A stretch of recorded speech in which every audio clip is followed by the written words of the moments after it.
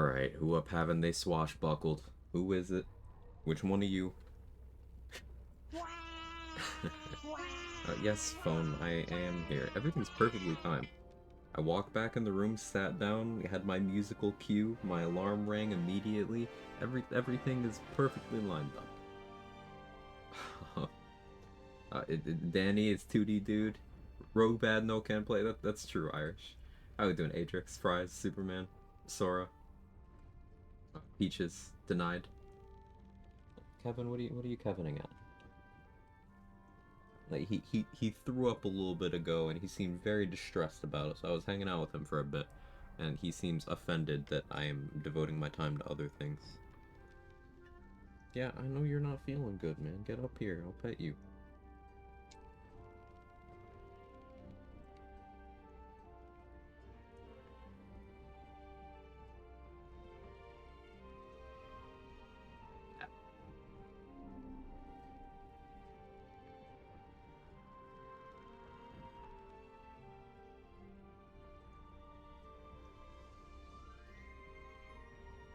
Rogue bad, play paladin. Oh, I should. It's a good idea. I hope everyone's well. Okay. So let me make sure I'm loading the correct save. I patch 9. We are doing custom honor mode. I am not doing single save anymore because patch 8 does this thing where it just corrupts your saves and makes them unloadable. So having multiple save slots is my answer to that. You hear something? I believe there's a Kevin near you. There is a Kevin near me. He is shedding all over my pillow.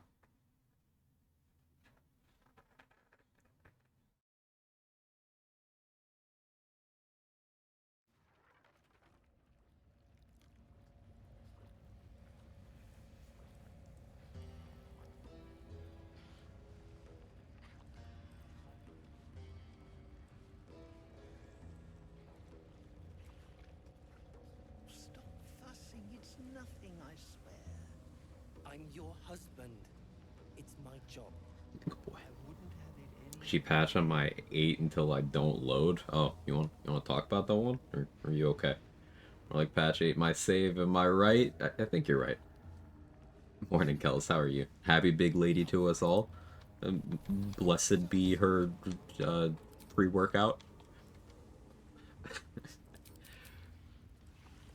Mr. Quag, we swashing some buckles today? That's a great question, Sora. We're gonna swash a lot of buckles today. We're 5 rogue, 1 cleric. I guess I have the order wrong in the build command. Whatever, it's fine. 1 cleric is for armor proficiencies, so we can do ham. And also gets us Blade Ward. We are a high half elf, so the high elf portion of that gets us our boring blade for whenever we want to choose to click it. And we got all sorts of options. Something I was thinking about actually is if I put on adamantine, or if I put on Grimskull here, take off the shield, I just dual wield. I can just like Blade Ward with my main action all the time, and then do Swashbuckler shit with my bonus action. And we're just kind of gaming. So I want Hunter's Daggers. I want to have a word. I think the last thing we did was we beat up Nier and stuff. Yeah. Wait, Can't slow down. is that a bruise there? Stop fussing, it's nothing, I swear. Gaming. Hey, Guava Chips. The holiest artifact, divine pre-workout. And big lady unto you. Amen. A women.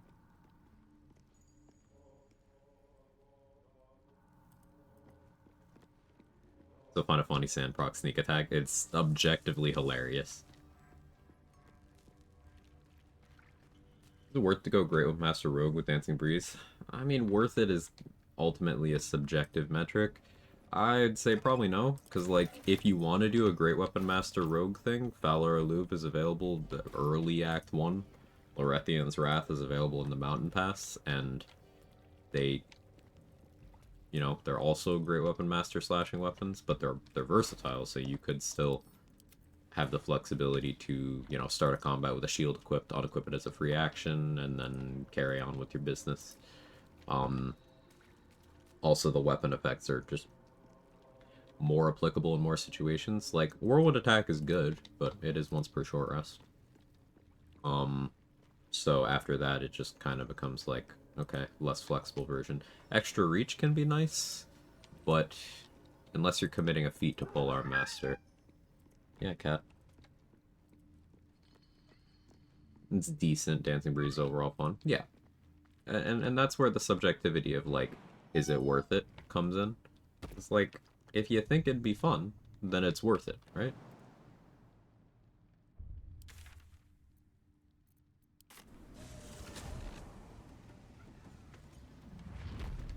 I was also thinking about it. Should I region lock this or something? I know everyone's on the region lock sauce lately, but it's probably because it's a good fucking rule set.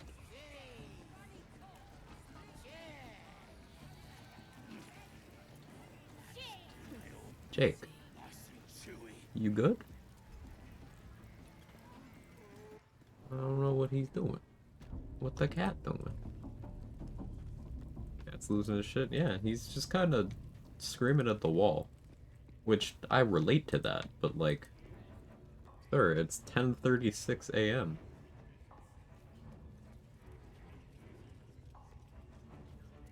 Oh yeah, I never got attitude with anyone because I'm fucking lazy. Need something? Hey, Nunu, thank you for the 57 months. Quack, let Jake cook. I'm gonna let him do his stuff. Thank you, Nunu. Good to see you. Girl and she's on fire. There you go, Quag. QWA, let Jake cook. Thanks, Nunu. Hope you're doing well. Good to see you, man. Do I need more healing potions? I mean, it certainly doesn't hurt.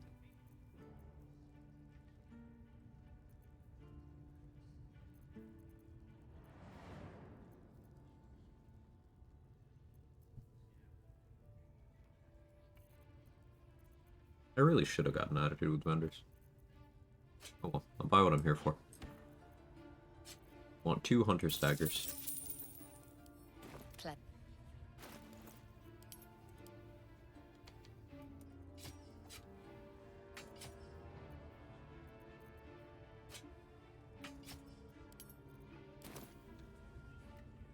Don't currently have Shield of Faith on. I don't think I care either. Hanging in, hope you're well. I'm hanging in there.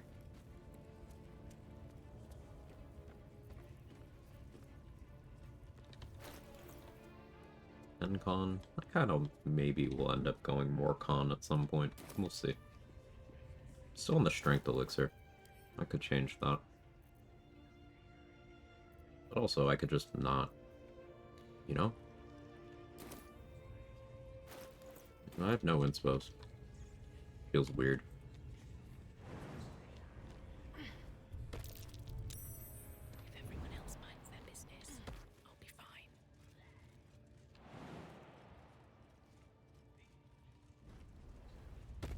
Yes, my desire.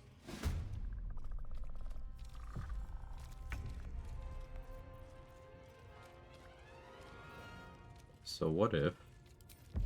Pocket Sand. Yeah. Alright, so... You can stat stick a Hunter's Dagger, and then the Pocket Sand will apply the Rupture. I was wondering if that would work out too. Already learned something today.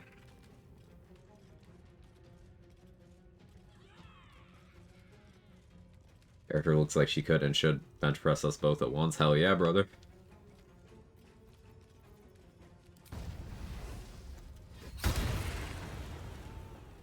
On my way.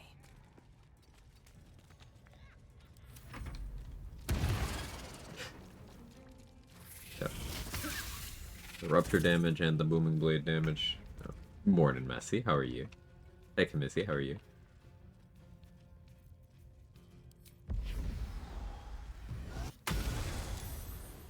Pocket Sand. Yeah, I'll Boring Blade.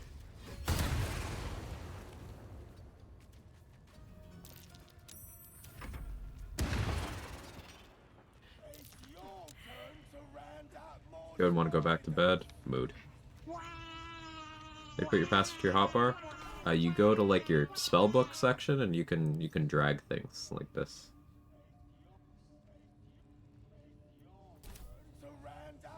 Hey Mark. Looking forward to level 9, been ashing every enemy out of playing the game. That's gonna be pretty wild. It's been a long day. I'll need to rest soon. Been a while since I played BG3. New subclasses seem so nice. Yeah, most of them I have nothing but good things to say. Most of them.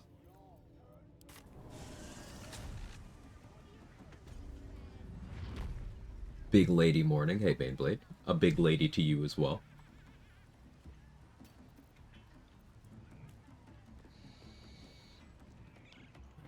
I did up there. Did up there. Quag loves Blade Singer. I love to shit on Blade Singer. It's just such an easy target.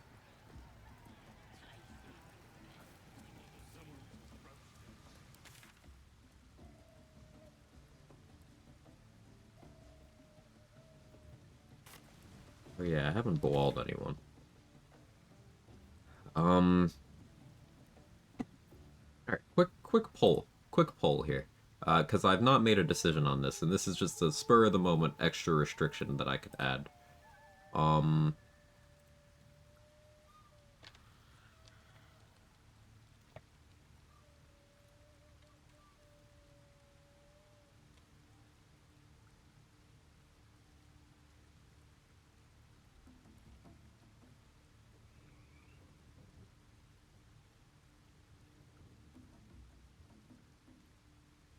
Alright.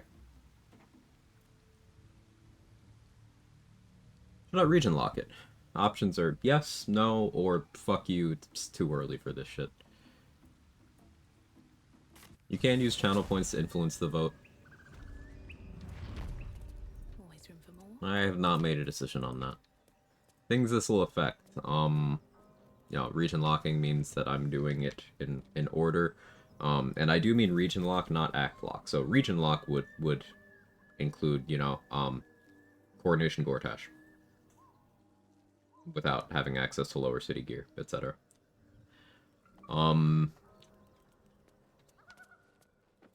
Also, this affects who I sacrifice to the fish people. If I'm region locking, Starion is no longer in consideration. And it will almost definitely be Karlach.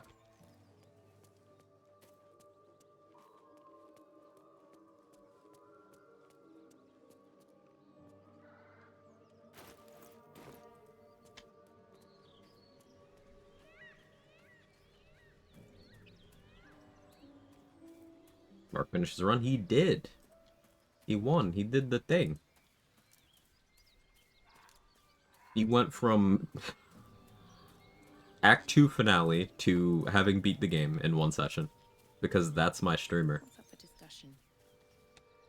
Keep moving, stranger. I told you to go.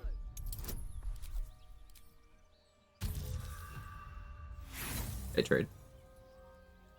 Be forced to choose big lady? I mean, oh no, big What are you lady. doing?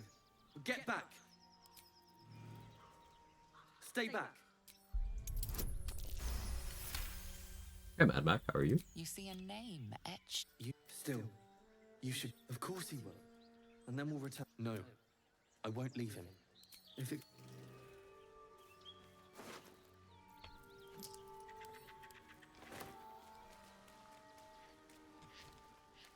Hey, Machete. Doing well, sorry I've been around a long while. Nothing to apologize for. Hope things have been treating you as well as can be. Sorry, I was writing the newest draft of the Geneva Convention, but I dropped everything when I heard Big Lady. Thank you for keeping your priorities straight, Candyman. Or not straight, in this case. Doesn't matter. Big Lady.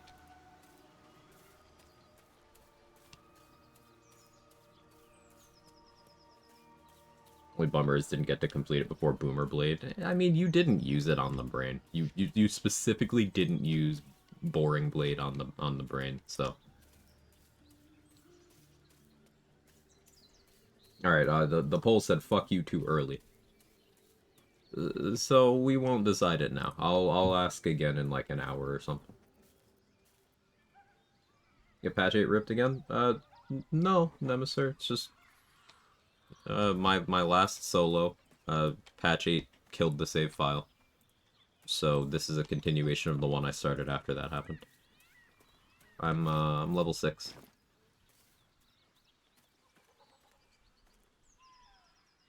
How you doing? Hey Robchu, how are you? Hope you're well. Power 9 hour. No, for a fact the viewers are picking the passive-aggressive options almost 6 p.m. in Europe, though. Yeah, Ace work. People have a habit of whenever there's a poll, just trying to tie it, or if I give them a toxic third option, they'll go for that instead of trying to tie it. If you'd only shit on one forever, which would it be, Bladesinger or Paladin? You know, this is gonna cause me to catch some flack, but actually Bladesinger. Crazy, right? Because at least with Paladin, you have the option of just pretending you're a bad fighter. You got the gear proficiencies and such. You can just pretend you're like a shit version of fighter. Once you run out of resources after, 3 shakes of your Barkus root. But like with Bladesinger,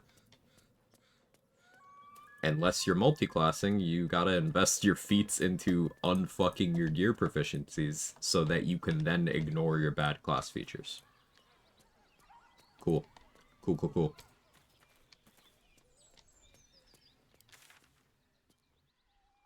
Like, what are we doing, man?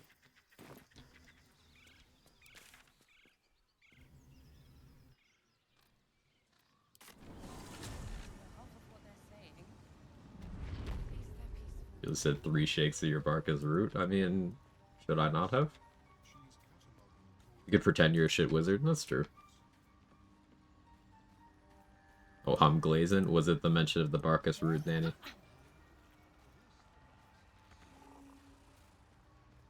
Glaze this. Stealing that will give you the trademark. Thank you.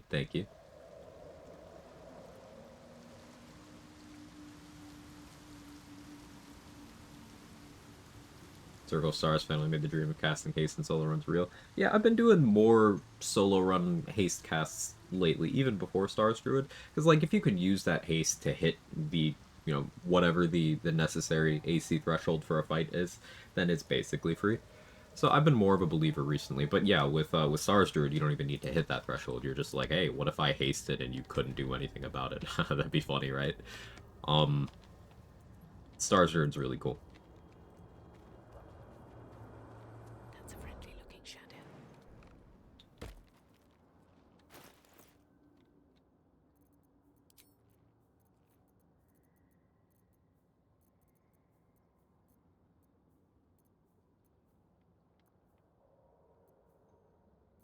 So I don't really have a reason to change that ring slot right now. Have to keep going.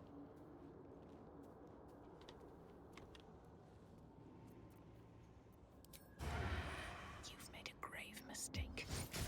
Out of sight, out of mind.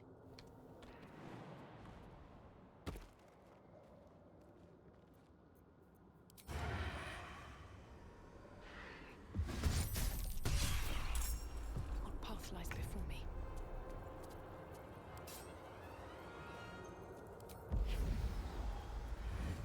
Not enough movement for pocket sand. Hey you! Dress like this! The hags are hiring! Nice. Also think I can find more uses for Divine Smite compared to Blade Song. I agree. Hells, we're attracting too much attention. I feel like Paladin's honest about being bad Bladesinger is just somehow even more disappointing. Because, like, Paladin doesn't tell you, fuck you can't use most of the gear in the game if you want your class features. Like, it doesn't say, I don't care that you have proficiency. No. Like, Paladin's not good, but it's not actively cutting out other pieces of the game that every class can use. So.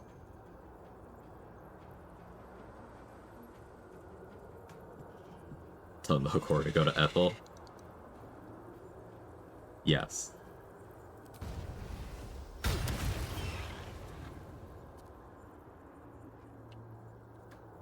Excuse me. Apologies.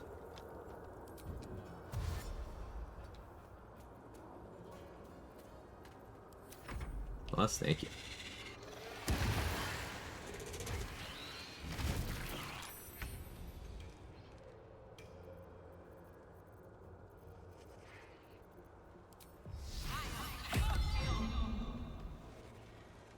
You're right there.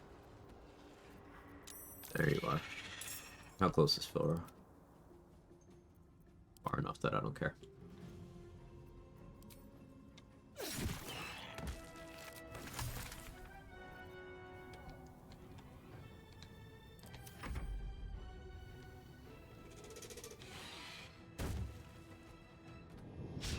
Stabby stab, yeah, Panzer. But bless because you called me on making a face yesterday.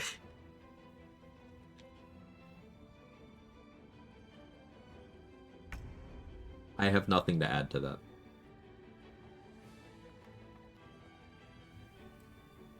You just infinite dirty tricks, basically another attack? Yeah. So like, I'll do pocket sand here, check this out.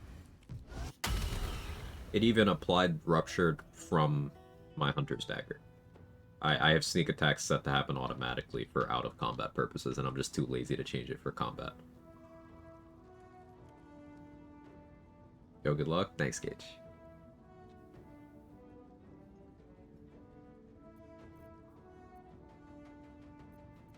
Where is Philro? Did mirror image.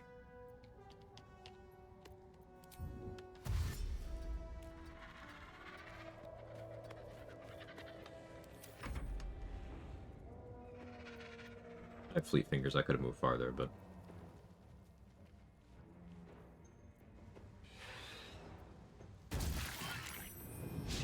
Rocks on hit effects from weapons, it's a weapon attack.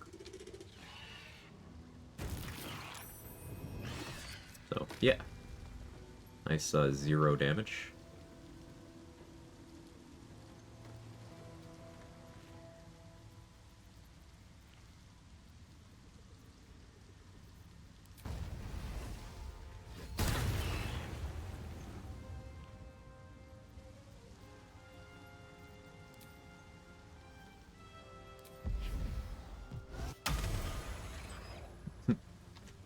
Crit the pocket sand. Continue to reposition.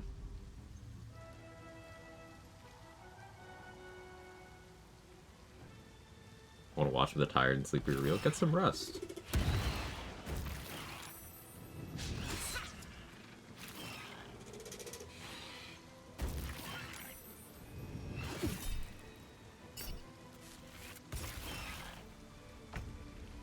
Little zappy zap. Means no uncanny dodge now, but I don't really care.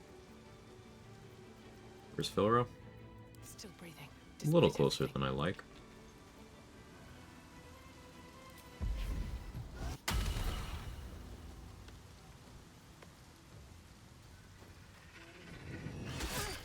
Let that happen.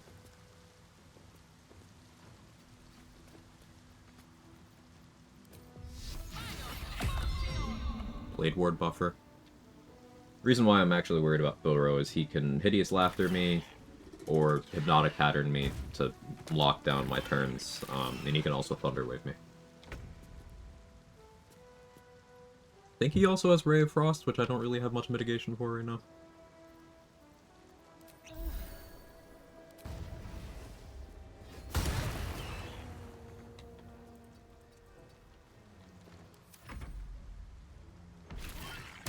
Bet at 5 AM for a uni project. So glad I'm in Europe and watch your stream anyway. Happy to have you here. I managed to try out too much of patch 8 yet. Is Booming Blade always the same roll till you get enhanced cantrips, deal weapon damage to? It's weapon damage plus its effect. So below character level 5, it's just the Booming Blade effect and whatever mechanical benefit you get from other sources from your attack also being a cantrip. So certain pieces of gear care.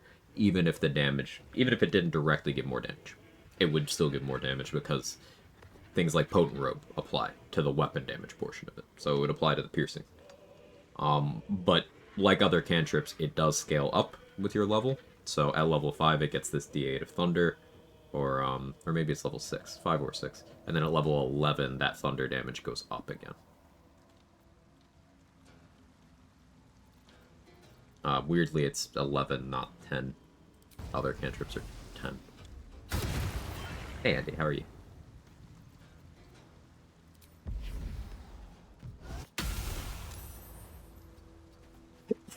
Excuse me.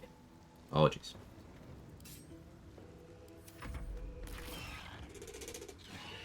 I don't think I've ever seen him cast anything but Mirror Image and Hypnotic Pattern. Are you telling me he can do other things? Yes. He has used Hideous Laughter on me. I have seen him end one of Soblak's runs with a Thunder Wave as well.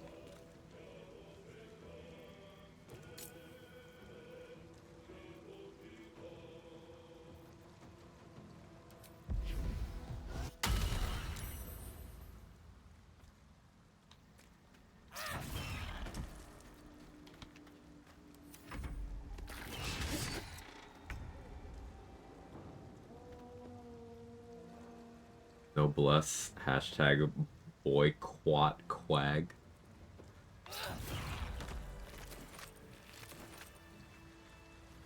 Why are you so mean? What did I do? Excuse me. Ugh. Allergies or something today. Apologize.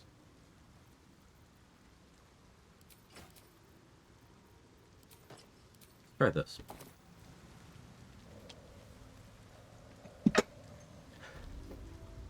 I did mention Kevin's shedding a lot today. I think that's what it is. Bless you, thank you. Just me as the hotfix from a few days ago resulted in a lot of visual bugs and infinite loading screens. The patch as a whole resulted in a lot of those issues, and I don't think the hotfix really improved anything in that department, Machete. I can't think of anything the hotfix has made worse for me yet, but like the patch itself has been terrible. Upcast blessed, thank you. Softer than a whisper.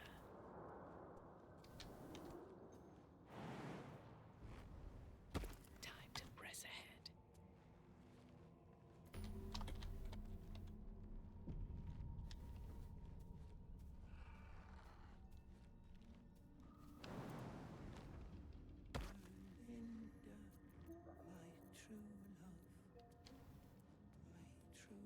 Don't turn around.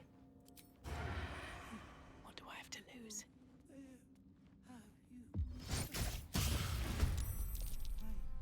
Don't waste a step.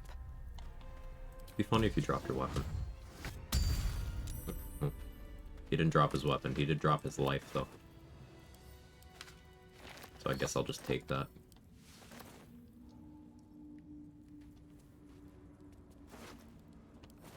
This calls for careful footwork. Might finally get around to my Mass Effect 2 Insanity run while I wait for the bugs to be fixed. This Do it. my way. ME2 Insanity is, I have a lot of fond memories.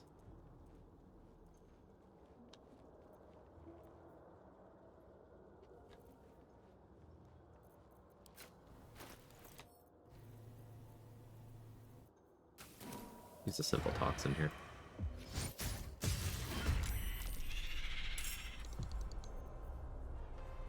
At the ready.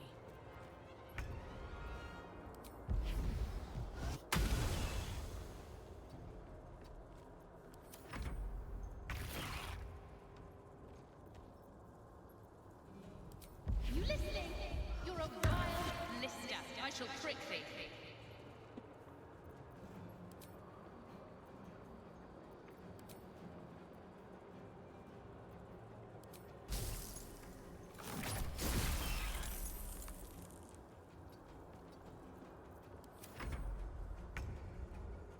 Didn't stand up, not enough movement.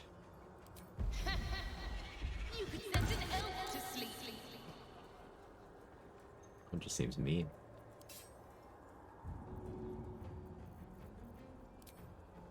Here goes nothing. You should go buy Ring of Flinging. Left for Boar.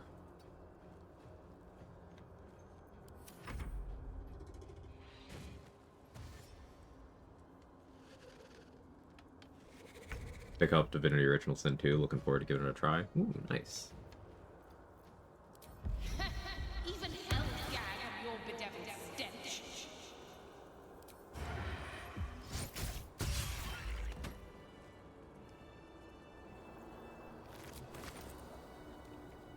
I'll take that.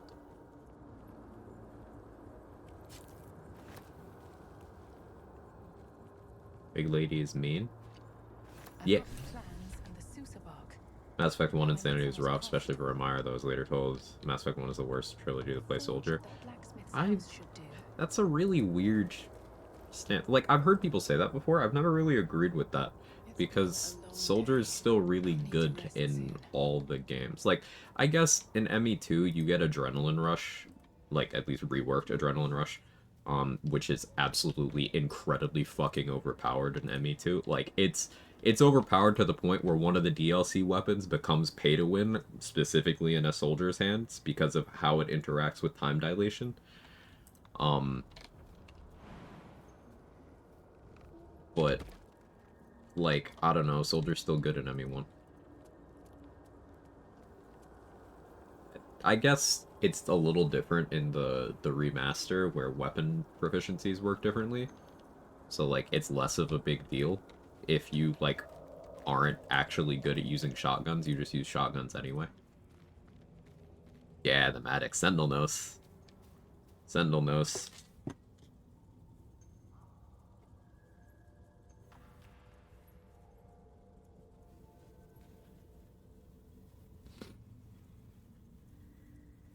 How do you viciously mock a beast that doesn't understand what the fuck you're saying? By commenting on Twitter threads.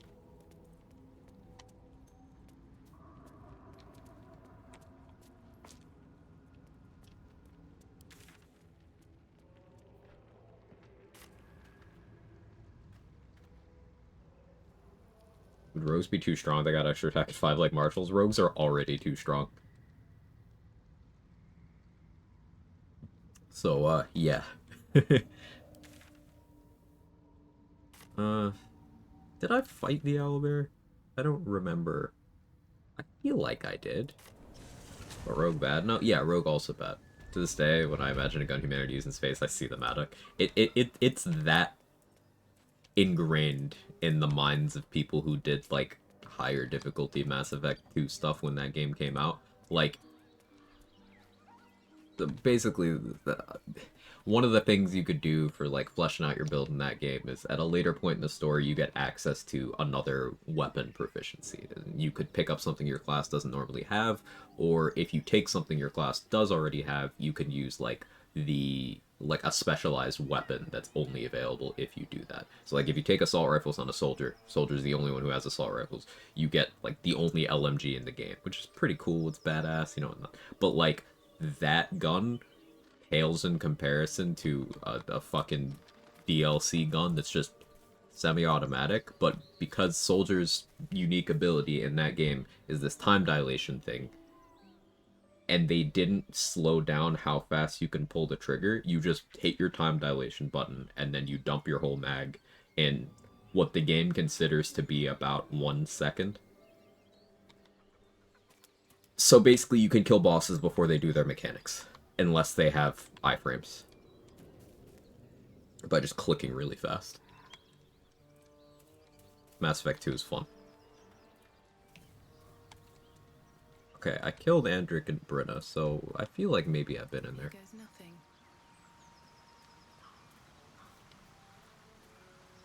As busted or even more so than Garrus with the Typhoon in ME3. I mean, there's a lot of busted stuff in ME3, Machete. Early Typhoon was busted. Early Harrier was busted. I mean, they never made the Lancer not busted. And you don't even need ammo for the Lancer. Just, serial power creep, I guess. Okay, looks like I did do the fight here. Yeah, the Cub's still up here. Did I do the mimics?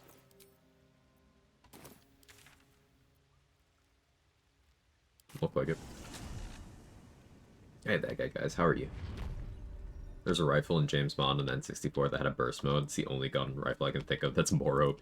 Yeah, fair enough.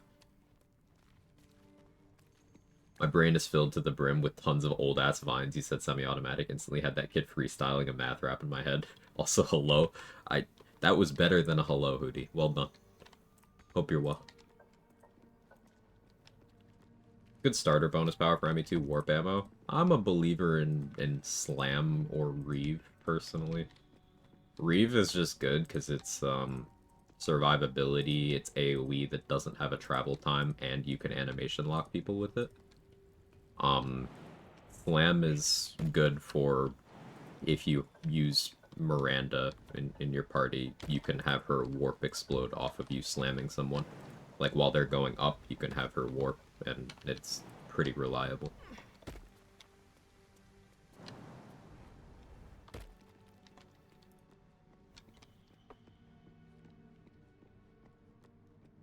You could do that with, you know, the other warp users later in the game, but, like, does anyone actually use companions other than Garrus and Miranda in that game? Like, are we gonna pretend that people do?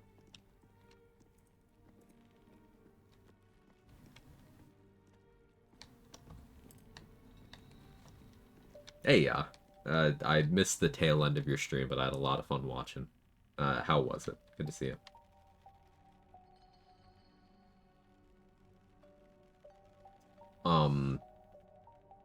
What was rough? Oof. Excited to see how you Swashbuckler. Your final thoughts on it? Yeah, there's a lot of stuff you can do with Swashbuckler. I'm mostly planning on leaning into out of combat sneak attack being mechanically interesting. Why did I come over here? Oh yeah, to make sure I read this note. Okay, the skeleton's empty, so I definitely read the note. Alright. Randa, more like Boranda. Yeah, I mean, true. But like, counterpoint. She's the most blatantly overpowered companion from a balanced perspective, and also cheeks.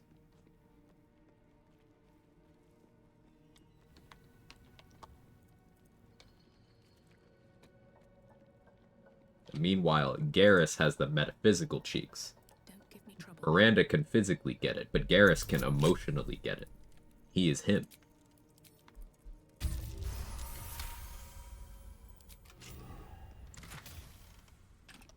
This crossbow is too well designed to be made by Dwergar.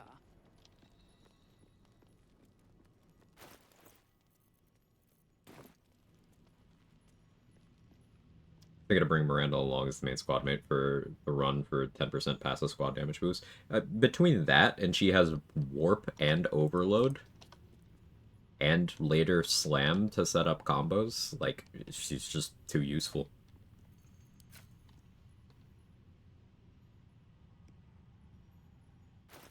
Did I get hunting shortbow? Still no? What am I doing?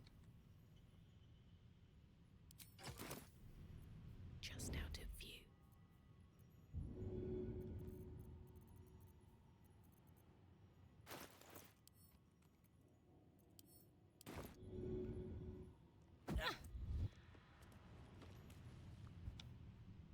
I don't need any attention right now.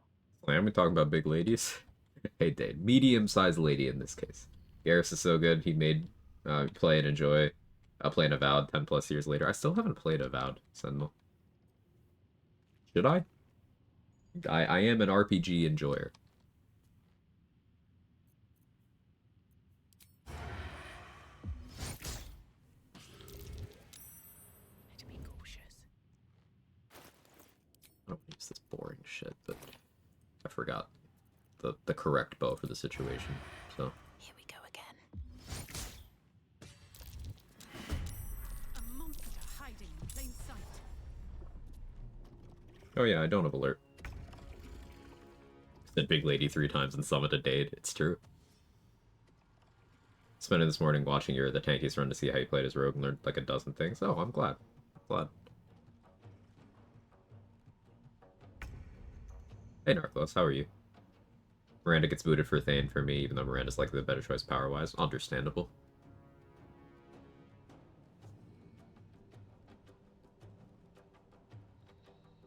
Should that game have gotten more love and depth? Most certainly, but the combat's really fun. Combat feels like a controlled pinball machine. That sounds good.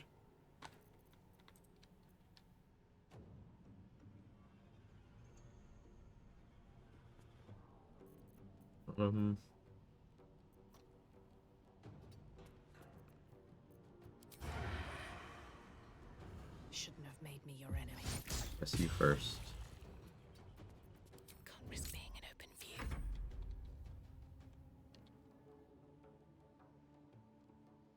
Hey Mojo Cosmica. Enjoying the Swash? Yeah, really cool subclass.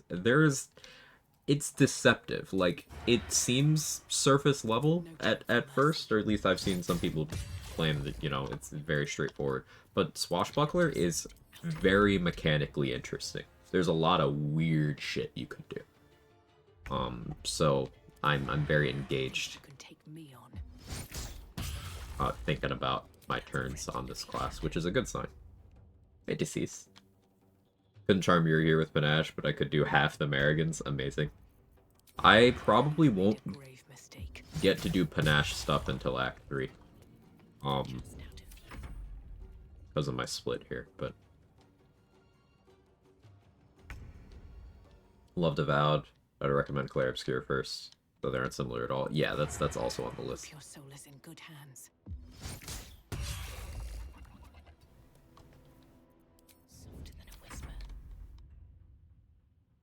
Did a fairly complete run, plus or minus 50 hours. Didn't start to feel samey until 48 hours in. By the time my build was fully fleshed out, probably should just increase difficulty a bit. Okay, that's a good sign. Stomach, stop it. Knock it off. Blood That's a follows good me sign. everywhere. Like, I will say that my perspective on RPGs is they don't necessarily have to be, like, good from an objective standpoint for me to enjoy them. I did 3.5 playthroughs of the most recent Dragon Age game, just because I like the combat. So.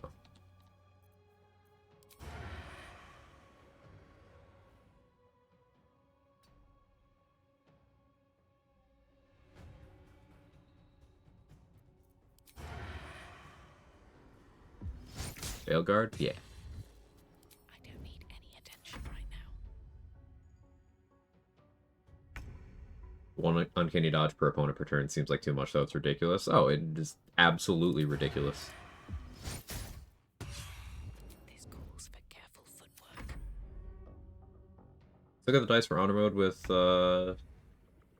made with another player. Just started my first. Yeah, you do. You can get the golden dice in group play. If everyone else minds their business, I'll be fine. Not sure if you run into this yet. Notice uncanny dodge getting disabled sometimes while reaction's still available, and it will get it back on by toggling knockout. Call the weak. Huh. That's interesting. Let me make a little passive section on my bar. No, I don't have call the weak, but I'll put knockout here. Good to know, yeah, I'll keep it in mind. Better be cautious. Funny ability, I was testing out prepare, sneak attack things for your gear. Yeah, prepare swapping into out of combat sneak attack is something I want to do a lot of.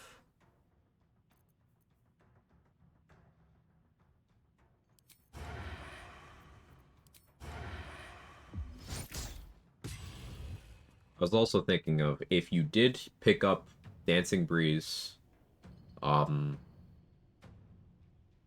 is Balm a finesse weapon? Balm's a finesse weapon too, right? Dancing Breeze or Balm, you could use that whirlwind attack, and if you had sneak attack set to not ask, you could just do that and force a crit on all of them with Executioner. So you just be applying your crit sneak attack damage in an AoE like that. Problem is, neither of those are easily vuln damage types. Quiet. Not like piercing, psychic, lightning, cold.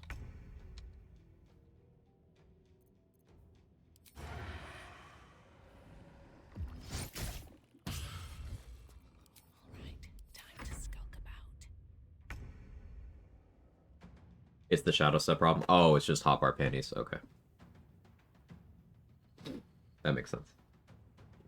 So...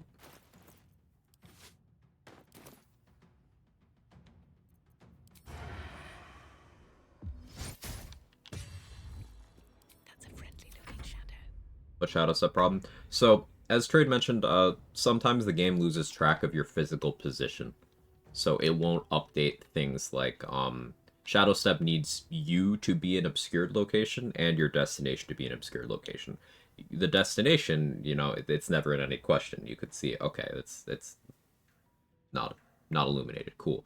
But, like, sometimes the game will not be tracking you fast enough to understand that you have moved from an illuminated spot to an obscured spot. And there's a few mechanics in the game that have this problem. We most commonly see it on Shadow Step. So the way you can update your position, there's a few ways of doing it, but one is just unequipping an item. And unequipping your underwear doesn't change your appearance with most outfits. So, and also it's funny.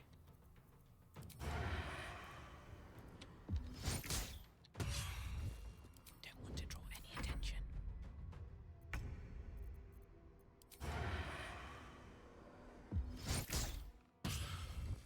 Just out of view. Did they fix that? No. Assuming a fixed 2D, dude? Yeah, Justiciar Scimitar still doesn't have a weapon type. Because it doesn't have a weapon type, it's also not Bladesong compatible, by the way. Because it's not one of the specific types that Bladesingers are allowed to use under the Bladesong convention, or whatever the fuck.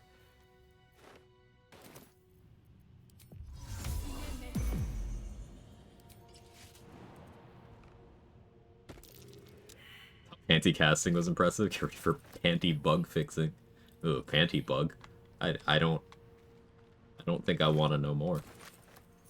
Alright, that's a lie. I do want to know more. Why is Dollar Morrison beating my Bladesong? Because I am confident they didn't test a single fucking thing about Bladesinger, Chris. Like, Bladesinger has to be a joke. Bladesinger is so bad, my distaste for Paladin has, like, shifted. Paladin is mechanically bad. Bladesinger is just bad ideas. Be wary.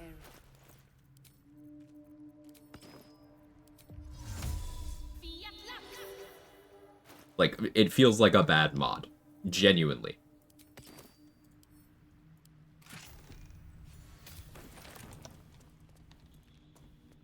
Looks like the Dark Justiciar's letter mentioned. There's an anime about equipping unequipping underwear and rewinding time with that. It'd be crazy if it was equipping underwear. Sorry. Much more reasonable this way. Why do you eliminate the chest? Because you can read a note that indicates that you can turn off the trap and unlock the chest by using a light spell.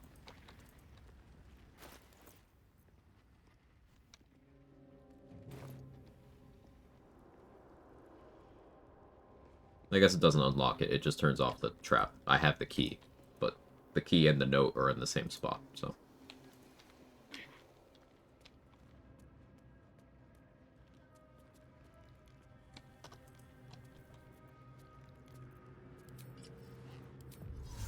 I suppose I should expand on the Bladesinger bad stuff. So, Bladesinger requires you to specifically have very certain kinds of weapons equipped.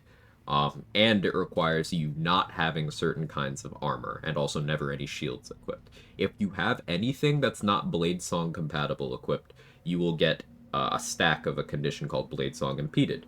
That's the same icon as Reverb. You'll see it pop up over here. You see where Featherfall and stuff is. You'll have one stack of that for each thing that's preventing you from doing your Bladesong. So in that way, it's nice. The game's sort of telling you, hey, not this thing, not this thing, not this thing.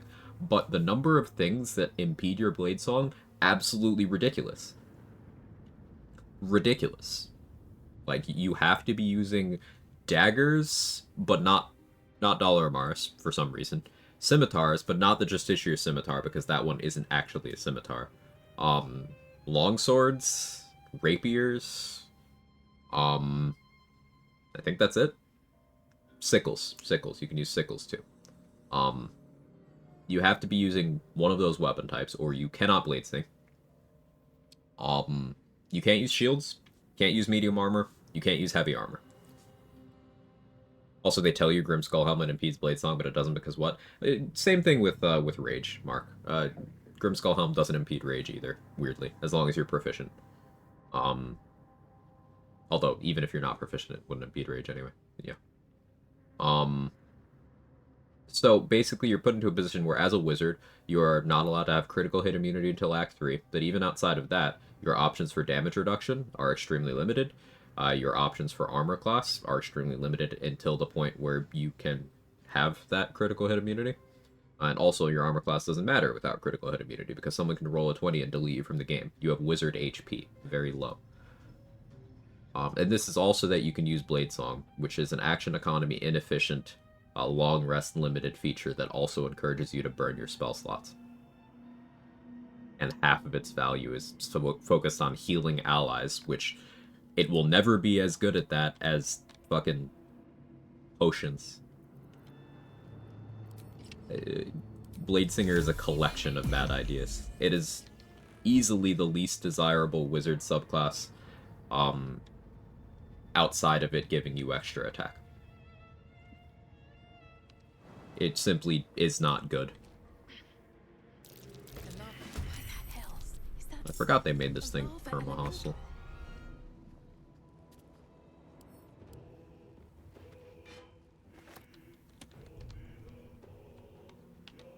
Weird patch 8 change. Seems like the best way.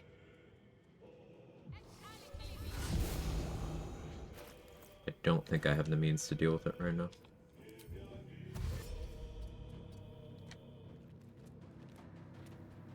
Screw immunity, make it so nat 20 so still miss? Yes.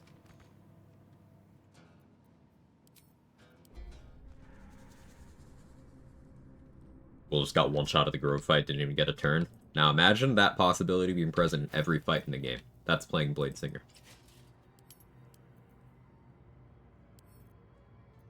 Bet I can crack that open.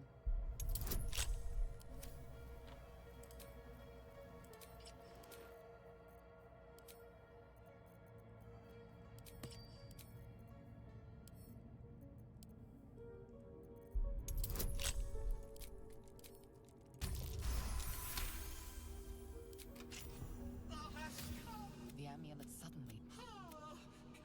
Flying What? machines, walking brains. What's eye patch 9 got? It's all so absurd.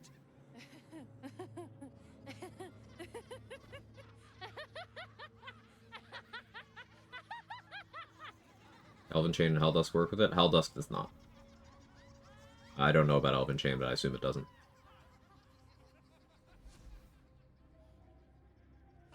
Recentering the debate expertly, of course.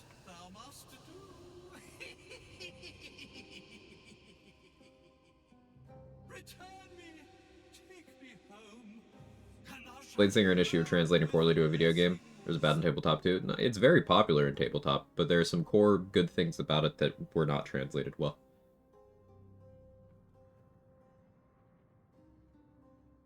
Elven Chain's still medium, so no. There you go. Imagine my disappointment when my Blade Song is impeded when Club of Hill Giant Strength. Yeah, like... You want to use staves and clubs and shit? Nope. You feel a chuckle come Like, on. this cannot be right, so I'm gonna verify something before I say something, because it's stupid, but hang on.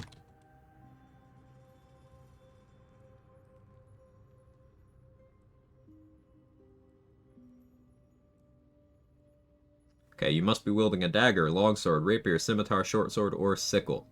Guess what weapon type is not on this list? I'm gonna copy paste. These are the weapon types. What isn't on that list? For a wizard.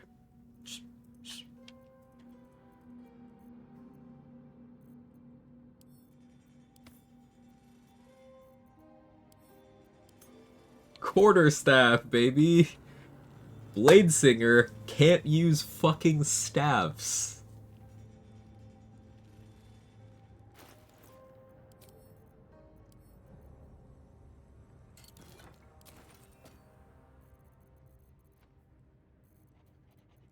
Greatsword would be sick. Yeah, it's also weird that Greatsword isn't on the list. But, like, staves? Really? Still have a staff you dual wield? In the stress test, yes. In live patch, no. It was a workaround people found in the stress test where, okay, you can have your Blade Song compatible weapon in your main hand, take dual wielder, have something else in your offhand, and you're good. Not in full release patch 8.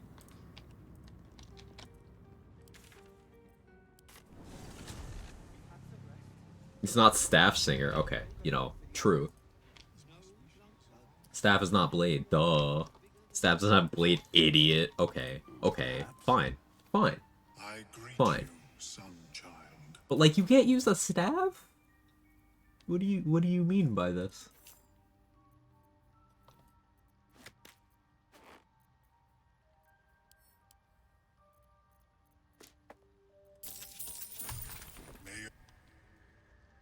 Welcome back. I do enjoy a good bargain, if anything in my private collection is to your liking.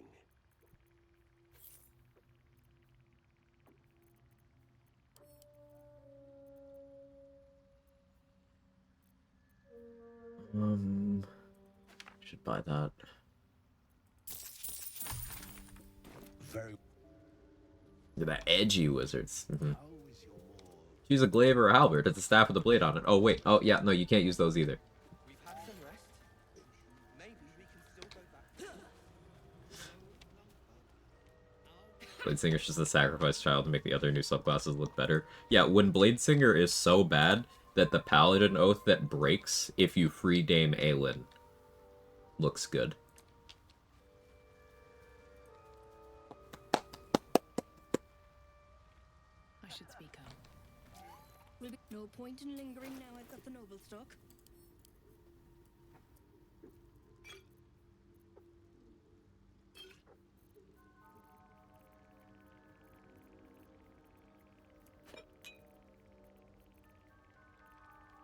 But yeah, that's Blade Singer. It's not good.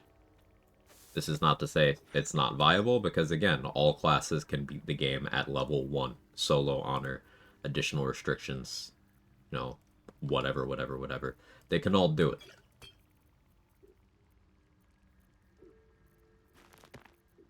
But, some classes are just more shit than others.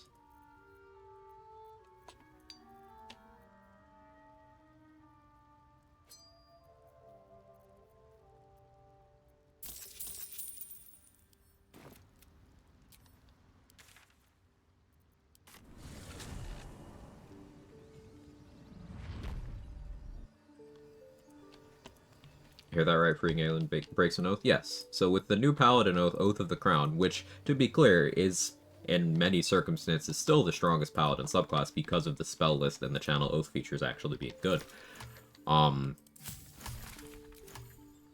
Basically, if you lie to anyone, in any, like, significant story way, like, you tell even the bad guys, yeah, I'll help you, while you're infiltrating the cult, and then you turn around and don't help them, oath break. So for example, if you do what the game explicitly tells you to do and infiltrate the cult to find out more about the source of the tadpoles and everything, if you are role-playing, if you are playing the game's storyline, and you go in, and then Zarel sends you to go get the relic for Balthazar, and you say, yeah, I'll do that, your oath will break when you free Aelin.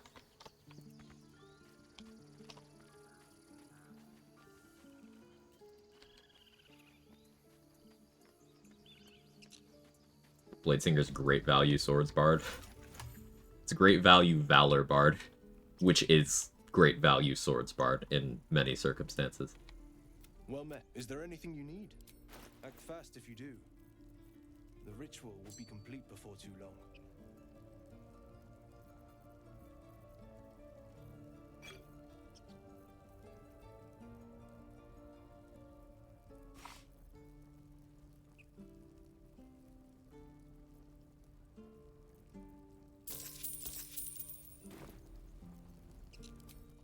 Ritual will be complete before too long. Did I not deal with Investigate Kage yet?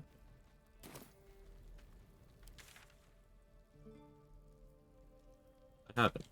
Thank you for the reminder, Aaron. Did Ethel move yet? She did. I got too close. Or, no, I took the strength pot. Okay, that's why she moved. Felled.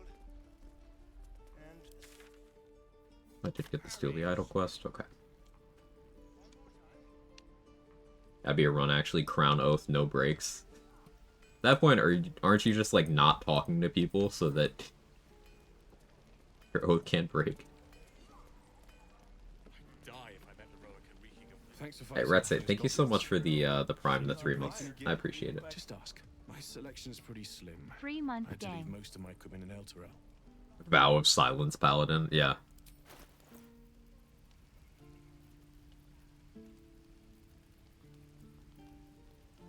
Be kind of an interesting run. Go through the game as a paladin, but you you have the silence condition permanently applied. Wonder if you even can beat the game.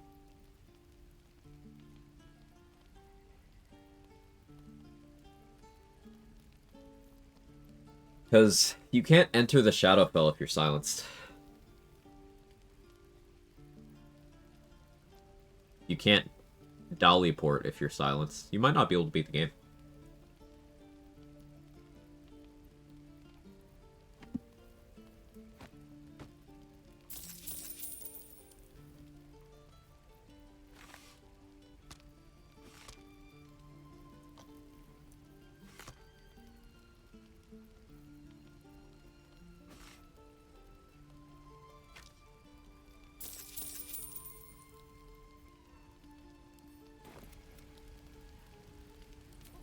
Yeah, I don't know what my other feats are going to be yet, yeah. No idea. Haven't really thought about it.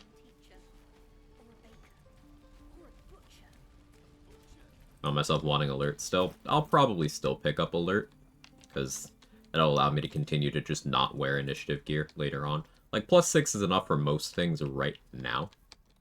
But as soon as we get to the mountain pass, I'll have to use the Bow of Awareness. And once we get to the Shadow Curse Lance, probably Sentinel Shield. And then, of course, the Yergler. Have that problem solved. Defensive Duelist seems counter-synergistic. Yeah, you don't want to give up your reaction. At least I don't.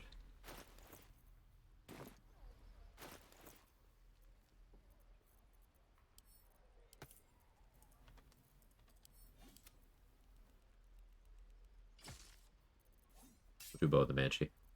Moo, thank you for the raid. That was stream.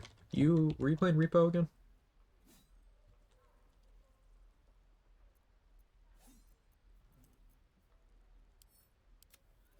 Yeah? I still know nothing about that game. But I hope you had fun.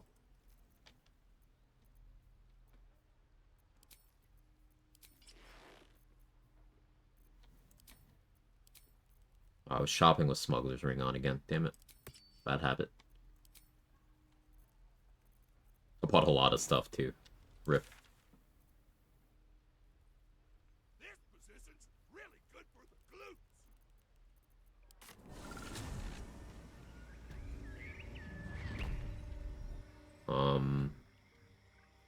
Right now my plan's just ASI Dex if I can't think of anything better by the time I hit 11. Actually, no, I think I want mobile. Move speed's still just really good. Yeah, even with having the no opportunity attacks part of it already as Swashbuckler, you still only get that on the person you hit.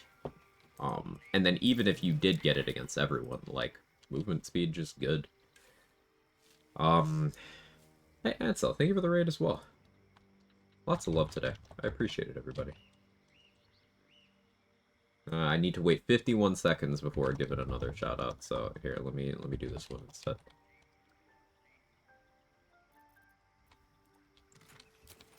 Thank you very much. How was your stream? What'd you get up to?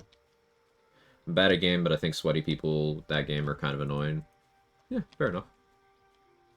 This position's really good for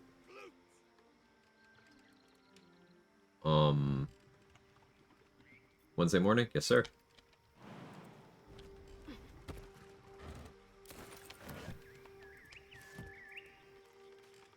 Doing Arcane Archer right now, planning on taking Resilient Dex, Alert, Sharpshooter. I took Sharpshooter as my final feat on Arcane Archer, and Like, if I were to run that back, I don't know that I would take Sharpshooter at all.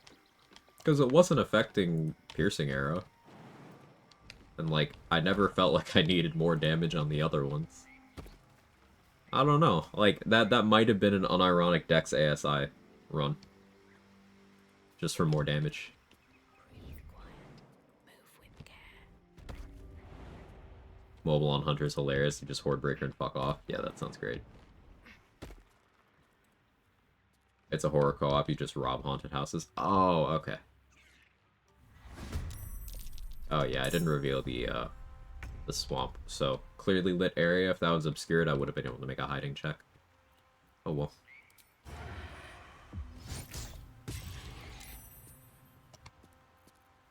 Over here. Hag-shouldered scum vestige.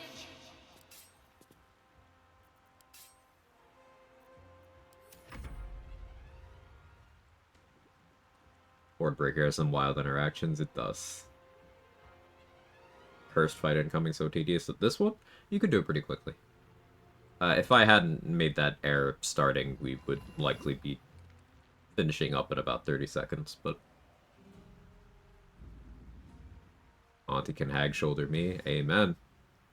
We get drunk and play with Glenny and Civil. Not sure if Glenny has it, though. Yeah, we should do that sometime. I'm down. It's a good idea.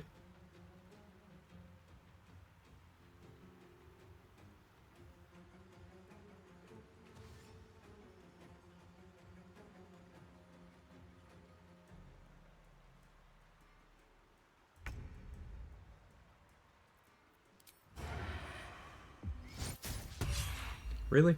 Alright. Sure. Pay attention. You barely brain defeat a louse.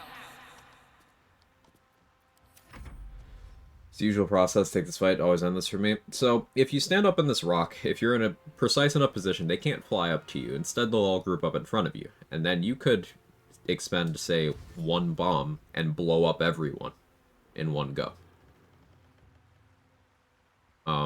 You can also, if you delay this fight long enough, you could go in with a big fire damage AoE. Glyph of Warding, Fireball, Firewall, doesn't matter what. It's usually enough to just kill them all. You don't even necessarily have to do this fight at all. You can just read the note and fuck off if you want to. So I'm not standing in the right spot, so they are able to fly up here. I don't really care, though. I'm a rogue. They can't meaningfully hurt me. Yeah, you could do Minor Illusion, Rain Dancer, Glyph of Warding. Get the surprise round with the Create Water. It's an action refresh, so they're surprised they're wet. You capitalize on the vuln. That's a good answer.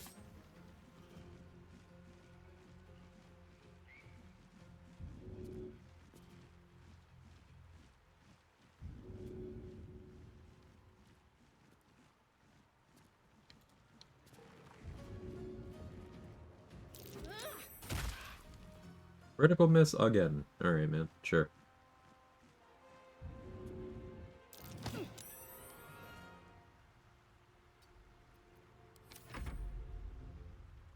Didn't realize you can get surprised to create water. I guess only if they're hostile to start. Correct.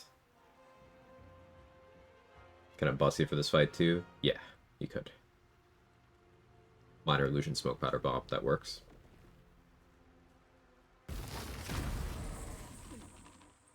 Surprised and wet. Been there, done that. Ayo, same. We got worldly people in chat here. Water worldly, apparently. Work with water bottles too? It can. Yeah, but water bottles are not an action refresh, whereas Create Water is. Don't you stare at me, Danny. You at least rolled your eyes at that joke, I know.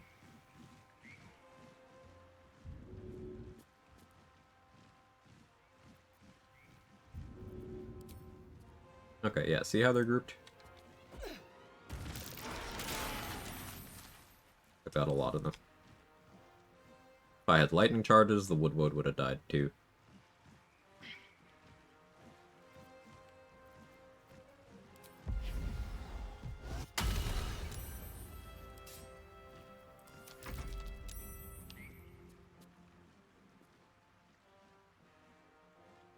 Need to shower. I felt sweat roll down my armpits while gaming.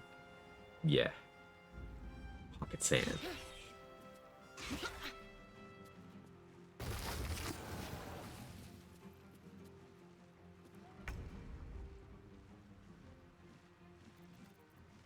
One guaranteed damage here, so spike ball.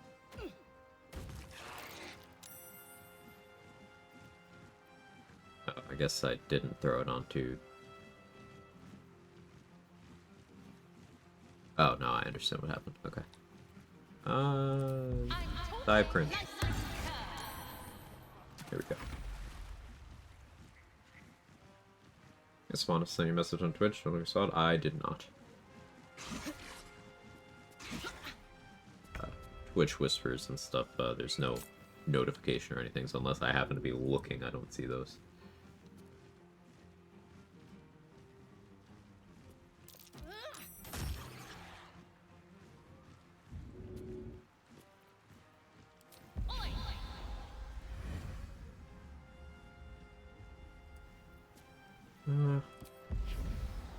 Do that.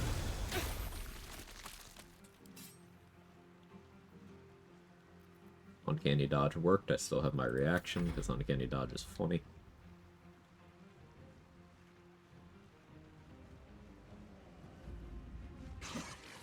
Thought about doing the one level dip into Hexblade instead of Cleric. I wouldn't get heavy armor that way, 2D dude.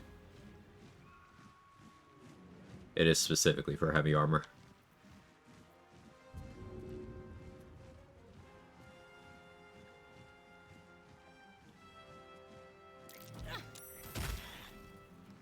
I've critical missed every time I've thrown down there. That's so annoying. What does that even mean? We need a ham intervention? Maybe.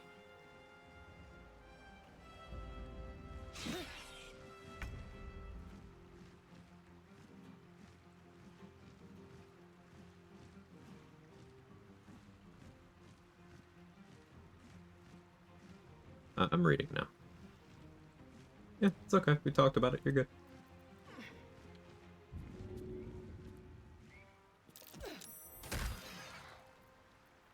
Listen up. You infect mine eyes and nostrils.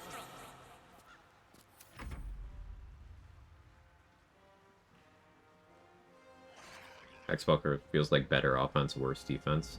You get some good tools with the Hexblade dip. Like, if you go Agathis, for example, you can do, like, Elixir upcast Agathis for good temp HP and defenses, and it'll last a while with, you know, Blade Ward, Uncanny Dodge, all that stuff.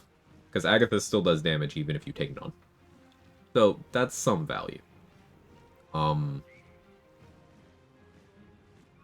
Great offense, because, you know, you get Booming Blade, Hex as well, Hexblade's Curse, all that stuff. Though, in all honesty, scaling your weapons off Charisma lowers your damage output. Your potential damage output, I should say. Unless you go the Charisma ASI route. You do, like, base 17 Charisma, Ethel Hair, Charisma ASI, and then Mirror via 22 in Act 3. Because that's how I would do Hexblade Dip Marshals. Arcane Synergy is an add-on. Arcane Synergy is, like, fine when you get it. And it's even good when you get, like, the +5 from Char as well. But when you get to Act 3, there's items that do more for your damage in that slot. Things like Horns of the Berserker and Scabby Pugilist Circlet will apply to multiple instances, whereas Arcane Synergy won't. So it's outclassed in the later game. And those things don't require you to have high casting stat. Now, for warlocks that are doing melee stuff in general, I do think Arcane Synergy gets a little more value than it does on other classes, but Majesty of Manure, Sovereign of Shit, that's pretty good.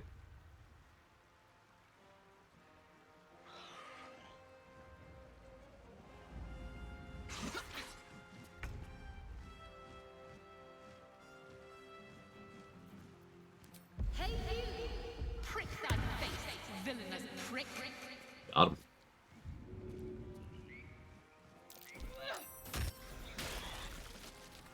With the crit. Love to see it. I don't need any attention right now. With haste.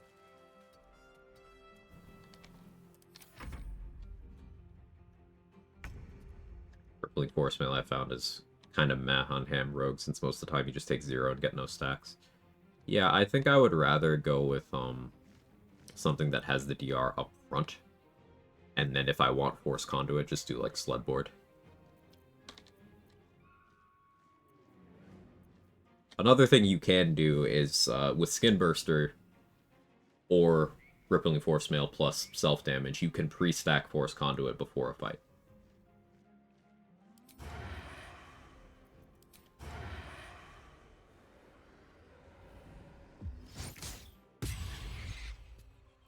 Got the Frighten. Whisper.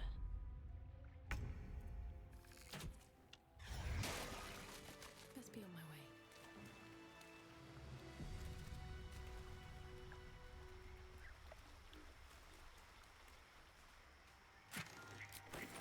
Yeah, Booming Blade does enable the ring for Arcade Synergy, that's true.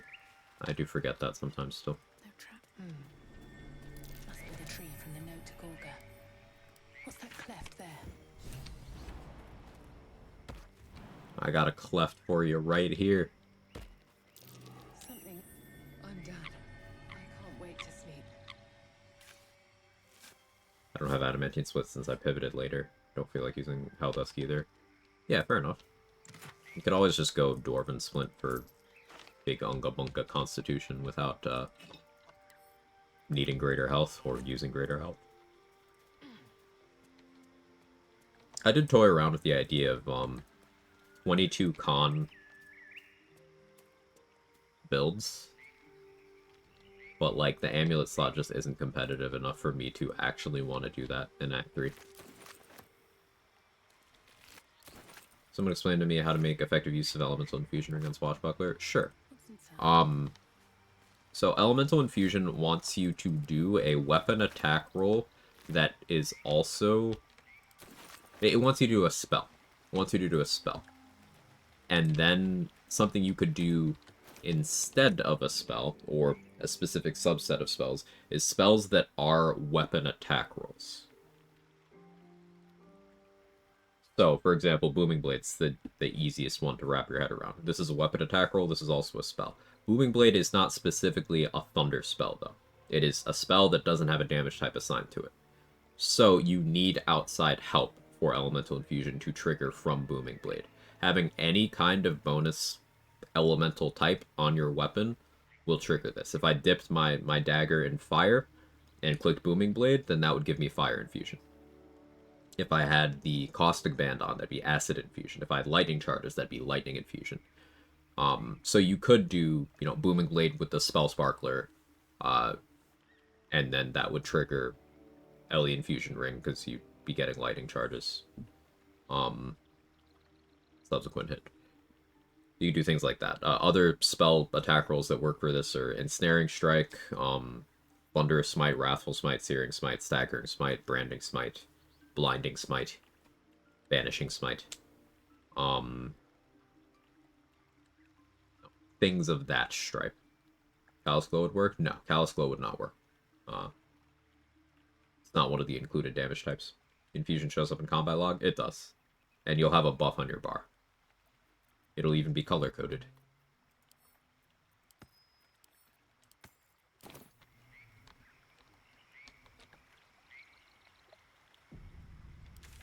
I have 38 HP. Do I have a heroism around? Can I? Oh, I do have one. Yeah, let's, we're gonna use the well to have more HP. I make sure that I can survive 2 ticks of Moonbeam. 2 ticks of max rolled Moonbeam whenever possible. I'm going into Fresh, sweet this upcoming smell of thing.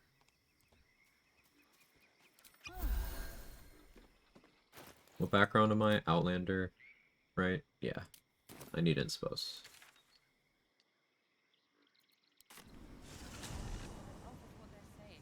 You can use Booming Blades vaguely unfortunate. Find myself using ranged a lot. Yeah, if you don't have a ranged spell attack roll, triggering it all at once is awkward. You can just get it off of spells, for what it's worth. If you had lightning charges, you could get lightning infusion off of your Vicious Mockery. Or as Trade mentions, you can do Backlash. That's also a spell. So you could go about it that way.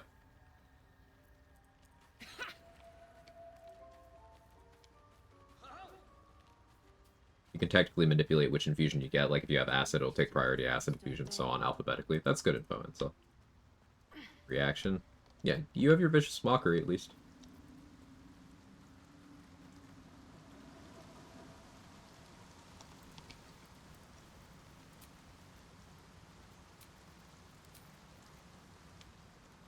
Like game, okay.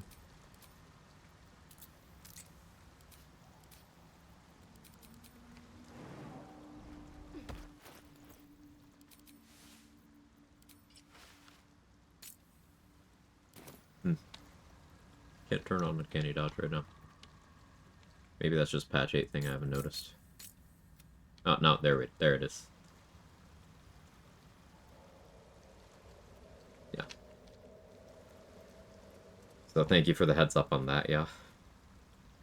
Annoying.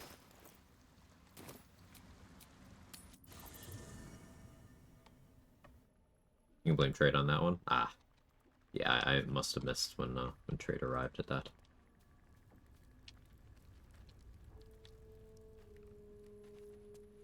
I have something to ask. Haven't spoken to Volo yet. So we're gonna put Will in the party. Talk to Volo. Though, I suppose that's not what you wanted to talk about. That... Who is Eyepatch 9 romancing? Does anyone remember? Were we even trying? What's my approval with Will?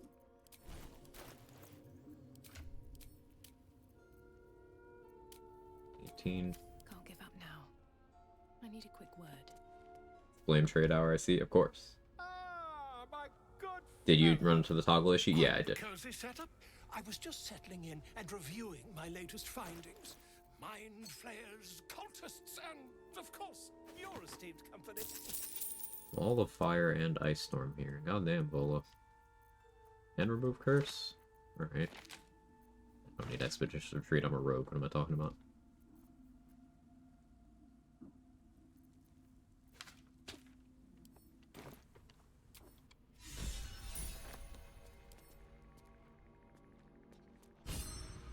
Feeling illicit?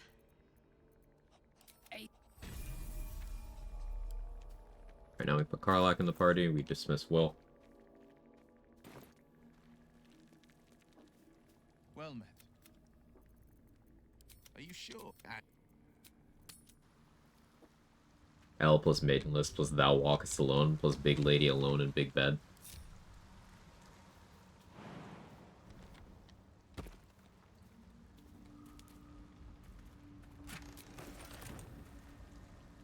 What path lies before me?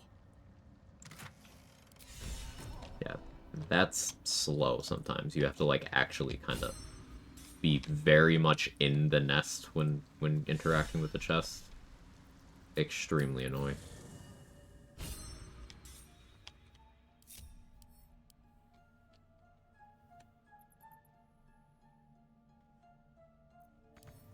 Karlak didn't go to camp. Karlak, go to camp. All's well that ends. Earlier was it Slam or Reeve? You said pairs well with having Miranda or Thane in the party. More so Slam. But like Reeve is just good in general. Really? Because I was saying with Slam, you can get someone with Slam and then have Miranda or Thane just warp while they're being moved. Easy detonation. And it's faster than using Pull. But that will fit in my Because bag. Pull has a projectile that has to get there. The advantage of Pull is you can curve it around cover, but Slam, if you have direct line of sight, they just go up immediately.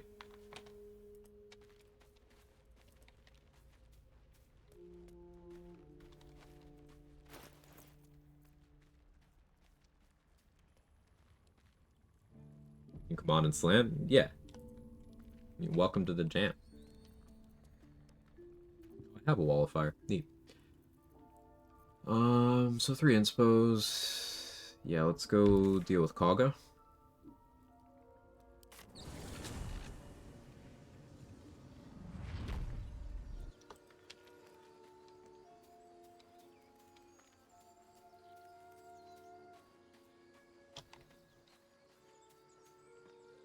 I'll say if you're region locking and you're like me, you may find yourself in an XP hole if you're trying to snork Will and not piss him off. Snork? That's a new one.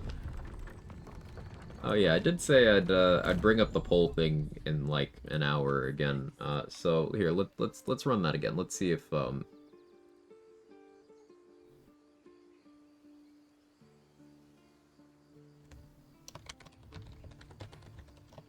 opinions changed.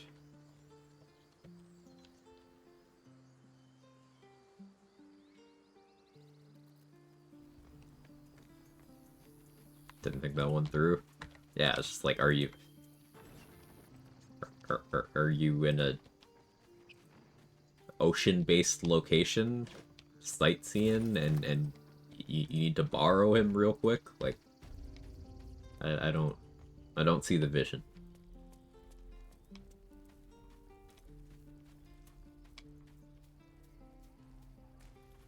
I should probably do Grove Defense. Patch 8 made Grove Defense even more XP positive.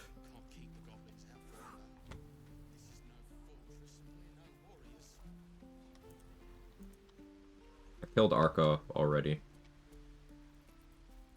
I know only Biotic Charge. Hell yeah, Batchet. Explain? So patch 8 introduced this weird thing where if you do Grove Defense, the following day, the druids will be assembled here as if the Grove Raid is happening, and there will be 3 or 4 goblins here.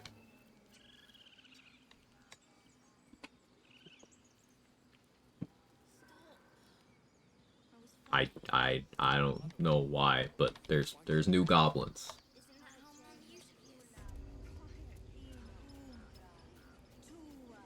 Yeah.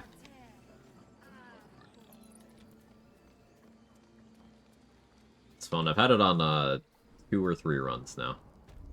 First saw it in the co-op with Danny, and we assumed it was like mods or something. But no, patch 8 just made it weird.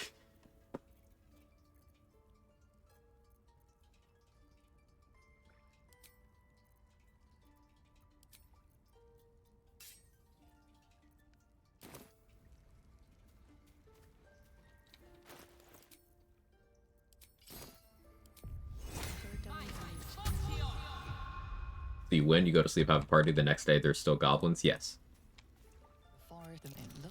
And, like, Aaron isn't in his normal location. He's over there, like, in the defense formation.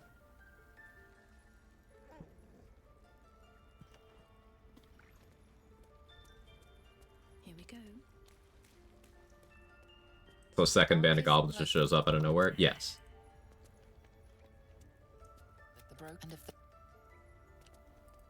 And they're just having a standoff with the druids. They're standing there. The druids are still allied to you, and the goblins are permanently hostile. But they're just standing there looking at each other until you get there.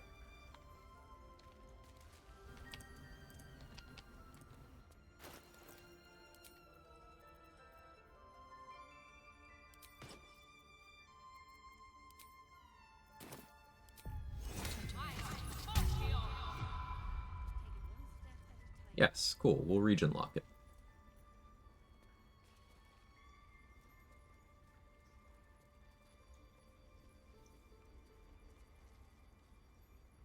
Free bonus XP then? Yeah, I mean, free at the cost of your sanity, I suppose. Because, like, what the fuck? But, yeah.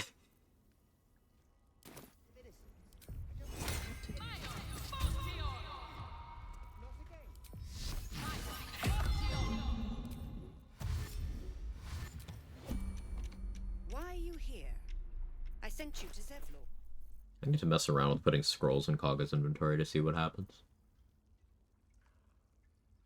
Do I do that now? It's such a bad idea.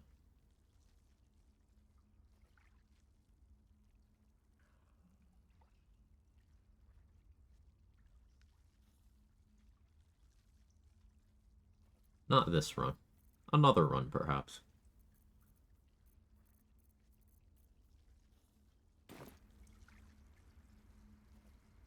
What? Region locking is when the region is locked? Uh-huh. Region locking is, I can't go back to load zone after I've left it. So, like, once we leave to the mountain pass, can't ever come back to Wilderness or Underdark. Aladdin Surgeon is something else.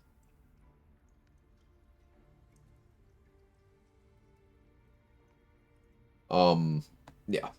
Yeah. What? Possible to keep Shadowheart without taking her to the Shadowfell? I can explain. In previous patches, yes. I don't know if any current tech works for it. Yeah. If there is, I don't know how to do it. You know, Aladdin doesn't have a necklace. Don't you? Go on, tell him.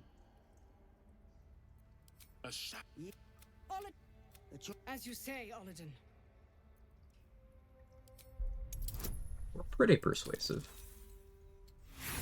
But this is why one got inspos. Because the game doesn't like me. No. Quag's voice breaks and Actually, 2 levels of Sorcerer worth it for extending Blade Ward for melee? reason in your words. For just that? No. Like, extended Blade Ward is great, but if you use Blade Ward buffering, like clicking Blade Ward, ending your turn before the animation happens, then on your following turn you'll still have 2 full turns of Blade Ward. So then you'll have the next turn to do whatever you want. And you'll have it until your next turn after that. You can always do that, and then starting from level 6, Universal Res is available, which gets you the same effect. Depending on your class comp, you could just do Stone Skin against a lot of stuff you're fighting as well. And then in Act 3, you have multiple ways to just have permanent Blade Ward.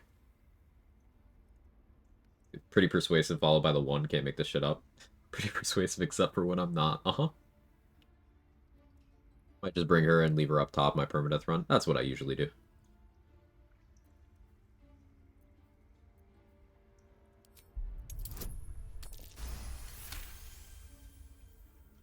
When so care you would.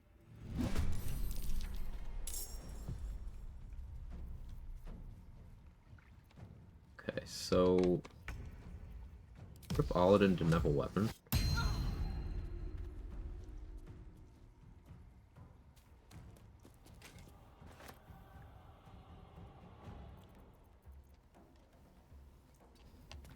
And then Blade.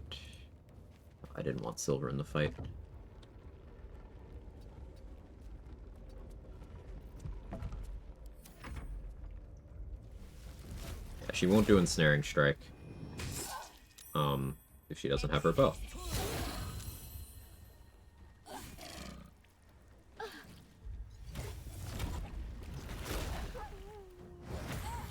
Gotta waste 3 inspos, not getting blown to a chasm by a trap. The game knows. Hey RBF, how are you? Big lady. Uh-huh.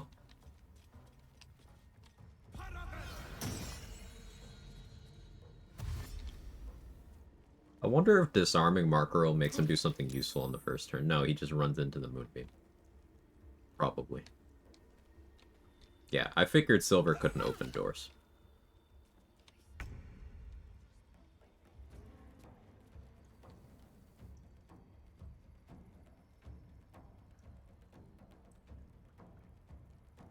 I don't want this dumbass Marker to die because I want his XP. If he's gonna die, I gotta be the one to do it.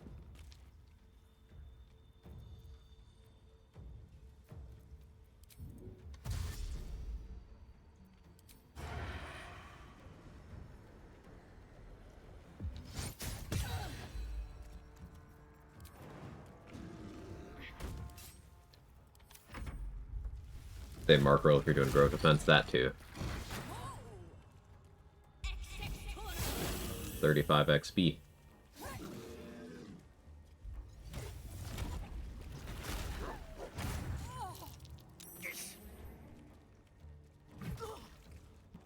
Moonbeam hitboxes with wild shapes.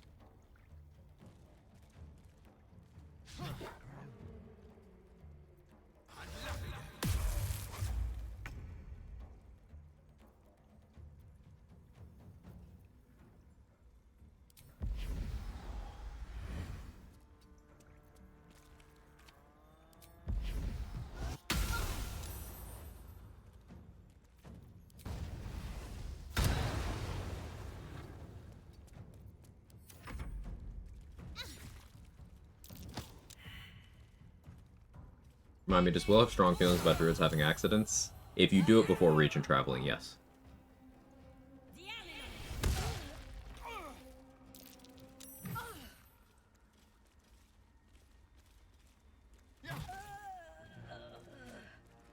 Markaril, if you get yourself killed... Alright, thank you, Wrath.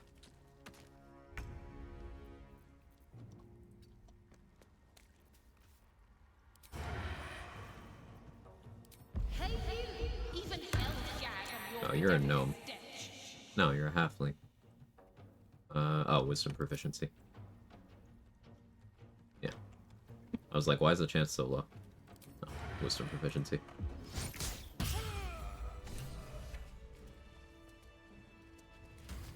You once called me a monster. My fate lies with Sylvanas. Meanwhile, well, I won't forget the wounds I... Wisdom proficiency actually good? No.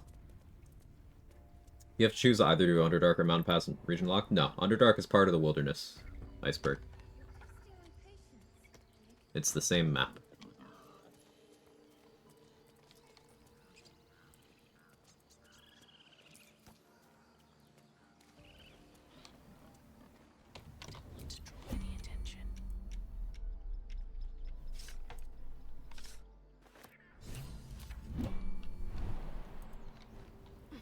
Where are you running? Catch a break. Stop running.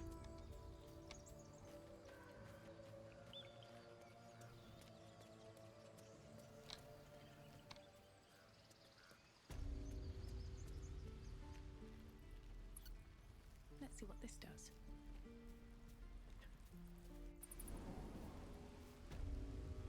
Love Kaga RPing as Aelin just chilling in her Moonbeam.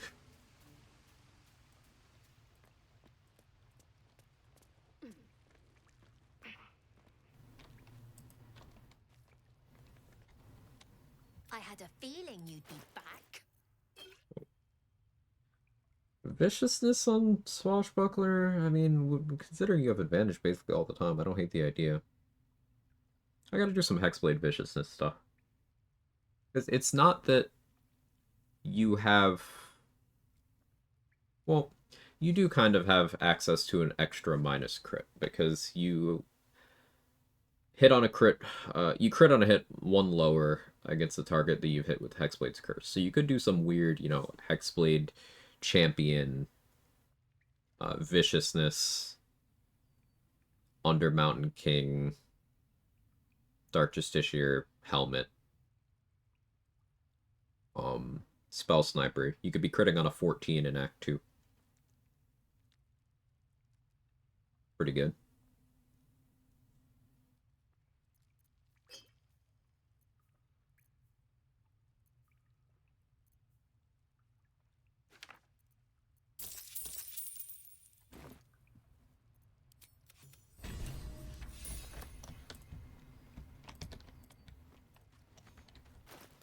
Ring of Protection.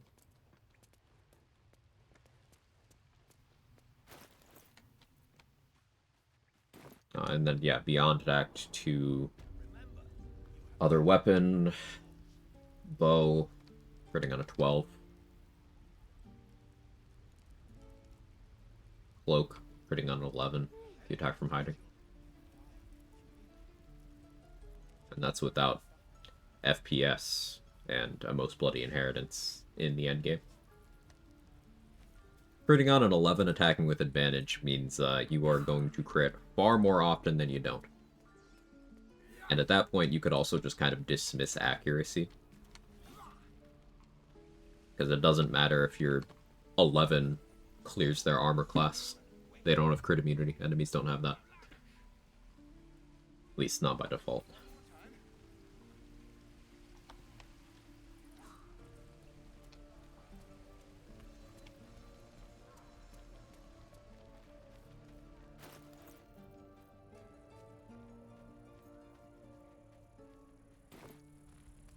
I could go up to 27 AC right now. 2 from Shield of Faith, which I'm not using at the moment, and then 1 from Wondrous Gloves, 1 from Ring of Protection. Thinking about it. Seems like a good moment to talk. I'm told the druids have stopped their damn chanting. Critting 11 with advantage is 75%, and the 1 Golem does. What are you referring to? Pachytactyl. If you mean flesh? No, you can absolutely crit flesh. True. It's sparse thanks for what you've done for us. Since we're doing Grove Defense, I'm going to sell Zevlor some essentials right now.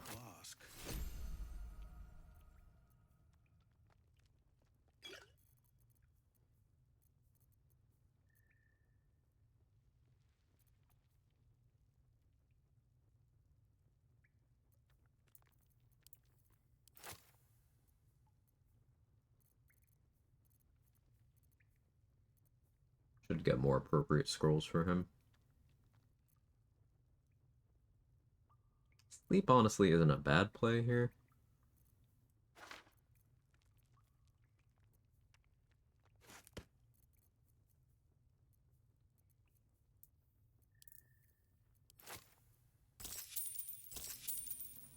We'll give him those, though. There's some Golem thing in lava that's crit immune? No. You mean Grim? No, Grim is not crit immune. Grim drops a helmet that gives you crit immunity, but Grim does not have crit immunity. It's no small thing. We'll... Goblins strike now, we're finished. What spells he's getting? I gave him Magic Missile and Acid Arrow. I also gave him some healing pots and a speed pot. I prefer to give Zevlor Fireball because I don't value Fireball for my actions, but it's largely more helpful than anything he'd be doing unless he hits crits.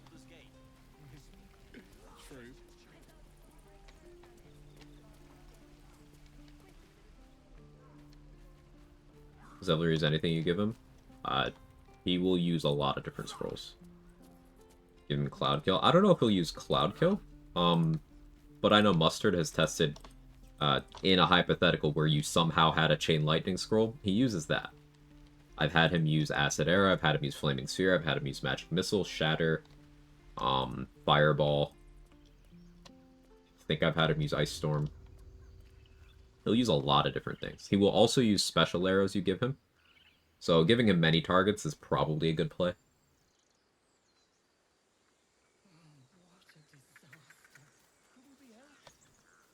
Is Asherak tradable? Probably. He's also reverse pickpocketable. Rika, I mean, you can reverse pickpocket in a situation where someone isn't tradable. But not everyone has scroll use AI. I don't remember if Asherak does. But I think Asherak and Rika will use special arrows.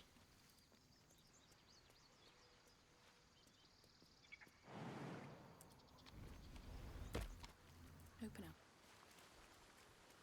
Give them bombs. I don't know if they're willing to use them, but if they are, yeah, that'd be pretty good. They're on the high ground. Asherak and Elegus will just drink potions. They won't use anything else. Zevlor will use scrolls and arrows. There you go.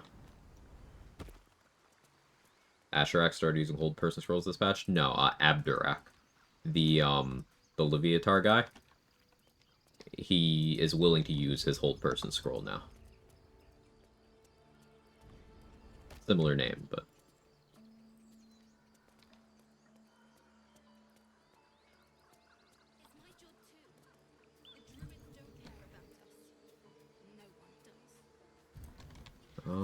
do I have darkness? Oh. Let's go look for a darkness scroll to save Murkon. I don't normally bother, but... meh. I'm gonna put on the Helmet of Autonomy for Wisdom proficiency. Also Ring of Protection. Bushigo Gloves for throw damage.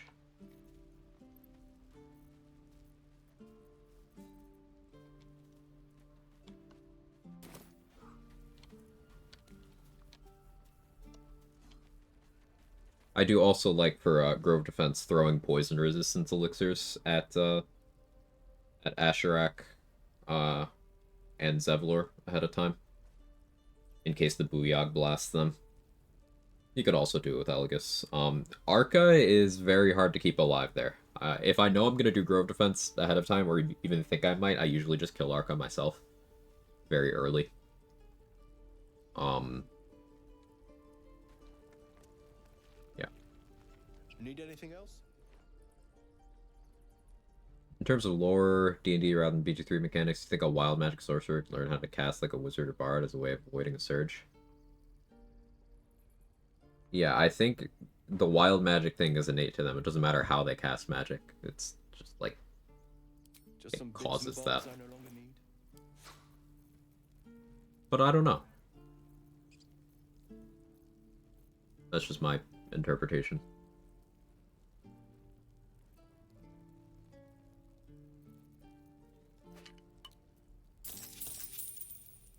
Really should have gotten an attitude with someone.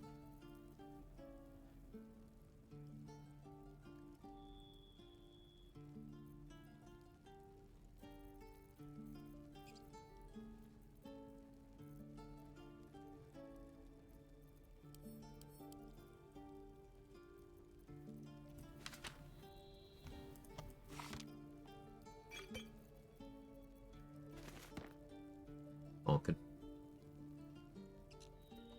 Silva. Trying to think there's anywhere that has like money that I haven't looted. If I'm region locking, then I may as well try to disarm Voss sooner rather than later.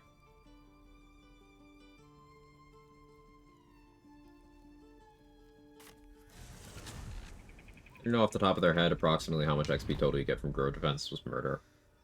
Aubery. Off the top of my head, no. You could use Trades Sheet to parse that. Slightly out of date because the new patch 8 goblins not included. Back, walk in the mailbox, get the rest of my packages. Nice move. Welcome back.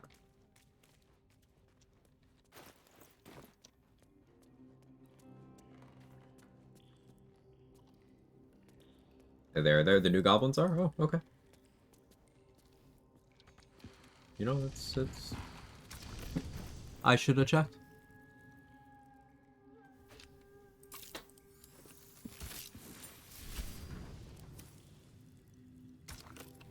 Last light in equivalent question, that's in the sheet. The flames spun.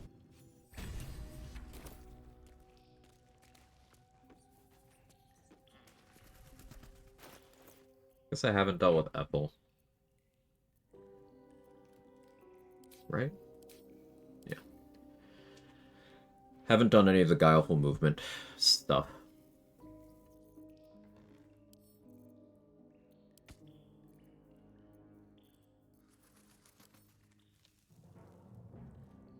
I only have 3 devil foils. Oh, I don't have the one behind the cave-in. Build updates I need to make with those. You're incorrect and out of date. Oh, you're just giving me shit? Debated.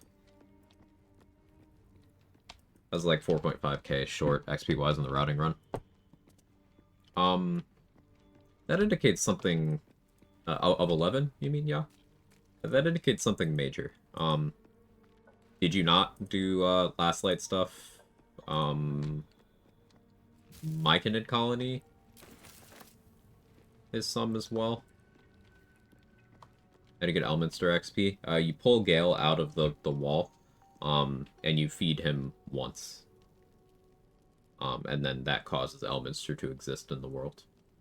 You want to throw him into a death chasm, because failed throw isn't considered hostile.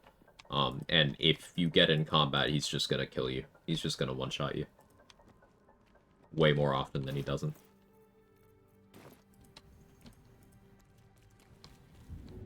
Didn't do any of the nice people murder hobo groups. No hesitation.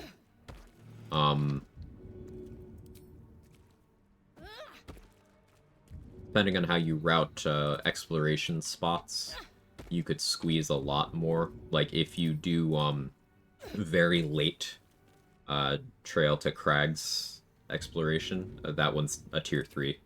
Like the front door of the monastery.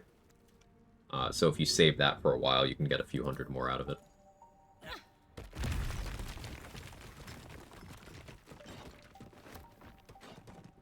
Failed throw isn't hostile, correct. More for me. Failed throw is so non-hostile that if you're sanctuaried and you fail a throw, your sanctuary doesn't break from the attempt.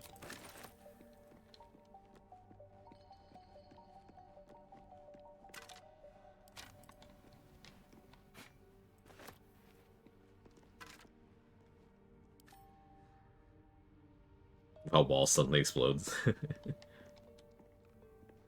Just giving you a hug, bro. Pull it in.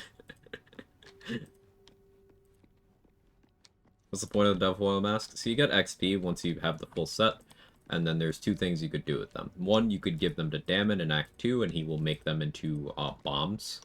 They're unique bombs that they are an option for shutting off Merkel's healing if he fails the saving throw against them.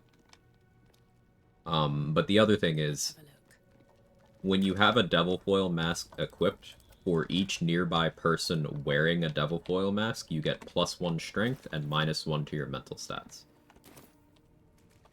So if you have a full party all wearing Devil Foil Masks, everyone is getting +3 strength and -3 to mental stats, as long as they stay in range of each other. So Devil Foil Masks are one of the many ways that you can increase your strength. Particularly if you do this in Act 1, this is the way to get the highest available non-Cloud Giant strength. So you could, for example, have, let's say you have a Tavern Brawler Monk starting at 17 strength in your party. They use Tavern Brawler to go to 18. Then you could have 3 members of the party, including them, wear Devil Foil Masks to get that person up to 20. No need to burn a Strength ASI or anything of that sort. No need for them to be on Hill Giant time. You just Devil Foil. It's pretty good. Work with dead allies. That I don't know, Adrix. I haven't tested that. I've been meaning to for a while. But yeah, in theory, if that would work, then you could carry around corpses to get the benefit. I've not tried. You would need a lot of carry weight to do that successfully. That'd be like, what?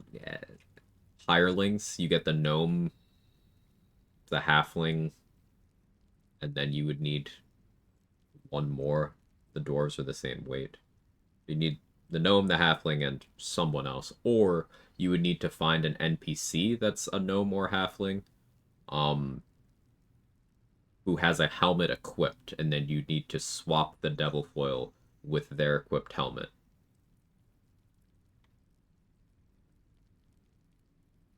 Yeah, bear aspect gives you a lot. We know if you can still do the infinite carry glitch in patch 8, you frame perfect cancel a throw, improv melee, and carry them everywhere. I feel like I saw Elena do it, Dade. I never really learned how to do it, but I feel like I saw Elena do it.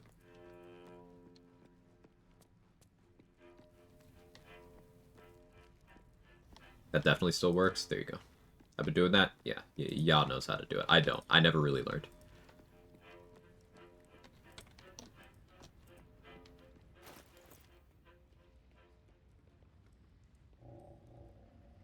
What was I gonna do?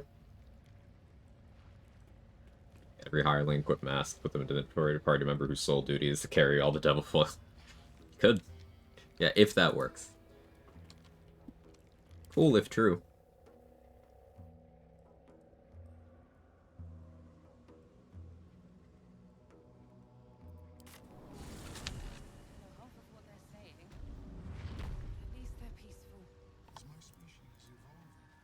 Don't try that with Hotbar 2 Vova's edition. Ah, is it the Hotbar mod that breaks it? See, UI mods, I don't trust them. Welcome back. I do enjoy a good bargain. If anything in my private collection is to your liking. The only UI mod that I use these days is the one to see my reaction point.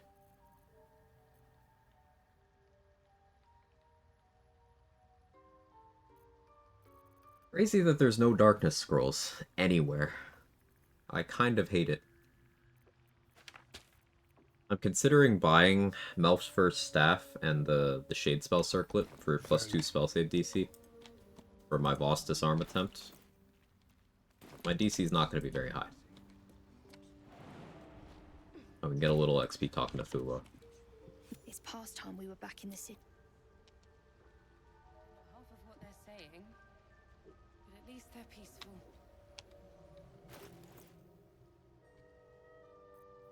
I can always rest. I don't know if Shart and Lae'zel had their fight yet, though.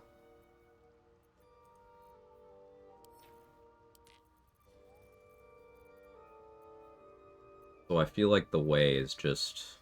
I get on Guileful movement time and deal with Ethel.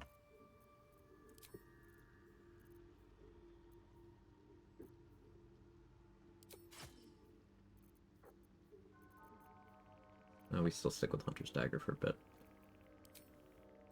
Did I check Roa? I'll check Roa first.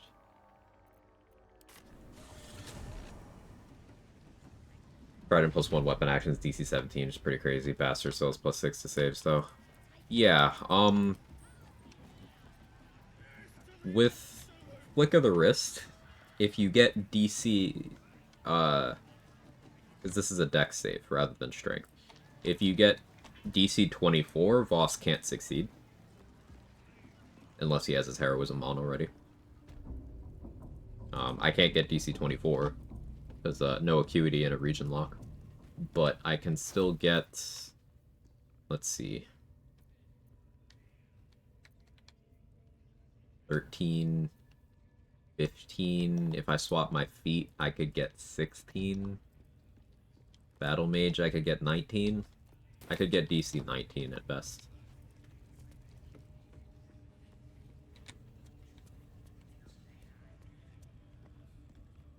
Need something?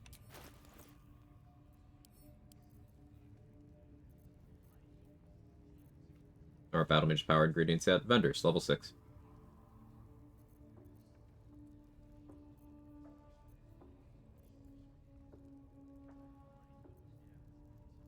$75%, I think, then. Sounds right.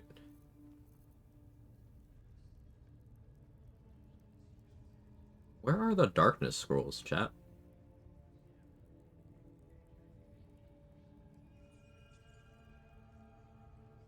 Yeah, 5-1 mark. For ham stuff.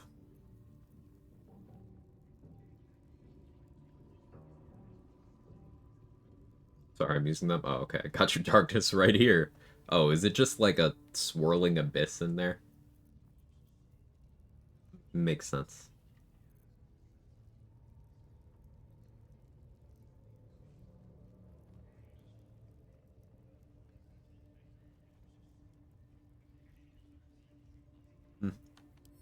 Pleasure.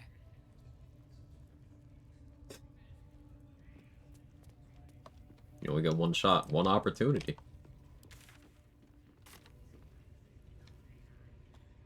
Based on the blood I've saved Liam. The weird sentence.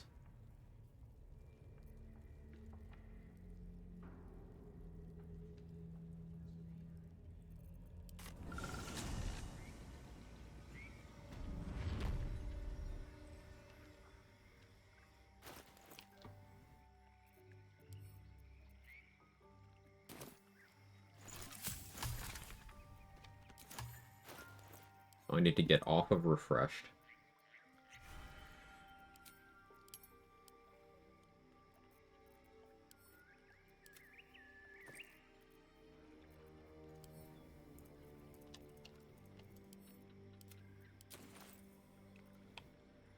And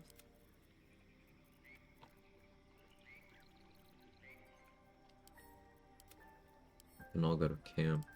that to...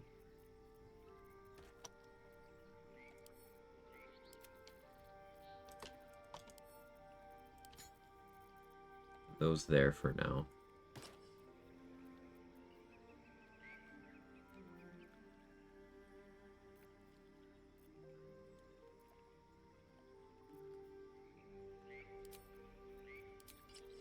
Complete fingers. Genuinely scared of your inventory.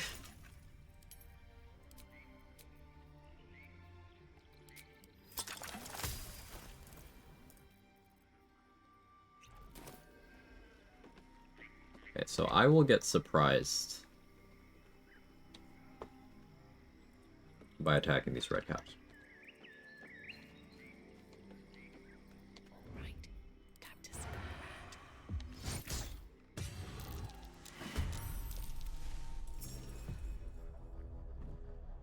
Grant requests. You know how Mark's talking to the industry about restrictions and stuff in his next challenge run. Here's on your thoughts on heavily restricted versus not so heavily restricted runs and how the community treats both of them.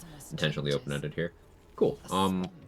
So I find that heavily restricted runs are most often done either when you feel like you want to prove something, or when you really want to change how you consume the game. Now, another way you could change how you consume the game is switching from heavily restricted to less restricted. In Mark's case, in particular, he's been doing Region Lock, Restless Region Lock, True Solo as his primary runs for so long that a regular run where he can bounce between acts in a different order, at least partially, in order to get different items and build possibilities, that would be meaningfully changing the way he can play. So there's, of course, value in that. My personal thing that I'll do about heavily restricted runs, and it's been a minute since I've done, like, a heavily restricted one, is I want it to be something that gets me to think about how I progress through the game differently. The last heavy restriction run I did was no looting. I was not allowed to loot items. And that was cool. That was cool. It got me to think a lot. Staple strats weren't available in some circumstances. There are different things I had to fear. And I really enjoy the dimensions there. In terms of how people view these sort of things, you gotta keep in mind, as anyone doing challenge runs, that there is always going to be someone out there saying that your challenge isn't a challenge, no matter what it is. Because in a lot of cases, there are some people that are going to be like, oh, well, I didn't think of this rule set, or I don't think I could do it, so I'm going to tear you down to my level. There are always going to be people who do this.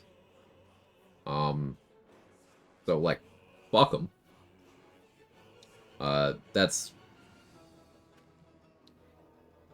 There's some wiggle room in terms of some rule sets objectively are not as challenging as others. Hey, Kara. Like, for example, the quote-unquote ultimate solo honor rule set that was very popular, I suppose about a year ago now. I don't think very highly of it, because what it is it's a personalized rule set from that's catered to how one creator plays the game, and it was presented as this end-all be-all challenge, and it's anything but. It's actively boring as far as in terms of enabling you to play the game different ways. In terms of the problem solving that it creates, there's absolutely nothing interesting about it. I don't find it interesting. It's still objectively a challenge run. It's just I would not rate it as difficult as anything that Mark is doing. It's anything that Kaylee is doing. It's anything that Danny is doing. Anything Dade's doing. Anything Trade's doing. Anything So Black's doing. Like, anything Say is doing. I wouldn't consider it comparable at all. But that's the beauty of challenge running. The only restrictions that matter are the ones you, as an individual, want to put on your run.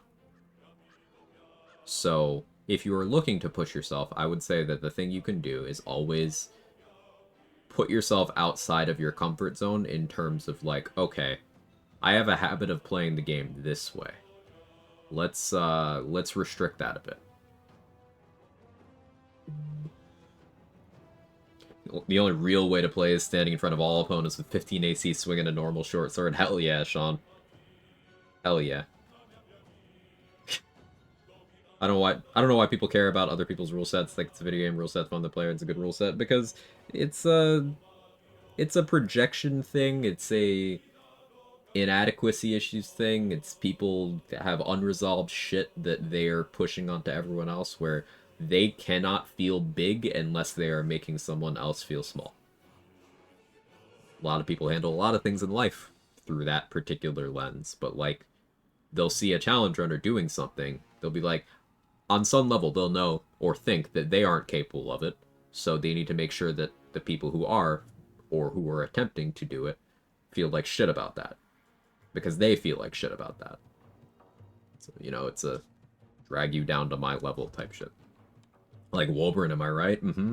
Epine thing. Yeah, denied. Thing Mark said about people doing honor mode in general being a challenge of its own, that's so true. Yeah. On PC, less than 3%. Less than 3% of the player base has completed honor mode in any capacity. I believe someone mentioned on PS5 it's less than 1%? I can't fact check that, but... sound like Nisha and I'm here for it. A fuck Wolverine Bongle. Friends with Barkas? Hell yeah.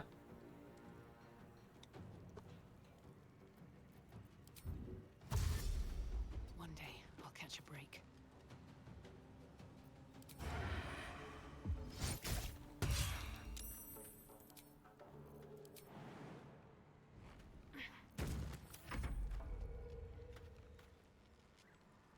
Reach about the psychology aspect, bitches being secure, it's true. Well, shit, point on PS5. That's the stat I was told, yeah. Less than 1% on Xbox. There you go. The highest completion rate on a platform for honor mode is PC, where it's still less than 3%.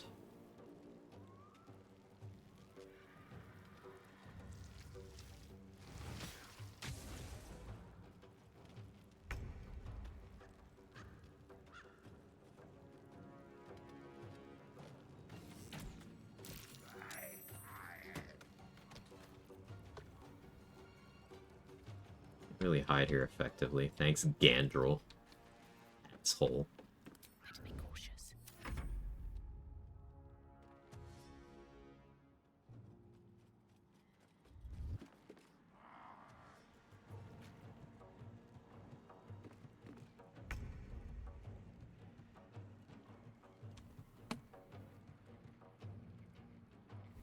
I can disarm this one so it can't multi-attack.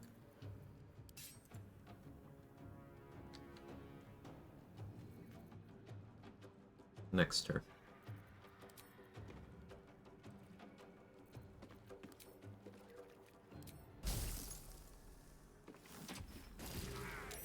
Ooh, got the frighten, that's good. Can't risk being in open view.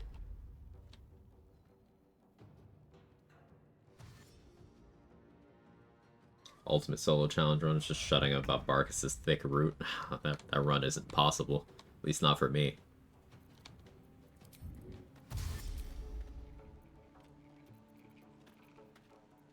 Hamstring shot still on cooldown.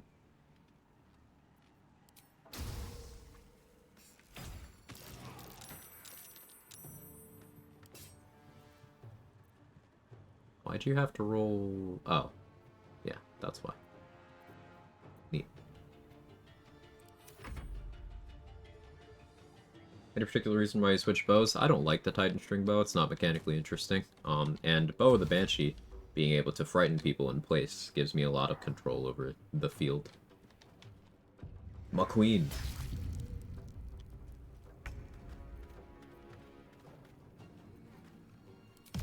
Give me your weapon. No? It's okay. You're ruptured.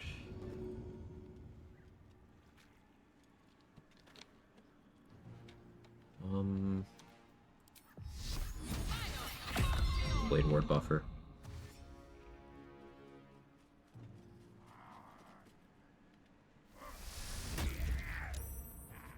The deck save, so I'm not at all worried about it, but I barely rolled enough with Ring of Protection.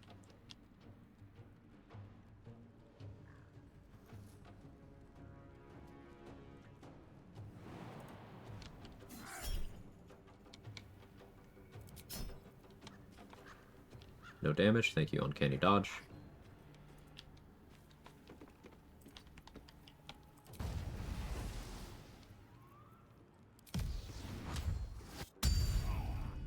Give me that.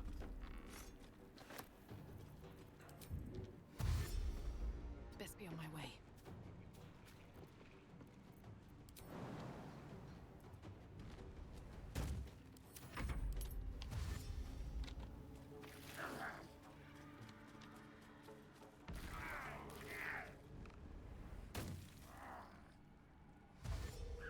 You have your standard XP path mapped out somewhere. Been doing it solo.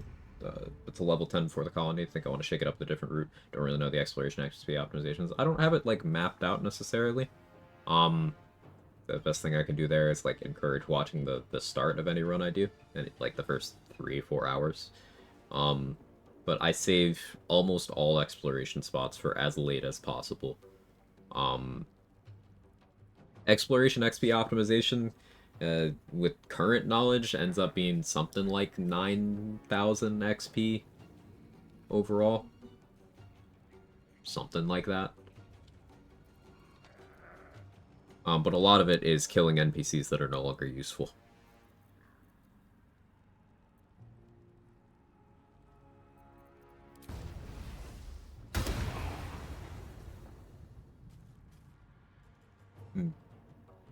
I should have blade warded. Do I care? You're burning. Could lightning charges... No, I think I need to hit you. 80%, don't love it. Move here, you die to rupture plus burning. Better. You died booming blade. Cool.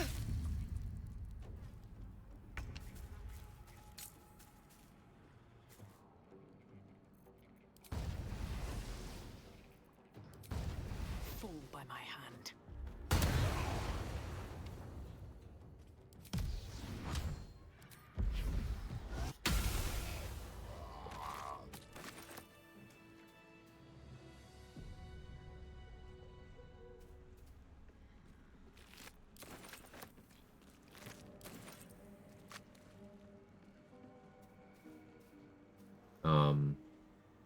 What the fuck? Oh, was that about the exploration total? Yeah.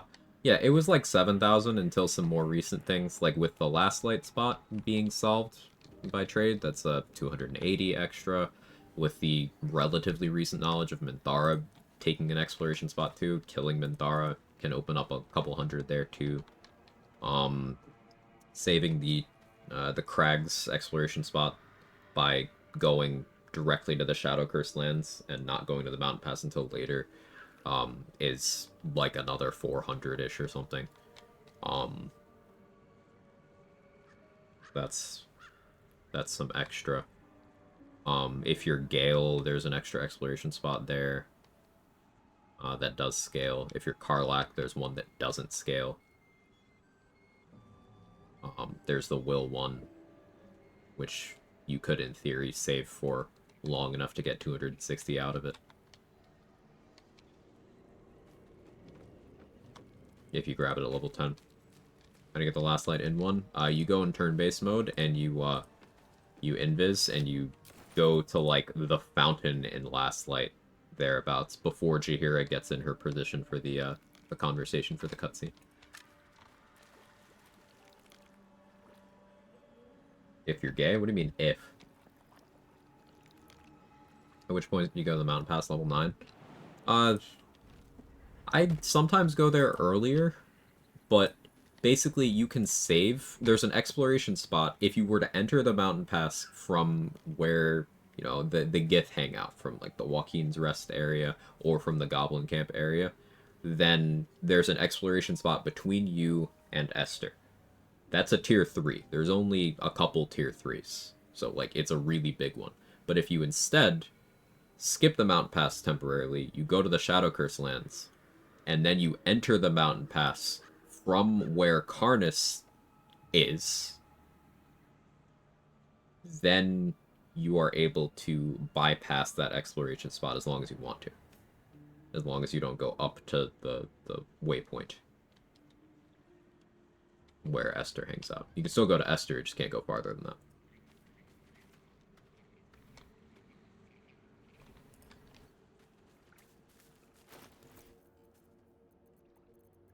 And that spot is the same XP as the monastery front door. So 660 if you hit it at level 10.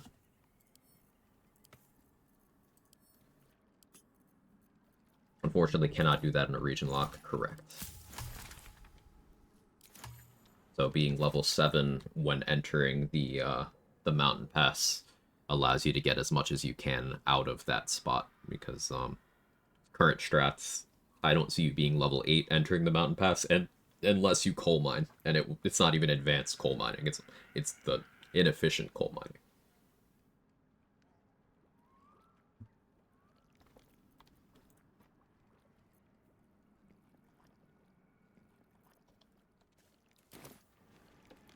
I don't think I'm gonna get Hag-eyed.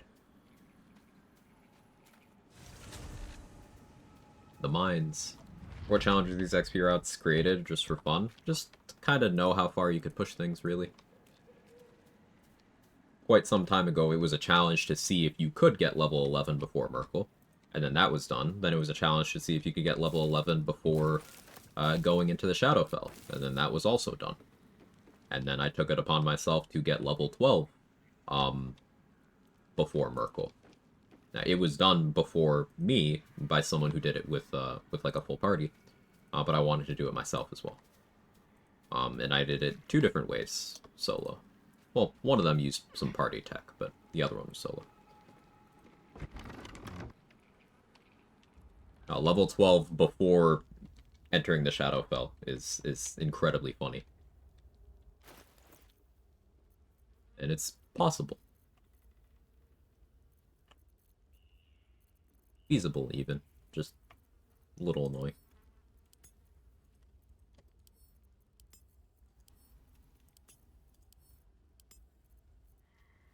I don't have money. I want to buy water. Need it that bad. I don't... Gods grant me patience. Eat up, Mayrina. I won't say it again. Guess I want Corlin's Grace. I'm gonna sell her 2 Featherfall Scrolls.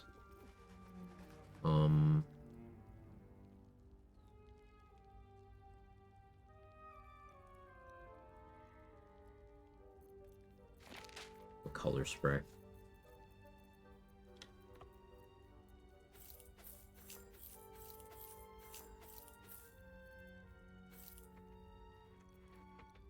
Which spot is that where you get 12 before Shadowfell?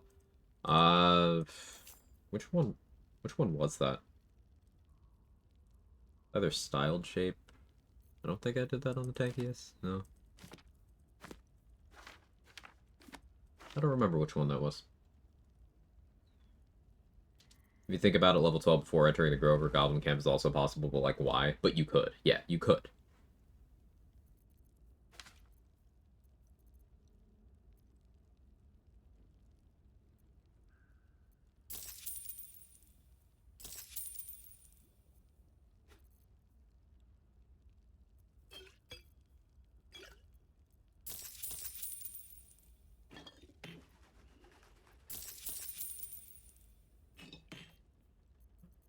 I want this water too.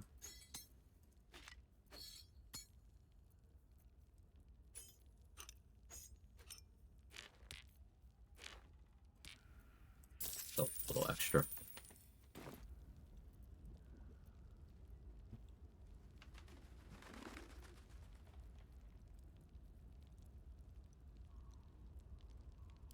What is it?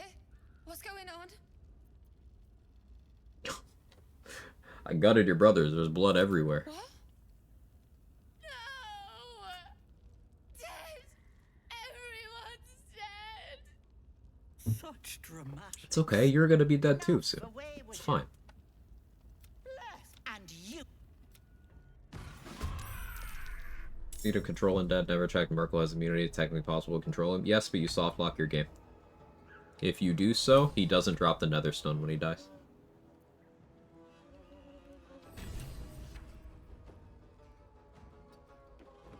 Do you work? She works! She works!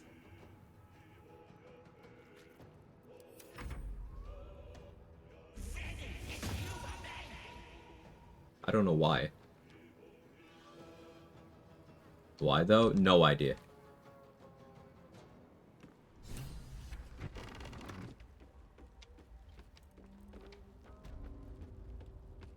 Tell me why. How's she broken usually? Doing absolutely nothing on her turns, and just standing there for 20 seconds until the turn expires.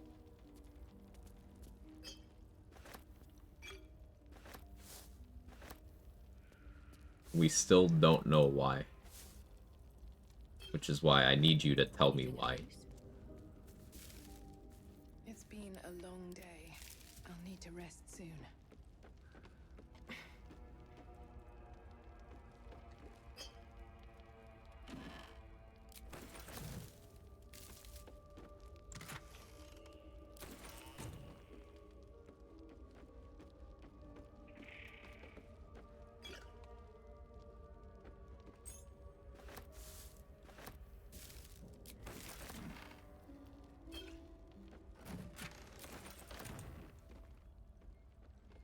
Wish I had a bag of holding. Was no hit or level 1 more difficult? No hit. Because level 1 I was allowed to take damage. I had an HP pool to work with. Also I was allowed to use tadpoles, scrolls, summons. I was not allowed to do those things on no hit.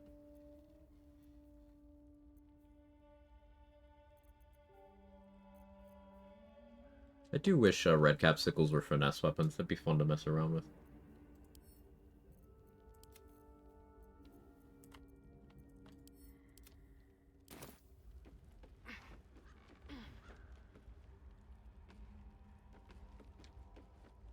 Both are legendary. I'm glad you think so, Regiment. I had fun with both.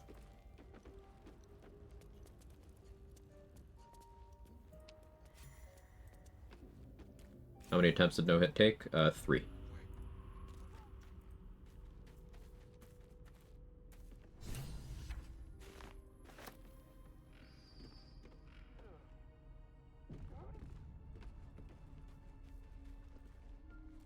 I can't.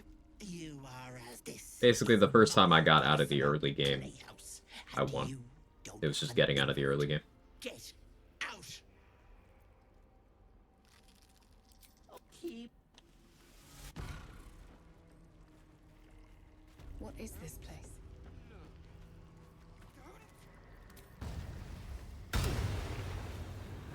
I'm not bound. Guess I should bind Boring Blade.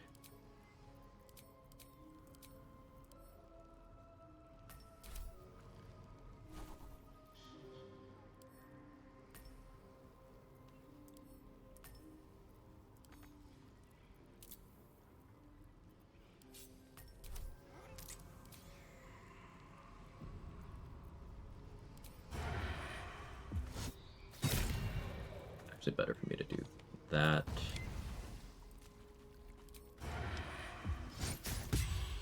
That. Yeah, these have cooldowns independent of each other.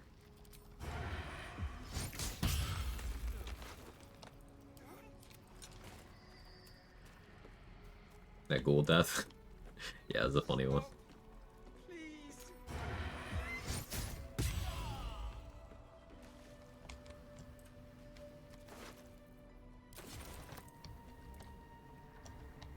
Hey, Catastrophic, how are you? You feel crushing waves of fear as the presence within. You let them in. Let me in. I could peg and wear a mask. Gives me time to set up, surprise. Bag scrolls. Let's do it.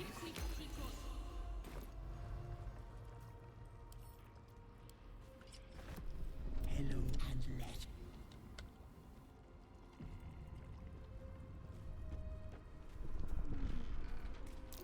Reaction sneak attacks no cooldown, but the keybind does. So yeah, active click sneak attack has a 6-second cooldown. Reaction sneak attack, as long as you are not in a turn order, does not. They're not attacking. Must think I'm one of them.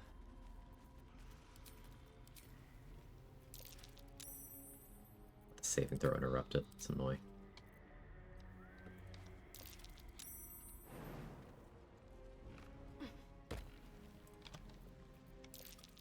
Can't risk being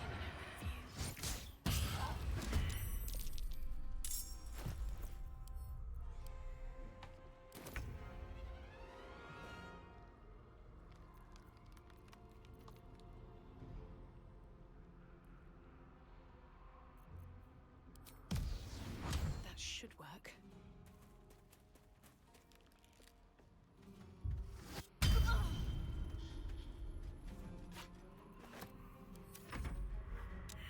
I'll want to post someone trying to think what each party member's favorite games would be. Suggestions for Mintara.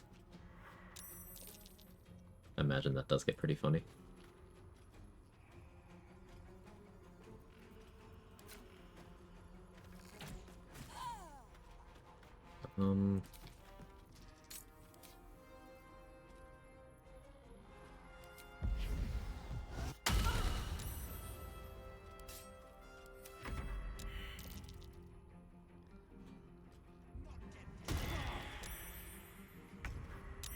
Try. I'll break their pretty little bones.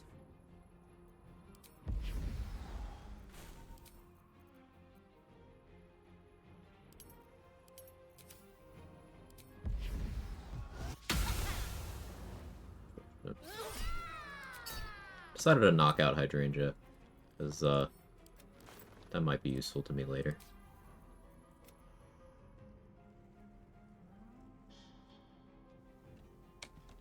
Another step forward. Auntie, be kind to our guests.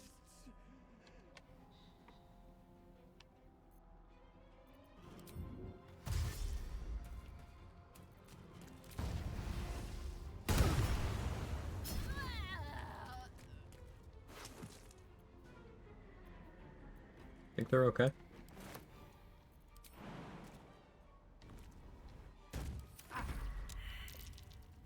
Hey, Airborne Kisser.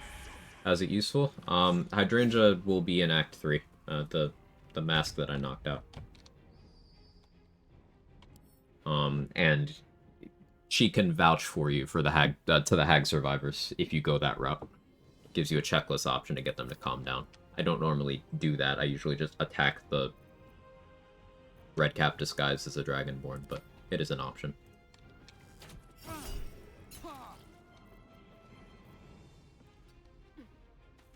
Can you cantrip Mockery and then Dirty Trick Mockery? Yes. If you have access to both, yes. Pay attention, crusty rogue.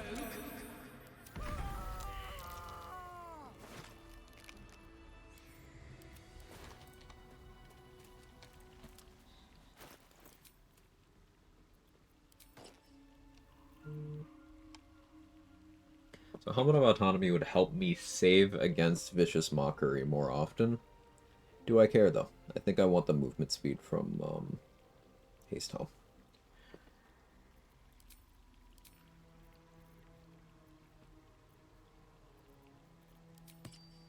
Also prefer the movement from Crusher's Ring here.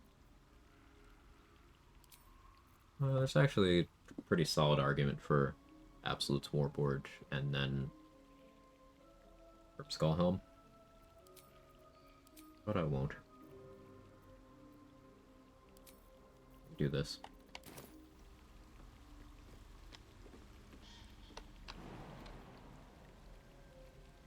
Cat oil is basically the same as the helmet now, true. If you disarm a target, how likely they re-equip the weapon? Depends on the target. Some of them will prioritize, like, picking up their weapon again. Some things won't. It really depends.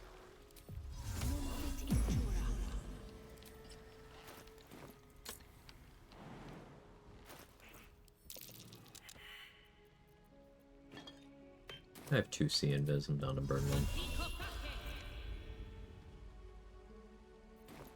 Don't want to draw any attention. Breathe deep and move.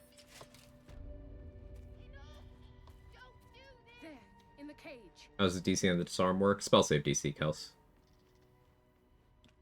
Spellcasting attribute of Swashbuckler is Charisma. So, spell save DC. Standard formula. Seems simple enough.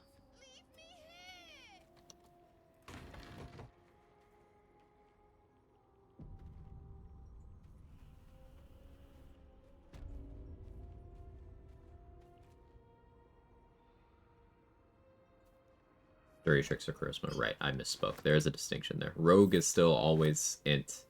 Swashbuckler's stuff scales off of charisma. Technically speaking, if I wanted to do spells, you know, still int. But I don't. I don't care about that. Does cleric multi-class be the highest between charisma and wisdom? No. The way your default spellcasting stat is determined is by the most recent level 1 that you took that was not base class fighter or rogue. So mine is currently wisdom because I started as rogue, so it was intelligence, then I took 1 level of cleric, so then it switched to wisdom. Anything I do that is specifically still tied to the class, with rare exceptions, will go off of that class's relevant one. So my dirty tricks are still charisma, because that's how swashbuckler things work. But like, if I use this Thunderwave, for example, it's wisdom. If I go into my scrolls and I use this polymorph, this is also going off of my wisdom, because that's my current spellcasting stat. If I had done the classes in the other order, it still wouldn't change, because Rogue doesn't change your spellcasting stat until you take Arcane Trickster. Same with Eldritch Knight. But for example, if I added a level of Barbarian right now, Charisma, I could then swap it back to Wisdom by adding a level of Ranger.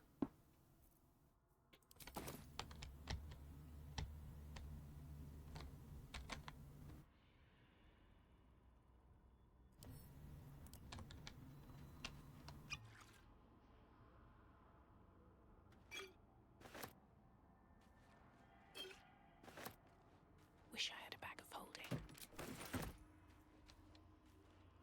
Put a level of Barb. Do your Cleric spells no go off Charisma? No. Cleric spells still go off of Wisdom.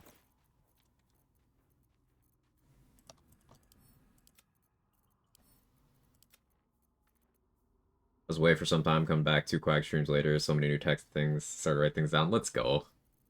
Glad to have you back, by the way, Nemesis.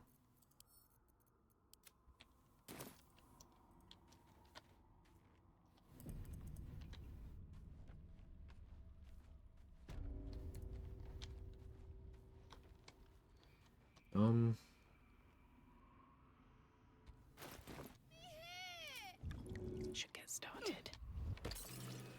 With haste. Stop it! All of you!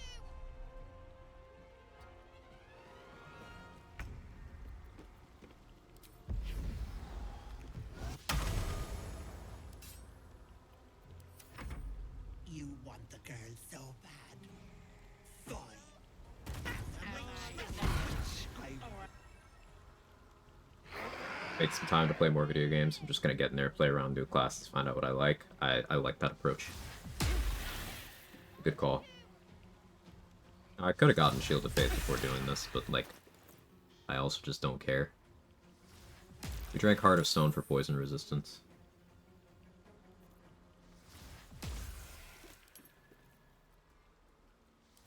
Yeah, I could have had 26 AC here.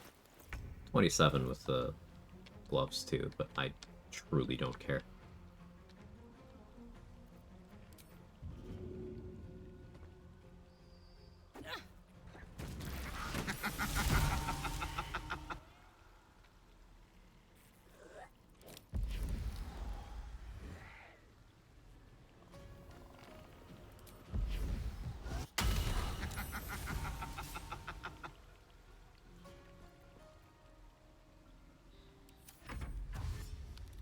working, Ethel. So refreshing when someone actually wants to put in an honest day's work.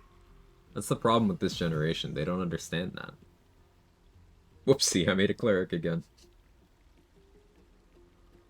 You get the armor. You can ask me directly. I do answer questions. Enjoyer. You can, through a complicated series of steps, you can break Raphael's AI and get the Helldusk armor. Very early. All right then.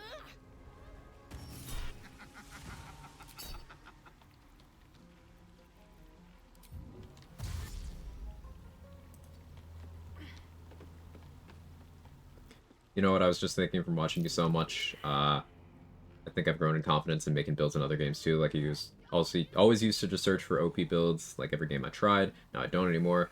Not saying I'm the most optimized, more satisfying to make your own. I agree, Kels, and I'm glad to hear that. Thanks, you're welcome. This is a questions welcome kind of place. If you got any other questions, ask away.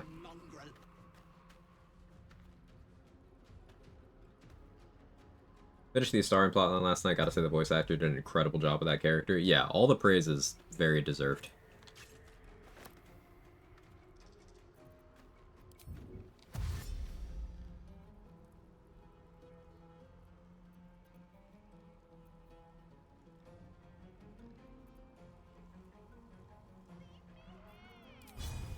Ethel Gape.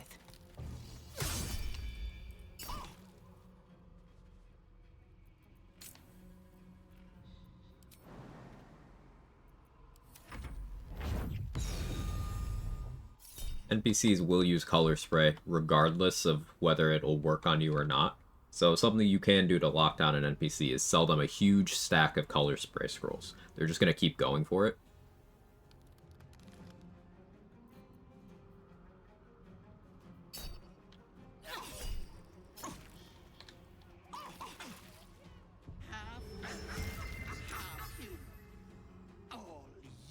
Gape on the rupture.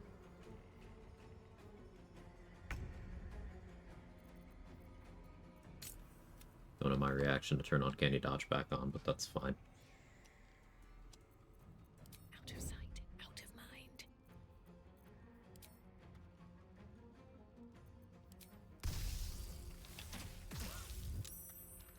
I missed? Alright. Very well.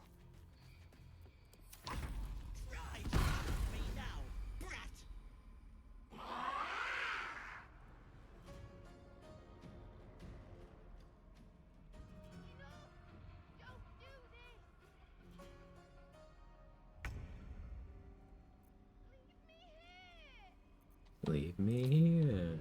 It's okay, Marina. You're gonna die soon. You don't have to think about it for long.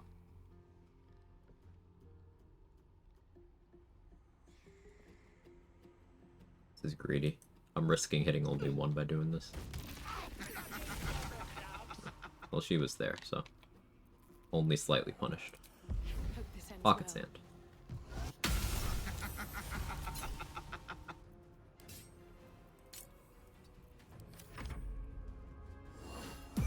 Ethel will also prioritize feather falling her copies. So if you sell her a bunch of color spray and feather fall, you can just kind of make it so she doesn't really do anything. Hey Roxy, how are you? Sorry, I've been around much. Nothing to apologize for. Hope you've been okay.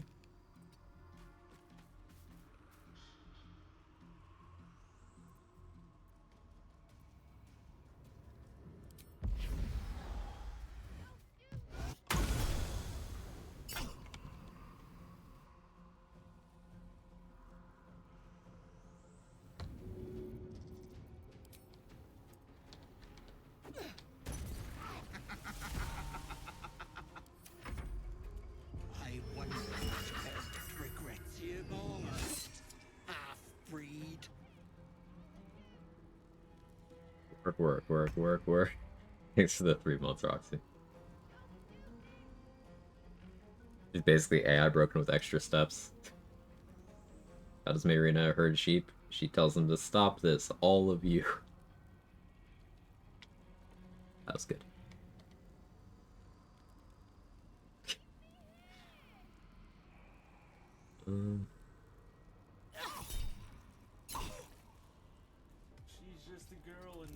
on fire. There you go, Quag. How real.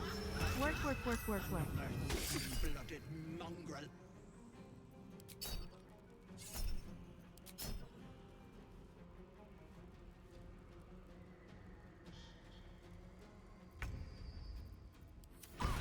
Wait.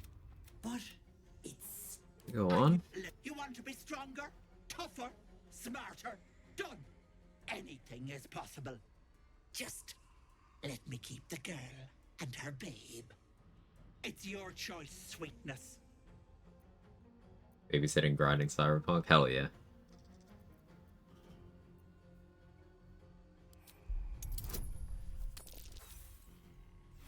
Oh, well. Is this worth inspo? 21 XP. No, it's not. It's one or the here. Deals on, girl. Bye. Alright, what do I want? There's an argument for dex, there's an argument for charisma, an argument for strength. I've got a long road ahead. What is my strength currently? 18. Starring potion gets me to 20.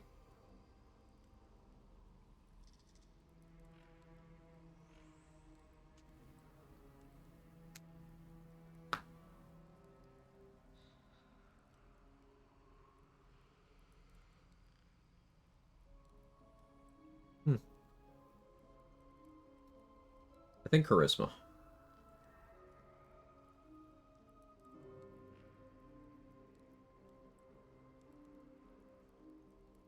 Dex is definitely a better investment long term.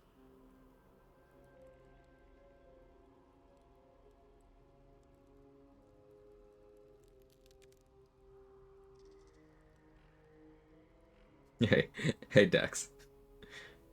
You mean the Pookie potion, the PP? Yeah.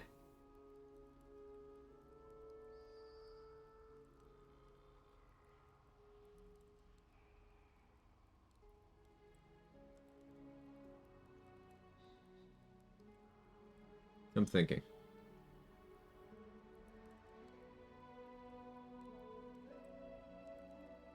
What other feats would I take? Trying to think if I am getting a half ASI from a feat anywhere. Safe. If I take... mobile isn't one. If I take athlete, yeah, but I don't plan on doing that. If I take Tavern Brawler, yeah, but I don't plan on doing that either.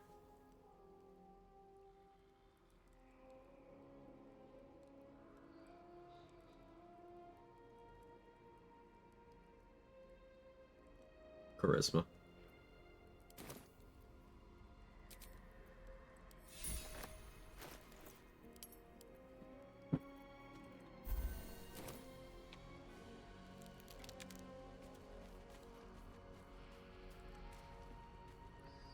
Am I the one whose extension is not working? No, the extension just has not worked in patch 8 at all.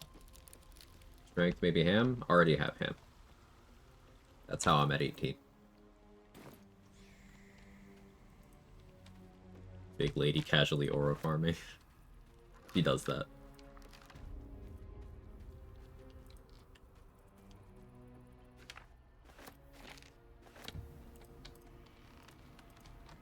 Better not be cursed.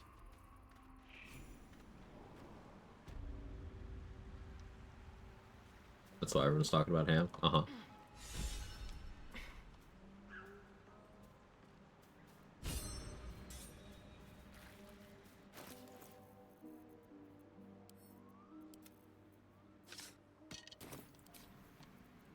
Breathe quiet.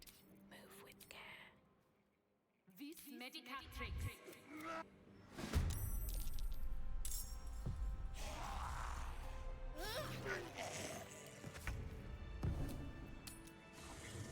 No idea who Chihira was. Seeing how happy Karlak was to meet her is good enough reason for me to trust her. I was so happy to see Chihira.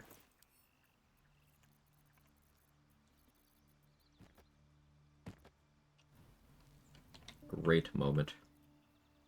And then when she was actually recruitable, instead of just being an NPC, That was so memorable for me. Really enjoyed that.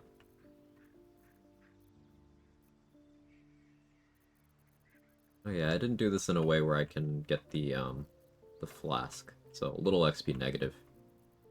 Would have done that differently.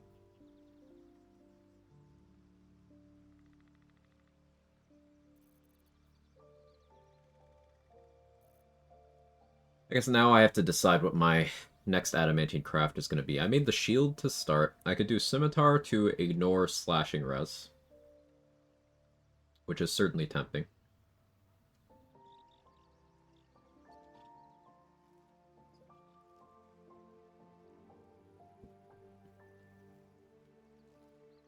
I could do the splint to give myself more gear options. That would give me the ability to have crit immunity without having to use the shield or the helmet. I think I make the splint just for maximum options.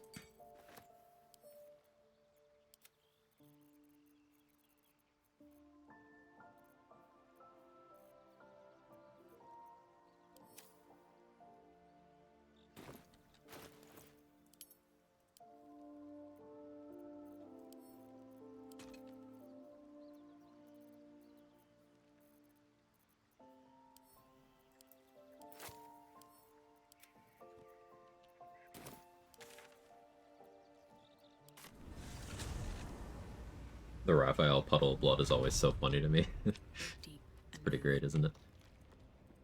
Have I done this fight? No? Cool, that's a ton of XP. Right, I don't alert. So they're gonna surprise me, but like the question is, do I care? I don't have a summon fodder. Yeah, I think I care.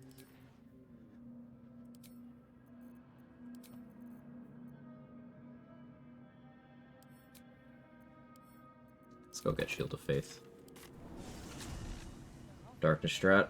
I could, but like, darkness has been very limited. I've been trying to get a darkness scroll so I could use it to go save Murkon, but vendors don't have any. I could use arrows, but I don't trust the duration for things like that. And it'd also be very resource heavy. We'll be clear. No point. Raphael leaving, not cleaning up his juice. Lore accurate, Raphael.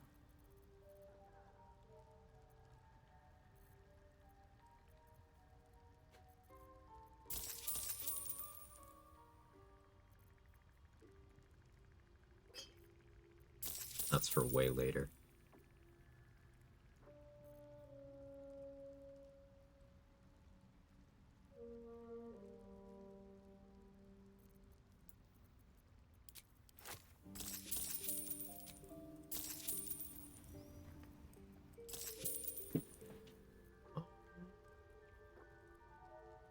What was I here for? Field of Faith. Right, I just got completely distracted. Morning, Urban Mech, how are you? Something's on my mind. Raph's the type to just blow up your toilet and leave the party without saying anything. It's true. Alright, what now? At the ready. Raphael's the type to eat tomatoes like Denethor.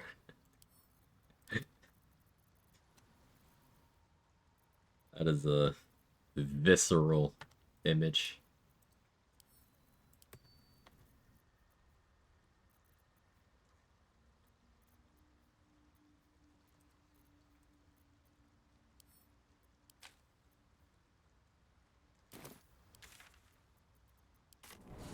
Okay, how's the slashing and buckling going? It's going. It's going. Chat voted that I should region lock this run, so we are now doing it as a region lock, which injects a little bit more in the way of interesting fights that I'm gonna have to deal with less prep, which is good. I could switch back to being on Auntie's Nasty Juice, but I don't think I need to right now.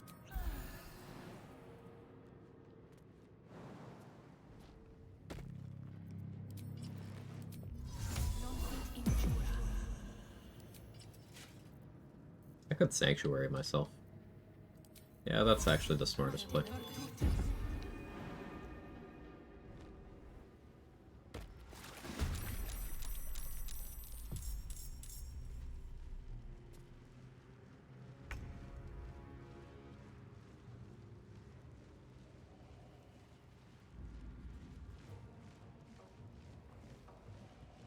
A weird way to describe my bathing suit region. What, Auntie's nasty juice?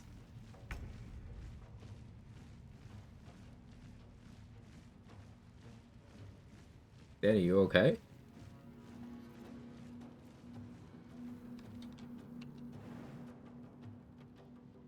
All right. Supposed to be replied to Messi?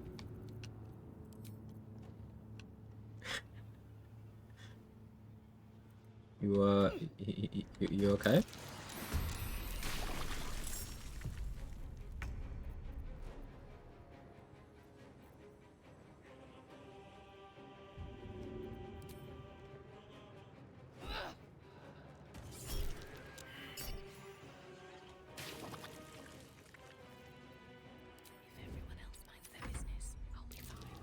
You know what? I'm gonna go make pancakes. Understandable, Sora. You do that.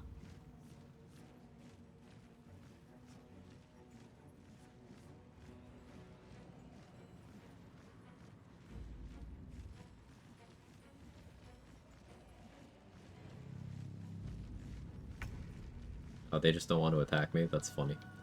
I didn't even have Uncanny Dodge on. They just didn't see the point. Boomy Blade's silly. Pocket Sand.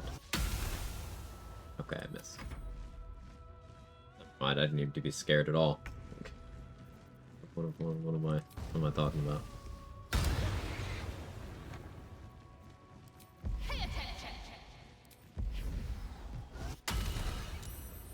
Have to keep going. Okay.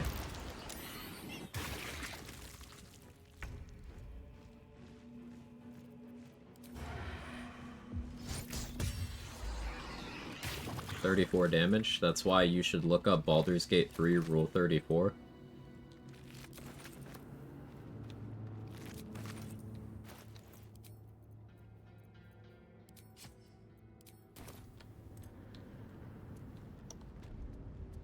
Menace.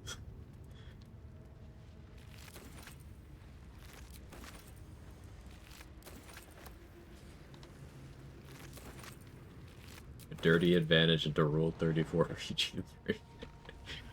Only if you're on your work laptop, though. Yeah, yeah. Unmuted just in time. Nice, Cap.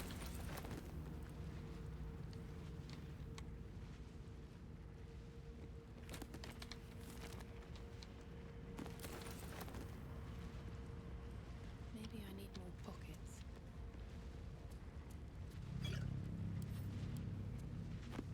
Vargas and Wolverine Rule 34, where it's just a lot of envy on Wolverine's side. Yeah. Yeah, I see the vision.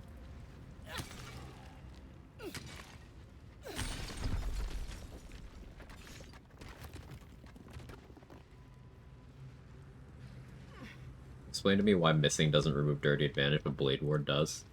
No playtesting. Like, hiding removes dirty advantage.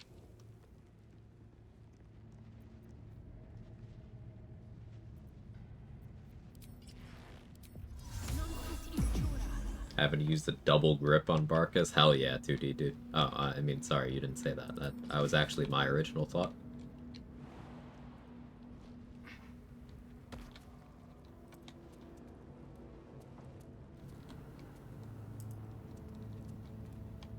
How to make pancakes? Come here. Do I not know how to make pancakes? Did I somehow make it 30 years just having a fundamental misunderstanding of what a pancake is?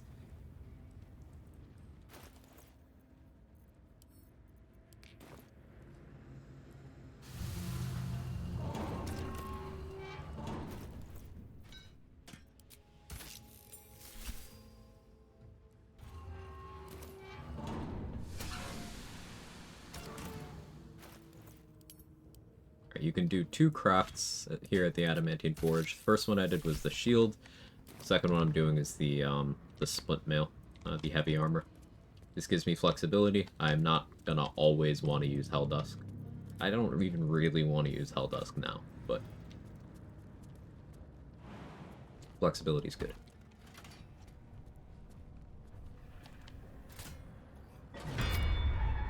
You're 30? Yeah.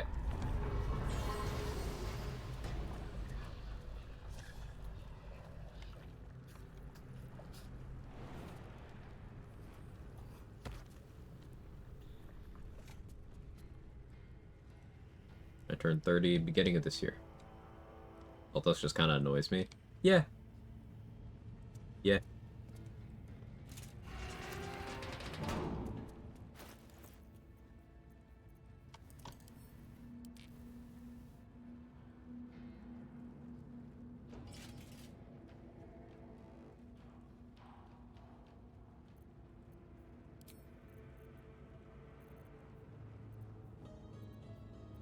Does mean I could do double Hunter Stagger, but no real merit to doing so. With how good Swashbuckler bonus action selection already is. Not really feeling the need to dual wield. I think I still just use the shield. Which means the Adamantine's gonna still collect dust for a little while. It'll be good to have though.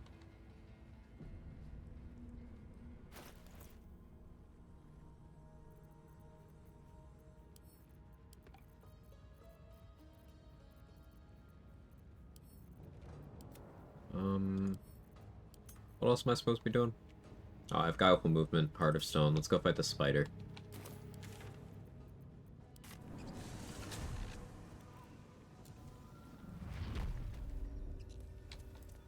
I'll give it a shot. Apart from an Adamantine Armors, Grim Helmet, Balduran Helmet, anything else could be the Helldusk Helmet. And the Adamantine Shield. The coin disappears into the well. Better be careful. Those webs carry vibrations.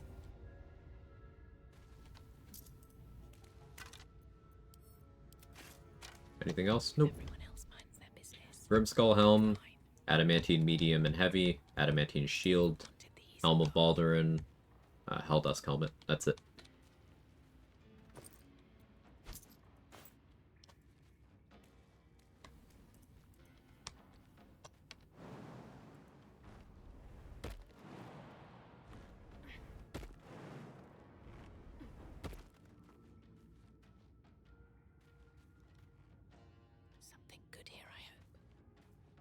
It's a meme, but Assassin's such with drought poison.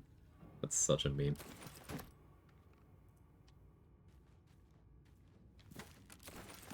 Never noticed that on Helldusk. Yeah, it's notable because that's the only one that isn't armor.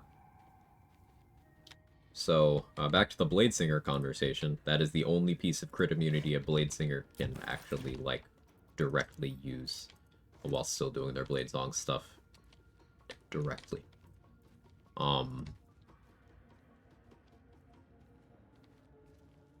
Other routes, you gotta abuse some walkiness.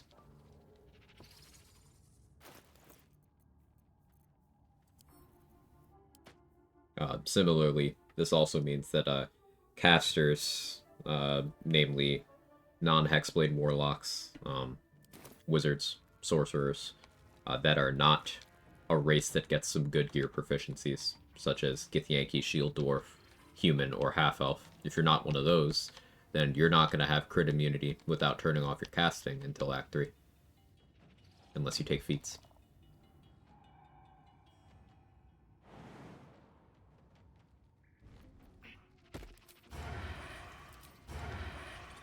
Cutting to the chase.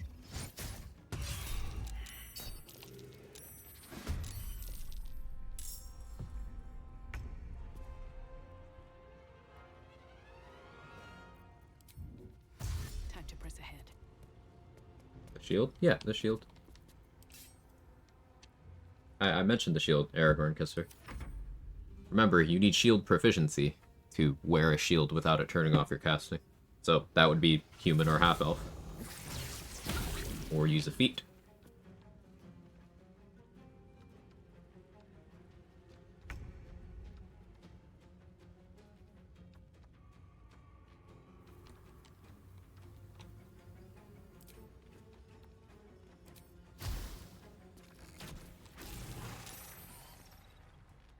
How'd that drop you? What? Okay. Sure.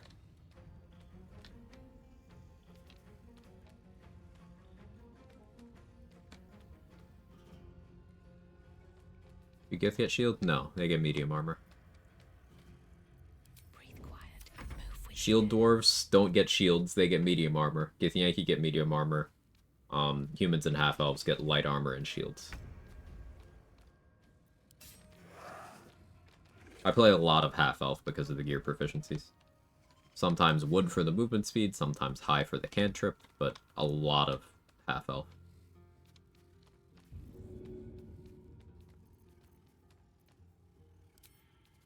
Good idea, I think.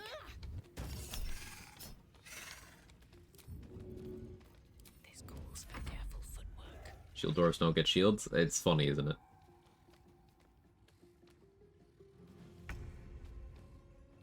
Gith and shield dwarf also get light. I mean, they get medium, so yeah, logically speaking, you would get both. But I suppose it is possible in a world where they did game design where getting medium doesn't mean you get light.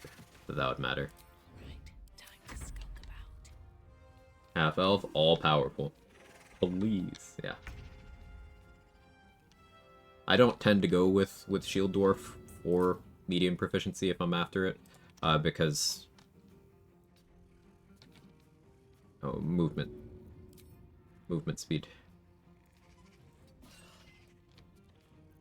The Wergar and Gold Dwarf are powerful enough in their own right at other things that... Like, sure, whatever. The more I play, the more shields seem essential. You speed dueler, two-handed enjoyer, doubting my ways. Sword and board I do find to be the most flexible gearing strategy for a majority of the game. The others have their uses, but sword and board is very, very flexible. Maybe I should... No, this is good. Softer than a whisper. I feel like I want to just completely avoid builds that require race-specific choices to deal with proficiencies. I kind of get that, yeah, but I think of it as, like, really eliminating the downsides of certain classes. For fashion reasons, no, I get you. I get you. I don't like the aesthetic a lot of the time, either. Yeah, I'd play a lot less sorcerer if I couldn't get proficiencies from race like that, for example. Because then I'm forced to dip every time, instead of most of the time, which I'm gonna just do it anyway, but no, I like having options. That's a friendly looking shadow.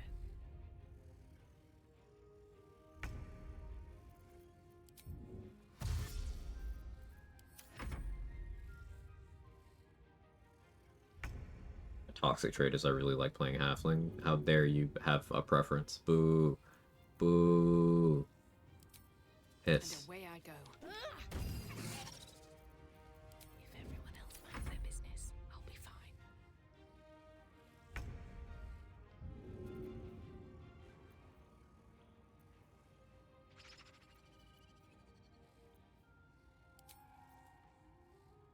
Hope this ends well. Can't risk being in open view.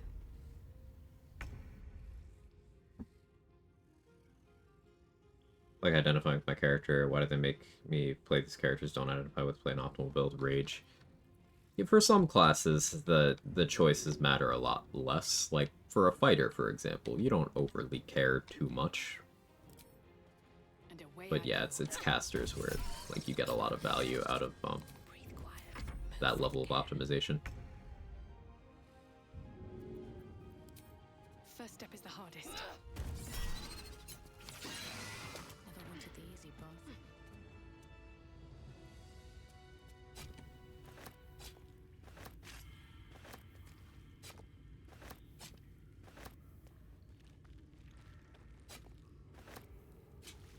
Don't mind if I do.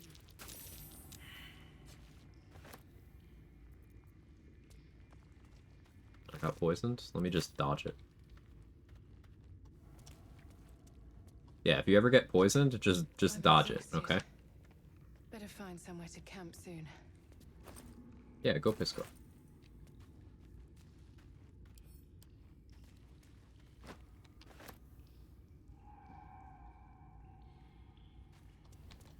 Better be cautious. Light on my feet. I should have more HP for this.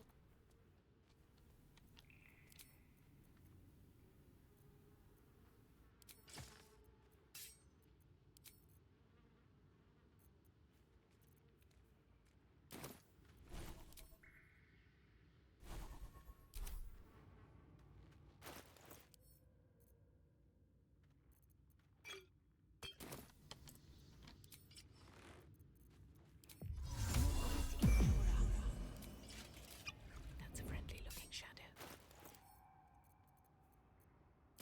Should mind my step.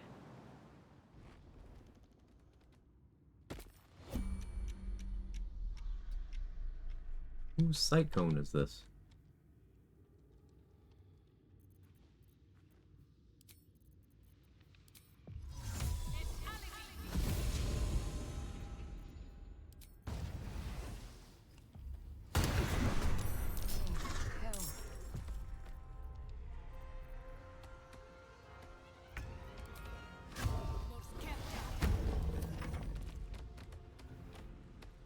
You can dodge a wrench. You can dodge.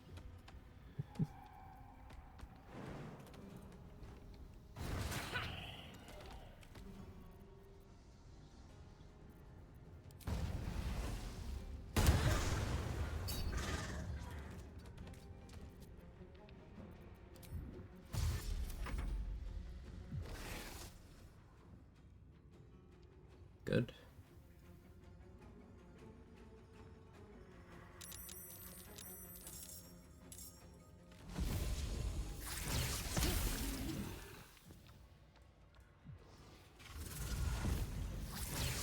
Looks like VG3 build subreddits actually mostly come around to feats over ASI for most cases. Yeah, it only took them a year and a half. Almost 2 years. It'd be 2 years and 2 months.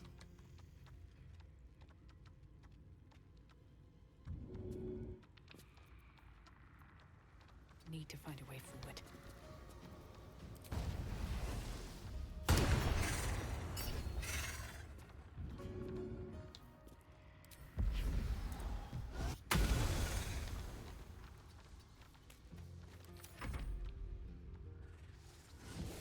Rog bad, Valor Bard bad, Bladesinger good. The fact that they say that shit unironically is absolutely brain-melting to me.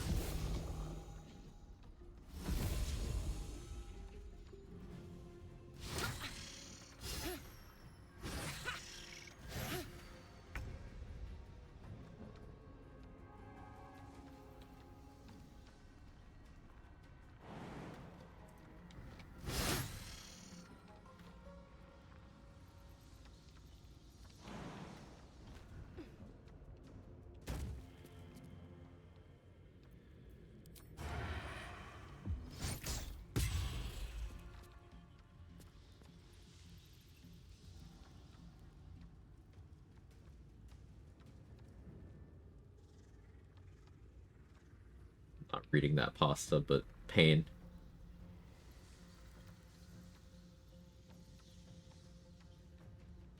People actually think Rogue's bad? Yes, Machete, they do.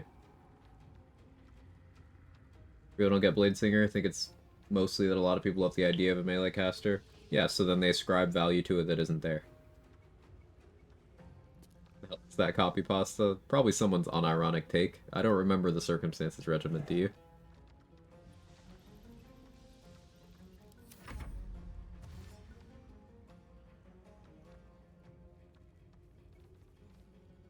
From a Reddit post. See, that's why it's stupid. And that wasn't me saying Redditors are stupid. This is me saying Redditors are stupid.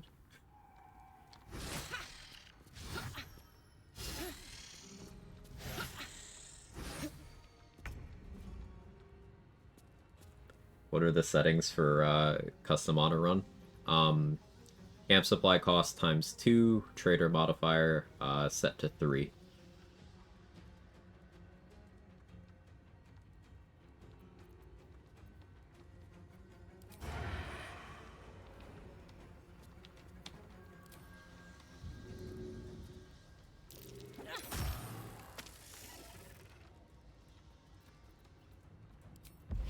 Pocket save.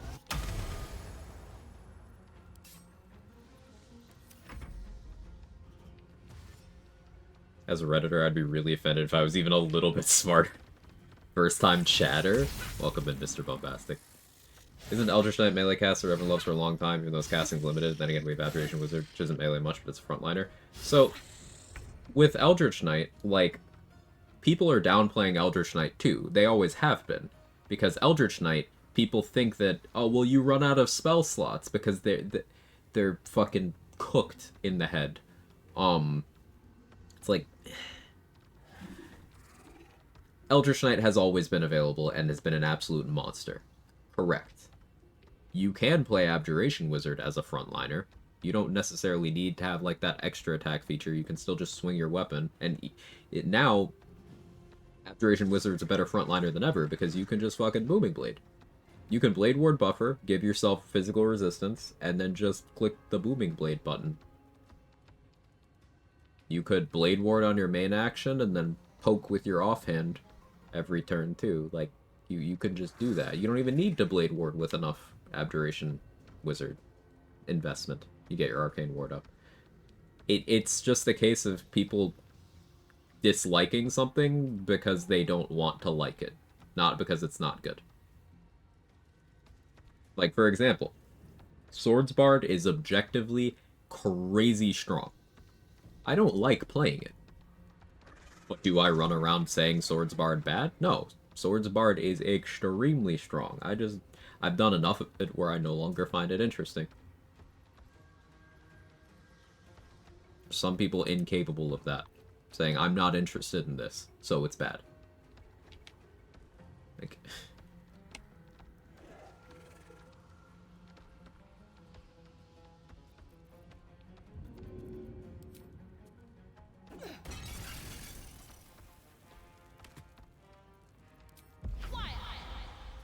You barely brain defeat a louse.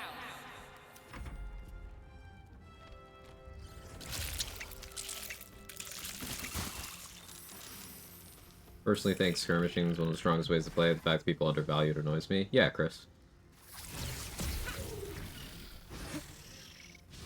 But then also just defensive features outside of simply armor class, that's something that gets downplayed a lot. And you'll see it whenever you see someone like myself, or Trade, or Ya, or Mark, who'll be live doing tanky things. The default assumption of a lot of people who haven't seen something like that done before is that armor class is the linchpin. And it's like, I don't really give a shit about armor class most of the time. It's that damage reduction that's the workhorse. But, like, that's something that doesn't get a lot of oxygen in the discussion of what mechanics are desirable. In fact, I've seen people say that Heavy Armor Master isn't good over in that subreddit. So, like, what... It's not based on reason. It's not based on reason. Fucking how? Because they haven't used it, so it's bad. 2D, dude. Do you see the logic? They haven't used it, so it's bad.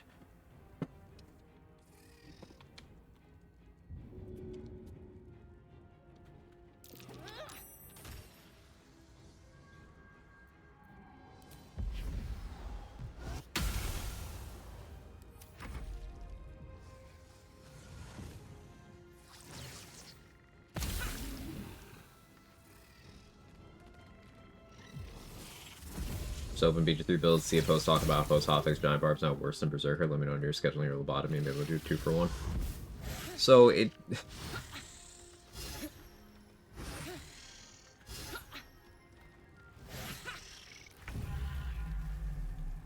That take is so stupid that, like...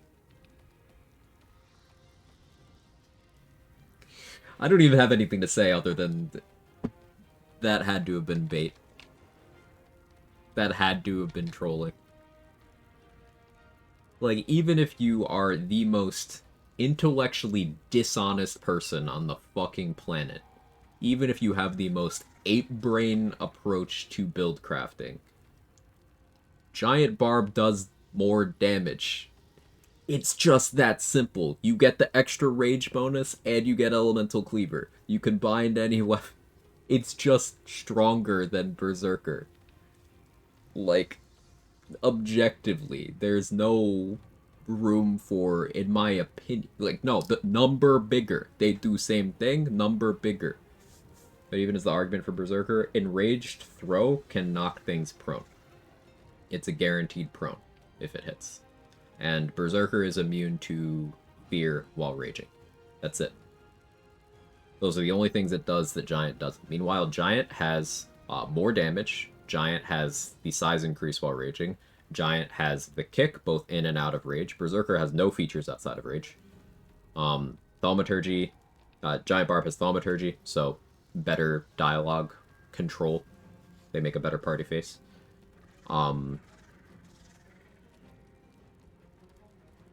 Yeah, Giant Barb is less pressed to multi-class for picking up features, because they just get them as pure class. Extra carry weight, no. Like, there are no areas, again, outside of having a guaranteed prone button and having immunity to fear while raging. There are no areas where Berserker outdoes Giant Barb.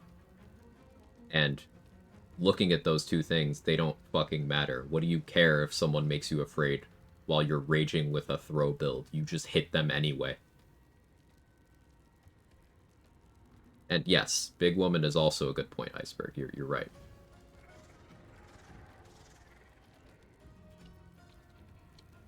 And then guaranteed prone, like, sure, that can be nice mechanically, but dead is a version of prone, and Giant Barb make thing dead.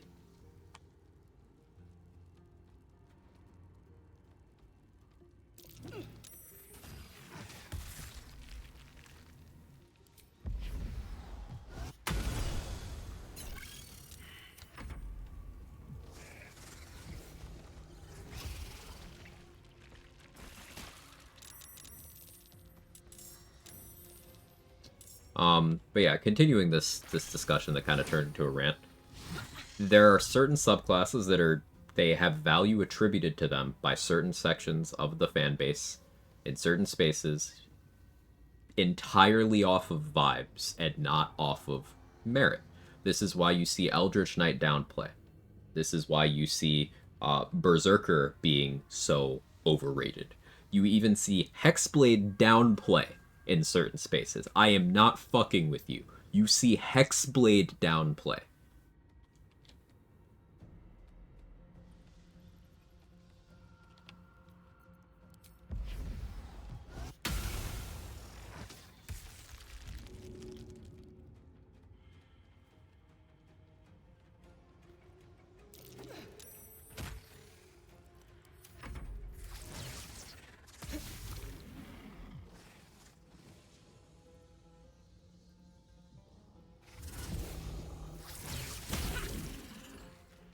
Gets worse. First comment, only 63 damage in a single throw, literally unplayable. If I already have issues. Alright. Reply, screenshot of an open hand monk combat log. Oh, open hand, one that does less damage than 4 elements and shadow and drunk. That's cool. That's so cool. Like, it's not logic, it's vibes. It's always vibes.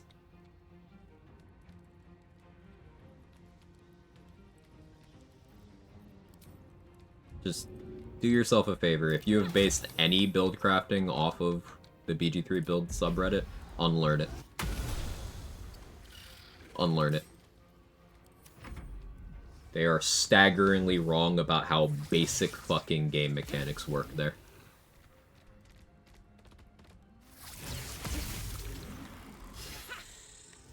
And I just want to circle back around too. I don't want people to think that I'm acting like I'm better than those people. I want them to know that I am.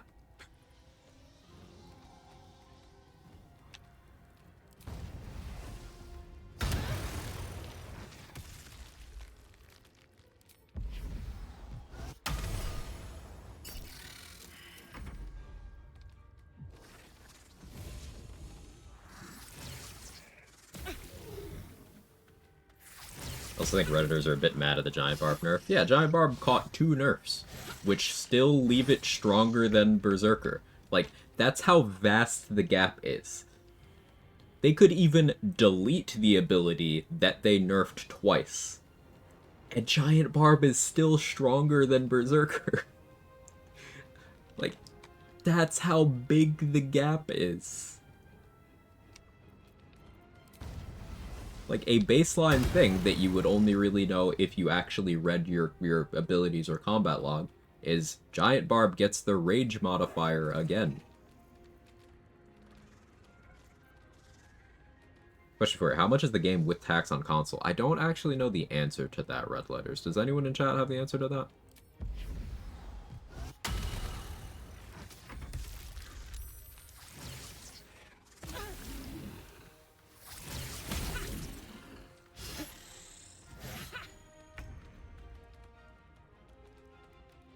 Quag is just Olena.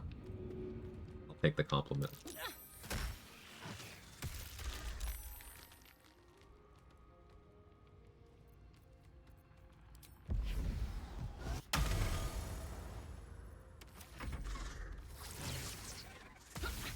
About to get Mirror Lost tonight. What's the best way to guarantee the prayer?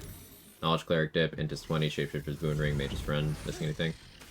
If you just go Rogue for reliable talent and you get Religion proficiency from somewhere, Chris, then you have a floor of 10 on what you can roll. If you then have Shapeshifter's Boon, Mage's Friend, Guidance, let's say you picked up the skilled feat to get your Religion proficiency that way. Or you could go knowledge, whatever. Let's say you're religion proficient, you have reliable talent. You're adding 4.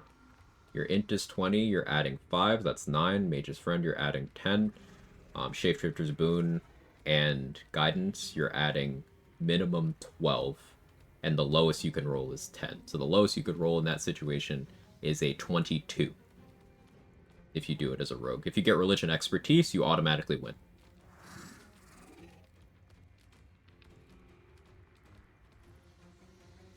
So, rogue.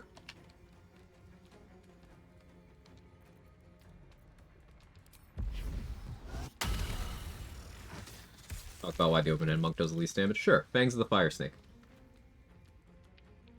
Play 4 elements, you get Fangs of the Fire Snake. Fangs of the Fire Snake at peak, with everything you can stuff into it damage optimization-wise. If you just have every single one of your attacks for all of your action points in the turn be Fangs of the Fire Snake, you do more damage than other monks do. That's it. If we step out of 4 elements at that point and look at Shadow Monk, it's extremely impractical, but if you did the same thing using all of your attacks on Shadow Strike, which is extremely difficult to pull off because it's super key point hungry, it's very conditional, it's very wonky in terms of the inputs, and this is impractical. But if you did the same thing with Shadow Strike, Shadow Monk also beats out Open Hand's peak damage. This is not to say Open Hand's peak damage is low at all. Every kind of monk is filthy, disgusting, nasty, brutal, just crazy levels of damage. Monk as a whole does this. And Open Hand does good damage. But the framing that a lot of people use when pointing out these things without context is they'll go with, yeah, Open Hand does the most. No, it doesn't. And it isn't even close. God, there's not a lot of monks in the game. Yeah, Mr. Bombastic. If we fought more monks, a lot of people would be reporting more run losses. May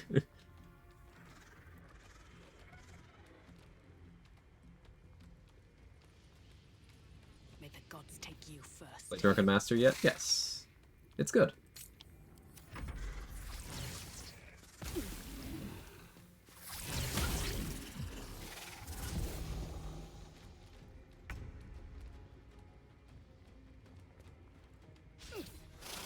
I like missing. That's the most important part of this fight.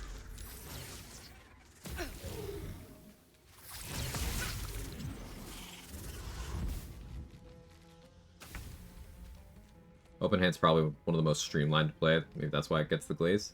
It is simpler to play than the other subclasses, but I don't think that's why either. Because there are classes that are very simple to play that still get that level of downplay. It's entirely because of content popularity. We are in an age where people will base the entirety of everything they believe on what comes up in their daily scroll. And people who scroll a lot of Baldur's Gate 3 content and look into any of the build side of stuff are likely to see a handful of classes. They're going to see Berserker content, they're going to see Paladin content, they're going to see acuity stacking Bard content, they're going to see Open Hand Monk content. They're going to see those things. So, a lot of people lack critical thinking ability. So they will jump from this is what I saw to this is what I should do. And they will jump from this is what I should do to this is what everyone does. And they jump from this is what everyone does to this is better. They make these logical leaps, jumping over, you know, the stops in between where you would do that critical thinking and be like, okay, well, no, just because this is what I saw doesn't mean this is the only thing. And then they don't stop to think and like, okay, well, just because I'm doing this doesn't mean everyone is. And then they still don't get off at the stop where you could be like, okay, just because a lot of people do this doesn't mean it's necessarily the best option for every situation. Like, surely there's something that people maybe swap out situationally for or don't know about yet. They don't have those thoughts. It just doesn't happen. It's not an intentional thing, but like, by and large, a lot of people, the way they consume the internet or information as a whole, haha, the human condition totally isn't fucked in 2025, is that there's no reasoning involved. It's just, I saw it, so that's how it is. That makes sense?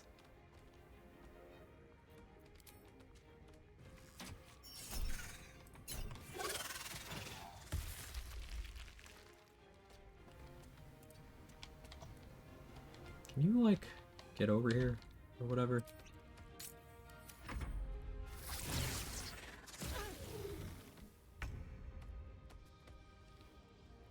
LOL, wait, BD3 builds actually had Rogue and F tier, like, completely unironically? Yes. Rogue is the tankiest class in the game, by the way. Same number of feats as Fighter. Same number of skill expertise as Bard, except gets them earlier. More burst damage than anyone else in a martial setting, in terms of one click for total damage. Second most mobility of any class. F tier. And I can tell you exactly why that is the way it is. People who put it in that tier haven't played it. It's very simple. It's very simple. All these kinds of behaviors make more sense when you put it in the box of, hey, I'm not doing it, so it must suck.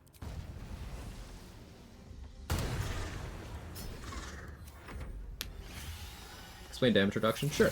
Bad at this game, didn't know there was damage reduction. I guarantee you are not bad at this game because you asked a very good question. And like, this is one of those games where thinking along... having thought processes that lead you to want to understand how things work means you can't be bad at this game. So, glazing a chatter randomly for a moment, but I really like the question.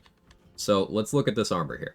The Helldusk armor says under Prime Aegis of Fire down here, resistance to fire damage cannot be burned, but then it says you take 3 less damage from all sources. That's damage reduction. So, any incoming hit that I take, let's find the last time I got hit. See, here. Eye Patch 9 was hit for 0 poison damage. Eye Patch 9 took no damage. Hover over this, see the breakdown. The damage roll was 2. So I have poison resistance. It cut the damage in half. Resistance also rounds down. So if it was 3, it would still, you know, reduce it by 2. But my resistance reduced it to 1. And then you see Prime Aegis of Fire. 3 damage reduction. The Uncanny Dodge thing, that's just wonky. It's just displaying something that didn't matter. But my damage reduction reduced the hit from 1 to 0. So I can just get hit, but if it's small enough, it doesn't hurt me. And there are lots of sources of damage reduction in the game. You can get Force Conduit from the items that give it. That's up to 7 physical damage reduction. You can have armor that gives you damage reduction. There's a shield that gives 1 DR to spells, specifically to spells. There's a lot of ways to go about that. Abjuration Wizard, the entire subclass mechanic is you just have damage reduction for using Abjuration school spells. You can be running around as a pure class Abjuration Wiz with 24 damage reduction.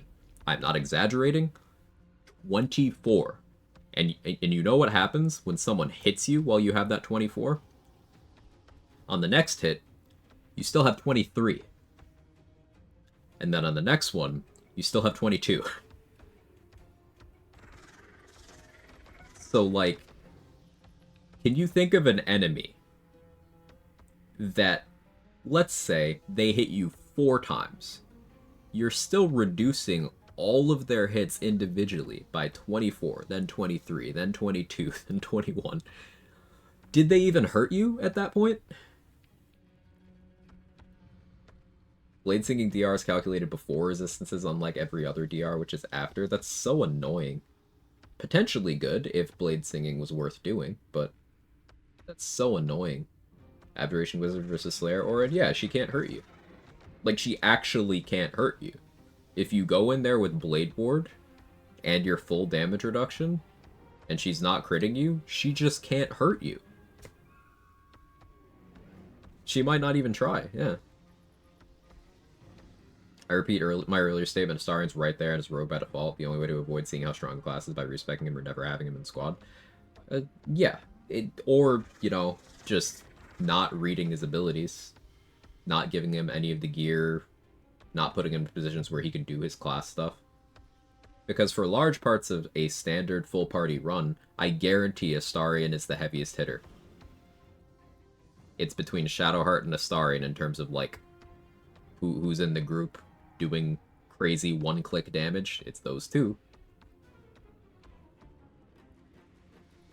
Not reactivating an Uncanny Dodge. Not knowing Uncanny Dodge exists, Adrix. Yeah, thanks for explaining. Of course. Is there a scenario you'd take Toll the Dead instead of Bone Chill? Yeah, if I was attacking things that have high armor class but bad wisdom saves.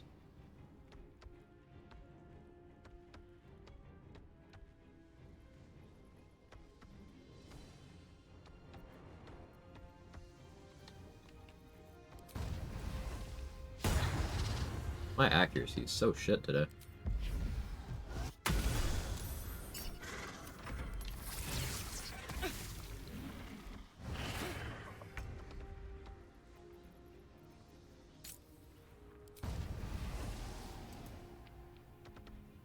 Hey, thank you so much for the tier 1. Noan? Correct me, I like getting names right. Thank you so much. It wasn't necessary, but I do appreciate it. And again, you had a very good question. She's just a girl and she's on fire. There you go, Quag. Cat, what are you doing? Lost the solo run as pure Swashbuckler is only because I forgot Ring of Free Action was popping up also. I'm sad. The reason why I value paralysis immunity so highly, Lenny, is because I kept getting killed by paralysis effects. The first run I ever lost in Act 3 was a rogue, and I was doing great. And then I didn't have the Ring of Free Action against the Gith in the Elfsong Tavern. And that's how I found out, like, 5 people in that room have hold person. I didn't know that at the time. And that's how I learned.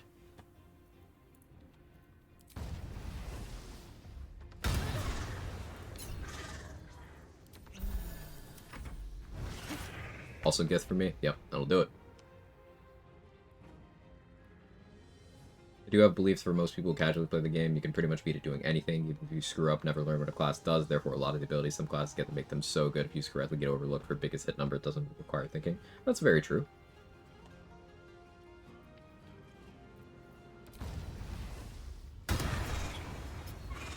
Juicy sneak. 13 resisted.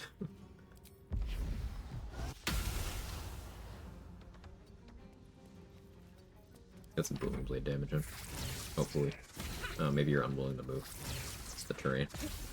Let's see. Move. There we go.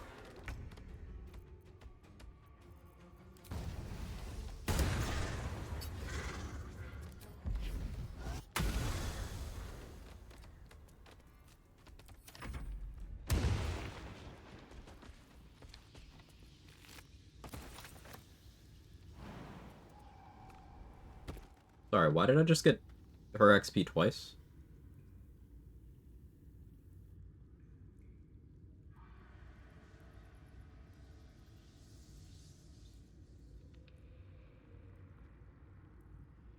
Huh?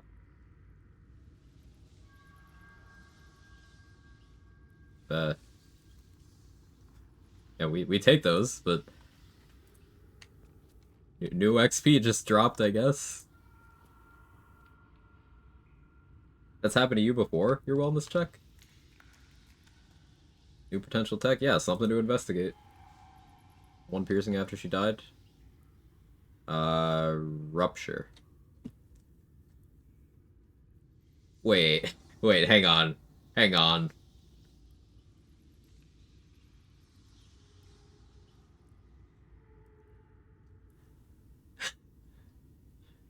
Can we multi-bomb to get more XP from the spider?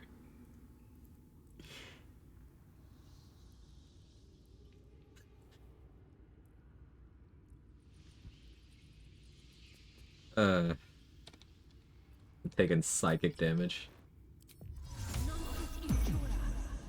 So, this is a great segue into... Sometimes you'll see an experienced player get asked, "Hey, do you know everything?" No. Anyone who tells you they know everything about this game is a fucking liar. It's straight up not possible. Might be useful. It straight up just isn't.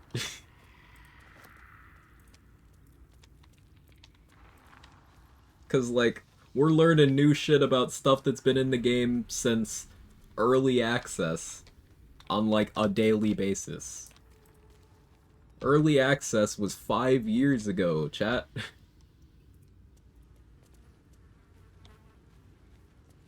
Im does say that she died twice. Yep.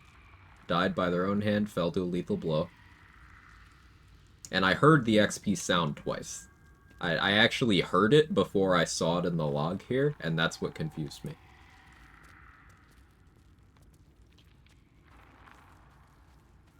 What I missed typing a report? I got XP for the Spider Matriarch twice.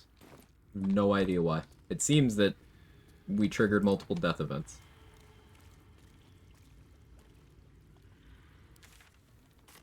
Which is certainly interesting.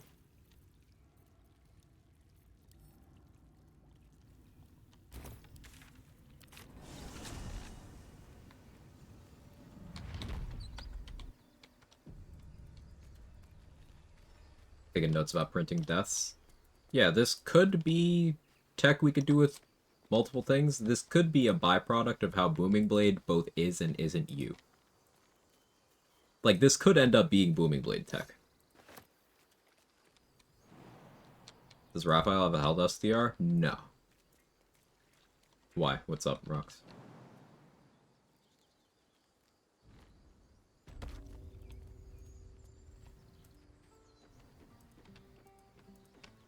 What can't Booming Blade do? Be balanced. Why am I here? Chat, why did I come here?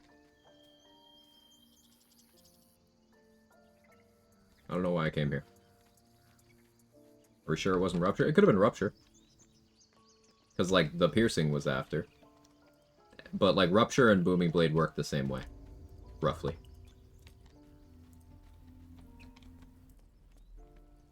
Where am I? What's going on? Where am I? Oh, I wanted Practice Sword.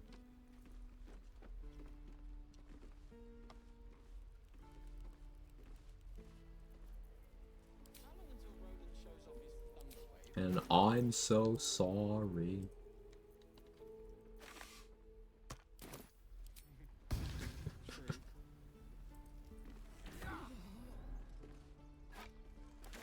Being arrested for theft. If you have a Oh, defense, you saw make that? it That's now. so funny, actually. Well, it's mine.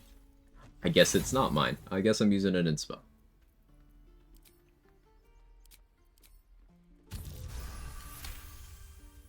You've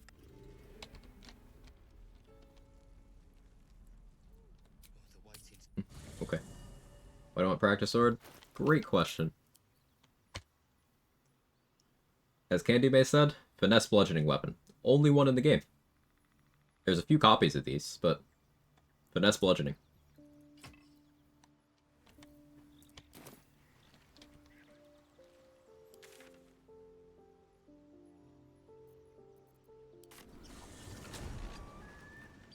The amount of times I failed to check because I felt like I did need guidance more than I want to admit. You're absolutely right. If I just clicked guidance, I would have been fine.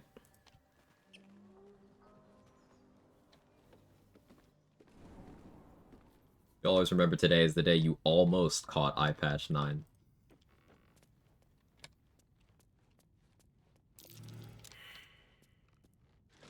That's curious. We killed Gale, just haven't got him yet. Just haven't got him yet. I'm not Dirge. I couldn't have killed him. Not permanently, anyway. I don't need any attention. Pancakes are in snack channel? Nice.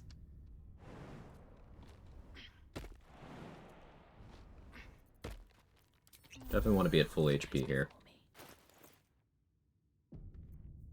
With my AC on. Put the AC on, put the AC on.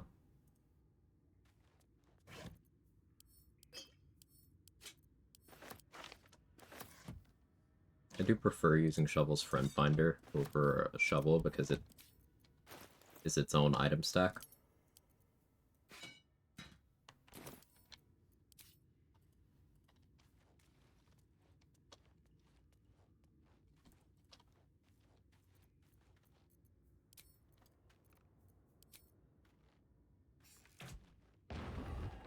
Just out of view.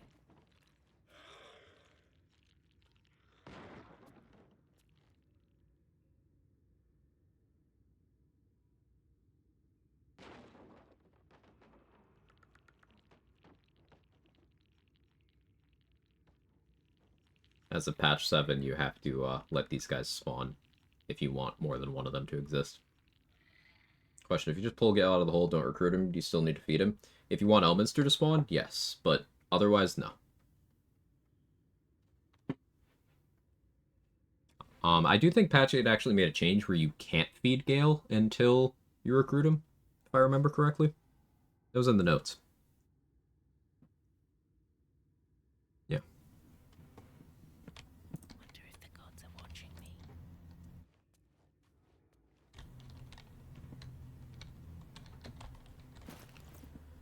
Let's go with more raw damage here.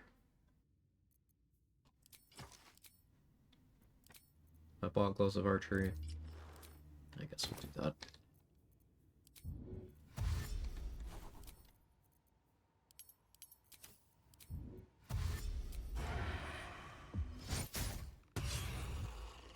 The outright one-shot, so combat didn't start.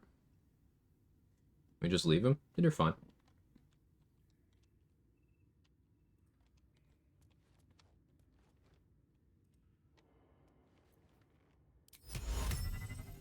Oh yeah. I have spell slots. Can't risk being in open view. Don't waste a step.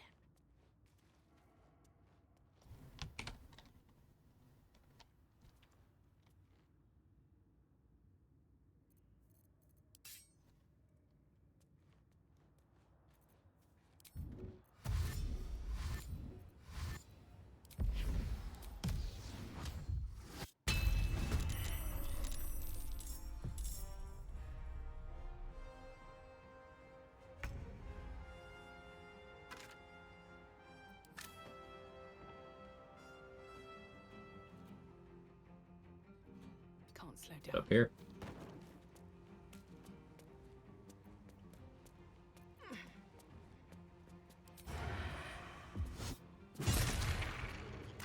$34 damage.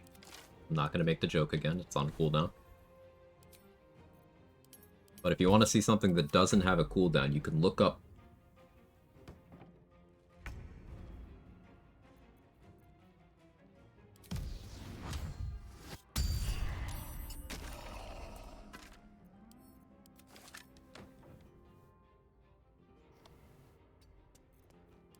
We're in a Blade Wood buffer here. Look up, big lady. Big lady.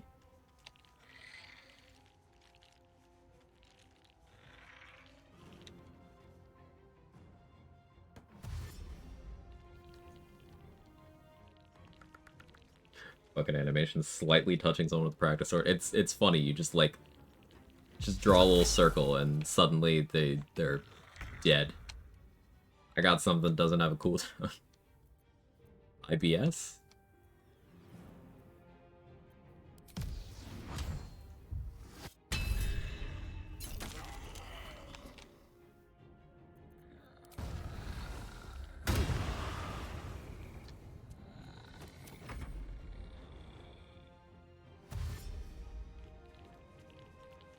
Just discovered you can get Potent Robe already in Act 2. Every time you learn something new. Potent Robe already? What do you mean? Like, I usually get it pretty early in the act. Iceberg. If I want it. Otherwise, I wait until level 9 so I can get higher leveled scrolls from Alfira. But yeah, like, where else would you get it?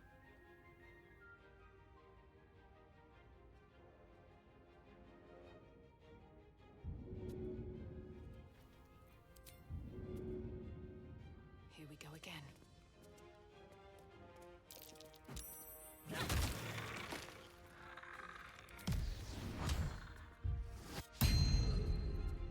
Not the crit miss. Merry crit miss.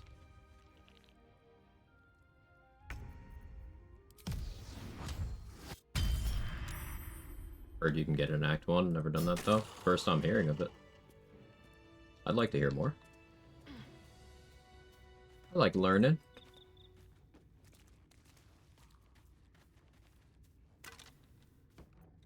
All the other times I got it, Act 3 in the Elfsong Tavern. Maybe I didn't talk to Alfir in Act 2 though. I didn't even know you could delay getting the reward till Act 3. That's funny. Might be worth a look.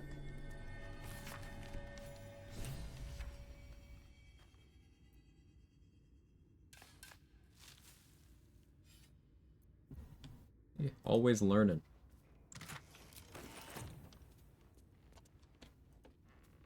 That's one of the things that makes this game so good, in my opinion.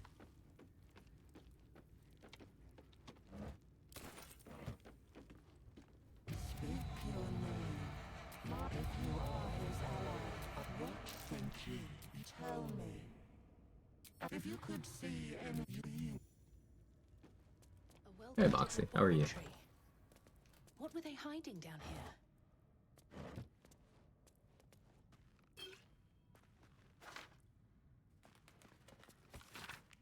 You keeping up with the BL4 news? How you feeling about it? Gameplay looks cool. Interested to see what they do with some of the features. I have nothing but unkind words for the people who specifically ask for things for years, get that thing, then continue to shit in the well to reinforce their content pipeline, like knowingly lying to their audience, causing long-term damage to a fandom just because they fucking can. Be openly save editing as soon as the tools are available because, you know, the wrong feedback was taken on the whole loot system thing. And I wish a bunch of people would stop doing Nazi shit in the fandom. That's about my whole thoughts in a couple sentences. But if you guys actually want, you know, a recommendation for one of the few people who does stuff in Borderlands spaces who I think highly of, go follow Moxie. He does lots of stuff for lots of games. Actually a good guy, too.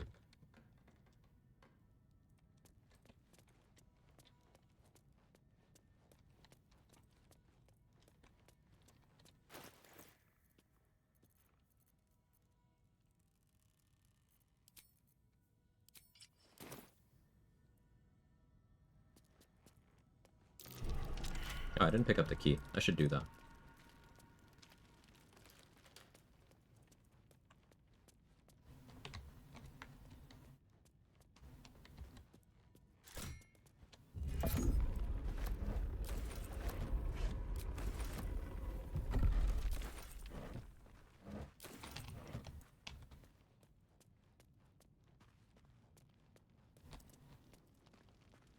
My feelings are it's complicated. Yeah, you could say that.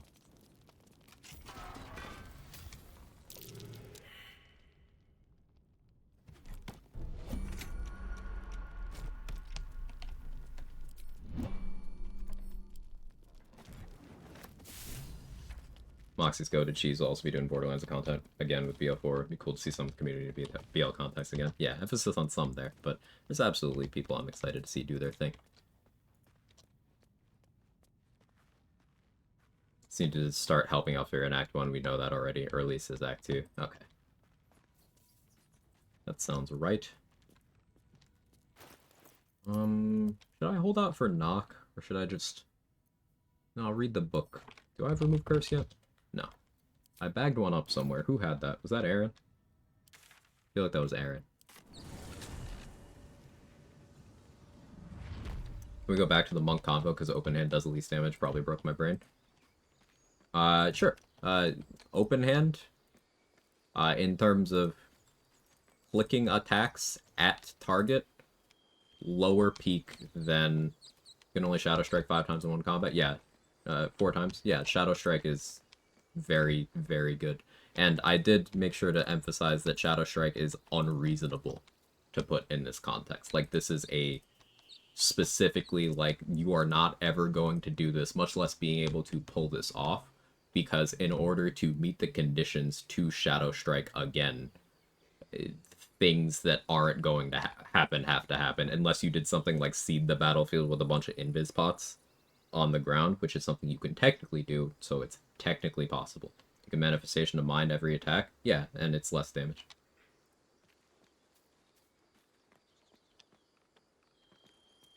It's more practical damage, it's less resource intensive, it's going to happen, unlike Shadow Strike spam isn't going to happen, but the entire discussion was people go for this take that contextless open hand better, and like, if we're going contextless, no, it does less damage than Shadow and 4 elements. In a practicality standpoint, it absolutely does more damage than Shadow.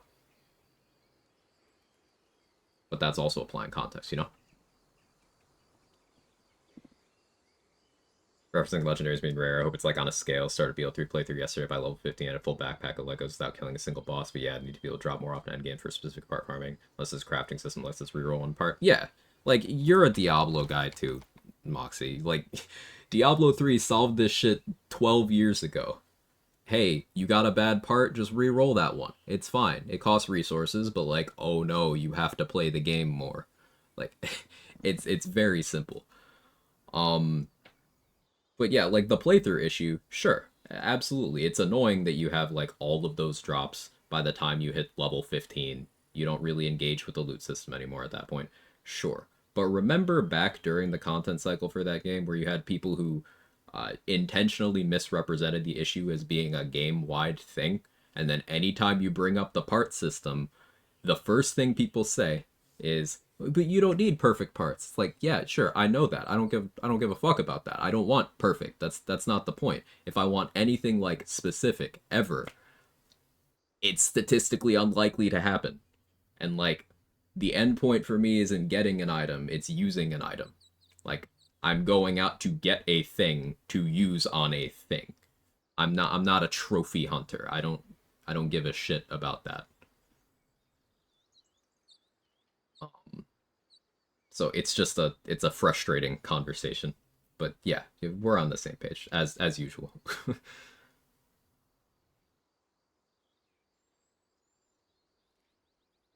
Punch with stat 6? Yeah. Drunk Monk can also punch with stat 6 too, and I do think Open Hand is better at that than Drunk Monk because it's more resource efficient. 20 Wisdom Manifestation is significant damage, especially with Redstone, for example. Or if you apply Perilous Stakes. Like, I do think, practically speaking, Open Hand inhabits this area where, unless you're doing full resource dumps, you can point at it and be like, yeah, this is some pretty incredible damage relative to other monks. But as soon as you start doing those resource dumps, 4 elements gets monstrous. Not that Open Hand doesn't, but 4 elements hits higher peaks. Shadow is technically capable of hitting higher peaks, but it doesn't happen. Context. I do think Drunk is overall probably a bit behind Open Hand, but like, it's mechanically interesting. More defensive. Cat.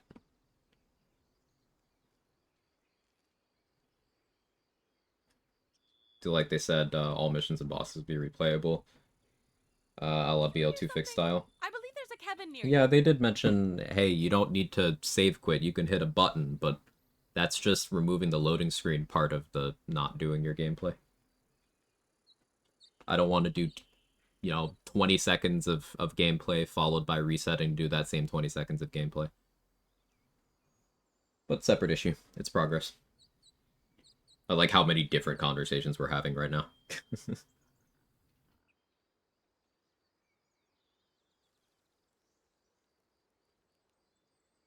Swashbuckler should be able to replace their hand with a hook and have it count as an unarmed attack. Based. No notes.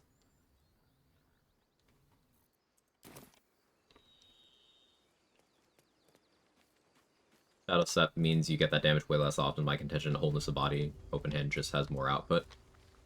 With Wholeness of Body, you get an extra flurry of blows out of the turn. And that flurry of blows, I'm still hesitant to put it over peak Shadow Strike.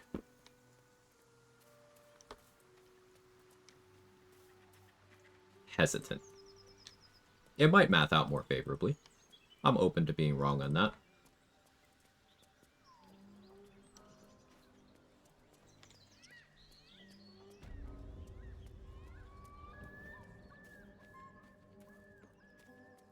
If only they added a flintlock just for Swashbuckler. Yeah, why didn't they? I mean, I guess they just kind of didn't add new items at all. But if they'd added new items, they definitely would have, right? Hang on, that's the good alcohol. I want that.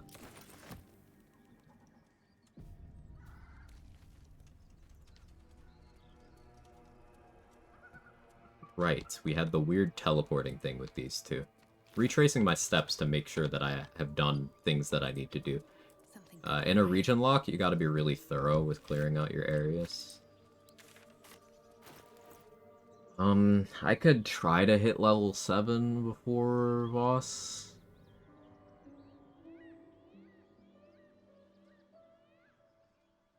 Are there guns in the Baldur's Gate series? It wouldn't be far-fetched, I just don't know.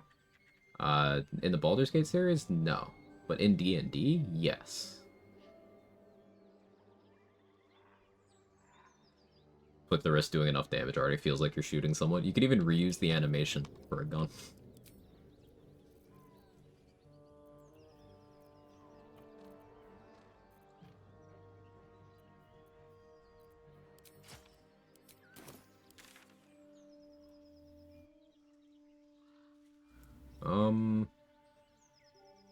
What else did I need Guileful Movement for? I guess there's a few people in the Goblin Camp.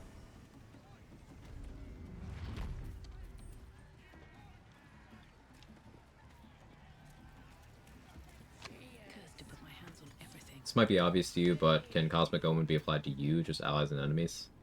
That's the super guidance thing, right? Yeah, you can apply it to yourself.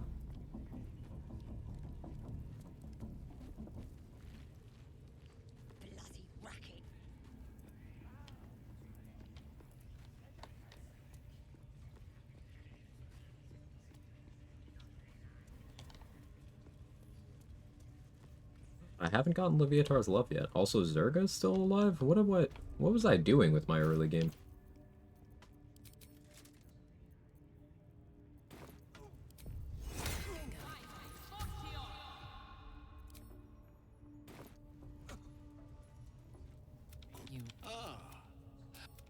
Pain without purpose is a...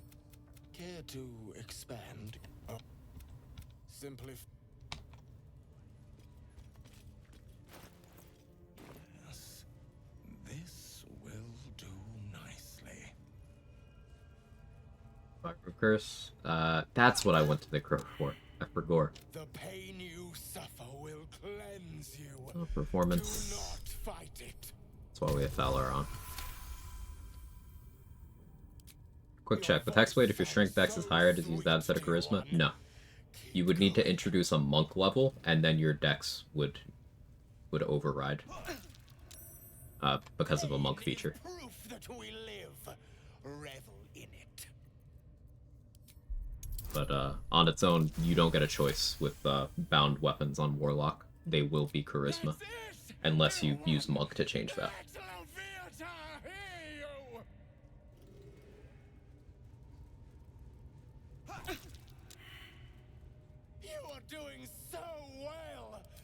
not give in now. I didn't check. Am I uncanny dodging these?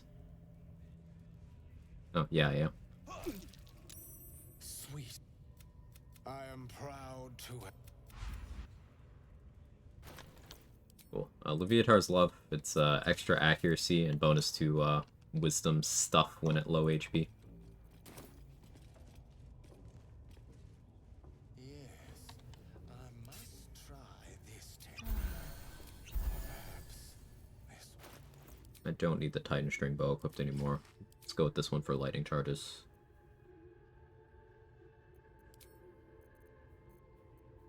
Let's stick with Fowler for now, I suppose. Although Short Sword of First Blood I really do like. We'll use that just because it's very underrated.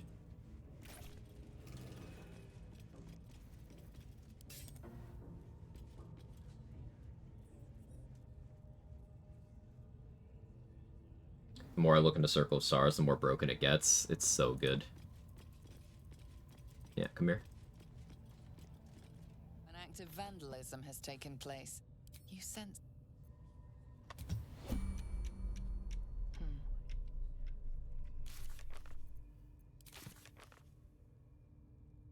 Guessing your sin's not enough. The guards will hear this. Will they? It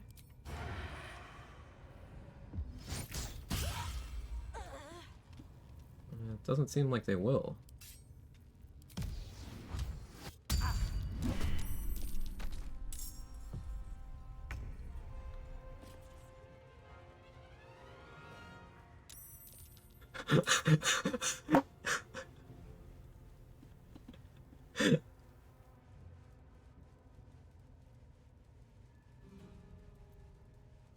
Hey Elena, how are you?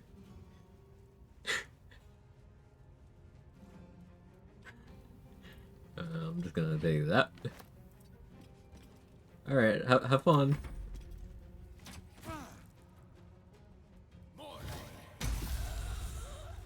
No, my XP!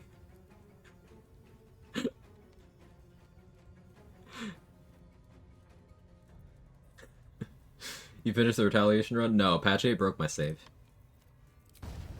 It doesn't load.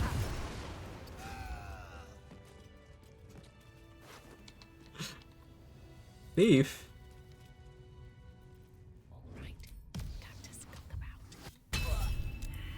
Uh-huh. And give me your weapon.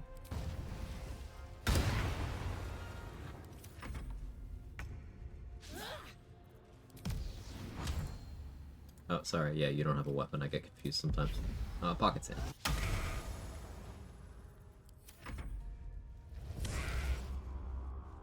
Oh no, now you're only up 230 XP.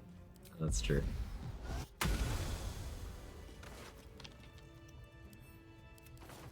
What a strange series of events. It's been a long day. Doing something like this in Moonrise, I was fighting a guard, a different guard joined the battle on my side. Incredible.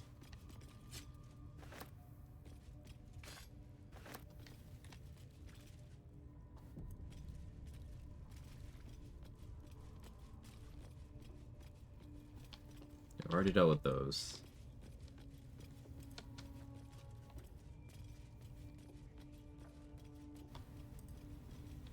That was so funny. I'm so happy this game just exists and allows shit like that.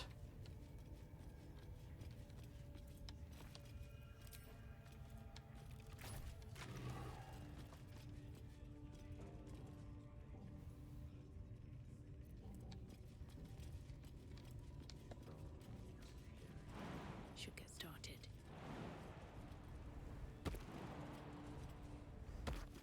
Thank you, Bloodworm. Give me 1 second, I'll read your message.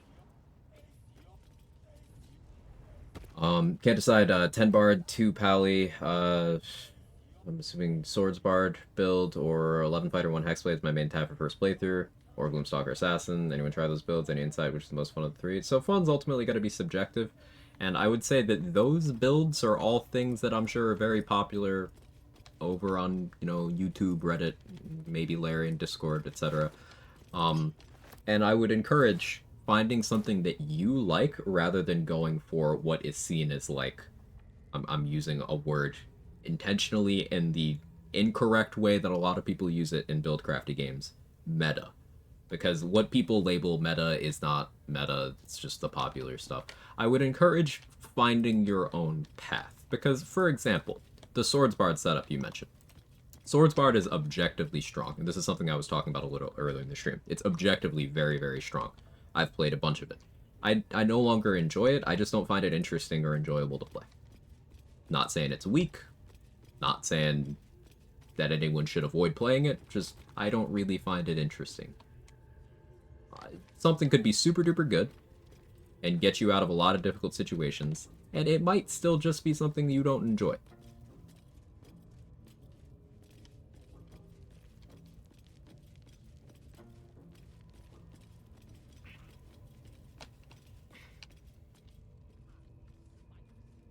And everyone's got their different perspectives on that. What kinds of things do you find yourself liking in, like, RPGs? Like, what's the vibe you like? Do you try to be, archer type stuff? Do you like being a spell sword? Do you like being unga bunga, no one can hurt me? Like, what's your flavor? Yes, I know, very forward. We've been talking for a minute, and I'm asking what your flavor is.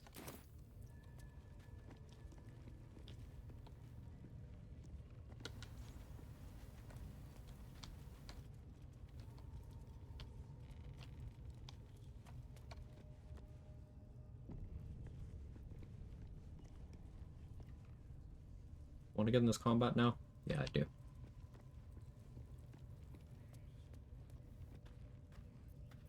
Softer than a whisper. Strike you down. Time to press ahead. Just you? Fine.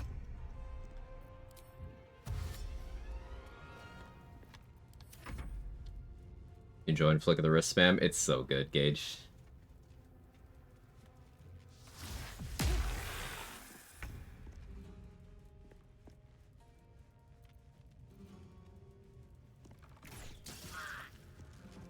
You lived? Die of cringe. Dress like apes, the hags are hiring. Nice.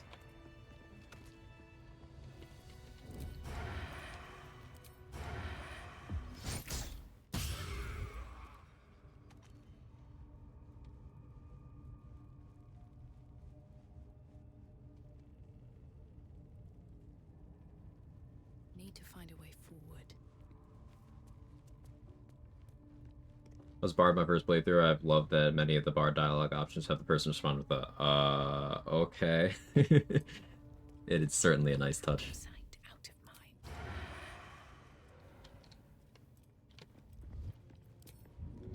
This guy's AI is very passive. I'm gonna wait for him to come over here so that we don't risk getting a crime response from Roa.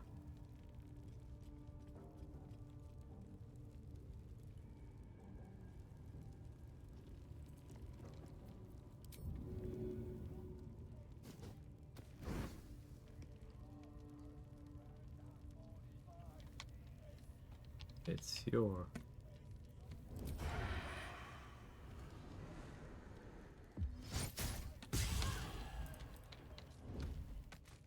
Go. Another step forward. Imagine getting a crime response from Roa. I don't know anyone's silly enough to do that. Yeah, like, that's surely not even a real thing.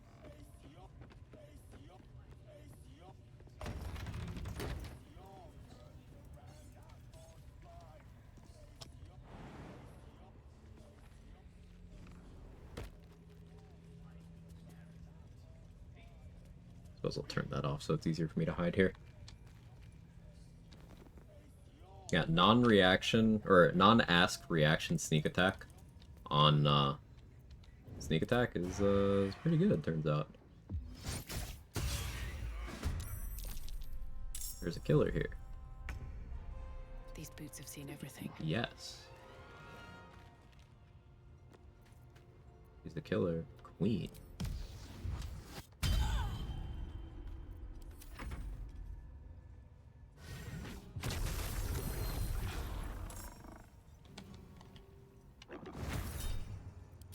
0 damage.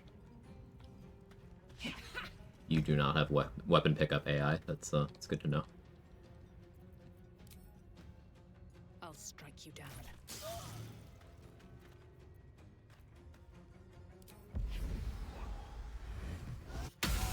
Pocket sand.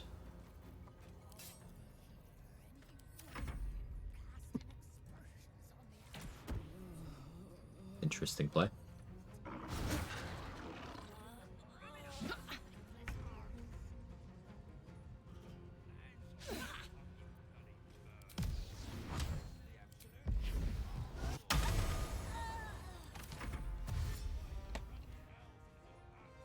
Imagine sitting in the exam room thinking about a Mogus and Skibbity toilet. Bro, I am cooked. Yeah.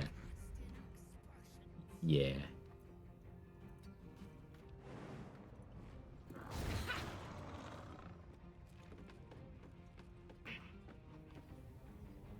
So just to be clear, with Uncanny Dodge, we have a level of tankiness here where it truly doesn't matter if people hit me. They can't really hurt me. Not meaningfully.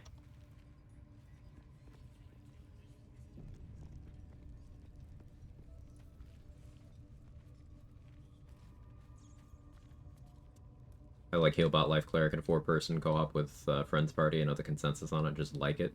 Well, there isn't a consensus on it, that's the thing. If you speak to optimizers, such as myself, it's a waste of investment, because your cleric can be doing a lot of things, and if you ever need a heal, you don't need to dedicate an entire spec to it. But if you like the vibe, then you're right to play it.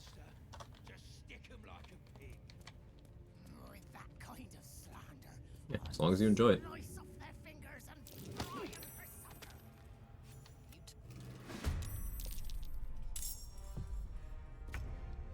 When I have good spell save DC, I can't resist hitting shield blow, won't stop being funny.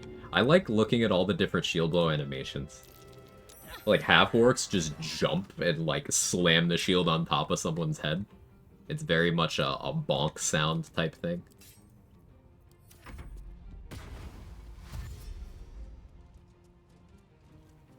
Four feats for an Eldritch Knight, thinking Savage Attacker Alert, ASI and Int for Arcane Synergy.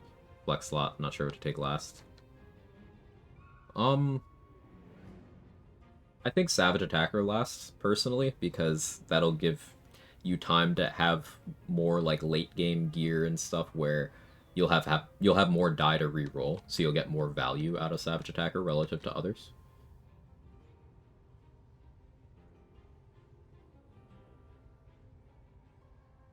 I think taking the Int ASI third makes sense because you won't have Arcane Synergy until probably just after your second feat.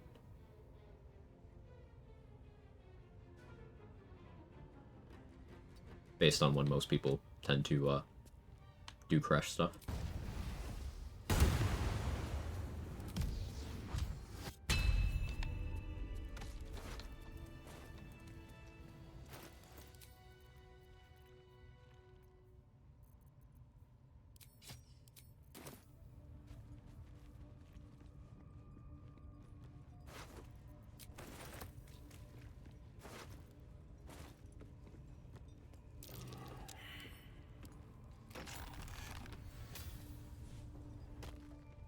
Thanks for... Welcome, buddy.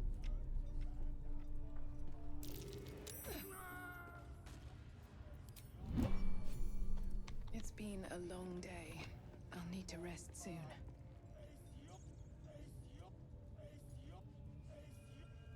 With 3 friends, all of whom probably building absolute silly dice, stealing all my potions, locked in their inventory. I like just let them do their thing and spam heals every turn. The last time I played a life cleric was one of the co-ops with Mark where this was pacifist heroes. Our characters were not allowed to take offensive actions. We had to rely on our summons. Yeah, same thought, Mark, but I'll explain it so you don't have to type as much. I didn't have things to do. Like, going into a fight planning, okay, I'm going to heal off the damage. It never happened. And even when I had an opportunity to do it, I had more important things to be clicking. Like, that's the thing. So I respect from life because it wasn't doing anything. Even in a purely support context, I wasn't getting the value. But, once again, this is not me dissuading you from wanting to play it. This is me explaining why I don't value it highly.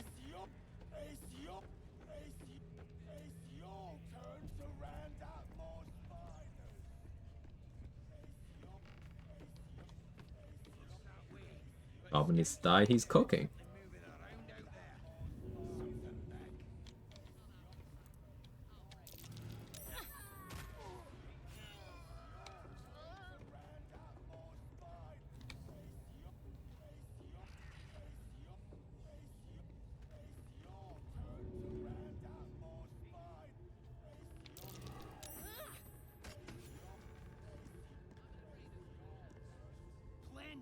How does Knowledge Cleric feel? I like Knowledge Cleric's spell list. Play the song? Okay. Hang on. What they do ain't exactly fighting. All they gotta do is light up a powder and burn.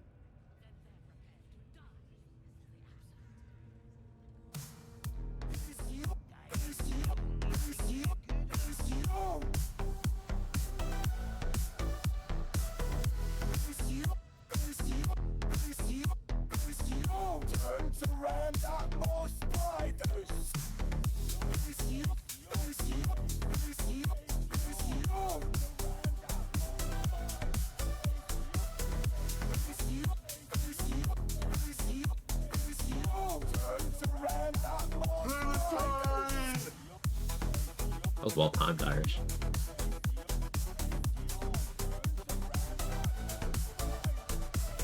Does this exist? Why not? So when is this a thing? Say made this a while ago.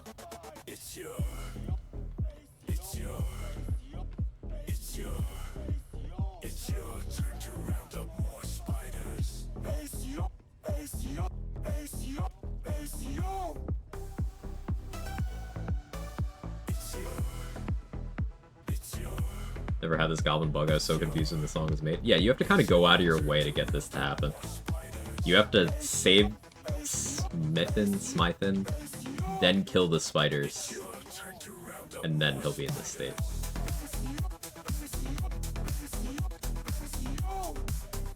Is Ellen secretly the MVP of the BG3 Challenger in the community? I think so. My favorite streamer. I appreciate that, you wellness check. This is a bug that was, to the best of our knowledge, discovered by Mark's partner.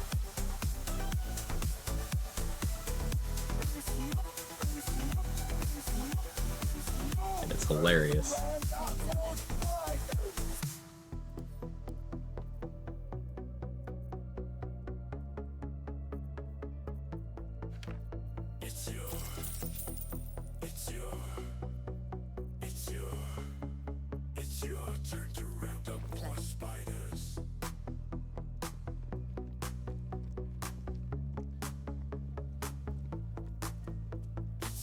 Outside of one Booyog in Dora's room and Minty, I don't need Guileful right now.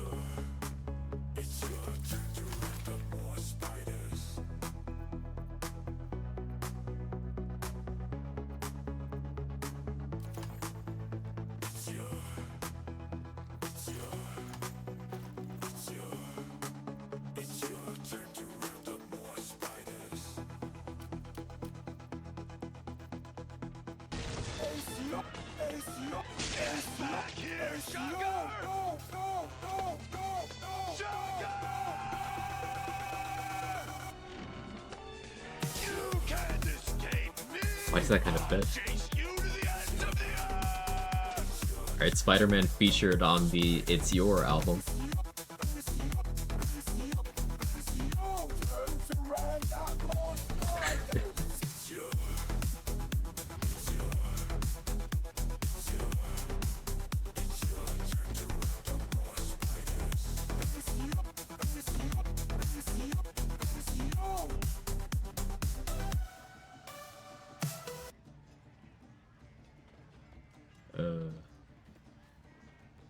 So yeah, that's what we're talking about whenever we just start saying It's Your and head bobbing.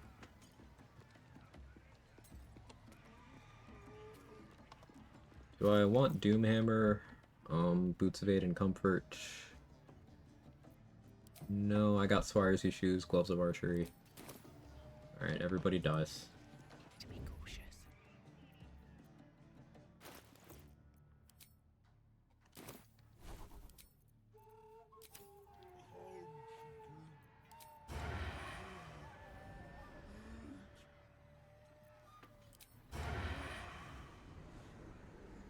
Hope your soul is in good hands. I don't need any attention right now.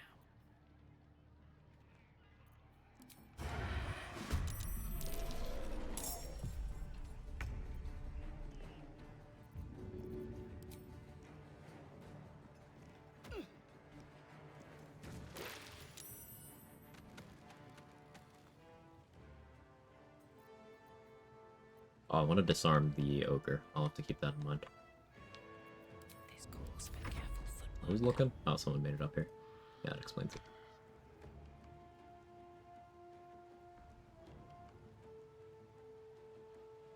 Satisfying? Yeah.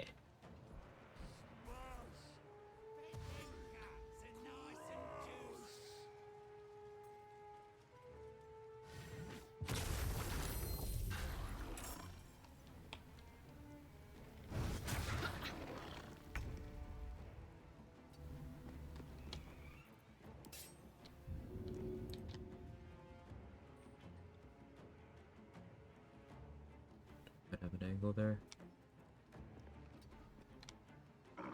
I just remembered I don't actually care about opportunity attacks.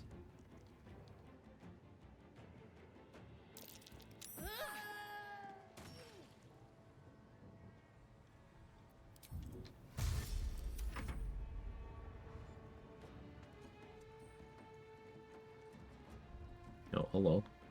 Just came out of the hole there and ran away from me. I see.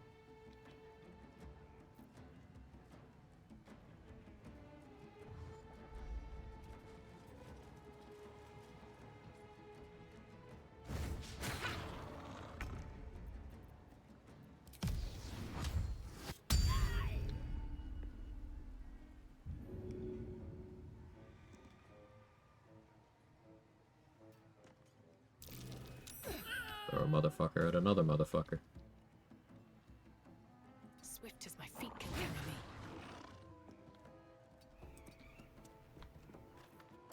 Throw a little die to rupture.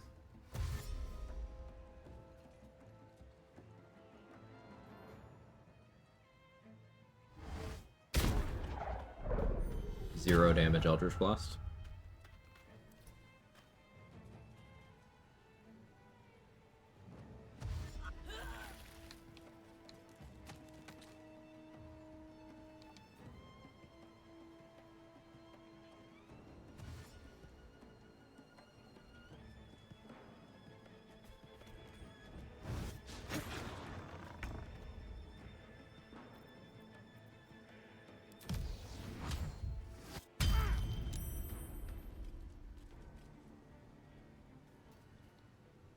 Ruptured. Spit up to you. Don't want to hit you directly because I got this.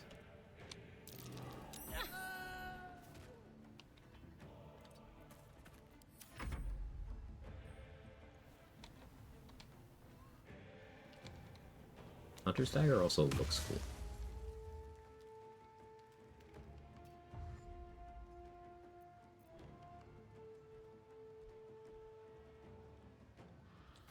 We're mostly in cleanup mode, trying to get to level 7 without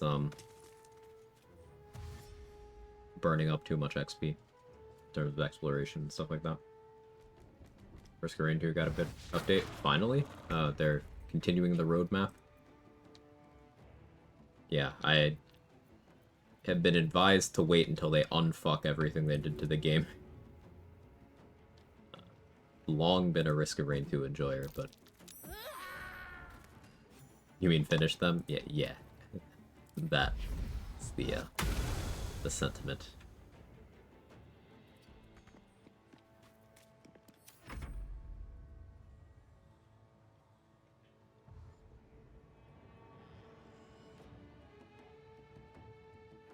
After this fight, I'm gonna AFK and grab some food. Already have it. I just gotta get it. Hey, Sal. How are you? because the Swashbuckler, it's good. Very strong. Another day, another fight.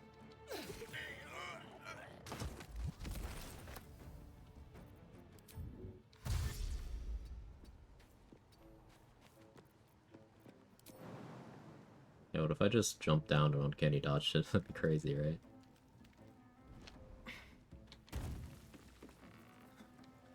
That'd be so crazy.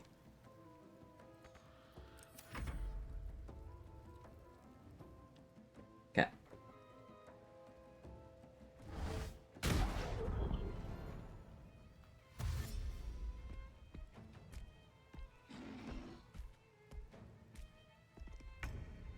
Oh, don't bite that.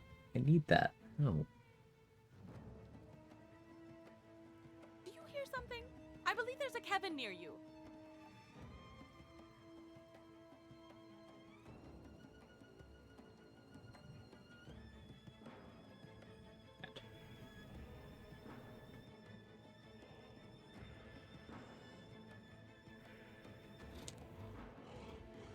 Relax. Relax. He sat up so quick. Are you good? Okay. Oh yeah, I'm getting high ground bonus. Fighting large enemies is so interesting with the stuff you can do sometimes. High ground on melee attacks.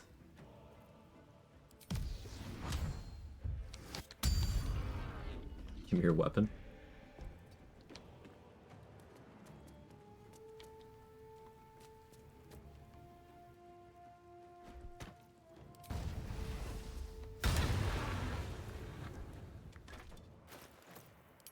Yoink.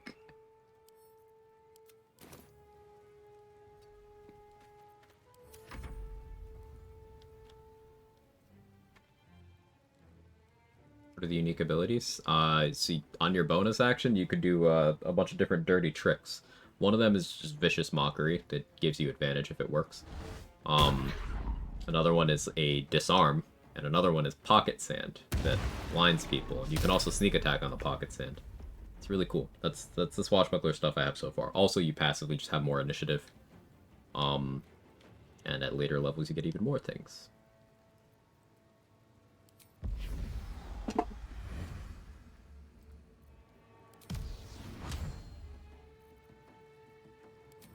Pocket Sand.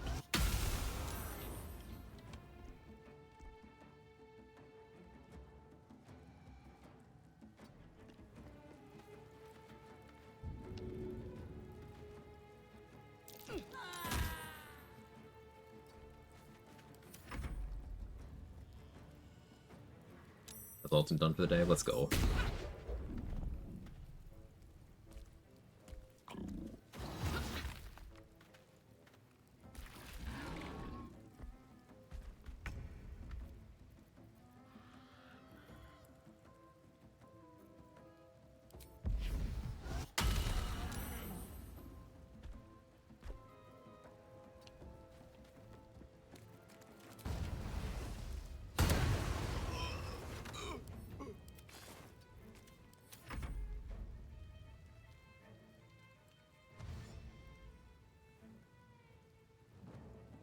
ASI, change my mind.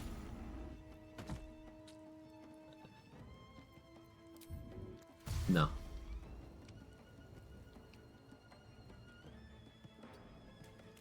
Or Battle Master. It's quite shit. You know, fighter's good, so it can still work.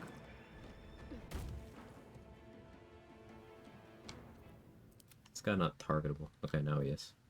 Strange.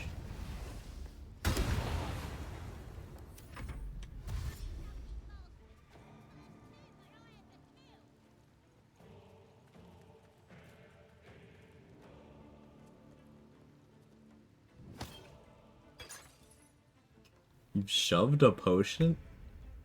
That was an interesting play. Okay, give me your weapon. Thank you. I mean, you also died, but thank you for complying.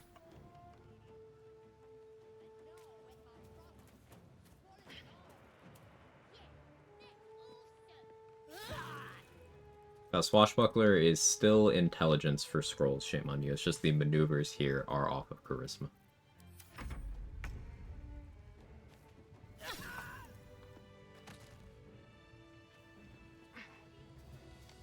Shoved a potion? There was a potion up here that they shoved down.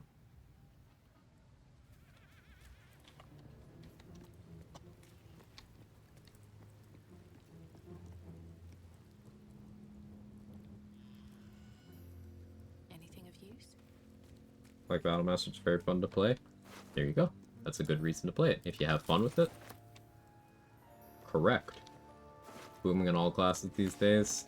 Me, personally, no. Just because I will get very bored of it very quickly.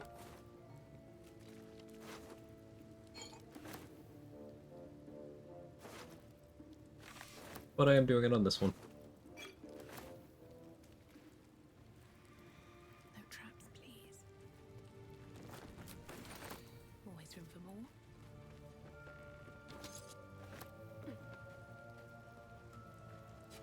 Thinking of doing Battlemaster next. You got a lot of options for it now.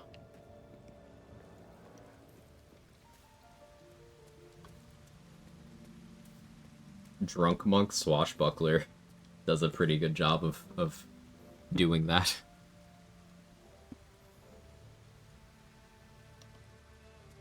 Or I suppose just Swashbuckler with Bloodthirst eventually.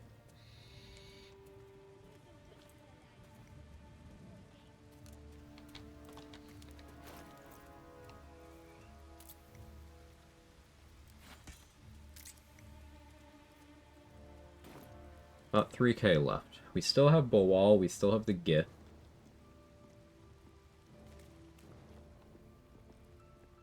I do plan on doing Grove Defense. Minthara will not be surviving. For XP purposes.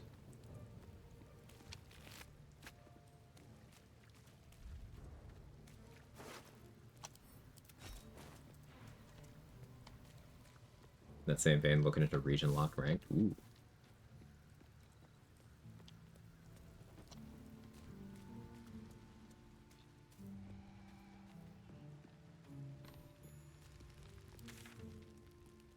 Alright, let's see. Let's give this a nice thonk. Still haven't found the darkness scroll I want for the harpies. I guess I could see if Cyril's selling darkness. Do Grove Defense all the goblins said? How does it make sense? The game makes more goblins. Almost all of the goblins there in that Grove Defense fight don't exist elsewhere in the game. That's why it's so XP positive. Because you can have your cake and eat it too. Very well.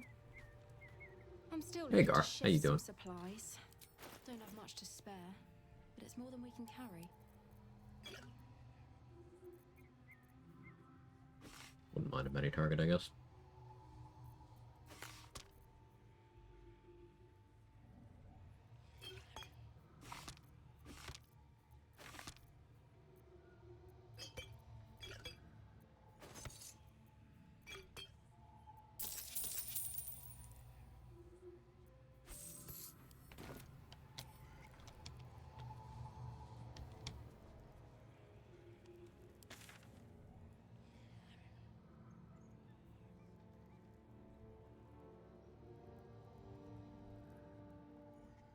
Oh, Gandrel.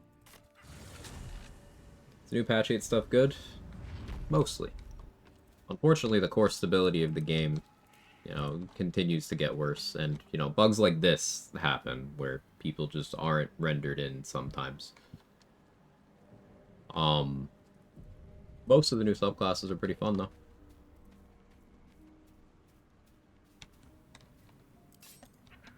of sight, out of mind.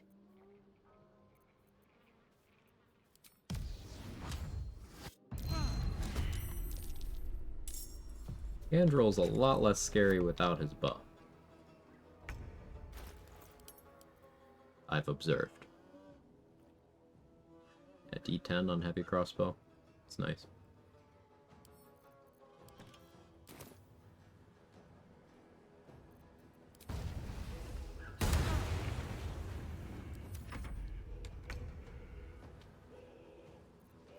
What if you dropped this weapon too?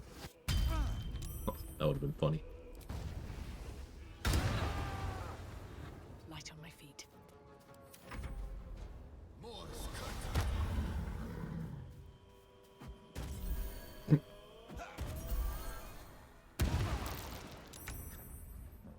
Amazing. No nuts.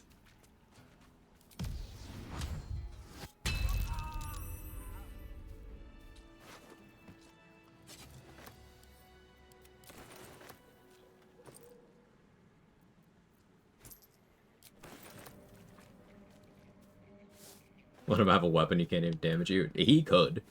Gandrel's a demon. Now, that guy is scary.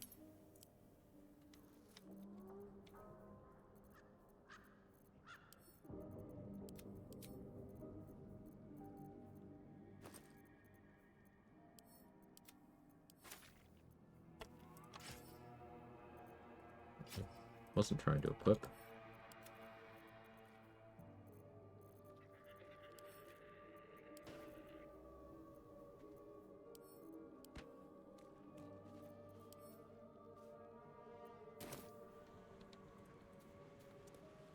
Or Gandrel's the final Act 1 boss to my solo honors. He does a lot of damage. Without his bow, I don't think he could. That's a fair point.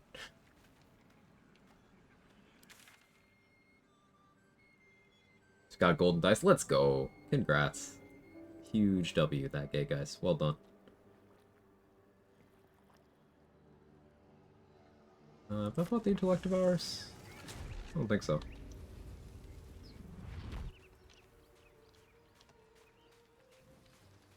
If everyone else minds their business, I'll be fine.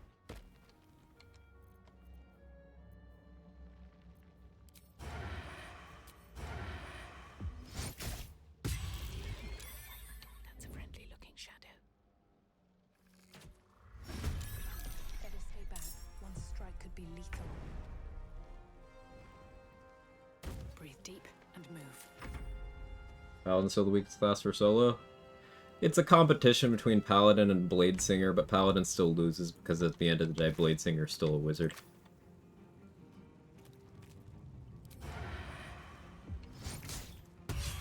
But I dislike Bladesinger more.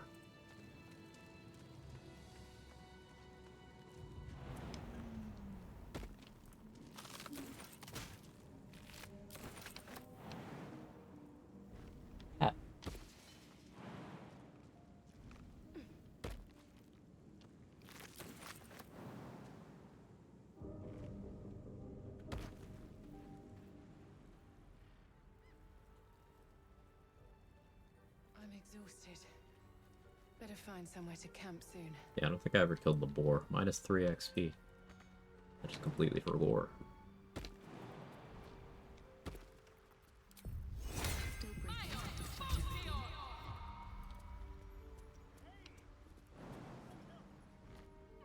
Wait.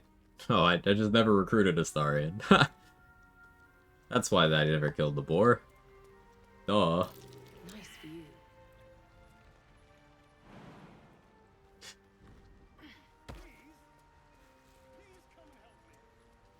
Hey, Rathano. Just read the description on Scar of Fury? Yeah. What happens if you come from this side? Hurry! I've got one of those brain things cornered. There, in the grass. Yes, Danny, I understand when a Starian is in the room, you become one of those brain things. I get it.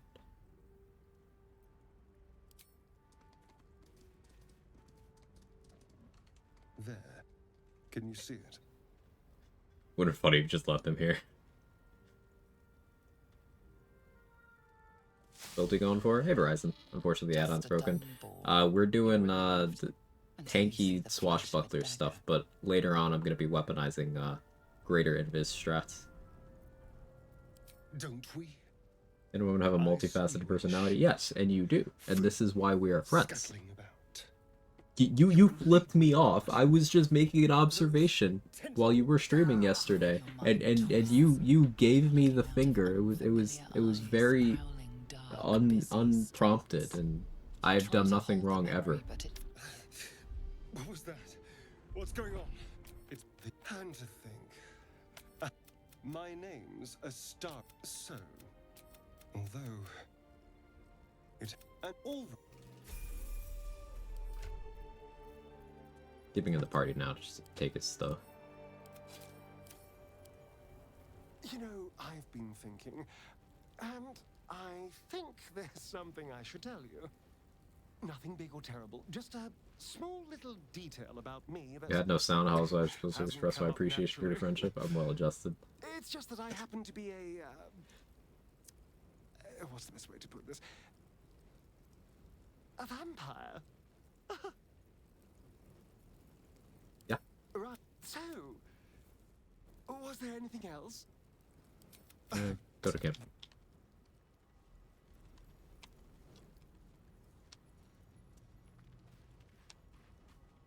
What's the shtick of Swashbuckler? You get a bunch of crazy shit you could do on your bonus action. You have an alternate version of sneak attack that is less conditional. You have extra initiative. And at higher levels you can just, like, charm people.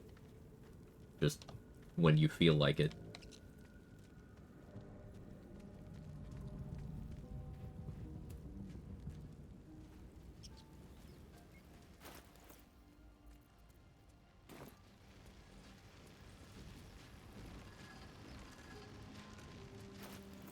Sounds cool. It's very cool.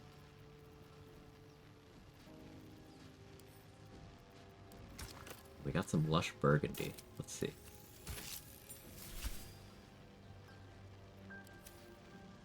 I like it.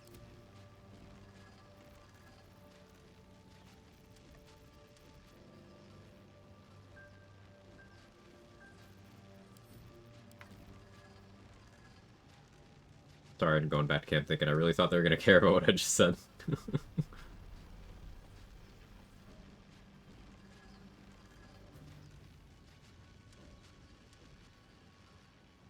Gale's a little bit.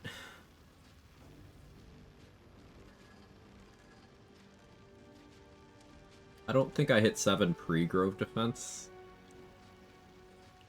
I mean, if I do Bawal, then I do all the Gith stuff, that's like 1,400 total. Still leaves a lot, though. What am I missing? I feel like I'm missing something. I could kill some Myconids, but I killed the Zents. I feel like I'm missing something. Boulette, I guess? Grimforge done. I don't want to deal with Boulette until I have, Boots of Striding, I don't think. So, I don't know, maybe it'll be fine. It'll be fine, right? When has it ever not been fine?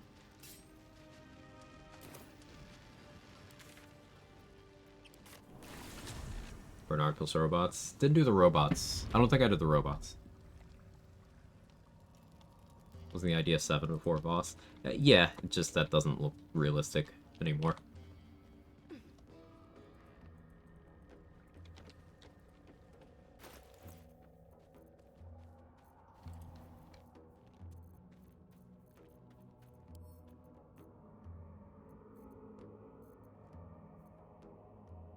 I should actually make sure that I have, like, stuff to damage the Boulette with first thing.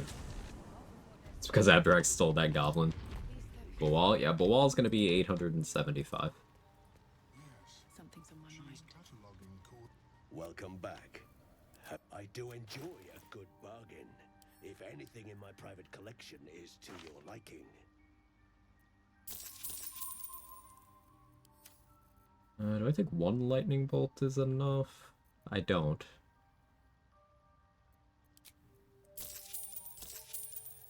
Very well.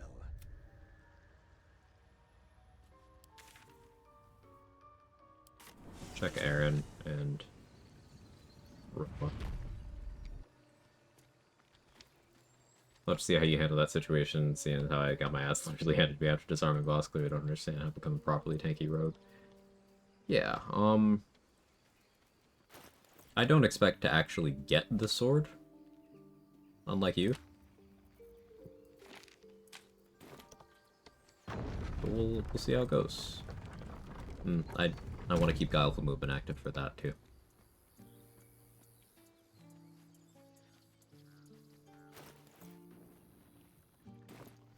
Yeah, I was thinking Battle Mage, but no, I'll actually do Guileful Movement.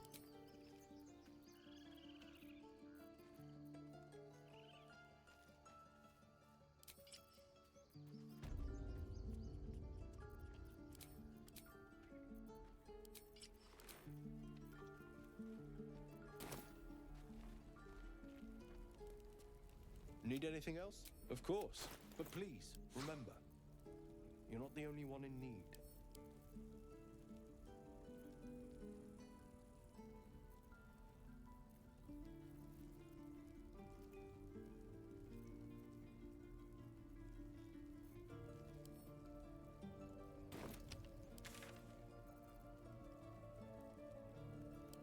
Alright, Elika and then the gift. Feather Elixir looks like level 2 Arcane Cultivation. Oh, it's Heart of Stone. One of Ethel's things. It's one of the beneficial ones. It's poison res until long rest.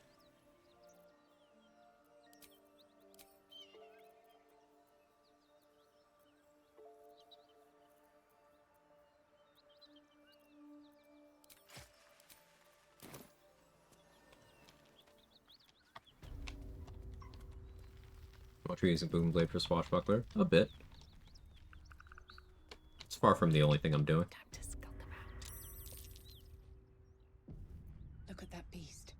Seems all flight. So we're gonna hope this doesn't kill her.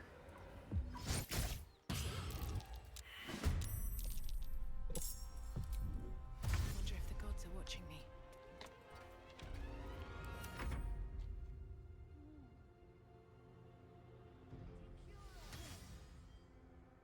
Oathbreaker fight. You know, that would be a chunk. I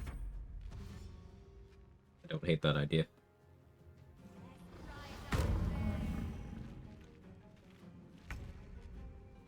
Swashbuckler finally fixed Rogue bad. Unfortunately, Rogue is still just completely unplayable. Like, it's even illegal to play Rogue in some places, Kara.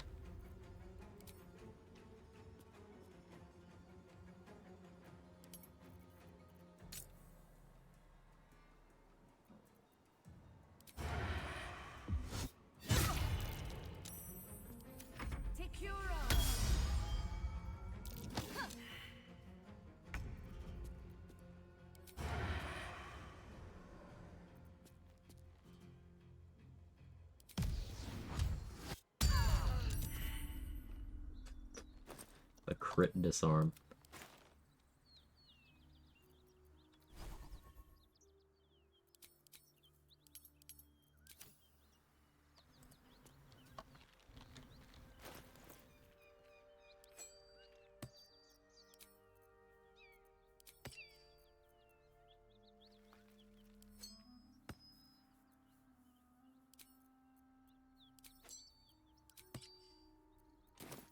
Don't want to draw any attention. Elika corpse and gets crushed. Yep. That's the reason we knock her out here instead of killing her. So that she will still be in the crush.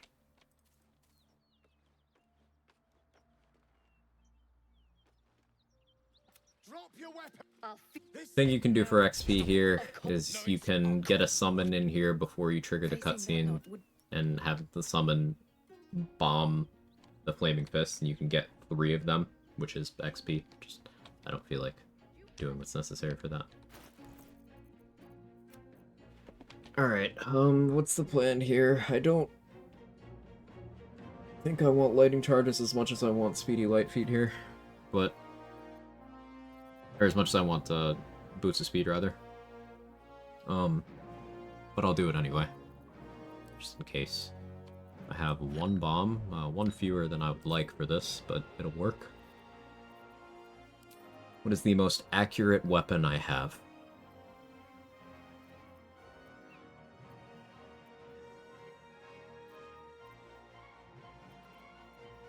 This one works.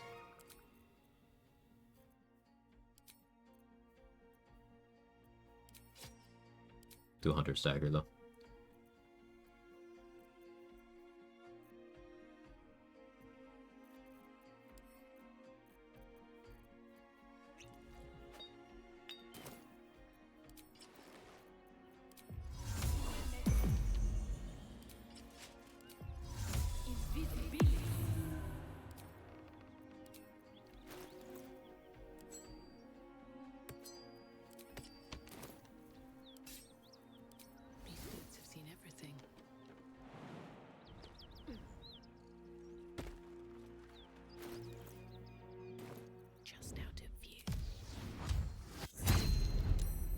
He's saved. And as for you, tell me, why shouldn't I run you through the... No, the only... At once.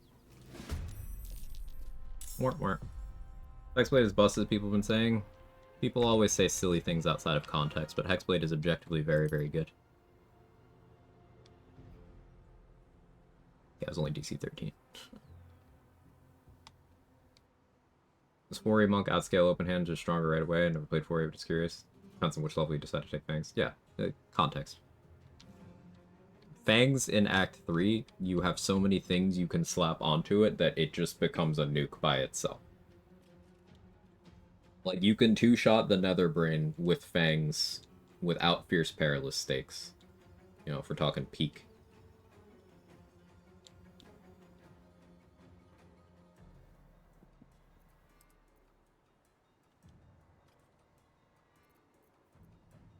Now, counter-argument, you can do similar stuff with Flurry of Blows.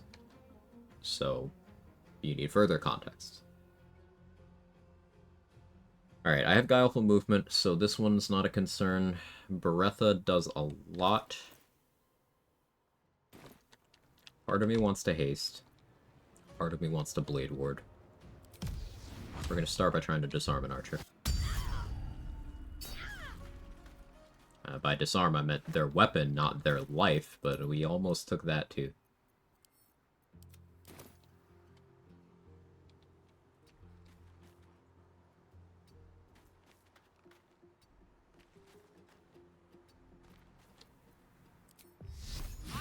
Got a Blade Ward buffer here.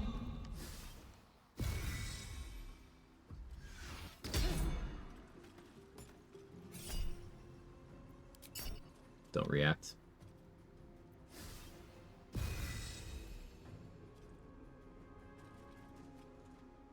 Beretta doesn't see a roll that hurts me. Blindness will shut off my advantage. It's a little annoying.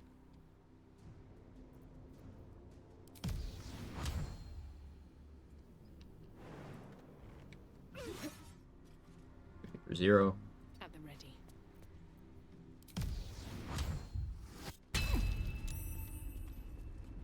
Saved. It's unfortunate. Still 2 turns of Blade Ward, though. Let's go for the Booming Blade, too. Sneak attack. Then I'll reposition. New weapon looks like Scimitar Lazel's holding the loading screens. Trade might know. I think that's just concept art, though.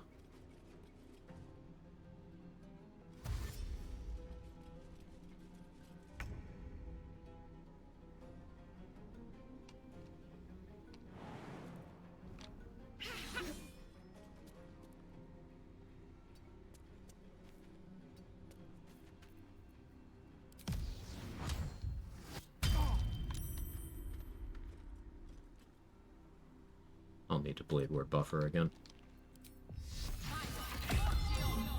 Saved on blindness. It's cool. But as you can see, I am so tanky that most of them aren't bothering to try to hit me. The archer just shot me twice and I took 1 damage.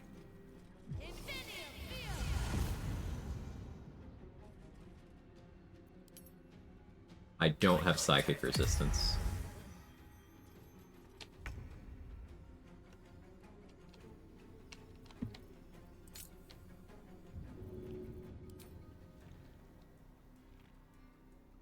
Should work.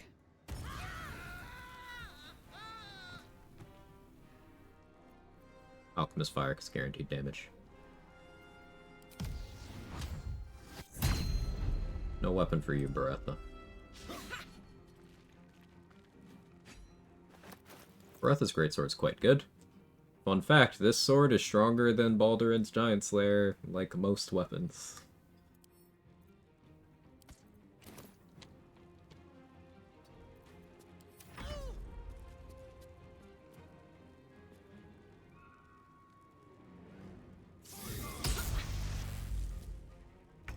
Swords.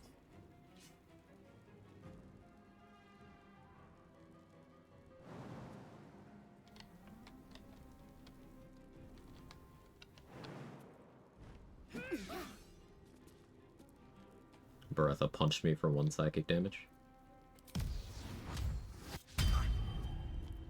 Expected.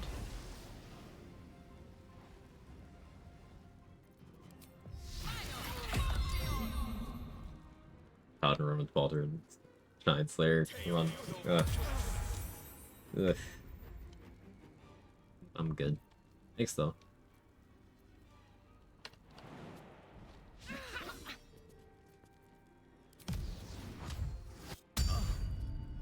And I'll take your sword too.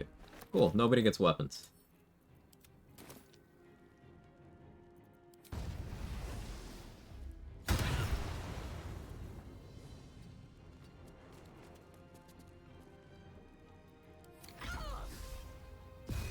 Okay, I didn't toggle uncanny dodge back on.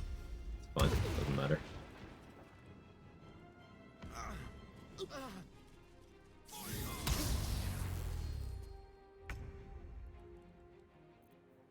What are your items by now? It's taken to just come from Heavy Armor Master Uncanny Dodge this time, and Blade Ward. I do have the Helldusk armor on, but the Adamantine Splint I also own. It's not on my character at the moment. It's in camp. But it's only 1 less damage reduction. You'd be experiencing exactly the same thing with the Adamantine Splint.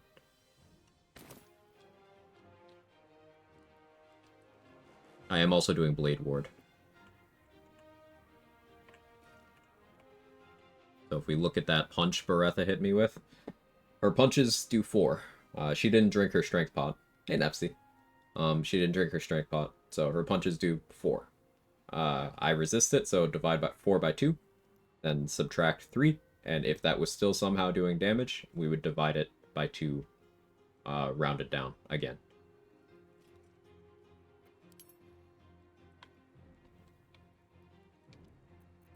So for them to do any damage to me, it just kind of isn't going to happen.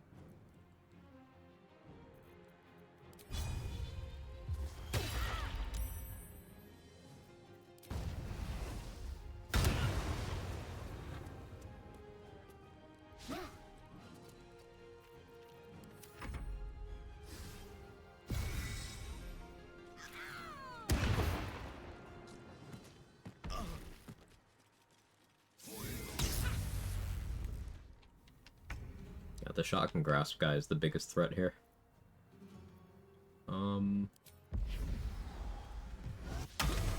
Dodge the Pocket Sand. Didn't dodge the Boomer Blade. Ah, yeah, Warcaster Opportunity Spell bypasses, Swashbuckler's thing. I gotta keep that in mind. It can still make opportunity attacks on you. Is the flat DR the last thing that applies? Uncanny Dodge is the last thing that applies. So it's resistance, followed by reduction, followed by Uncanny Dodge. Something Rox mentioned earlier in the stream is, it's... before resistance, there's Blade Singer's high-level feature. Damage reduction. So that's the actual pecking order. So there's an argument for Blade Singer making a good DR tank against certain kinds of damage because of that. But...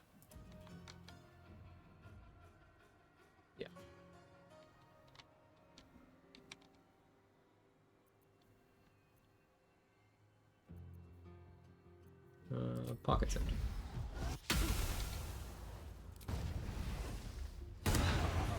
Nice crit. And still opportunity spell.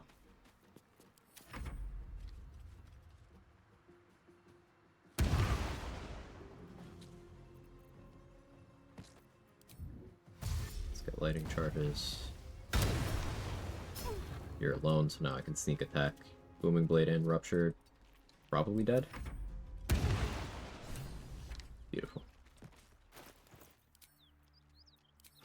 Put on Warp Headband. Yeah, we took 2 damage the whole fight.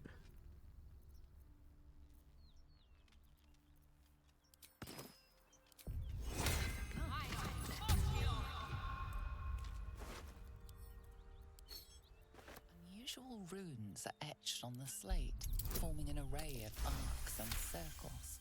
This, it's 90 XP, right? 90? 90. Bertha didn't use either of her potions, so stonks.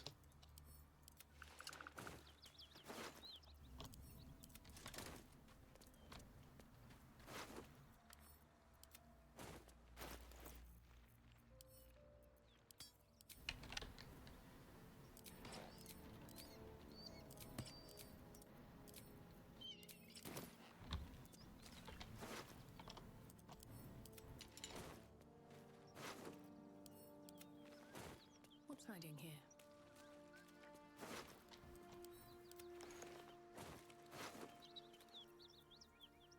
XP goes burr, yeah. Already good class, coming out with another good subclass will not change the hearts and minds of those who have not played it, but know that it is bad. Exactly that. Question is, could it disarm Merkel? Yeah, Merkel isn't immune to disarms. It's not even particularly difficult to do it, it's just disarming Merkel makes him stronger. Against most kinds of setups.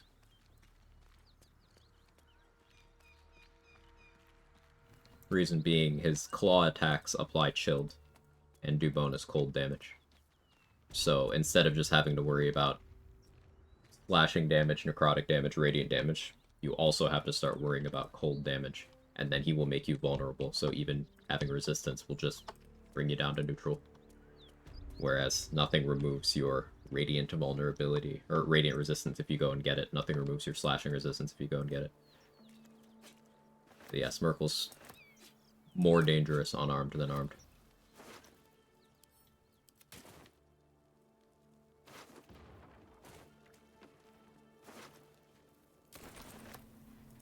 There is a fun thing I do want to do, though, involving that.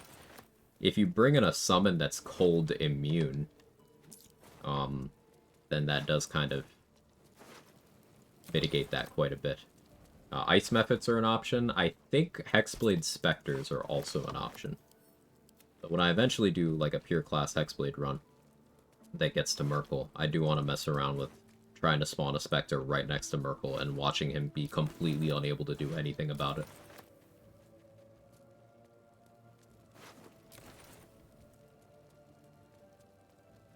Because I think they're cold and necrotic immune. They might just resist one or two of those damage types, though. Don't remember.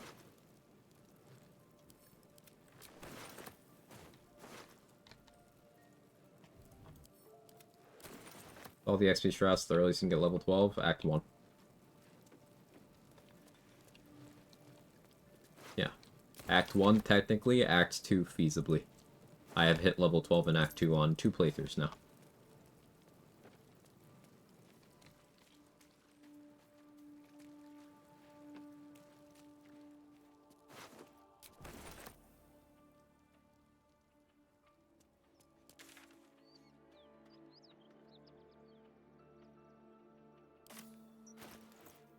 Like 2.4k. Yeah, we got about 500 out of that.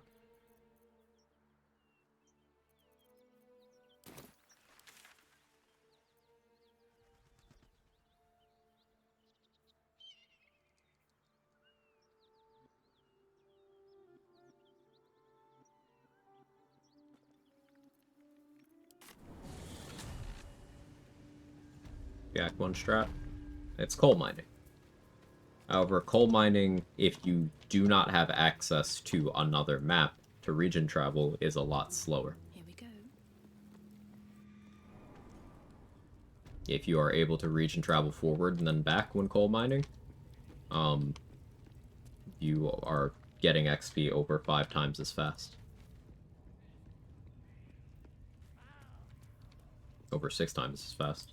This game got another update. What they add? Patch 8 came out recently. They added 12 new subclasses, 1 for each base class. 3 new spells. Photo mode, crossplay. A couple minor story things. The final major patch of the game. Major patch. Something.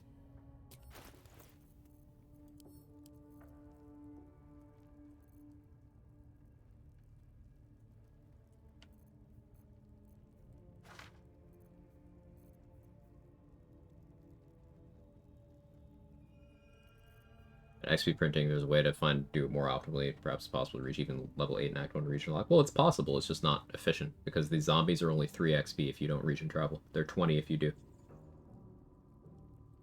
I'm trying to make this the most complete game ever made. There's so much. How's the crossplay? I haven't used it at all. I have no idea. If anyone in chat has crossplay experience, feel free to sound off.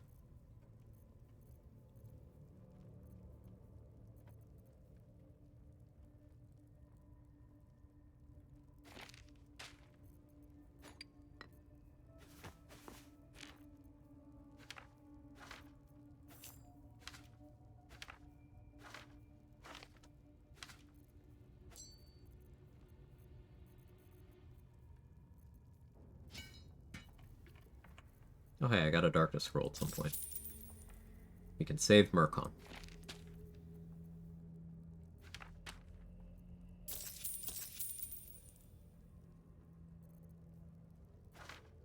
Gotta buy Ray of Frost scrolls too.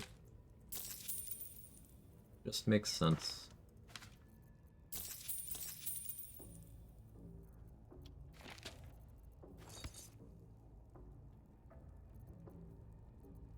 There's an argument for me grabbing Monstrosity Slaying, but I can't be fucking bothered.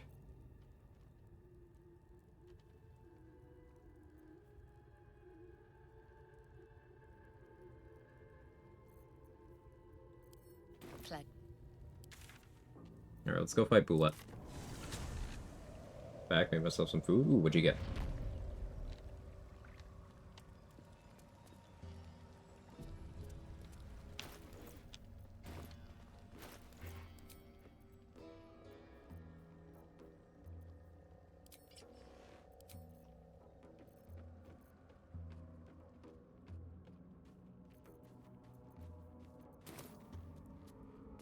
Going into this with 38 HP is a little optimistic. Oh, that took the edge off.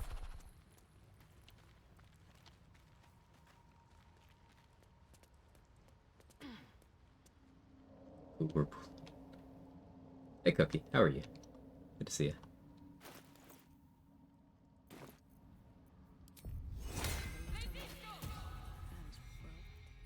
Mm.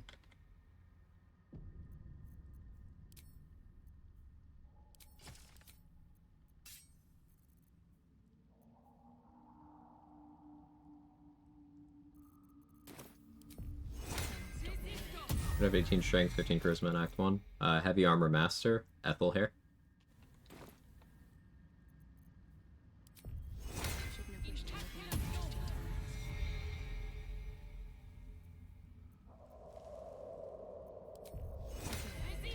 I'm thinking, that's why I keep clicking that.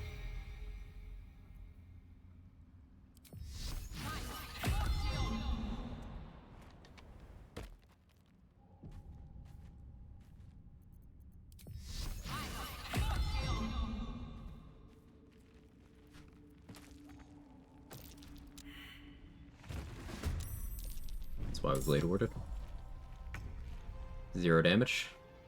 13 down to 0.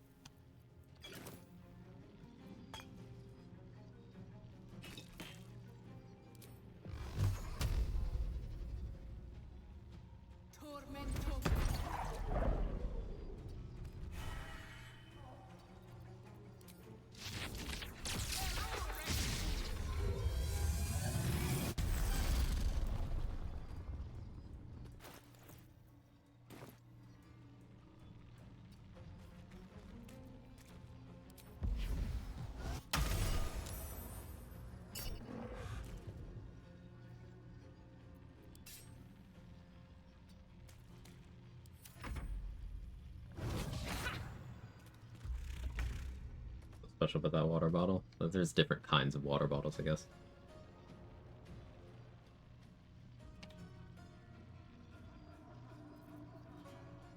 I don't think I need to use this lightning bolt, but I'll do it anyway. Alright, we're through diamond scales.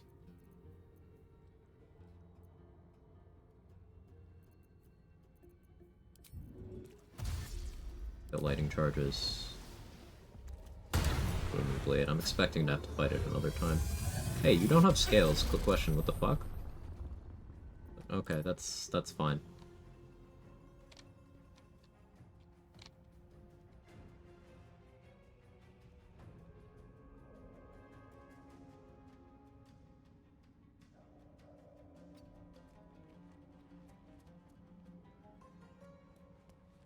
I'll just not be here then.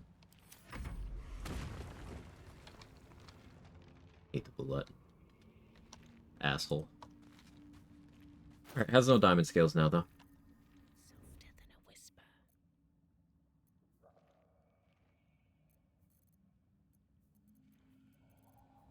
Keeping you on your toes. I see. I see.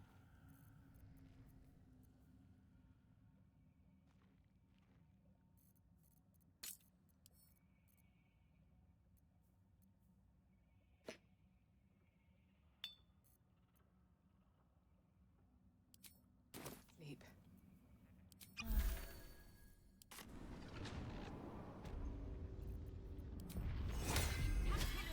Get the same XP regardless of how you kill them. Kill who?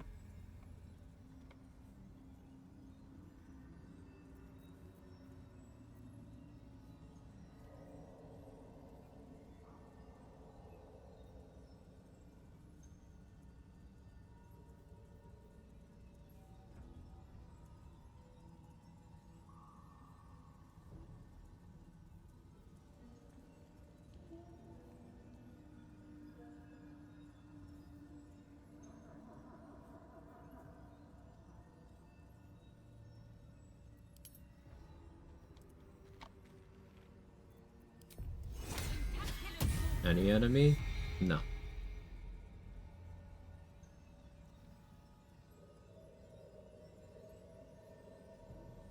Question, why do you not stay to fight? Does it run away? Never consider fighting solo with a player. So, it left. I didn't leave, it did. I moved away so it couldn't choose to attack me if I got the turn counter there wrong, but as Mark said there, it burrows after 2 turns. It's got 5 different spawn locations. So until you have visited it at each of those spawn locations, it'll do hit and run stuff like that. I'm going to try to kill it in the next 2. Try. But I'm also not going to take too many risks.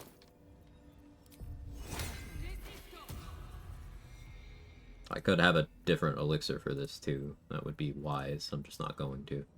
But know that it would be wise.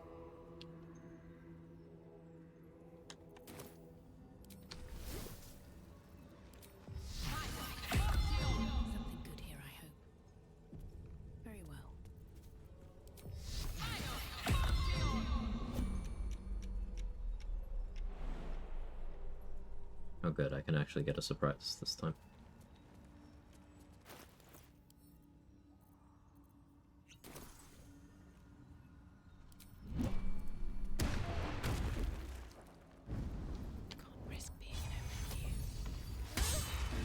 Ah, of course I missed. That's cool.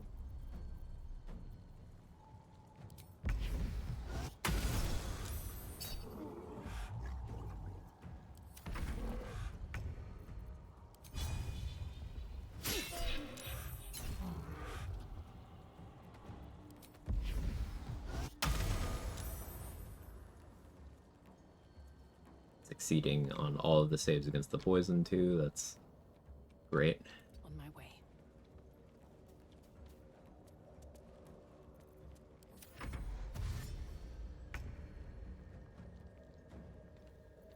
Interesting play.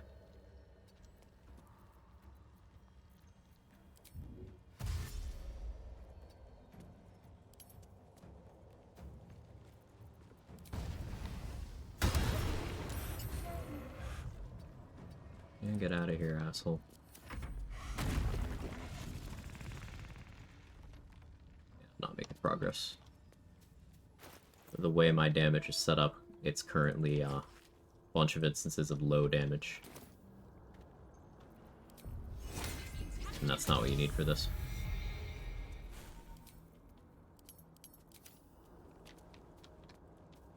Just keep doing my thing.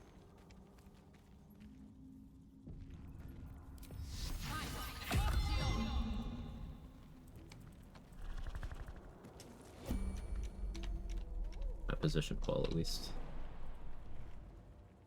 To be cautious. On my way.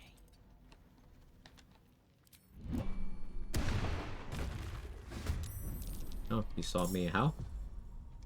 Ah, didn't get far enough. That's okay. How much monstrosity slain over there? Oh, it is. Very well.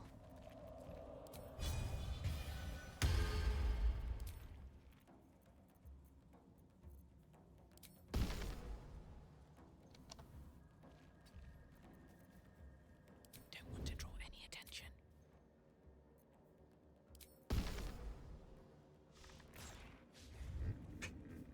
Yeah, one of those days. Alright. Loaded surfaces and turn-based and just heals. Yeah, that happened earlier. Didn't love that.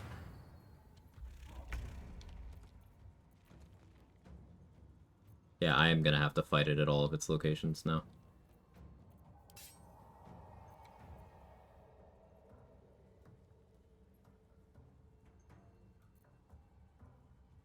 Did I heal?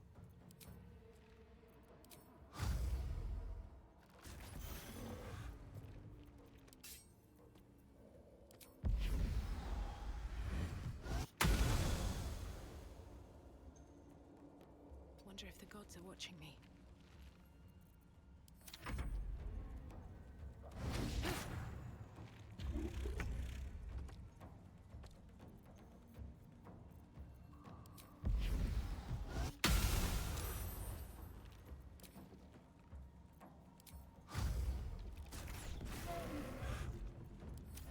At least it'll be injured at the next one.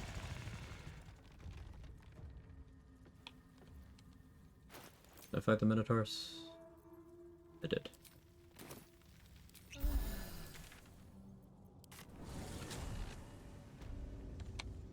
Kind of sand you throw in for it to be able to deal 6 bludgeoning damage. Yeah, that's I don't know. How much HP does a peasant have?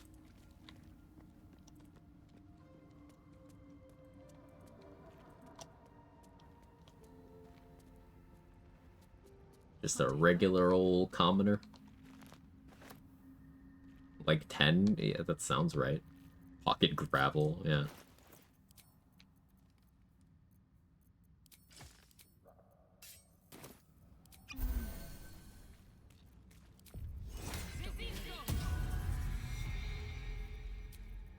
I'll feel that one later.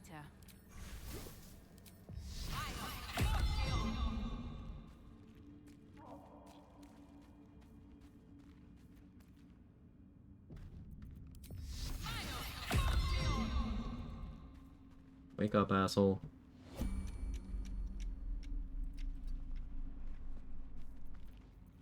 This calls for careful footwork. These boots have seen everything.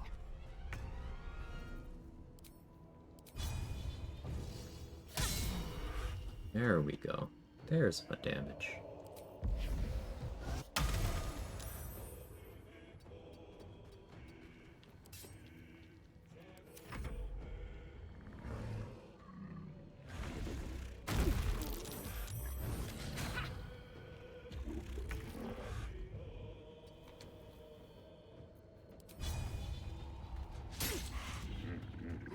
Low? A 4. I see. You know what? Fuck you. A 2. Okay.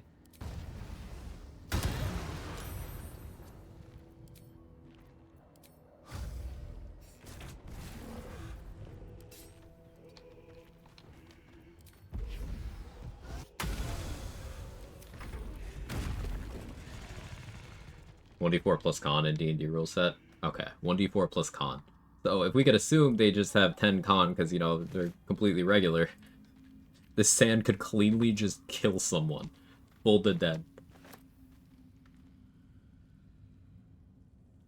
That's amazing.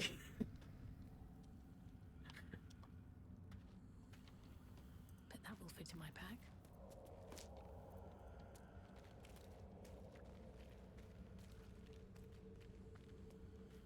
I'm done. I can't wait to sleep.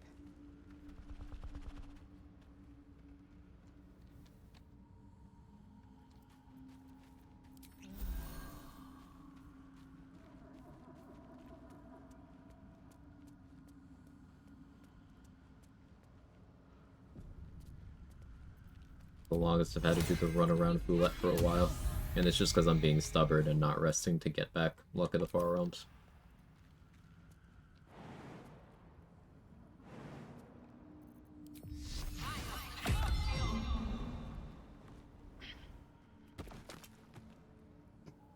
Still went prone. Took no damage. Still took the soccer player dive.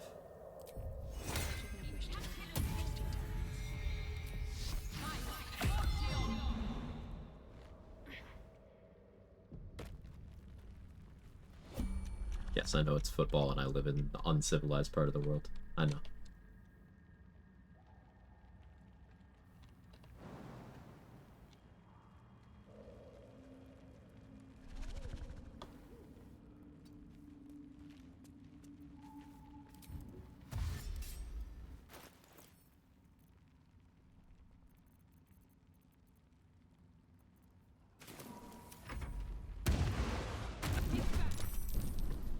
I almost misjudged my distance there.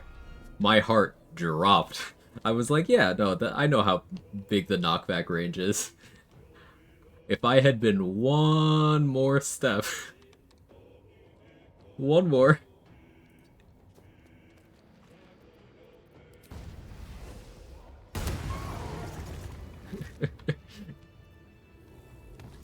I accounted for it, but if I'd fucked up, I would have died.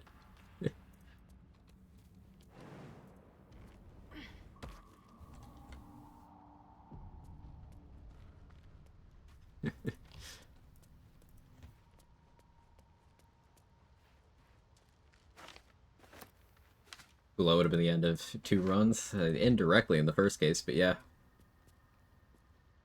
I have to admit, Boulette sent me flying off that cliff so many times. Oh yeah, there's a reason I'd never fight it here. I don't like that spot. But I was out of spawn points. What's inside?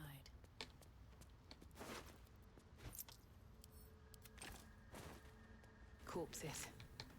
These creatures did battle with Dwergar.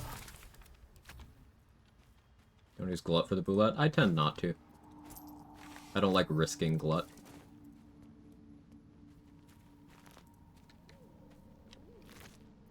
A lot of potential utility and XP lost.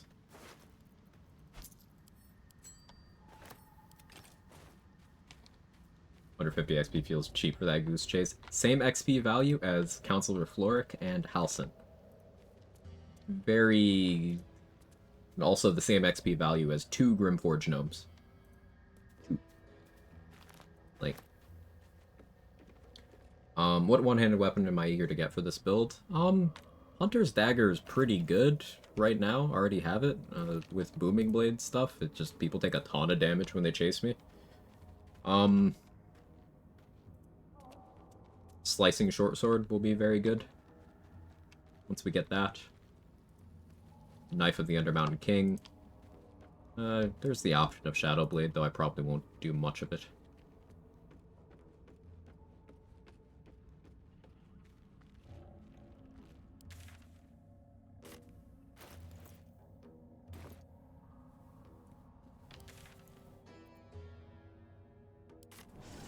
Alright, I hate it, but it's time.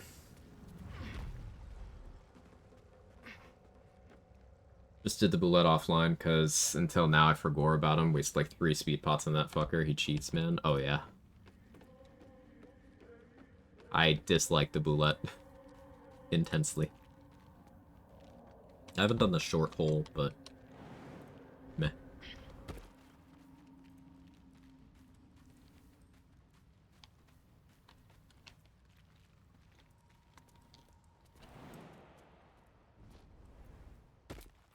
I don't like it, but it's time.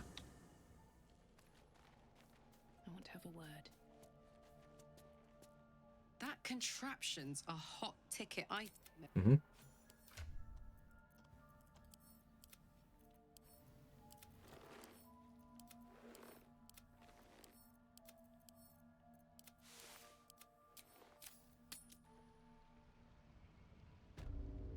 First time here, I was told there would be cats. Yes, there are cats. Hang on. I will hunt down a cat. Ow, I'm old. Getting up sucks.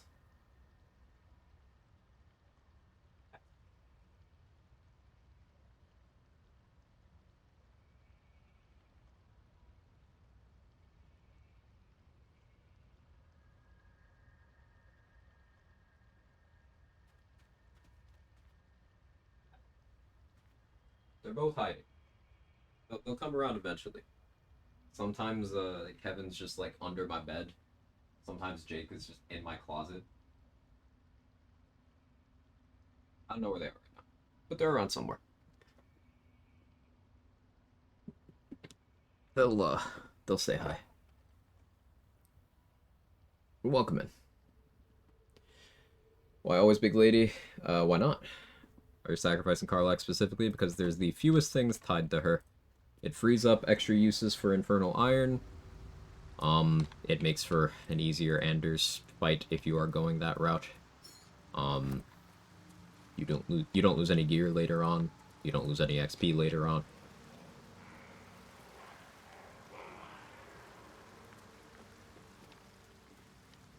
It is sadly, usually optimal.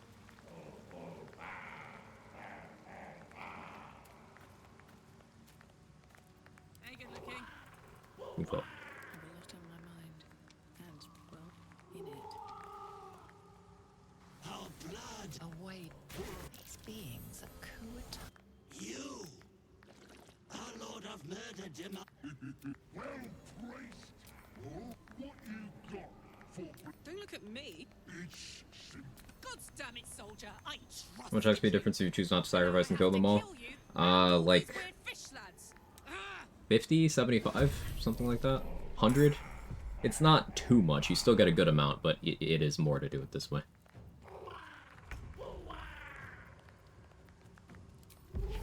Pocket sand.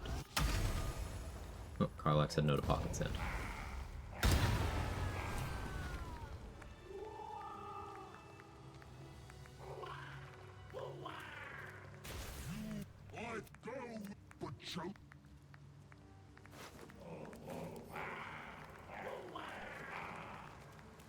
Light on my feet. Rip big lady? Yeah. Yeah. You could bring Minty here, would she be a good replacement for Karlach? No. I don't think she'd be an option at all. Unless patch 8 has changed it, you can bring Minty here. But Minty and Halsin don't have dialogue options for this.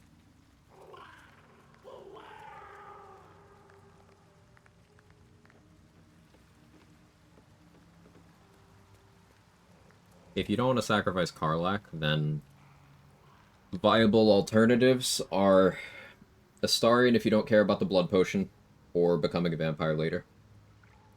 Lae'zel after you've already completed the Mountain Pass part of her storyline.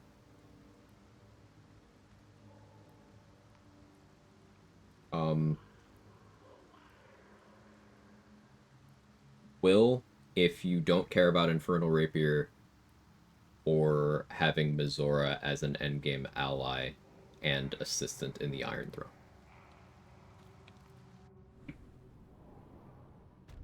Kill this guy, don't you get an army? Yeah, I don't care about that. I don't really use those allies in most runs anyway.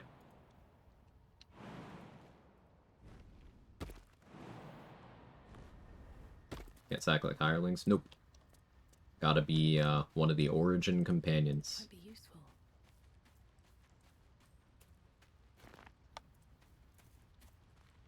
I would recommend not picking Gale because you can put yourself in a difficult situation.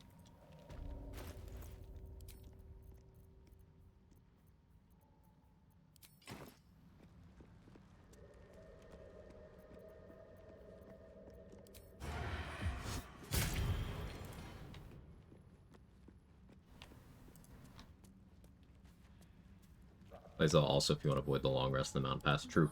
Good point. Gale goes boom. If you have not stabilized the orb yet, yes. Possibly even still if you stabilize the orb. Not actually sure on that. But definitely if you haven't. Stack the living nuke. What could go wrong? Yeah, exactly. You drunk the turrets? That's funny.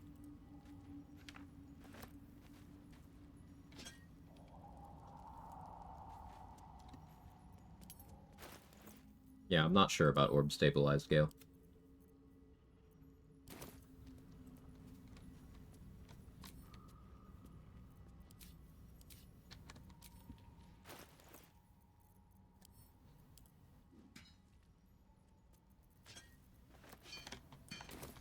Sometimes your shovel doesn't work and you gotta drop it and pick it back up.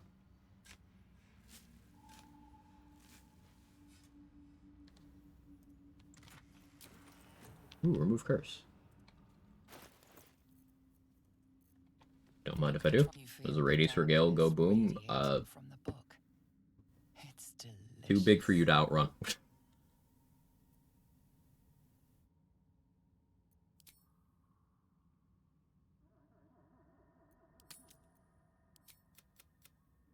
The bookglyphs shift gently before your eyes.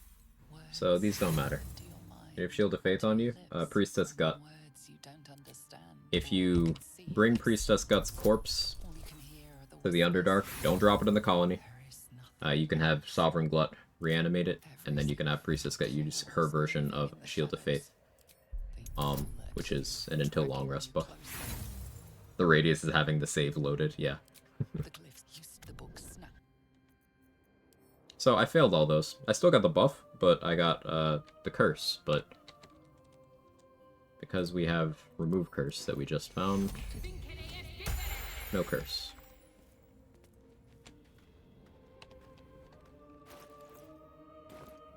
$1.3K. Appeasing the Underdark alone, parties in camp. It's a game over, Irish. It is a game over.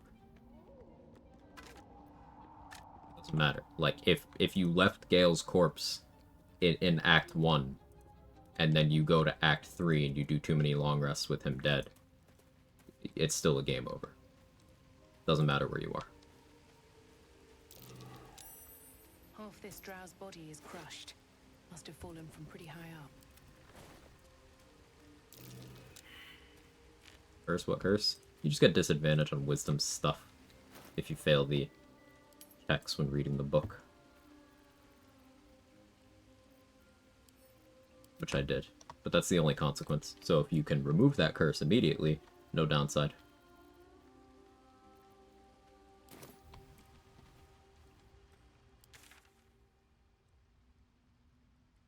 Alright, time to start on my cadets.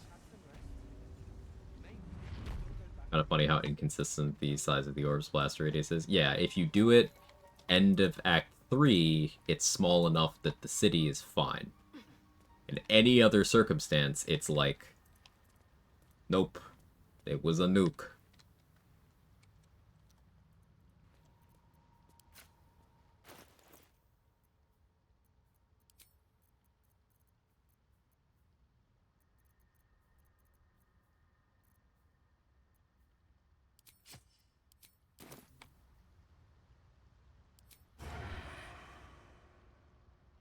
If everyone else minds their business, I'll be fine. I was supposed to get food a while ago, wasn't I? Swift as my feet can carry me.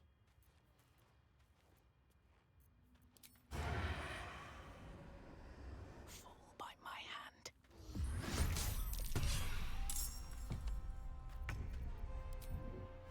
Can't slow down.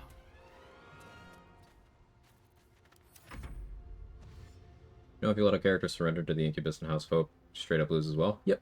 There's a few game overs like that, Kilroy. If you're mouthing off to Vlaakith, if you have Origin Will, like if a player chose Will in character creation and you don't save Mizora in the colony, you have the Harlep one, you have the if anyone signed the contract with Raphael and you alert the House of Hope, then leave without destroying the contract, or attempt to leave through the portal without destroying the contract, that's another one.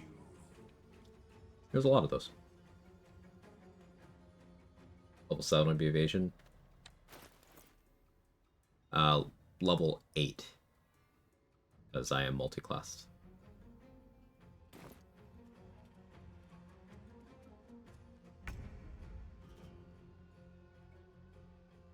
So cheap, because even after the cutscene, only one character is actually dead. Why is it in the campaign? Because it's a plot death. That character is like perma-dead. So it isn't tabletop where it's like, alright, this person can roll another character. It's one of the characters just no longer exists, so.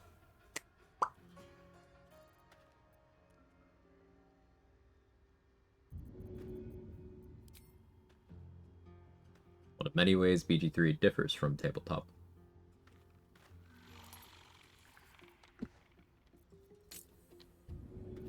Probably have Uncanny Dodge on. Should get started.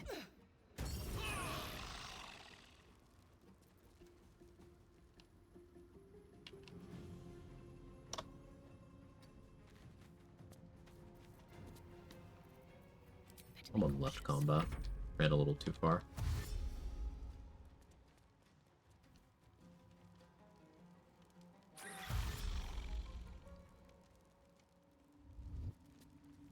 Why shouldn't that be okay? Like, you get single characters killed in so many storyways, a lot of them don't game over. If it happens in a dialogue, it absolutely is a game over. It's consistent.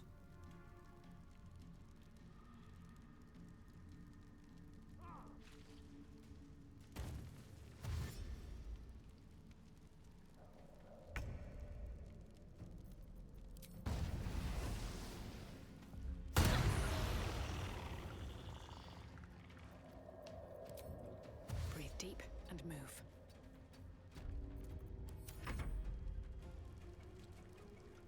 This one might still be able to get to me. BG3 let the party at level 20 before the end, because Gale, in theory, create a simulacrum of himself, since simulacrum is a perfect copy they'd have an orb. Probably. But, like, higher level spells in D&D break a lot of elements of the... No, that's... I was hoping that wouldn't happen. Break a lot of elements of the plot.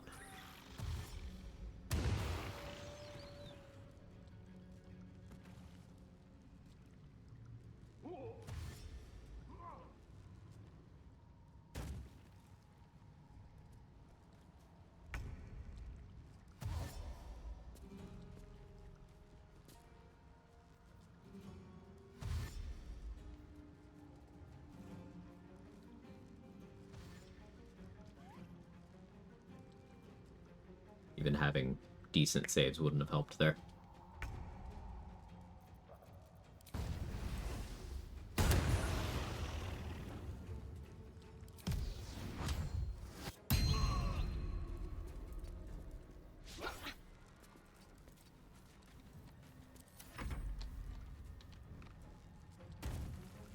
Yeah, True Resurrection. Wish.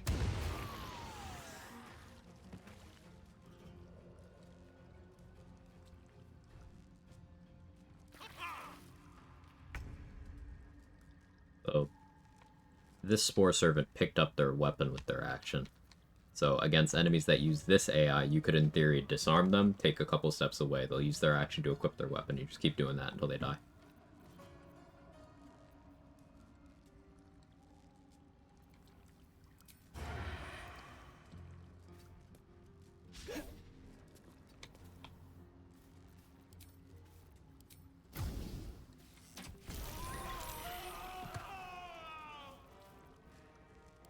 Look here!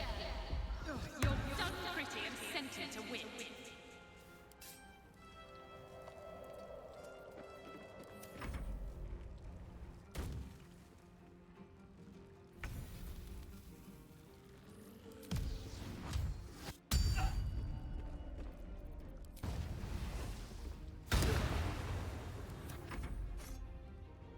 Beastmaster Bear solos so many enemies easy because of this AI. You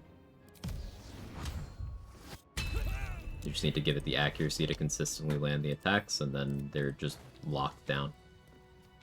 Common Beastmaster W. Beastmaster is very good. Ranger is really cool, for many reasons, but in particular, it has 4 just good subclasses. All of the subclasses are good. There's no asterisk next to any of them. There's no like, well, this is a lesser version of another one. They're actually just all good. And I don't mean just everything is viable, everything can be made to work. I mean, I don't really have issues with any of them. They're just good.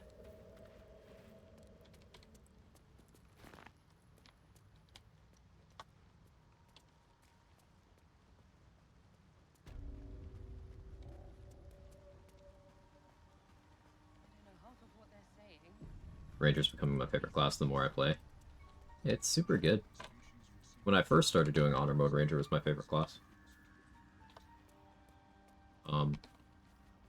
That's definitely shifted over time, but I still value it quite highly. And I do mean base Ranger, I don't necessarily mean any particular subclass. Though I play a lot of Hunter nowadays. I'm looking forward to Swarmkeeper.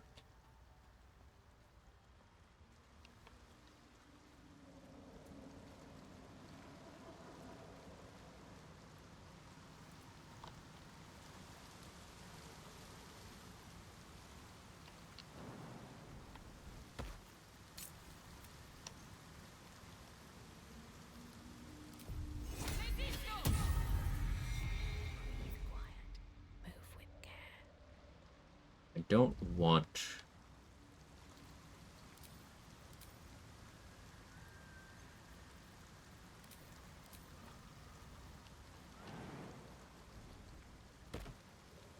I don't want God and Glut to get involved here. This would be a perfect minor illusion moment, but I don't know if Mike can even give a shit about music. Okay.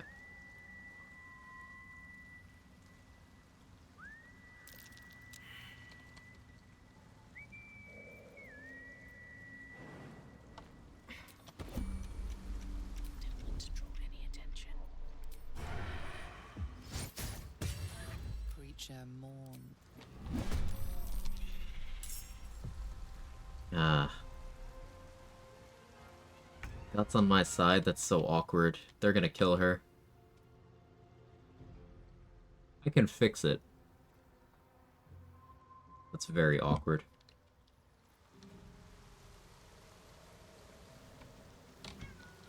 Yes, Kevin, hello. Ruh-roh. Yeah. I was not as far out of range because this one was there. I didn't account for the patrol. That's totally on me.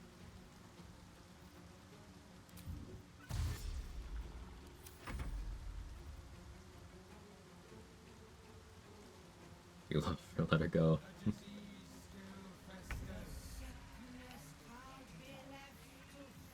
We have Connor, so I can still fix this.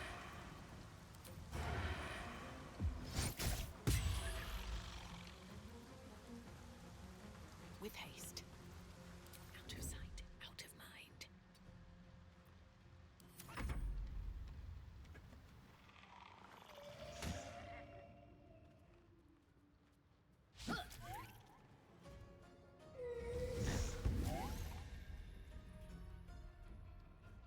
Watching dude play a Ranger Hunter. You talking about trade? It's doing that. Right there in the chat.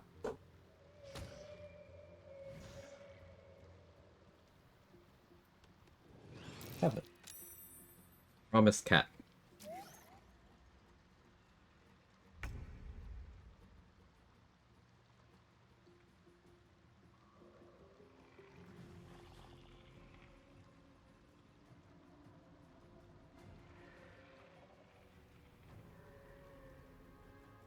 Cat.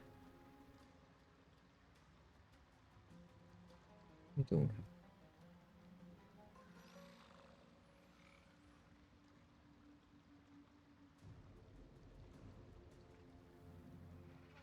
Do you hear something? I believe there's a Kevin Shedding near a you. lot again.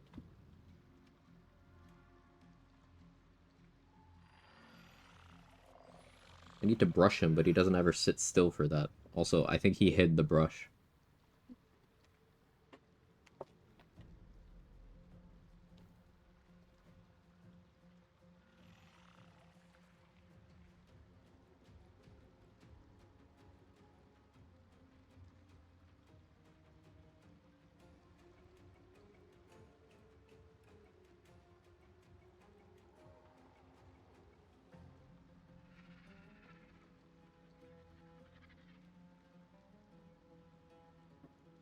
Most cat thing ever.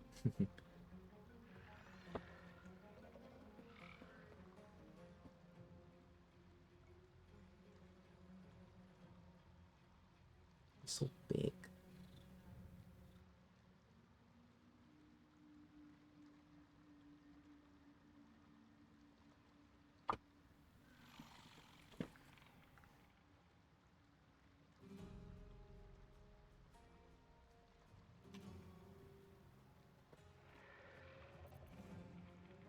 Alright, so the way this is likely going to play out is Priestess Gut's going to get killed and I'm going to have to flee combat.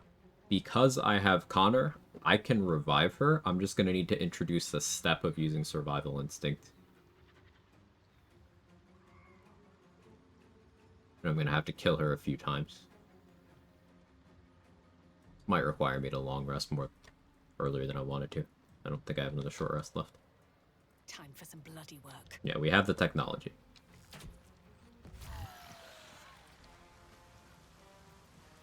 Just out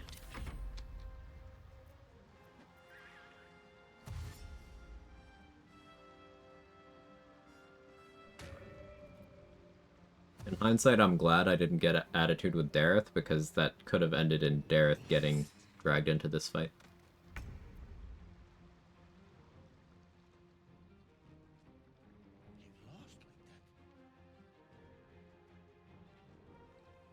Better wait till the hubbub's died down.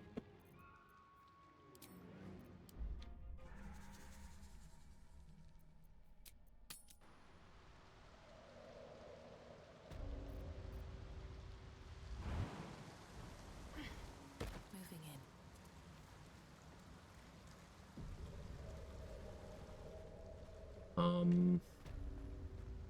Okay, do you care if I pick up this body? Weirdly, you do.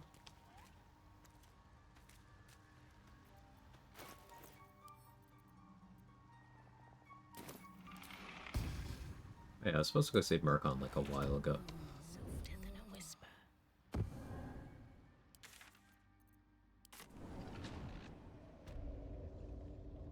In my experience, Dareth and Myconids just ignore each other even if they're both in combat. Okay, that's good to know.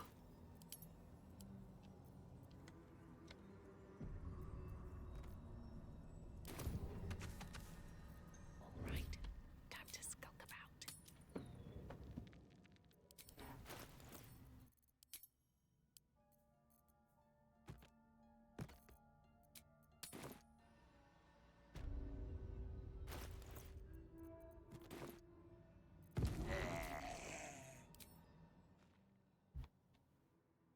Vis medicatrix. Onomancy, baby.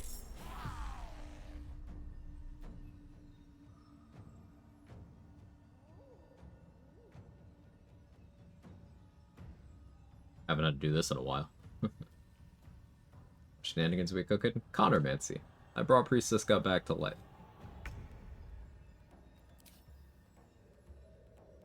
But now I need to make her a valid target of Sovereign Glut's reanimation again.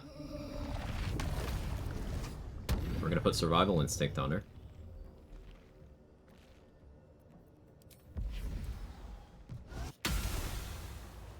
Gonna kill her with Pocket Sand. Survival Instinct triggers. She is no longer a Spore Servant.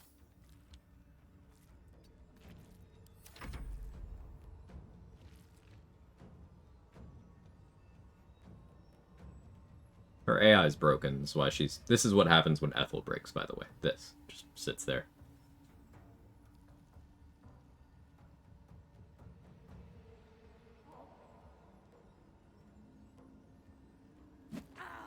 Thank you, Connor.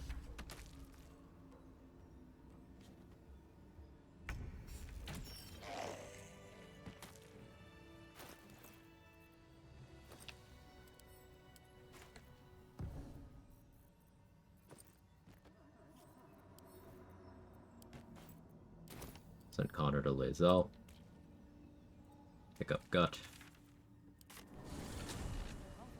Moving ahead.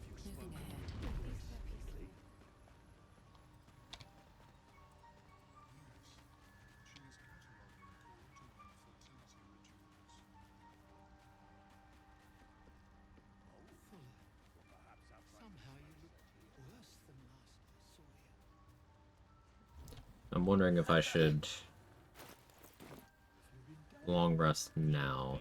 No, I don't need Gut right now. We're gonna keep her corpse for a little bit. It's gonna stay in here. Lae'zel can give me Connor back. Connor can go back here. Okay, so now we can have Glut reanimate Gut again because we removed the Spore Servant tag. So now she's a valid target again. So on the next rest, we'll do that to get Shield of Faith again.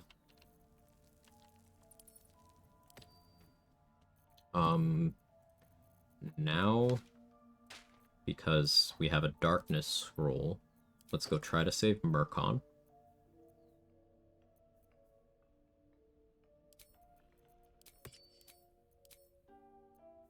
Thinking I'll do this.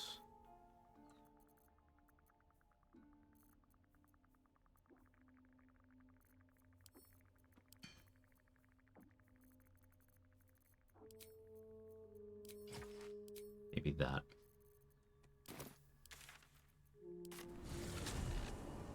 Alright. I'm gonna go piss, girl. Be back in a minute, but let's get some photo mode going. Because I haven't done any photo moding today. What do we got? Expression, confused. Flummoxed? Yep, I like that. And pose.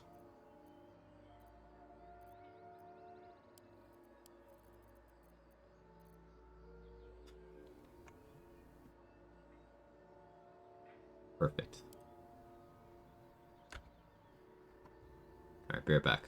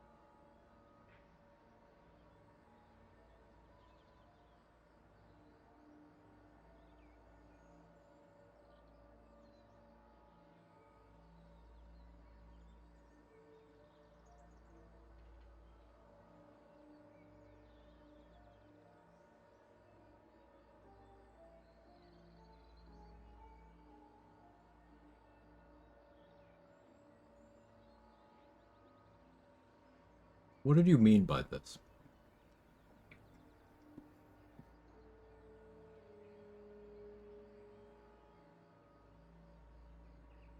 Embrace defeat like a proper Banite would do? It's interesting.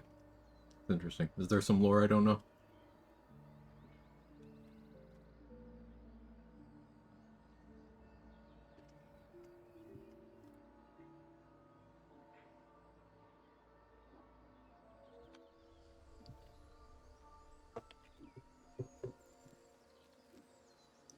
Alright.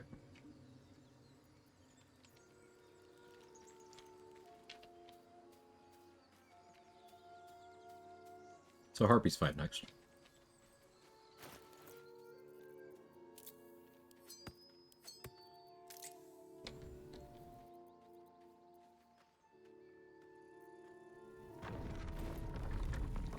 This is arguably also an adamantine splint fight. And I think I am going to change armors and go that direction. Good, the Tomoko actually isn't going to die today. Not today.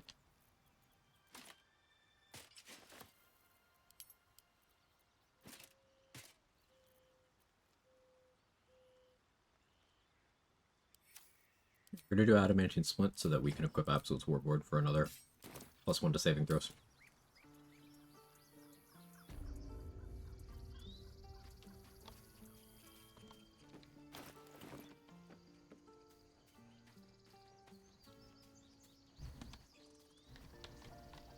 Very well.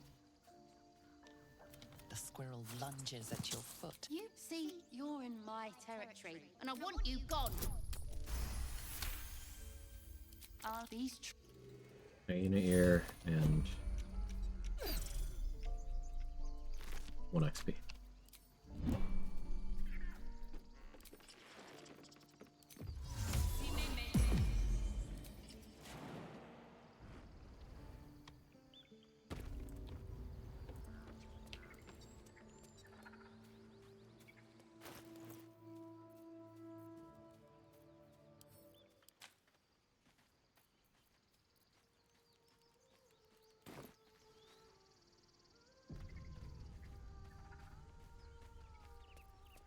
someone sing?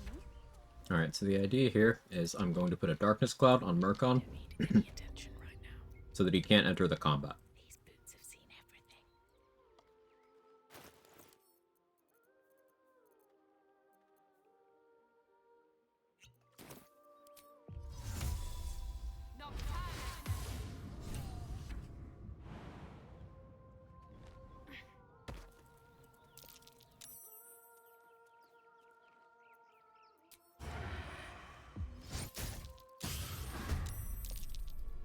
Allows me to get a surprise round.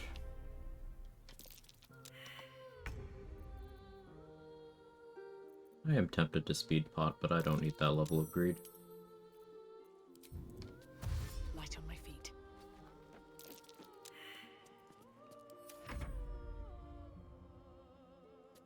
Is it dramatic if he dies? Not really. It's unfortunate. What happened? I don't think Uncanny Dodge is one. Oh, hi, Jake. Couldn't find him, but as soon as I have food. The other cap. He has tried to eat food out of my mouth on stream.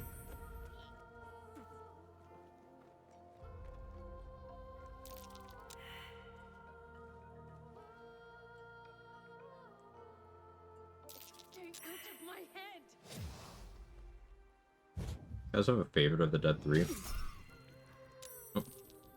Well, the game wants Murkon dead. Only so much I can do about this.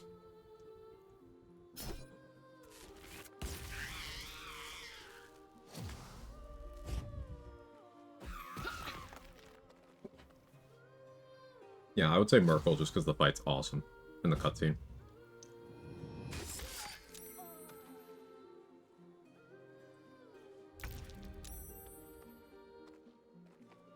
So, to recap,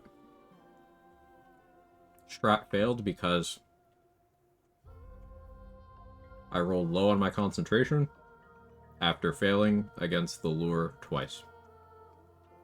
And you might say, but Quag, you could have good wisdom saves or charisma saves or whatever the fuck this is. 1, 7. I was just rolling like shit. Oh well.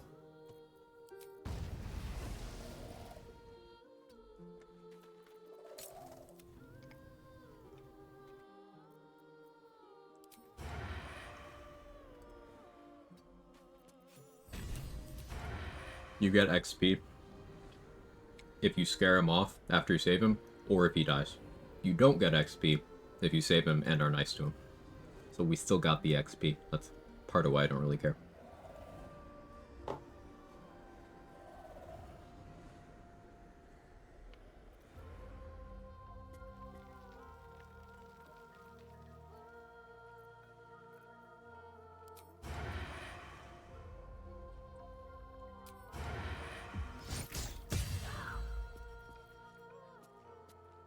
I'm talking. You act a fighter, but a fool's a fool.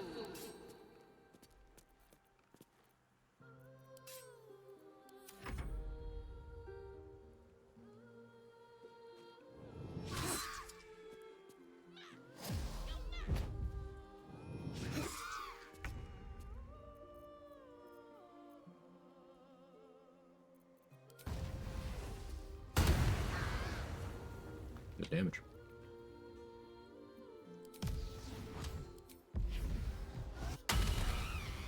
Pocket sand.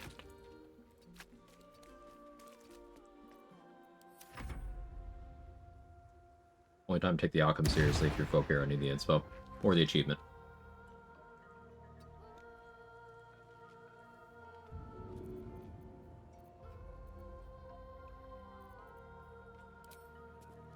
Good idea, I think. I don't need any attention right now.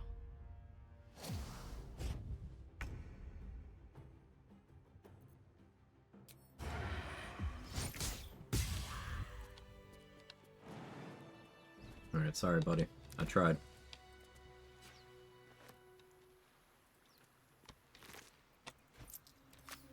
We'll be coming back here to hit the exploration spot a bit, but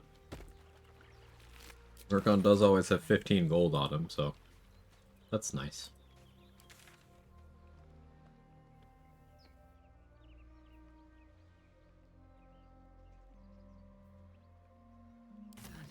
I can't wait to sleep.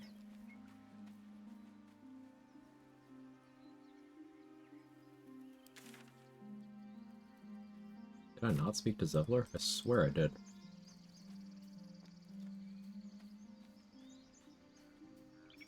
Usually use hunting shortbow here because it gives advantage of the lure and save throws too. Huh?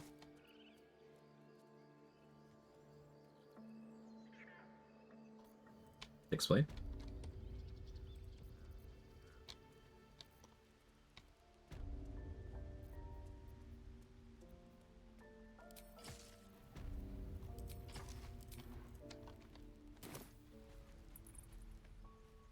Dark% of Archon tricks work for me pretty much every time. I actually cast on both of us.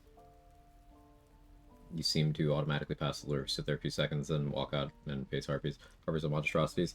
Yeah, but, does it work for more than just attack rolls? I suppose it doesn't say attack rolls. I just assumed it was advantage against them on your attack rolls, but it doesn't actually say that. So it could be more protection from evil and good rules where it's kind of like everything they do. But is this speculation, or did you look at the log and see that you have advantage?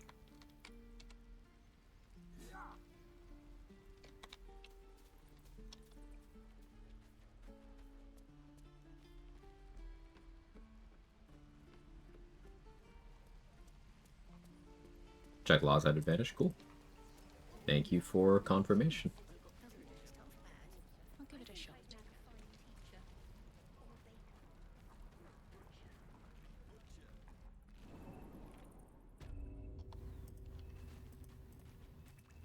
No other source to give it. Said no other source.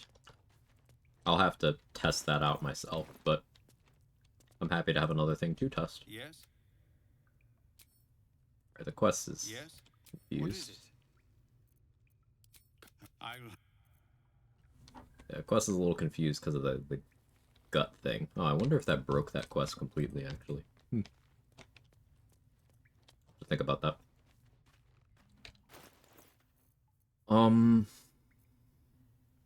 I would have liked to have seen Roa Moonglow's inventory one more time.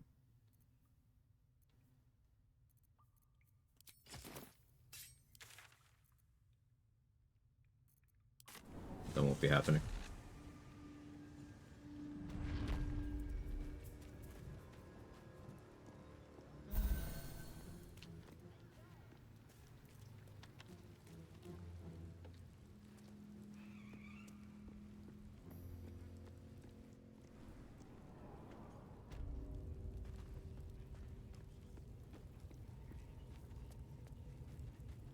Got the XP for those four.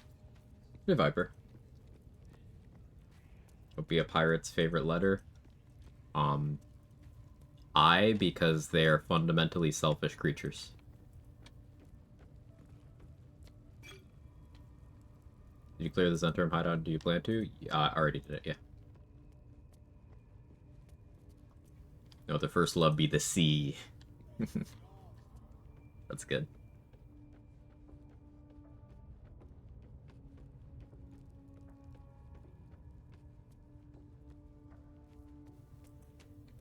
I.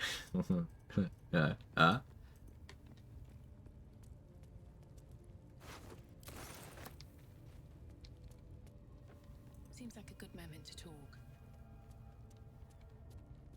Need something?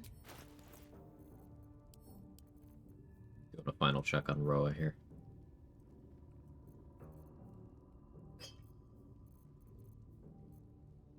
Could use a good action refresh opener. Ice Storm makes sense. Don't need this many daggers. Don't need Speak with Dead at all anymore either.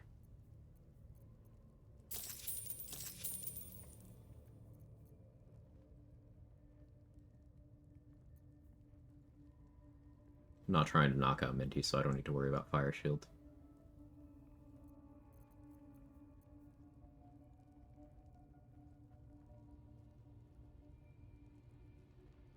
I could get the Greater Invis engine going early, but I don't think I'll bother with that until Act 2.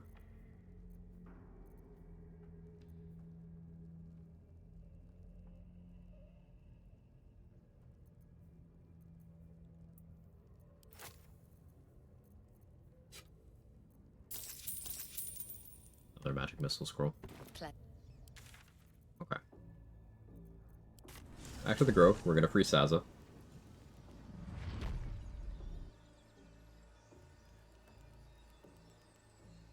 Doing any specific shenanigans? We just swashbuckling.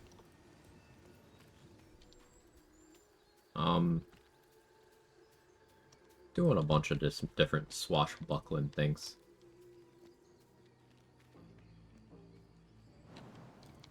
Oh, good. The render thing.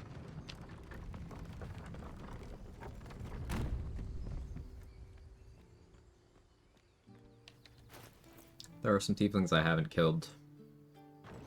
I'll continue to not kill them. For now, at least.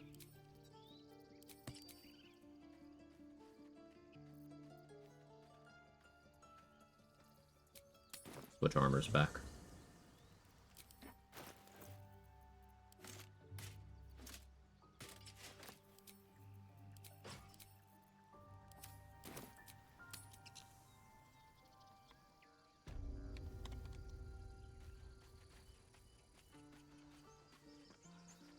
That's a lot of blood.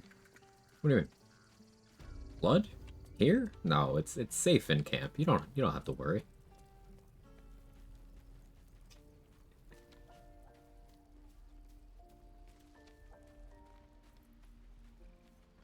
Any questions, children?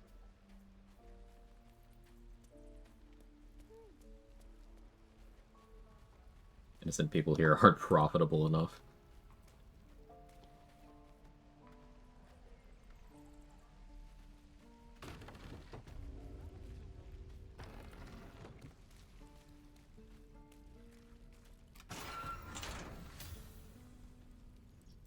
ready to go.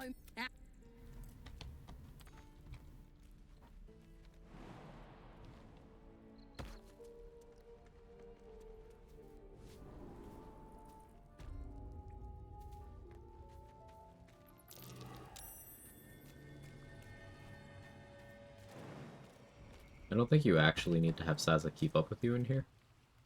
Which is good, because her AI is really fucking bad at it.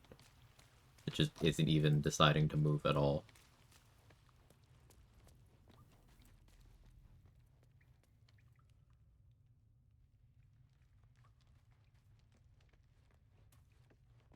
This is how Minthara is going to get the Grove location to set up Grove defense.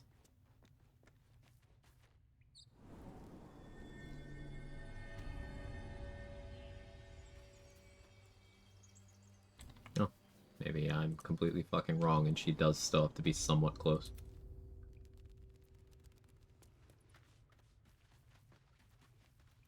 Alright, I'll control her. Just have her run there.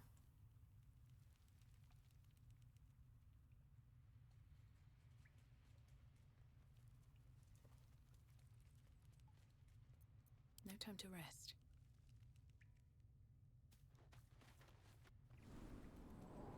Ah, thought I was never good to be.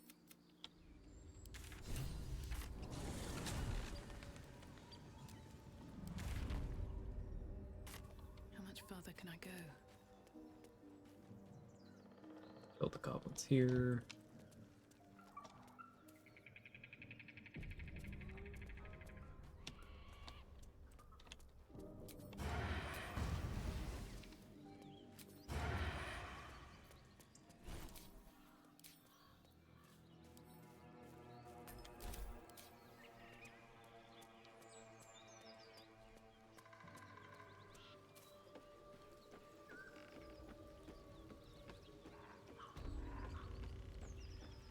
I'll tell the gods what's what. She teleports.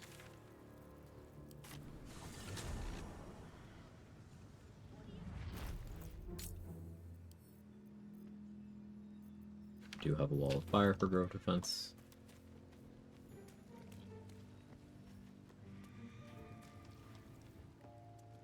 Kids are still here. They're not going to be around here for much longer, so,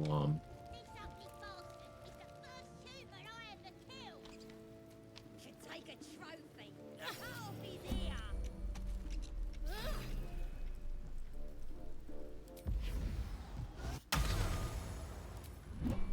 I learned it from watching Halcyon.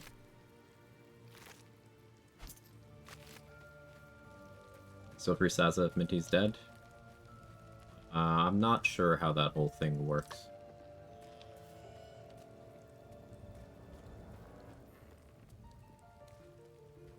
Let's see what this does. The younglings? In my defense, they had money.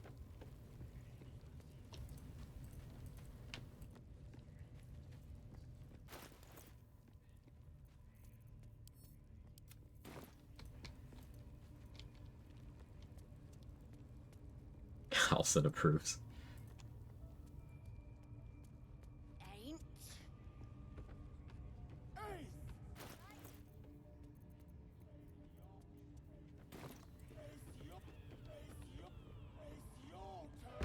There's a goblins never manslaughter, it's pest control.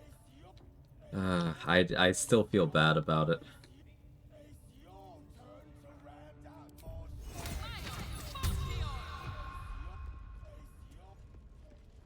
I haven't had this conversation. The hobgoblin, you taste the vision the elves speak. If it is, He doesn't. you ever talk to a dead squid? Damn, we've. You said the artifact does not want to part from you. Yeah, make the scroll. Read the hideous corpse rises, tentacles writhing. The creature, you see a claw. Damn it! I saw it too, and it tells me nothing. Ragzlin's again. Suspicion floods Ragzlin's. You see the skull. What? The corpse. Riddle. See her. She's mounting Cool. an attack. Bard and Cleric can get through this checklist by picking the options that I chose. Join her. Pray.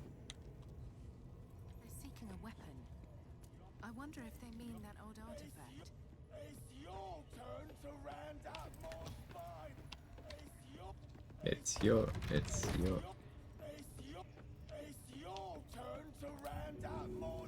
Unfortunately, it's their turn to not be alive.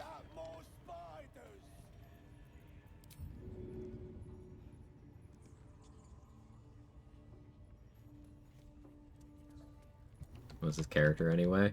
She's an absolute specimen. Oh, bye. Wonder if the gods are watching me.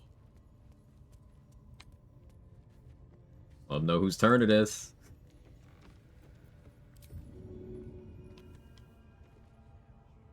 Fall by my hand.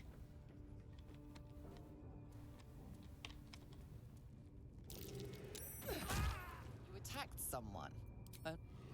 Chose not to cancel there because this guy deserves that kind of death. Yes, he always dies standing up like this. Because he goes for the shove and it puts his animations into a neutral state.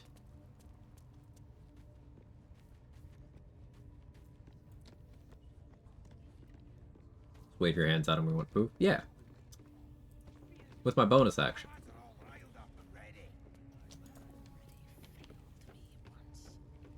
And now you dare to question me. I didn't mean nothing by it, your ladyship. Honest, I didn't.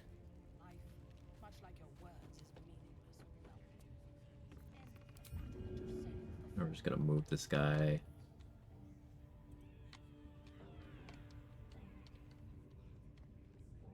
Something like here is fine. Just out of view. Carefully now. Welcome. Over, then through. What am I seeing? Getting rid of the last couple goblins for setting up grove defense. If no one reacts, you just picking them up, carrying them away. Nothing to see here. It just uppies from Big Lady. Why is dialogue repeating? Just a bug. Bug that has been in the game for 5 years.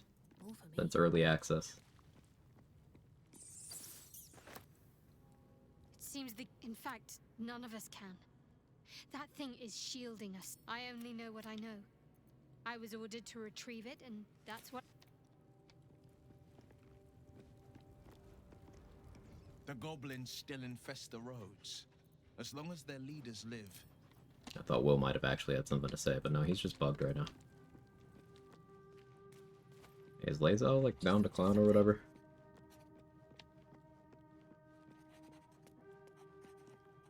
Speak. The disc. Your head buzzes in concert. Drivel, all of it. Gith declare. It is imperative we locate a creche. Then you have ceased to exist. We must. The first symptoms should have long. Fine. I thought you witless. But I swear, you've get. When I come near. Good. Do you? Cool. We're gonna ribbit, and, yeah. I don't have any more frog jokes. She likes the way you stink. Yeah.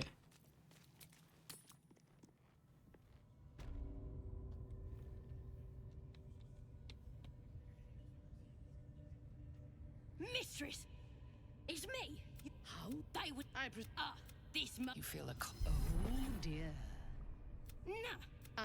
And it will... But... It's pot... I will... No! I'm act up! I'm sorry! She's telling the truth, she didn't know. Have I watched Sinners? I have not yet. Best I could! I won't cause it! Through shit. And it... You... Return... The fate of killing the drow. On the other hand, participating in the slaughter. Yeah, I'll get it done. Once we are... I go to camp. Come back. Anthara despawned. She is no longer in the map. So that means I can go kill Droraxlin and stuff.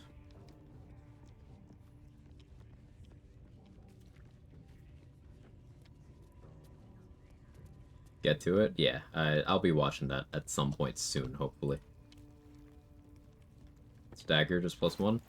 It gets extra damage against knocked out or sleeping targets a little bit, but it's like, functionally, I just use it as a +1 dagger.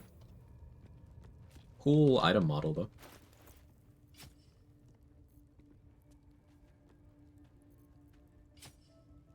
For a hunter's dagger, though. Out of sight, out of mind.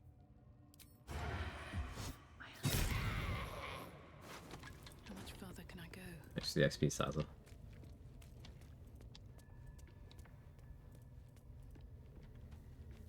I haven't tried Expedition 33 yet, Jerome.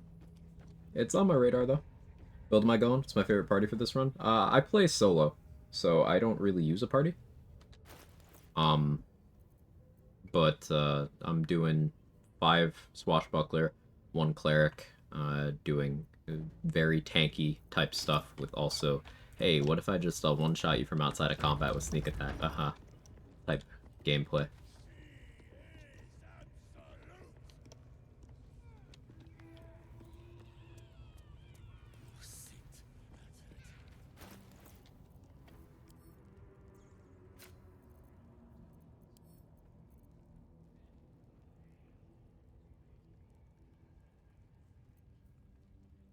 Oh, if we made him Lil Ragslan. I don't need any attention right now. The idea is too funny. Don't mind if I do. We made him Lil. Look at the little guy.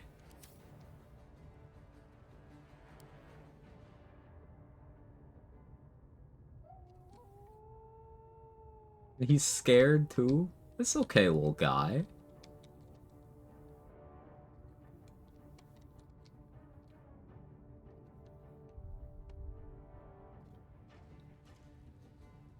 How can you assassinate your tab as a fat booty? Don't the cheeks clap and get closer to the enemy and lure them? Yet she's also really buff, so she just flexes to hold the cheeks in place so they don't make sound for a bit.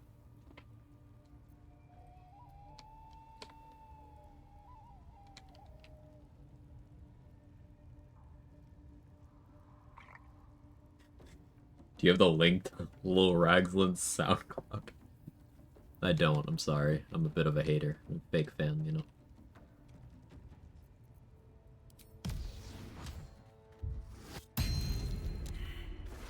What a death pose. Me with big lady.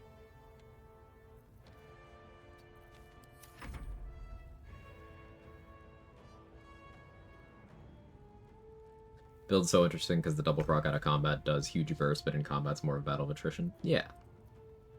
Kind of enjoyed the dynamic. Hit our lightning charges. Booyags don't get to play the game. It's illegal.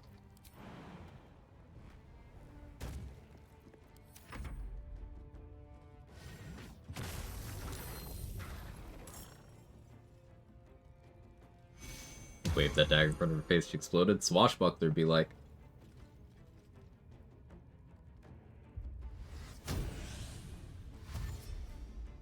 Oh, he's big again. He's back to being big fella. It's okay, we'll shrink him. He's also now hashtag blessed. So he probably won't actually get disarmed, but I'm gonna click it anyway. Click of the wrist also just deal sneak. Yeah, I have my sneak attack set currently to not ask me. It's just gonna happen, which is not something I normally do, but I'm, as Adrix mentioned, I'm taking advantage of the fact that sneak attack, the Swashbuckler's version of sneak attack, can be used in reaction to Swashbuckler's sneak attack if you are outside of a turn order. So that's my opener. I do double sneak attack.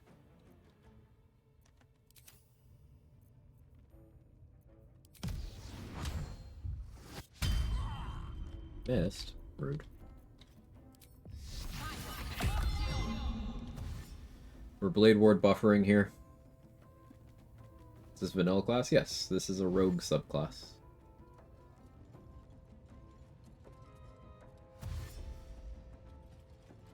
The only mods I'm using here are cosmetic.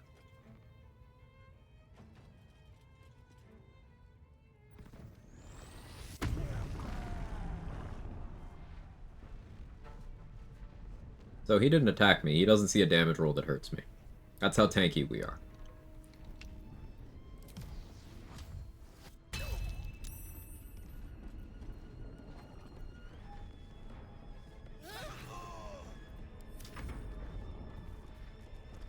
How small can you shrink an enemy? I think only one size. Never tried to shrink them more than one. Swashbuckler's a new class. They added 12 new subclasses in patch 8. Queen.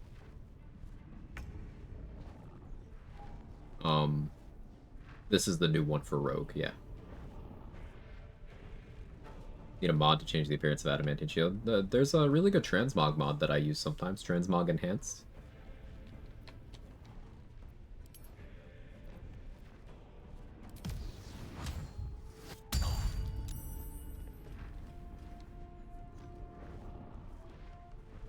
Yeah, it's DC 13. He's rolling with advantage. It's a deck save. He's a barbarian. Yeah, that's never gonna stick. Okay, I'm still making progress.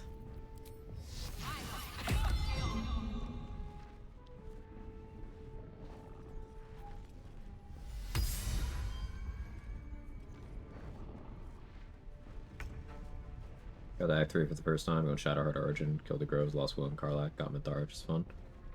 Yeah, Minthara's my favorite character. I do like that you can get her on non-evil route with some strategic knocking out. I think that's cool. But she's just such a good character.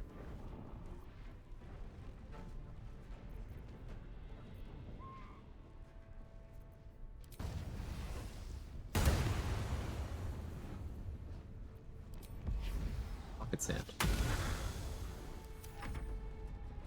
How does Blade Ward work? For 2 turns after using Blade Ward, any incoming slashing, piercing, piercing, and bludgeoning damage is cut in half. Whether it's magical or not. It just gets cut in half. So what I'm doing with Blade Ward here is I'm starting the animation and ending my turn before it finishes. So technically, I'm not casting it in my turn. I'm casting it in the turn of the warg that's after me in the turn order. Which means the duration will start in that turn, and then I will still have my action in my turn. So effectively, I get another half turn of Blade Ward that way. Which gives me more flexibility on my turns. Pocket Sand. We'll do a turn without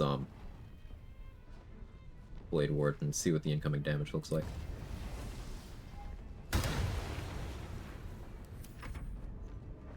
It should be willing to attack me now.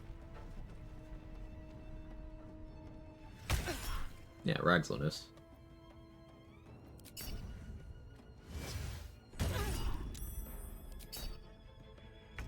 Good damage, bro.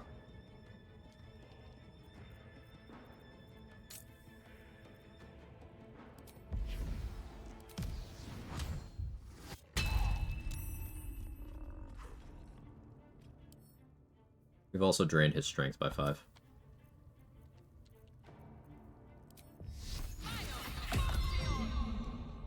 Why don't they attack me? Because they don't see the point. They see that the amount of damage they could do wouldn't actually hurt me. Because, like, remember, with Dror Agzlin here,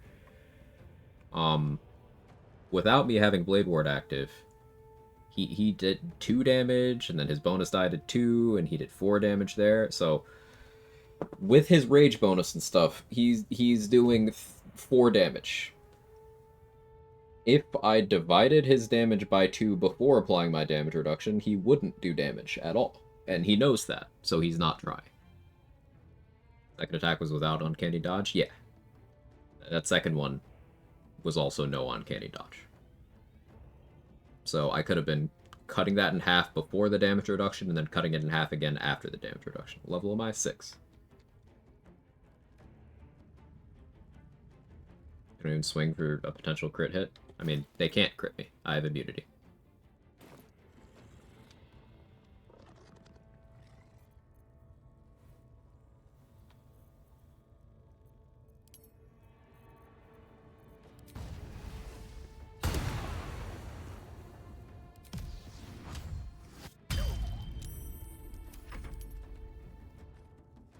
Thanks for your knowledge, of course. Thank you for the questions. Always welcome. You Adamantine Shield in Act 1.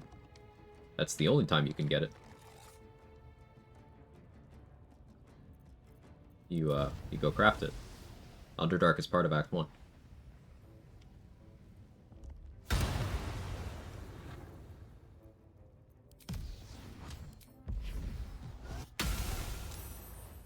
What path lies before me?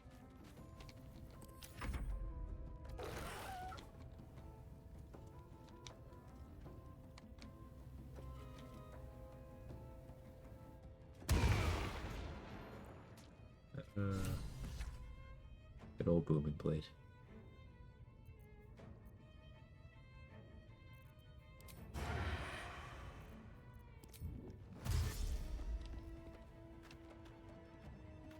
Yeah, like Bomber said, you don't need to resolve the Goblin conflict, you can just go to the Underdark.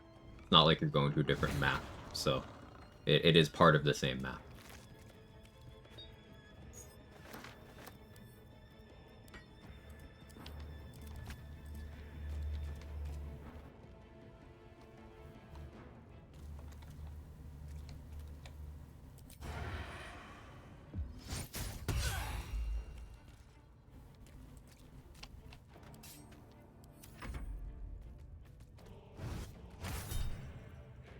Hit me for 0 damage. The Forge boss for doing the Grove quest? Yes. Grim is easy once you know how. It's like, I don't really do many combats before level 5. And Grim is something I'll do either just before or at level 5. Because you can do the fight in a way where nothing's able to fight back. And you can do that level 1, no gear equipped. There's a lot of ways to solve it. And the Grim is more puzzle than boss fight. You can treat it like a regular boss fight, but it's not what I tend to do. It vexes me to know of you. Damn, that's especially cold. I like it.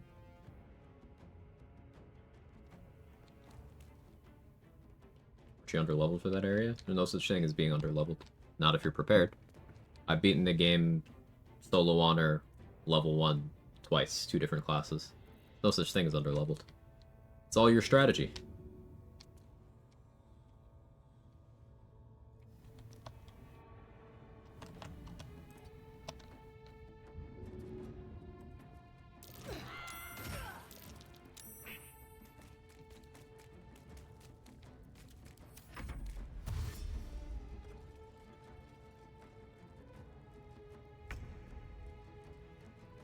Cutting to the chase. Oh, that's rude.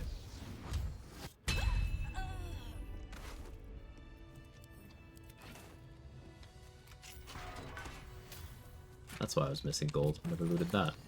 Silly me. Alright, how close are we? 641 off the level. If I kill more Myconids, we could totally hit 7. I'm less interested in that. That lady is big. It's true, Shimmer. It's very true. Are you a fellow big lady enjoyer?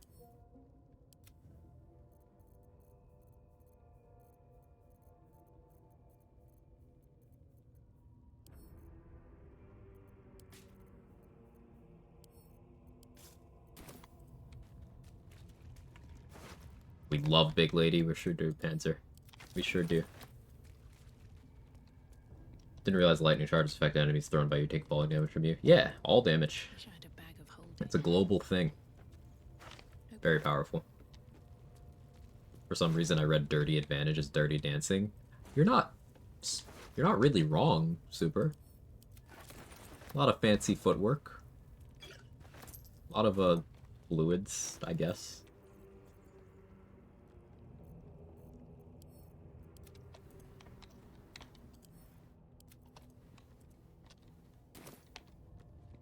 Currently doing Fire Giant, Path the Giant bar build, so very big lady. That sounds fun, El Rachel. I like that. Been watching your VODs a lot recently. Want to tune in and say thanks for the insightful content. Hey, thank you very much for the kind words. I'm glad you're enjoying the VODs.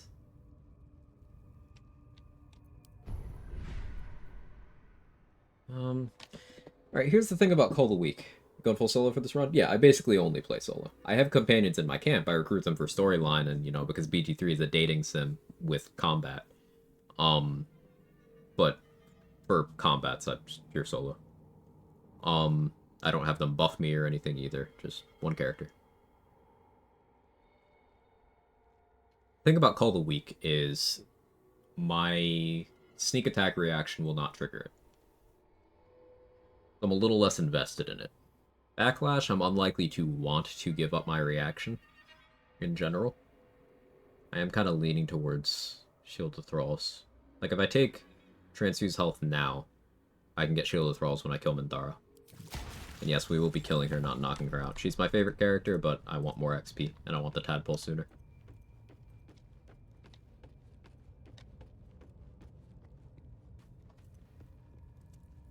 Yeah, Minthara's gonna die this run, sorry to say. Karlach is already dead. You extract everything in the bag, does it get lighter? Sometimes. Didn't. How does patch 8 Uncanny Dodge work with Transfused Health? That is a great question that I do not know the answer to. Did I kill Palma? I feel like I did. Let's check. Karlach's dead because there can only be one big lady. Yeah, Highlander rules for big lady.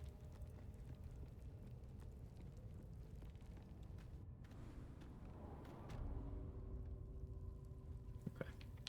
Only one buff ass in this game.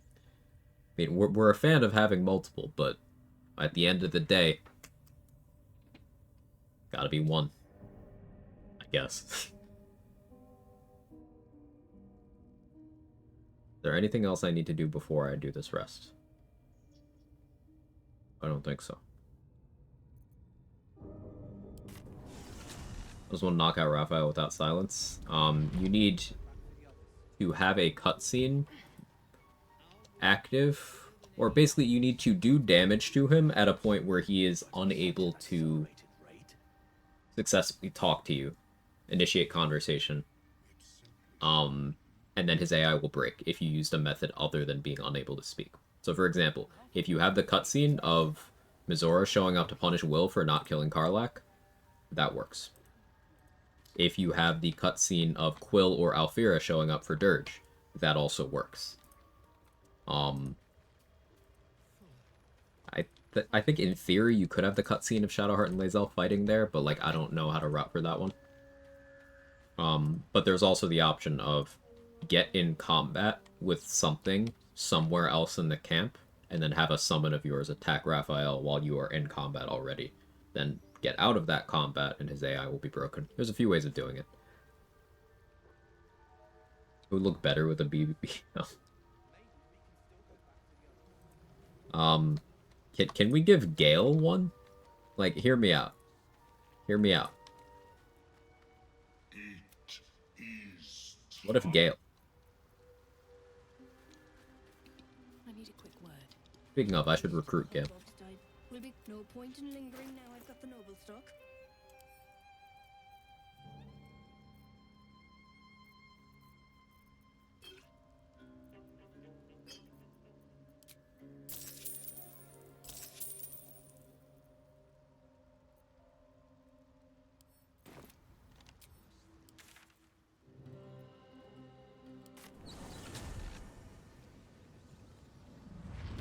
Only had the Will and Karlach confrontation. Does Quill also work instead of Alfira? Yes. I have not personally used that route to use that cutscene for it. I know Danny has, though. Danny, are you here?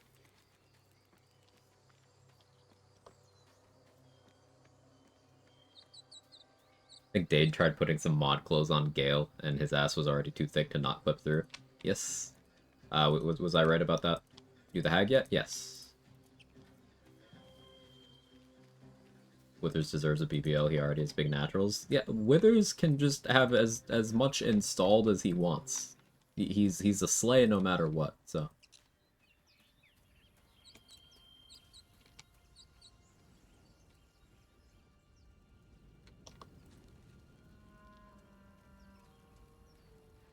I don't need Guileful Movement anymore. I'm hesitant to use a Colossus here. But I'm also not doing super well on inspos.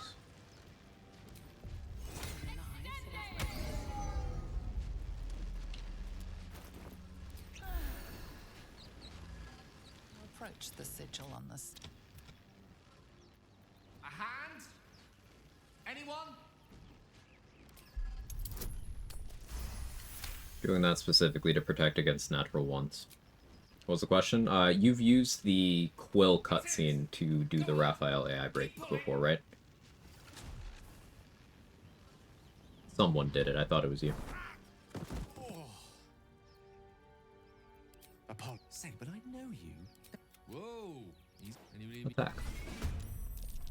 Very big lady.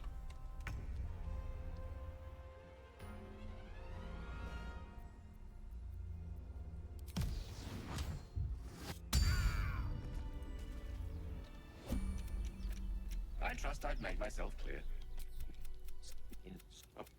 Words will now. So it is. I'll lie. In that case, this will be a happy.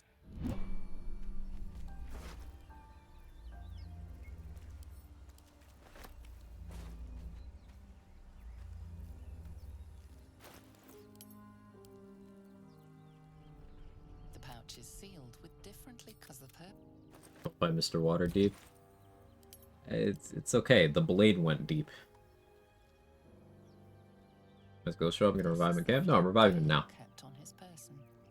So he's got his old Death Protocol side quest thing. But the scroll you get from that is it sells for more than a regular scroll you can use to revive people. So we're gonna get the special one and then use a regular one on him so we can sell the special one for more money. The flute awaits with bated breath.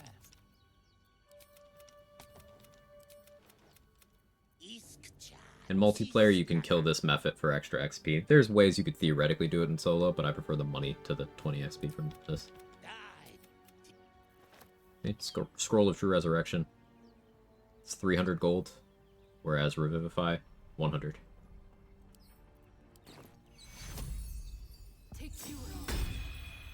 We revive him. My. That said, as such, I'm here's hoping. Okay, 30 XP for recruiting him. Spare me a moment, if you please. I've something important to discuss with you. We've been Yes, Gar, you can kill the Mephits, 20 now, XP. and it's just about time that I shared something with you. It's a rather personal matter that I'd have preferred to keep quiet, but needs must when the devil drives. I have no choice. What's the difference between Revivify and True Resurrection? True Resurrection revives you at full HP. Revivify revives you at 1 HP. We share, but just as deadly. Why does he have this whole thing set up? I believe in early access, Revivify was much less readily available. What it comes down to is this. Just, and by that I mean, it's as luck would have it, you're already primed. Alright, you can have the Ring of Mind Shielding. It's redundant. I'm an elf. Thank you. A metaphorical demon. Sincerely, though. Go ahead. I'm listening. I question. I'll be in. Alright, now he goes to camp. Trust me, that goal is gonna make a difference. Yeah, it's not like you really need money in this game, but optimization for the sake of it's sometimes fun.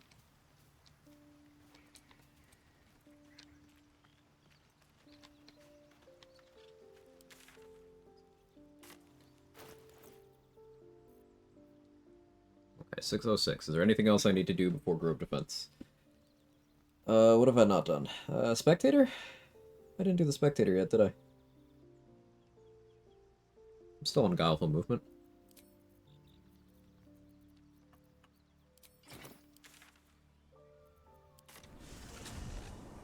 Is that icon above my head? See Invisibility. Get the flask yet? I did not do that quest in a way where the flask was available to me. Normally I do, I just didn't this time.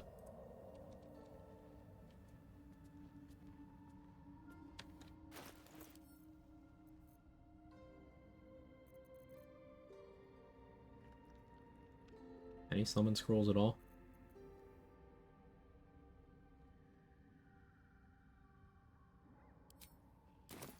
We'll do it the hard way.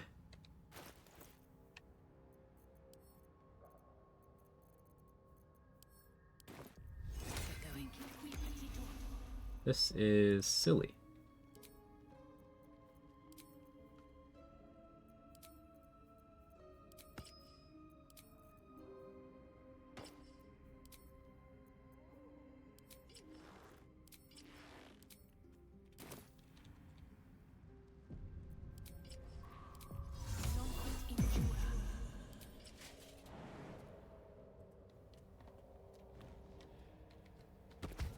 Okay, I'm surprised.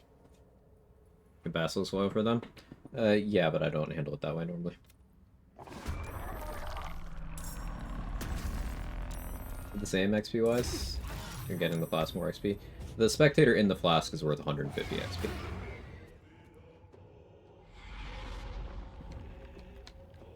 Thorn's gonna cast Darkness. Excuse me.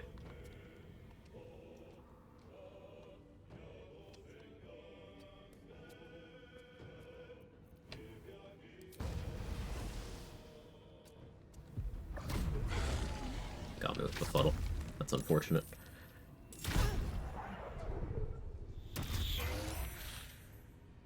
Oh, 3.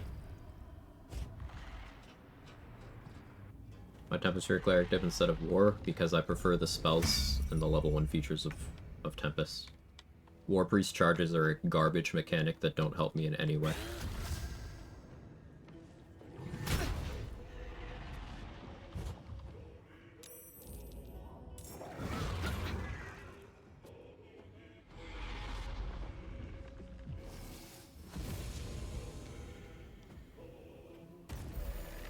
Healing it. Cool. Alright. That was awkward.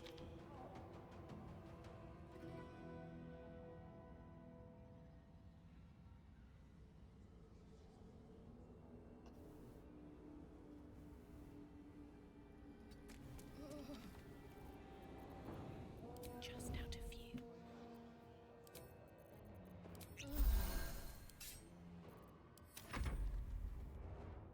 Scott who's concentrating? Her version isn't concentration. No one's concentrating. Remember, she's still dead. She's in my camp chest right now. I still have it.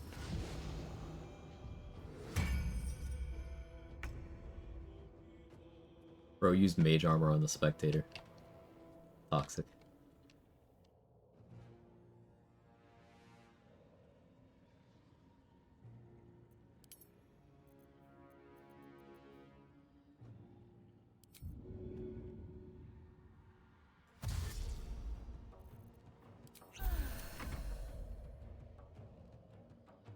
Taking advantage of Thorn's darkness here.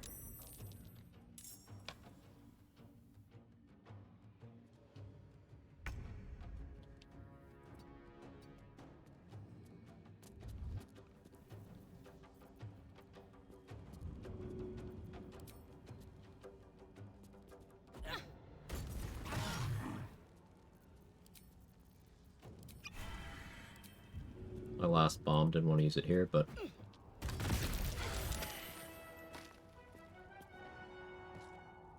worth it. Don't waste a step.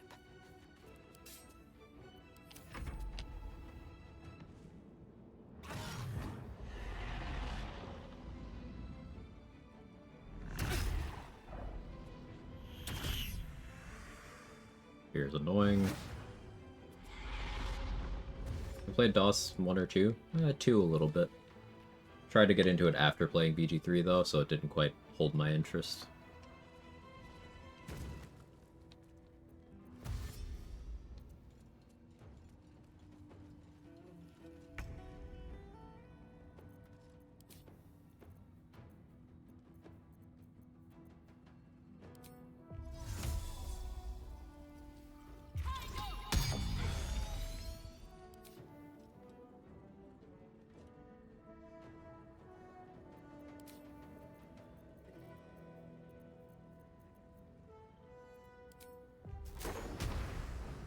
Get all 3?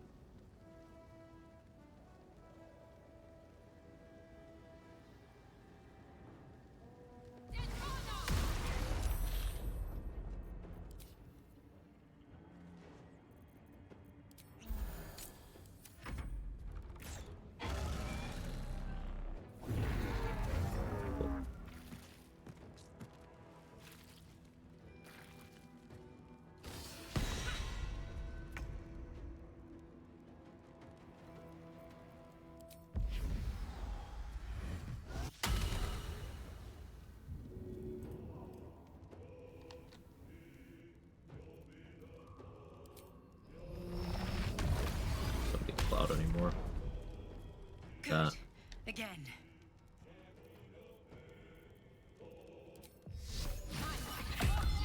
Blade Ward buffer.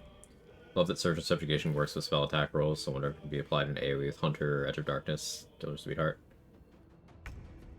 Yeah, if it works like Killer Sweetheart in that regard, that'd be pretty cool.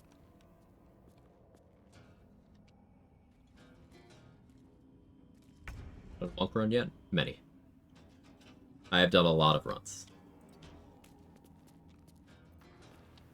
I don't need this equipped anymore.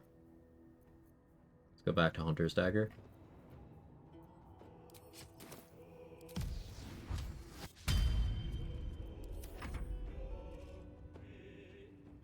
Have you done a run with all monk subclasses? Yes. Still in progress for Drunk Monk, but yes.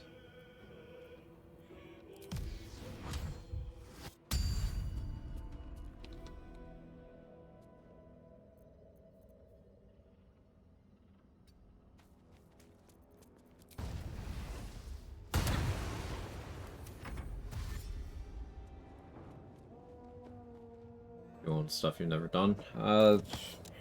There's not that many subclasses I haven't played. I've beat the game as every base class at least twice each. At least. Some of them I've played far more times than others, though. Like, I've done a lot of fighter runs, a lot of cleric runs, a lot of warlock runs.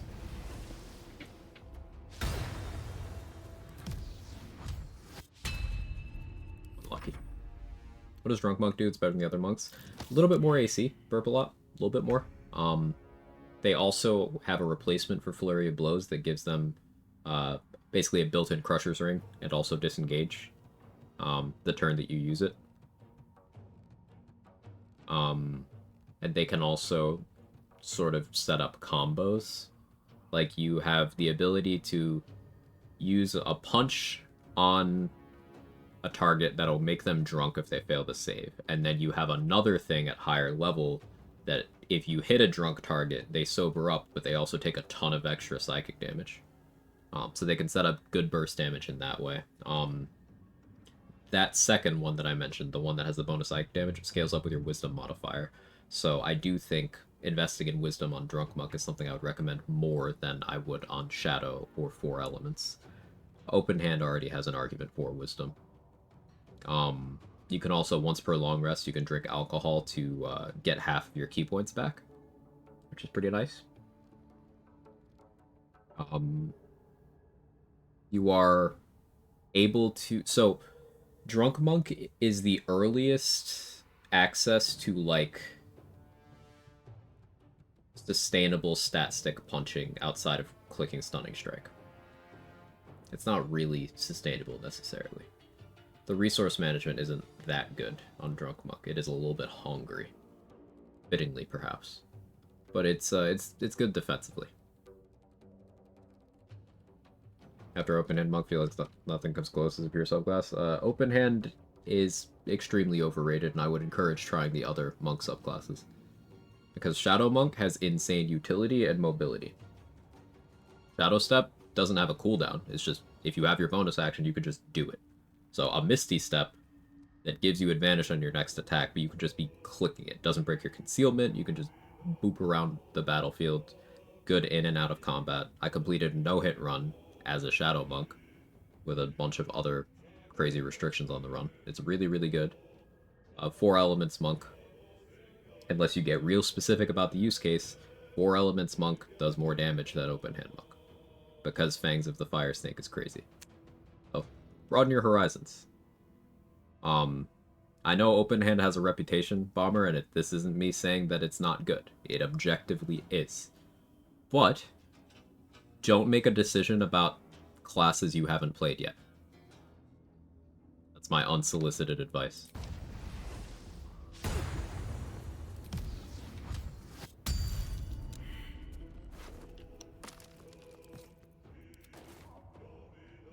Monk's another class where all the subs are good. Yeah. Monk, Ranger, both have, like, there's no misses. And it's not even a like, oh, you could get some value out of this. It's like, no, they're actually just all bangers. One wrong move, and I'd have been a statue, imprisoned for eternity.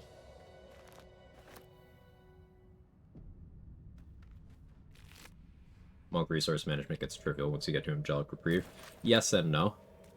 Depends on how quickly you're spending them inside of a combat.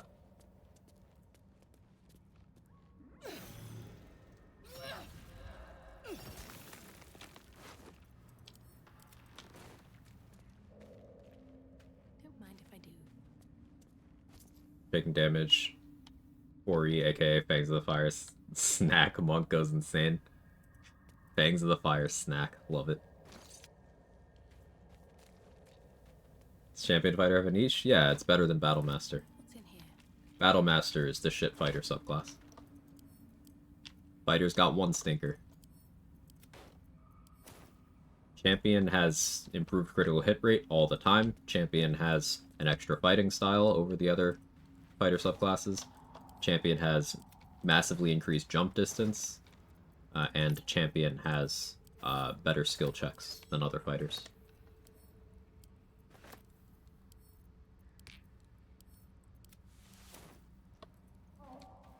About Warlocks, has Archfey, Old One hold up versus Fiend and Hexblade? Great Old One is good. Great Old One, I would say, is like dead even with the Fiend in terms of value, even though the Fiend is my favorite.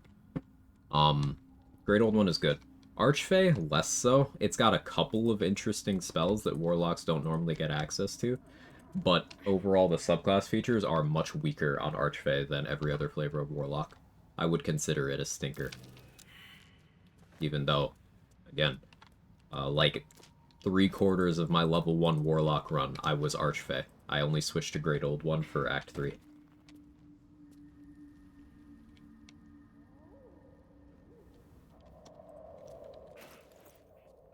$216. Every day the same anti-Battle Master propaganda. It's not propaganda. I'm just telling you how the class works. Objectively speaking, point at Battle Master, point at Arcane Archer, and tell me they were designed by the same people.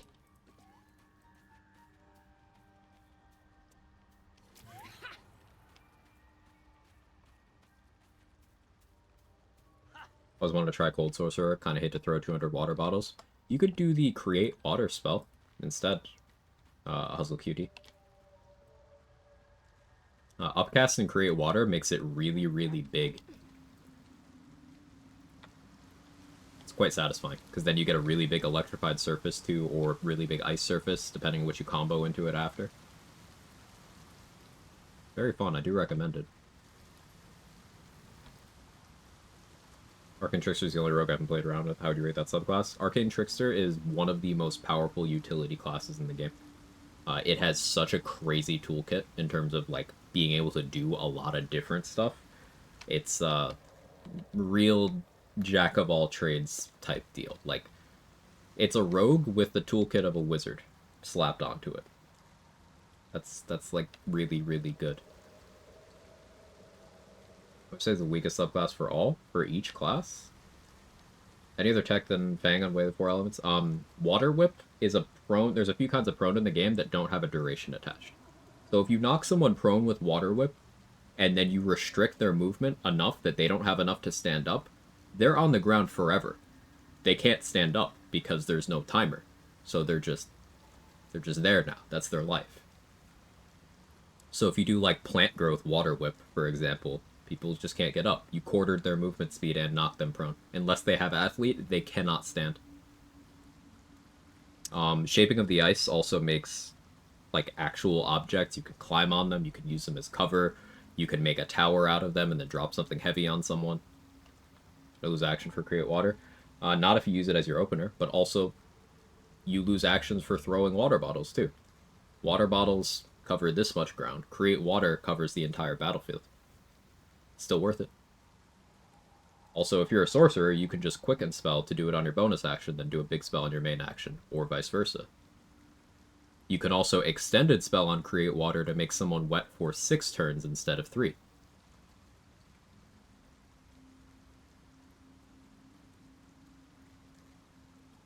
Arcane Archers just showing people with Rivington Route and be like, they could be bothered grinding the consumables. Banger first time chat.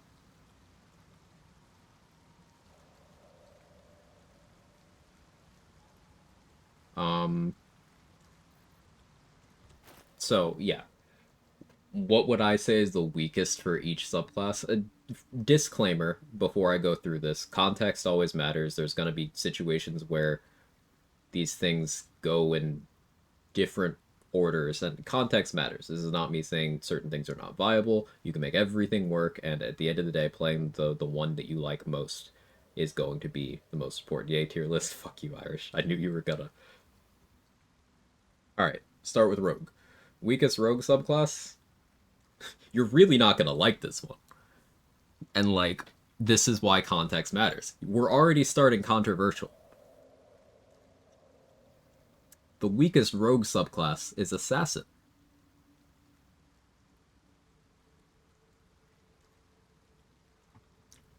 Can anyone tell me why? Tell me why.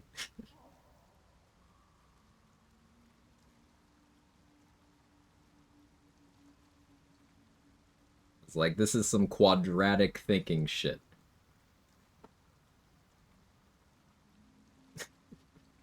Because streamers said so. Based. No. Actually, why, though? What? Clutches pearls. So the reason why is... That's part of it, Irish. Because action refreshes exist. Only in first turn useful. That's part of it. The reason why is it gives you something that, in theory, you could already get other ways. Getting the auto crits and the advantage on surprise targets, or, auto crits on surprise targets and advantage on attack rolls against things that joined after you in the turn order. Those are great. Those are great features, legitimately great, and unconditional action refresh is a great tool. Assassin is not bad. It's just the weakest of 4 very strong ones. For the reason being, the other rogue subclasses can just crit. So, like, if you're playing a Swashbuckler and you just crit, you did more than the Assassin. Thief has more action economy than Assassin, assuming you use proper action refreshes to get in. So, like, can just do more stuff. And then the Thief can also just crit. Assassin gets the ability to disguise themselves later on. That's cool, but, like, Trickster can do that too and has more tools. So, coming out of the gate, it's like Assassin, objectively very good, very popular for very good reasons. But, like, this is part of why tier lists and rankings without context are stupid.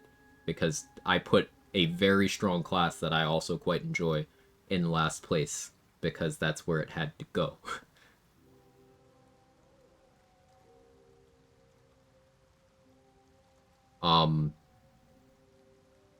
Fighters, Battlemaster, unquestionably. Reason being, everything they do, you can do better somewhere else.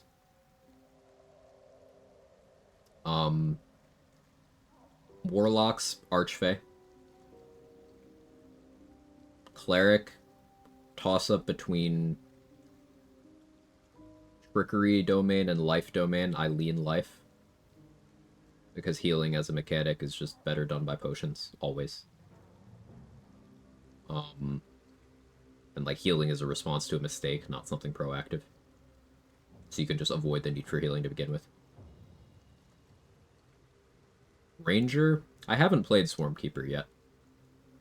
So, honestly, I don't even know what I would say for Ranger. Probably Gloom. But Gloom's objectively good. Paladin? Probably Oath of the Ancients. Probably Oath of the Ancients.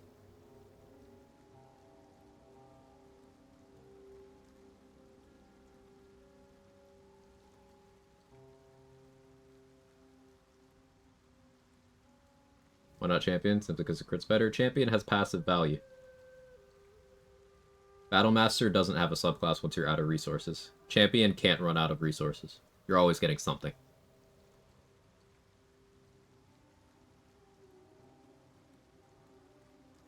Ancients and Vengeance are close for me. Yeah, I'm intentionally not reading yours, Trade. I want to get mine out first, and then I'll go back and read yours. But yeah, it was between Ancients and Vengeance. If you're curious what's in the front for Paladin, it's between Crown and Devotion. Oathbreaker is not on either extreme, it's just there.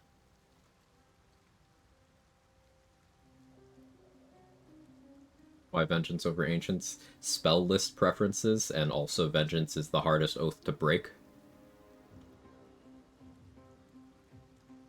Vengeance is also the only Paladin subclass that gets movement speed in any capacity. It's on a really shit condition, but technically you could get movement speed.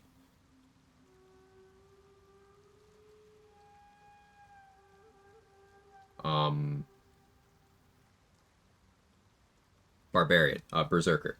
That one's not close at all. Giant Barb does everything Berserker does, but better. The only stuff it doesn't cover is worthless anyway. And Wild Magic Barb and Wild Hard Barb have passive value, whereas Berserker has the Battle Master problem of you don't have a subclass if you're not using your resources. If you are not raging, Berserker has 0 features. You're just a base class Barb. Wild Magic, Giant, and Wild Heart don't have that issue. Wizard, Blade Singer. Yes, Blade Singer. Because it's too restrictive. If you want to Blade Sing, you have to give up any sort of intelligent defensive gameplay. If you want that intelligent defensive gameplay, you have to give up Blade Singing. And at that point, a Blade Singer without Blade Song, sure, you could argue that may be more useful than an Illusion School Wizard or a Conjuration School Wizard. But I would say having to ignore your subclass features when those other subclasses could also just do those smart gearing decisions anyway and have their subclass features still. Blade Singer's at the bottom.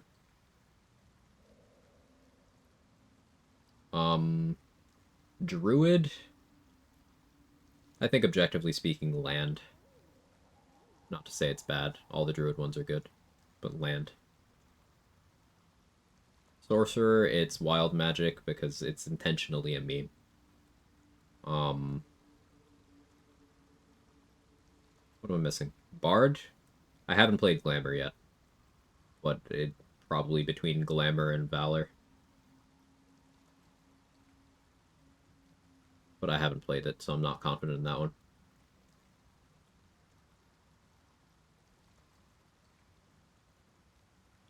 IMO Oathbreaker's the only Paladin one worth it because it adds a mechanic only it has access to, otherwise don't play Paladin. Fair enough, So Black. I agree with that logic.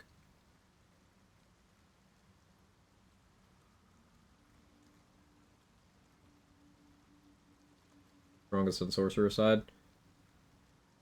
So that's complicated.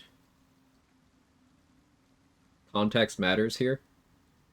It's easier to quantify a stinker than it is to quantify a strongest, you know? If you forced me to, Storm Sorcerer, because Heart of the Storm is an incredibly powerful feature. But, like, Shadow Sorcerer is also crazy, and I'm still learning how that works. But I can tell you it is not wild magic for sure, which is why that one took the bottom slot.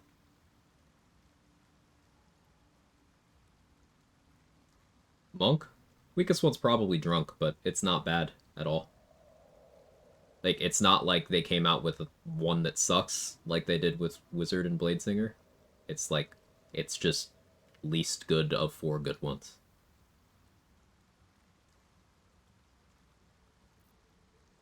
What class did I miss? I think I got them all. Yeah. Bard? Between Glamour and Valor. I haven't played Glamour yet, so I don't feel strongly on that. If you consider the overall best class, considering all subclasses, no weaknesses, etc., hard with no context, I just am gonna refuse to answer the question. It's way too broad. It's way too broad. I can't answer that. Yeah, like Claymore and called there. Best, it depends.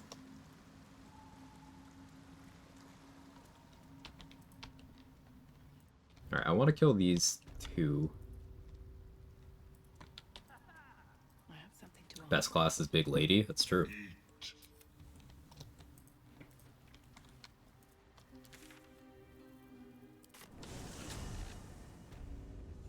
Best is when you have the most fun playing. That's also true.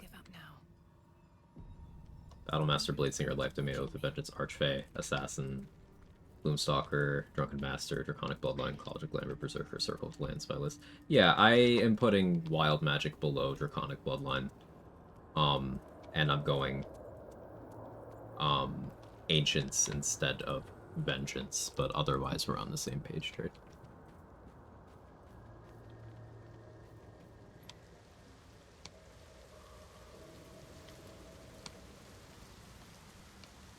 This calls for careful footwork.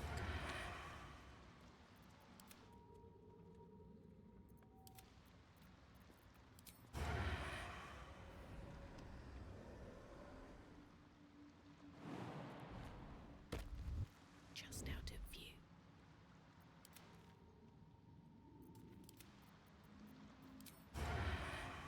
What do we have here? And away I go. Swift as my feet can carry me. Nothing important is ever easy. There we go.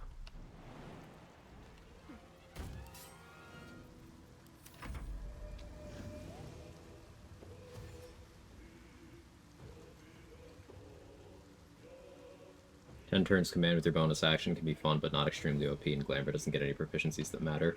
Right, and also it's very resource gated. Like, Mantle is once per long rest, correct? Battlemaster is better while you have its resources. It's not, though. It's struggling for even while it has its resources. But then you run out and you have nothing. I shouldn't have shield bashed.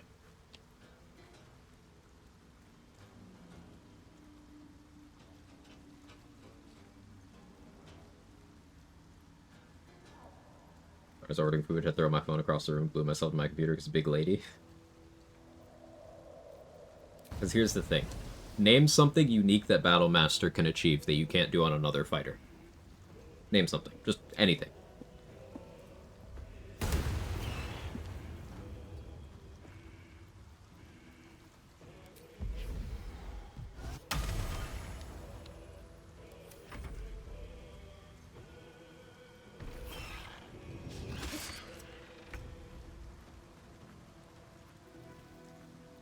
Specifically over other fighters? Specifically over other fighters. Add a superiority die to my attack roll? So you put a kappa there, Iceberg, but, like, that's one of the only good answers. Be more confident in that answer, because you're right.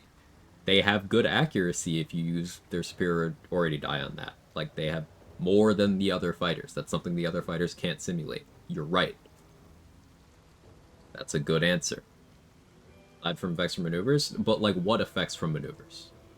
Sabonis, that's the thing. Riposts, Slarenov says. Let me know if I got that horribly, by the way. I felt illiterate saying that. Please correct me. But, like, riposte is something that other fighters don't have access to until they get the gear for it in Act 3. So that's a good point to make, too. Draconic Sorcerer with Fire felt pretty good, and I tried it. Arcane Acuity, the feat that ignores resistance that are seen pretty nice with Scorching Rays. It works, but relative to the power level of other casters doing the same thing, namely Evocation Wizard, but even if we keep it just within Sorcerer, the overall power level of Draconic Bloodline builds is lower than Storm Sorcerer builds. Though that's, you know, still pretty context-free. I'm not as harsh on Draconic Bloodline as some others are. It's definitely not bad. It's just not particularly good. But it's got some mechanics that work out favorably.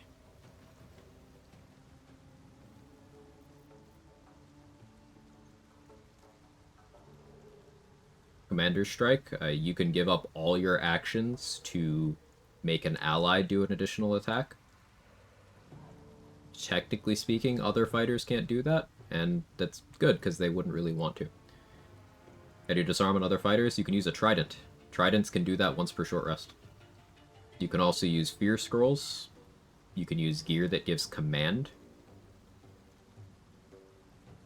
Battlemaster can range disarm and disarm without a trident, which any proficient character can use. Range disarm specifically is something unique to Battlemaster. Yes, Zenmu. My question was not to say Battlemasters can't do some things that other classes can't. I just really wanted to highlight that it's very narrow slices of things. So if you were not operating in these specific windows of expertise, other fighters are going to be able to do the job, but with their own kit brought to the table. Whereas Battlemaster doesn't have anything.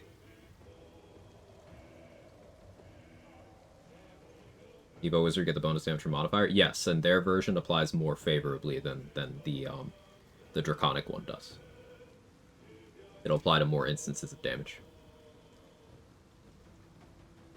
If I learned that exact answer from you. Maybe that's why I liked it. Do I need to tuck the trident in? Uh-huh.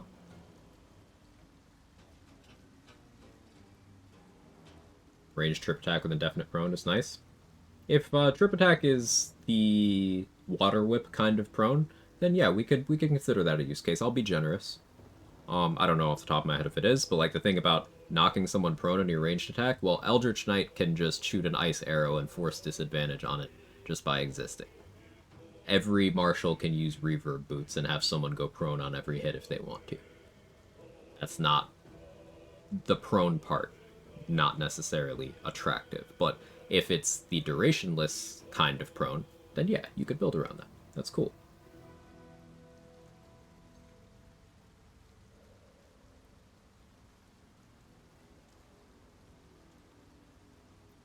Oh, yeah, I suppose every fighter could take the Martial Adept feat to have a superiority die maneuver.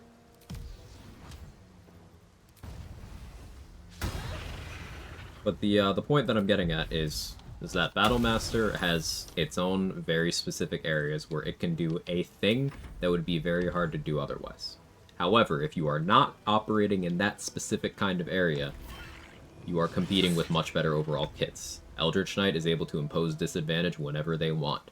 They have access to the Wizard spell list, which now includes Booming Blade, which also works favorably with their War Magic feature, letting them attack just kind of casually in their gameplay loop 4 times per turn with their main hand weapon, doing, a lot of damage. You have Eldritch Knights also having access to the Shield spell, various things to concentrate on. Some of which you can get from scrolls and stuff, but Shadowblade is another thing they have access to natively that a Battlemaster would have to use the ring for. And the ring is only available in certain rule sets, and also can't be upcast. More mitigating factors. Champion has the better jump distance. Champion has better skill checks. Champion has an extra fighting style. Champion does not have any active buttons to click. It's entirely passive. You are base class fighter, but better. Which is, if you directly compare it to Battlemaster not clicking their dice, being just base class fighter,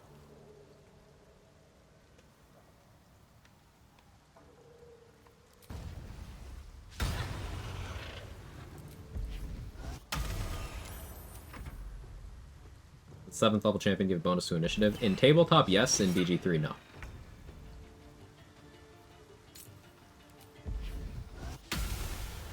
My accuracy is bad today.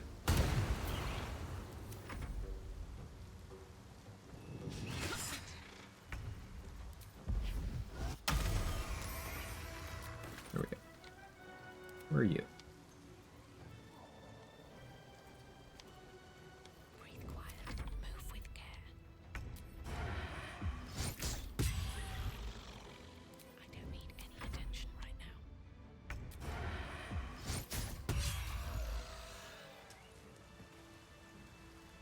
How would you build a Eldritch Knight fighter in a solo run? Would you consider the new 11-1 Hexblade? I'd consider it. 11-1 Hexblade, or 11-1 Eldritch Knight into Hexblade is really good at doing damaging poisons and bleed effects. Particularly in combination. Because you can build up a lot of tick damage. But specifically with poisons, the Eldritch Strike feature at level 10 imposes disadvantage on all saving throws on any when you hit with a weapon attack. which is very potent. You can do that What's up for discussion? to land your poisons more consistently. And Hexblade's Curse will apply your proficiency bonus as additional damage on every individual instance of damage on the curse target that's attributed to you. So for example, you just have a basic-ass simple toxin here, but you're a Hexblade. And let's say you're a Hexblade level 9, so you have that +4 proficiency bonus. Every one of your ticks, instead of that 1d4, it's going to be 5 to 8. Double damage. Every tick. And with Eldritch Knight, you're imposing disadvantage. So it's landing much more consistently. And you can do this with the even better poisons, things like Purple Worm Toxin. If you wanted to land something like the Poisoner's Ring, to impose vulnerability on psychic damage, Eldritch Knight can do that consistently because they are able to impose that disadvantage on the saving throw to apply the Poisoner's Ring. So you could do a loop of something like you hit someone with an attack, they get Eldritch Inertia. And you get them with Poisoner's Ring, they get Poison Vulnerability. And then you hit them with the rest of your attacks for the turn, and then in their turn, let's say you hit them 4 times. Let's say you didn't use all your attacks and you hit them 4 times. They got 4 stacks of poison. Let's say it's Purple Worm Toxin. Let's say they all max rolled. Well, if you had Hexblade's Curse on them, the ticks are going to be 10 plus 4 from Hexblade's Curse. So that's, and this is assuming you had no other gear helping. You could have a couple other pieces of gear. Orin's clothes help with this. Rhapsody helps with this, but 14 damage. Vulnerability, 28. You are inflicting an extra 28 damage each time a poison ticks. So, 4 of those. And Purple Worm Toxin, just each time you hit. You know, it's very good. It's a good poisoner. Gloom Rager's only for solo plays? No, Gloom is good in general. You can make any subclass work. Gloom is popular because it gives you a lot of things that act as safety nets. You don't need to worry about managing your initiative as much because it's a class that gives you initiative. You don't need as much action economy help because it gives you early action economy on the first turn. It gives you a little bit of movement speed on that first turn too. It gives you dark vision. It gives you a bonus action hide. Those are all very valuable quality of life features. You can get them in other ways, and you can play in ways where you don't need those things, but those are all good things to have.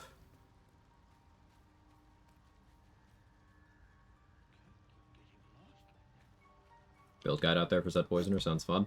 I don't know of a build guide, but I know it's something Trade has spent a lot of time on, so as usual, follow Trade, watch Trade. Trade Secret 34, he's here in the chat, he's moderator.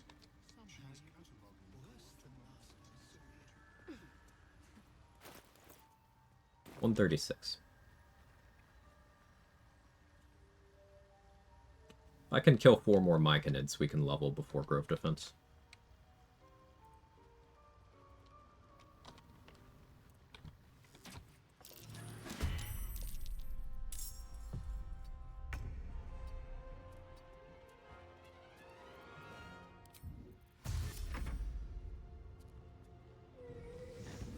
Hey, yeah, welcome back. How goes Act 1? It's going. We're trying to hit level 7 before Grove Defense, just because I can. We are region locking, so it matters. Yeah, you can use Gloves of Baneful Striking to reduce the saving throws. You could do something like Herald to apply Bane to even further reduce the saving throws. If you had something like Callous Glow, Lightning Charges, that's going to be extra damage that goes on each instance of the poison. If you have Rhapsody, it's +3 damage on each instance. If you have Orin's Clothes, it's +1 damage on each instance. If you're Shrieking with Falar Alluve, that's going to be an instance of Thunder damage on each one. If you apply Gaping Wounds, that's going to be 2 more damage on each instance.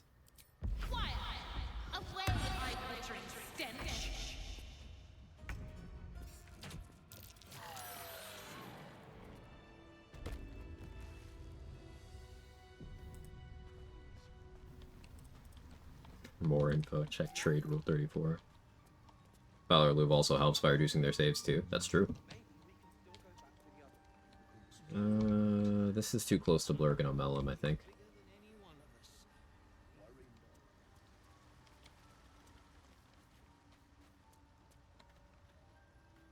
Could kill Gek and Lurgan. I'm exhausted.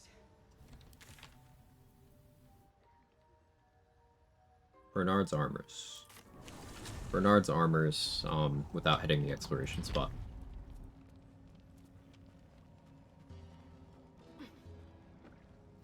Didn't realize you can get riders in the poison damage. Yeah, they're their own instance.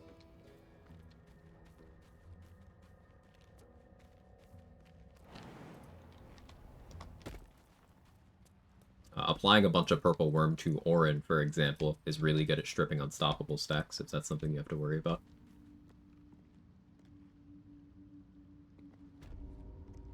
Like forking many target arrows with Purple Worm Toxin off of her to hit the Sanctuary Ballists. You can kill a bunch of them while still stripping away at her stacks. I think I've just been discounting those codex the entire time. Saw Conte, I was like, you mean it's gambling? That sounds bad. Yeah, no, I get you. I get your logic. Yeah. Any damage rider loops exist? No.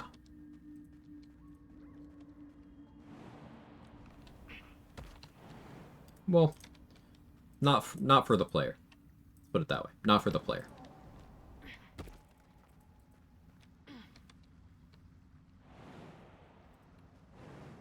If you're asking about the existence of any feedback loops that cause things to happen until someone dies, there's a couple of those that exist. Somewhat infamously, if you are wearing the Helldusk armor and you interact with the chest in the Owlbear Cave, and you are not a Cleric of Selûne, if you succeed a saving throw, you die. You need to fail the saving throw or you get caught in a loop. Unless you're fast enough to unequip the armor. Or cast a globe or something.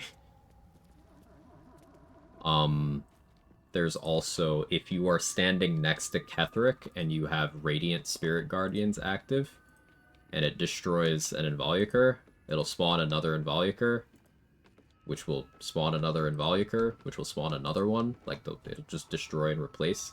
So until you break your concentration, that's just going to keep happening, and it's going to keep doing an AoE necrotic damage.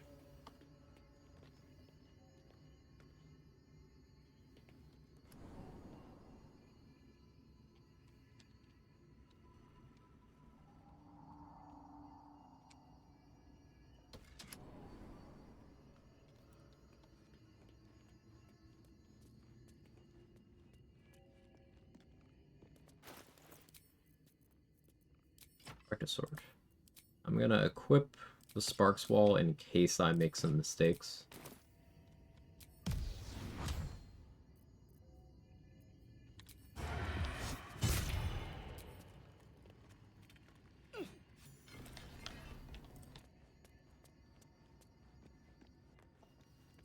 The munchies and nothing to snack on.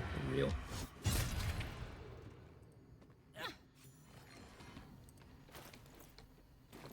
$16 XP. So remember that goblin that Abdurak stole from me? Shit.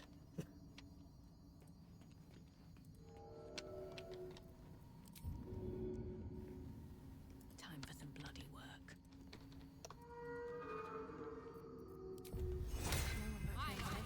Personally died to any of those loops? No. Because I know of them, and I'm very scared of them.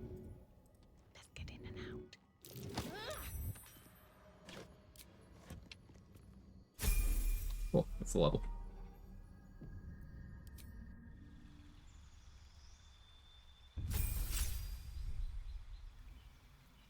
Ooh. Stealth expertise, sleight of hand expertise. I like it. Absolutely. Hang on, let me scroll. Oh, sorry, I missed your question earlier, Zen. Off-topic question for Booming Blade. Can use Sorcerer meta magic like Distant Spell, Quicken, Twin? I actually don't know off the top of my head. Twinned, I'm assuming no. Unsure about the others. Don't actually know. Did that get answered? But there you go, courtesy of Kara. Kara, thank you for saving up 100,000 channel points. One turn the Hallowed Bernard yesterday felt great. Let's go. Already have athletics expertise? Yes, yes I do. Or I have proficiency. No, I do have expertise, yeah. Yeah, I do.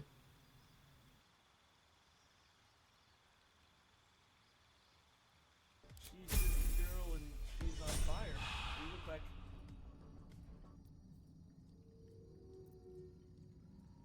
If I could get a Caustic Brine surface attributed to an enemy, I think I could do some cursed things. Yeah, it should be very possible. I gotta look into that again. Rants from Crowforge. What am I ranting about? What's the topic?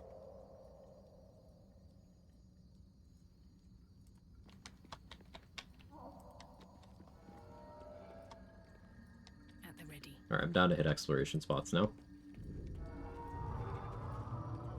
Did I accidentally get this one already? Oh, I totally did. Oh, no, I didn't. There we go. 115. Love to see it. You picked the wrong fight, friend.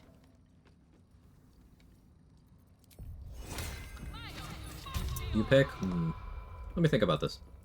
Ooh, we did have a bit of a rant recently. I'm on cooldown, but let me give it some thought. Moving in.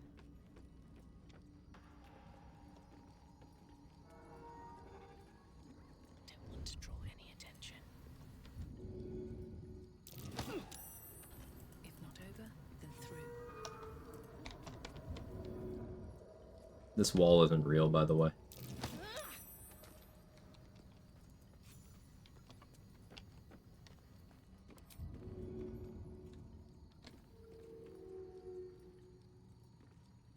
Here we go again. Breathe quiet. Move with care. Can't slow down. Why do they do Will so dirty? I don't know, man. Some of the worst subclasses be more useful in multiclass? I mean, more useful relative to what? Because a lot of the subclasses that don't have problems we outlined can also just multiclass. I find it's something a lot of people forget about is the concept of opportunity cost, and I bring this up a lot. I know, I'm sorry. But, like, things aren't free. They're always competing with something else for a slot in your build.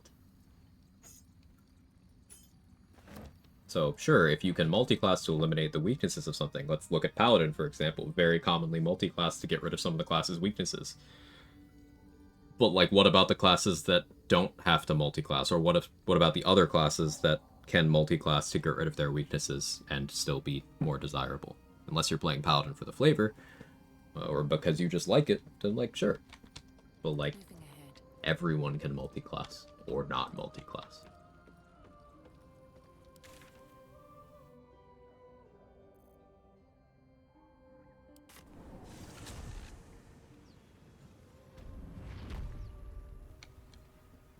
If you're to stack a class for multiplayer, what class would you pick? There's no answer to that.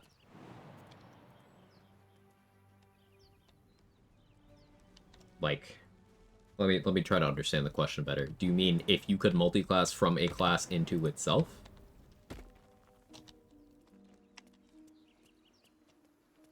Rants on bug abuse, maybe trade exploit, etc. I don't know how I feel about those things. I don't really care about them. I just dislike that so many people on the internet have made, like, vendor exploits their personality to the point where instead of fixing any bugs that actually matter, Larian prioritized that in almost every single patch. Rogue with Rogue would be awesome. Would be your logic for building Jack of all trades? When I did my Jack of all trades run, I prioritized getting and building around features that scaled with my character level. Playing region lock, yes. I prioritize features that scale with my character level, not features that scale with class level. So I did Eldritch Blast. I was an Eldritch Blast build, and the way I set up my levels was to keep my Eldritch Blast and my other spells and gear effects on the same spellcasting attribute. I only assigned levels when I could make sure my Charisma was still my casting modifier. So I decided that I wanted level 5 to be a Charisma class so that I could Eldritch Blast once I had 2-beam Eldritch Blast. And then 6 as well, because that's when vendor inventories expanded. And then 9 as well, because that's when vendor inventories expanded again. And then 10, so that I could still do 3-beam Eldritch Blast and have my spellcasting stat be Charisma. Now, it would still always be Charisma on the Eldritch Blast, but I wanted my other stuff to match it. So I made sure that levels 5, 6, 9, 10, and 12 were all Charisma based. If I couldn't make that happen, I sat on levels. I just did not assign the levels. So I didn't assign level 11 and 12 until I had 12. So I sat at level 10 for a while. I sat at level 6 for a while too, from 6 to 9. Just to keep my spellcasting in order.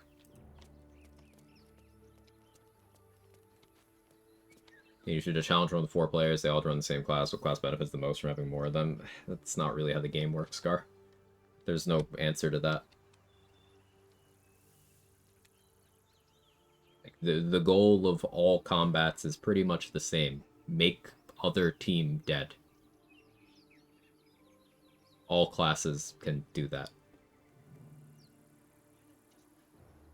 No shot you have that level progression written down anywhere? Maybe? Maybe. I wouldn't remember where, but it's possible I do.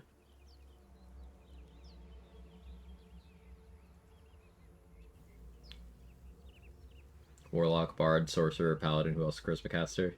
Yeah, Zenu's got you there. Barbarian.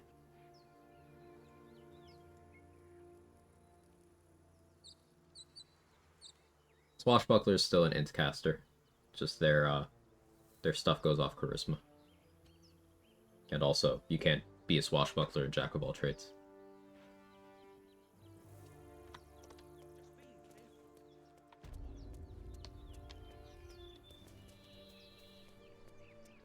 I imagine letting you subclass in the same class you're already playing would be difficult for Larry to set up. Could add the extra bonus action from Thief and his Swashbuckler would currently be a very happy boy. There's a mod. I don't think it's been updated for patch 8, but there's a mod that lets you multi-class from that class into itself. Softer than a whisper. Have to keep going.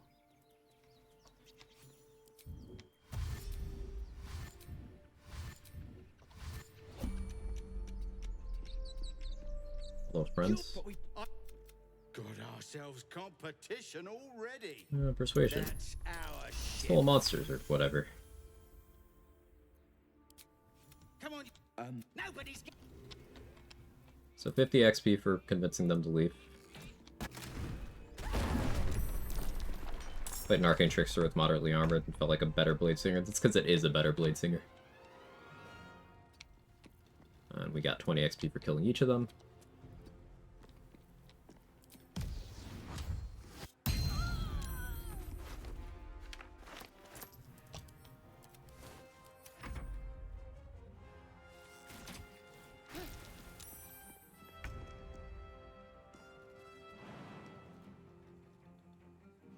What if I just didn't take damage from this? Isn't that funny? I think that was funny.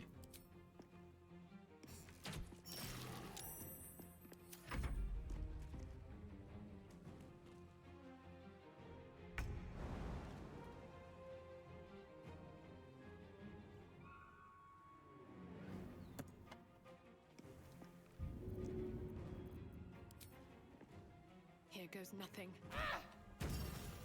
It was excessive, but I like it. Want some inspo.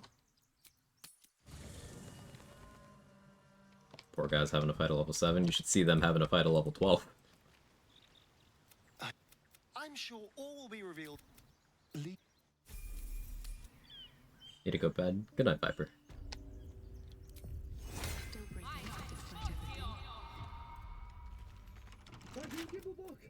Everything all right out there? Putting a star in the party just to get the inspo. Or does get Shadowblade as an illusion spell like Arcane Trickster, but Shadowblade Ring exists. What can I do? It's...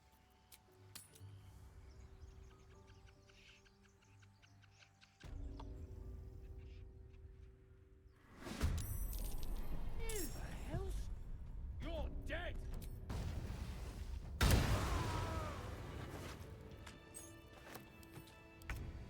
I know Shadowblade's very popular right now, and it's viewed as this centralizing thing. It's very good. I think it's also regarded a little too highly. It's objectively good, but things can be both good and overrated. Things can be both good and underrated.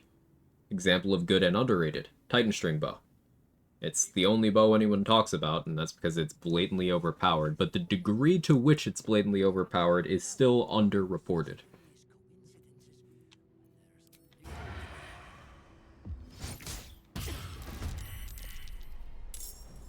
Nice burst. Time to press ahead.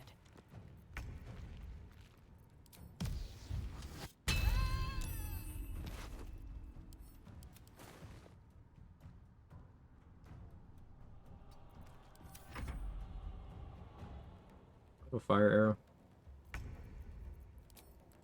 You do. Perfect.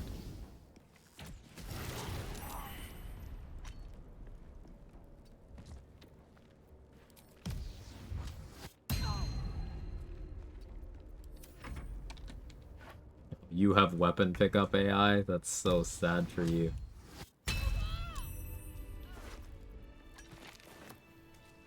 No log? No hand? Alright, already did the quest, so no 5 XP from that, unfortunately. Open up. Ring's pretty nice. Feel like anytime an item gives you something out, you being required to keep that item equipped is automatically much more valuable. Yeah. Buy the trading sword. It's a bludgeoning weapon. The last time I needed to worry about what weapon I was using, I was attacking things with bludgeoning bolt. I just haven't changed my weapon because it hasn't mattered. But the trading sword is a finesse bludgeoning weapon. The only finesse bludgeoning weapon, even.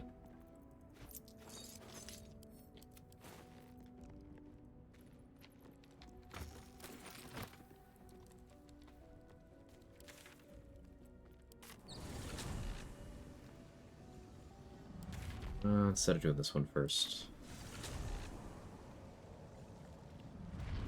You just wrist flick people to death. It's so funny.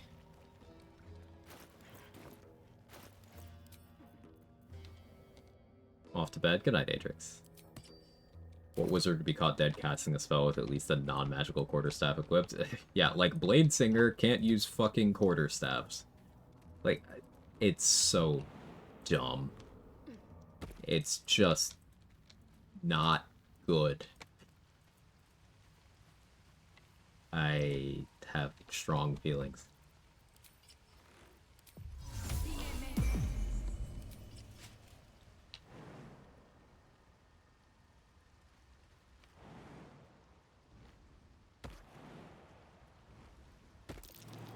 Look at that.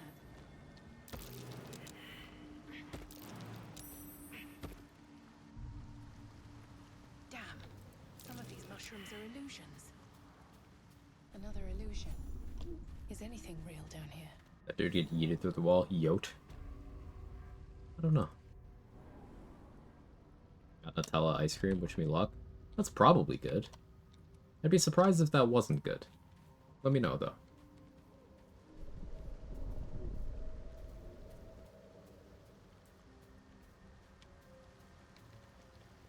It's fire. Let's go.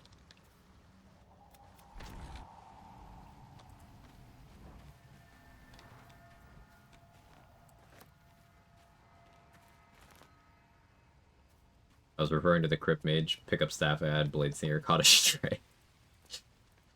That's how you know I have all the smoke ready for Blade Singer.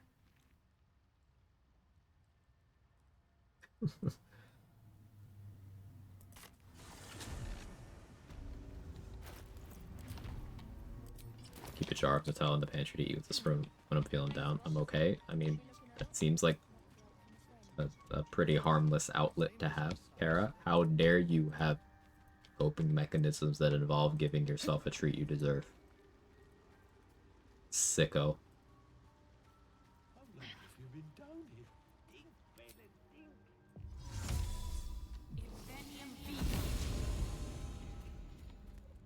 230, it's two 115 spots that slightly overlap. They are not completely in the same spot, but there's overlap. It's possible to get them one at a time.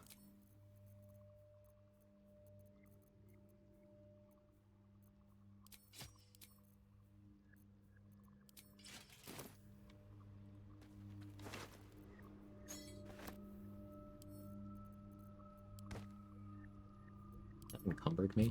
Come on, man. Having low strength is the worst. Yes, 18 strength is low strength. Yeah, sure, I'm carrying around a couple squirrel corpses I don't need, but, like, you don't know when I'll need those.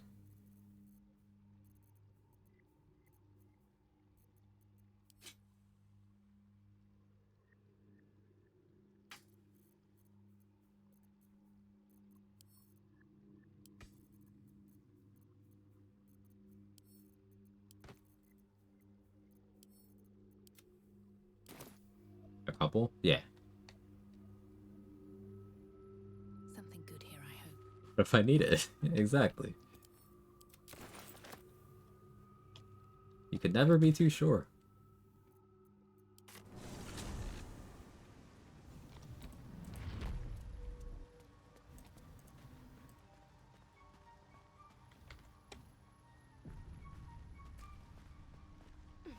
Yeah, so, I hadn't originally intended to spend this much time in Act 1 today. We're almost 8 hours in.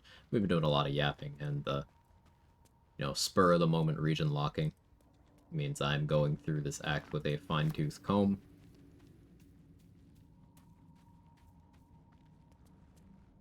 Upgrade to pocket sand, pocket rat. What if you use sand made out of rats?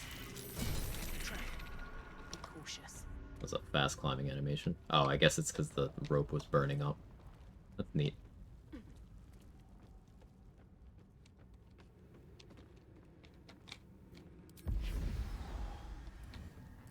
The Zentarim. Mercenaries and cutthroats. Useful friends, if you can afford them. Time to press ahead. Another 115. Which one have I not? You okay? Keeps trying to do the pocket sand animation. You see this?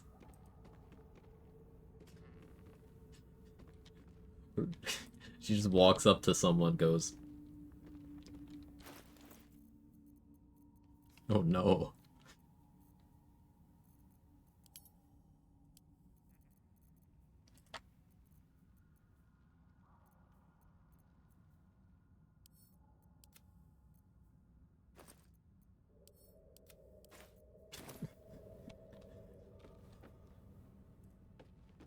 Alright, she stopped.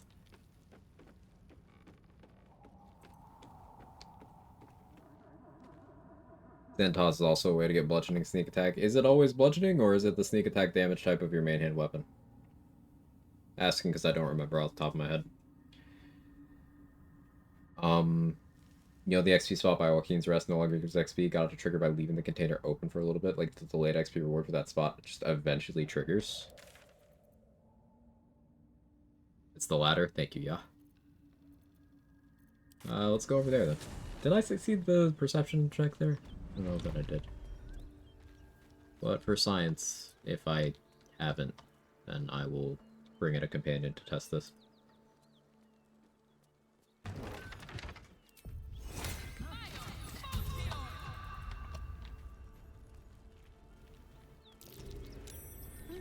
What's that? Alright, so you're saying if I just wait.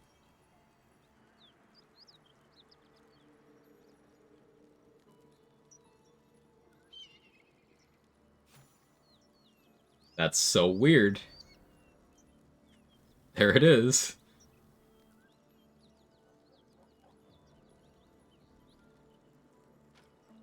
Okay, 25 XP back on the menu.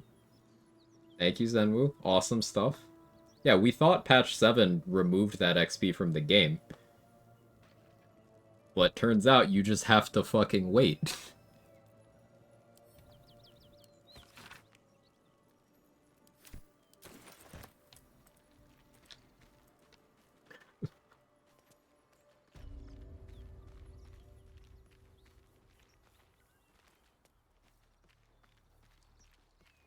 Normal game engine. It's just shy. Uh-huh.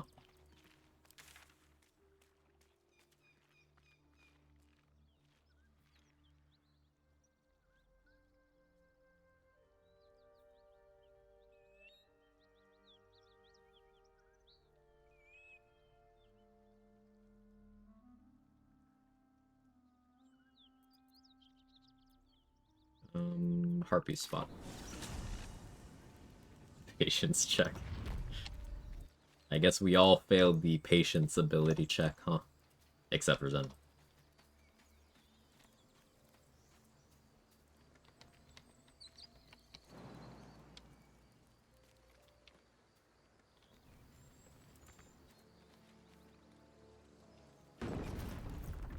Do I have bloodlust mats? Barely.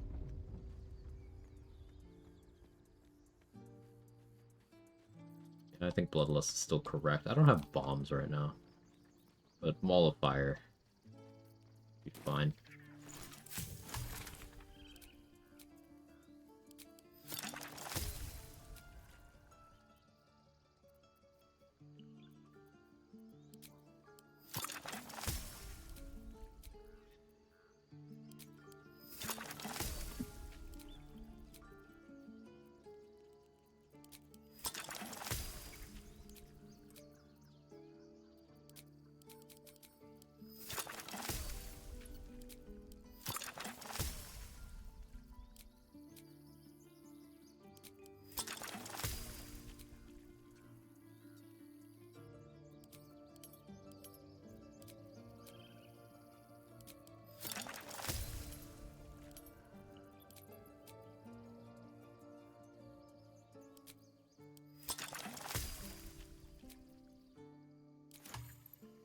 Good.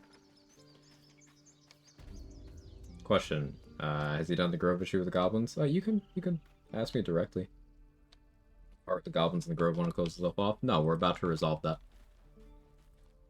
Shortly. I'm prepping for a fight to resolve that.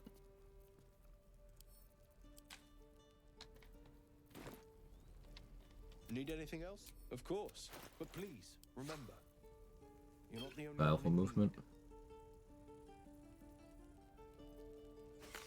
Like darkness too. Light's nice. I don't think I need it right now. Bag it up. We'll kill Aaron later. Do need Peg though. Let myself run out of those.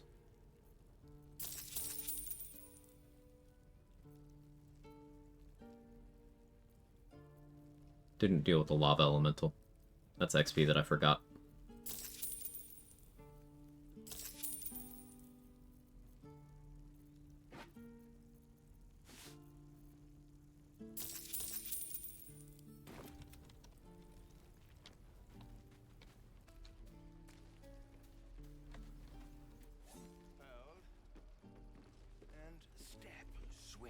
I was like, why is Asherak here? Response. Yeah, his head's on a swivel. Yeah. I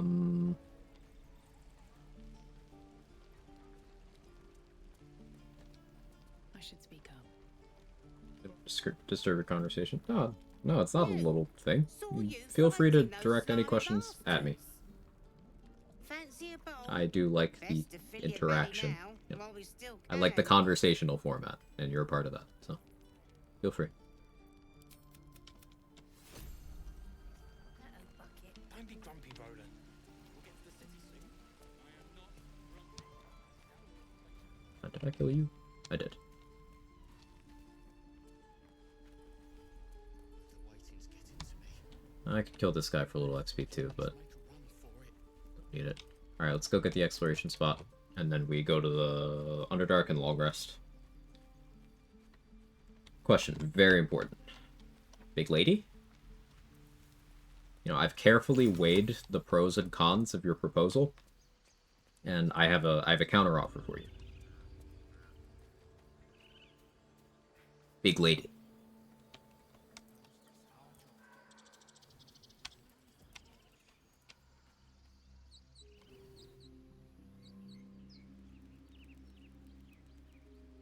Hey men, hey women. Bowl of Gruel being a healing item feels like a leftover. It's pretty useful. You can have each member of your camp, you know, each companion, go get that from her. Everyone can be slurping up that old lady's gruel. If you are a halfling, she'll give you 2 instead of 1. So it's a good way to stock up on free action healing items. Take your big lady and counter offer Tall Queen? Okay. I'm invested. We've had 1 big lady, yes, but what about second big lady? A second big lady contributed a buff to the run. Those harpies were hoarding.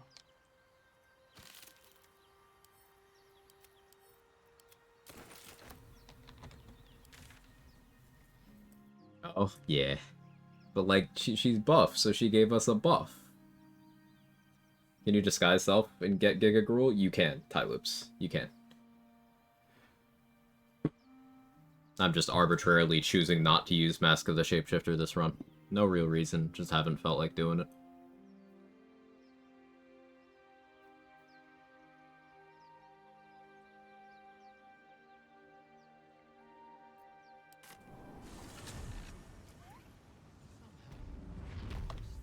Dragonborns and Tieflings can also get 2 Gruel. There you go. I knew about Dragonborns. Didn't know about Tieflings. Good to know. At least I think so. Maybe confirm that. I know it's definitely true with Halflings. I think it's true with Dragonborn, though I'm not certain.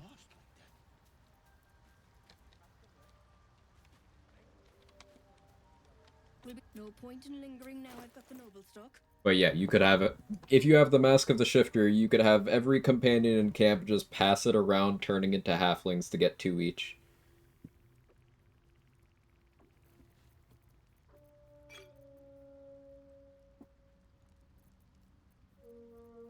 Was hoping for Battle Mage Power Elixir here.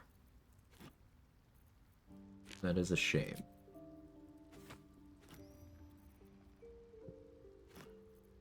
I'm allowed to long rest, by the way, I just haven't been. Make that clear. Caustic Band to facilitate elemental infusion in the ring slot on Booming Blade. I should probably buy that. Or steal it. I'll buy it.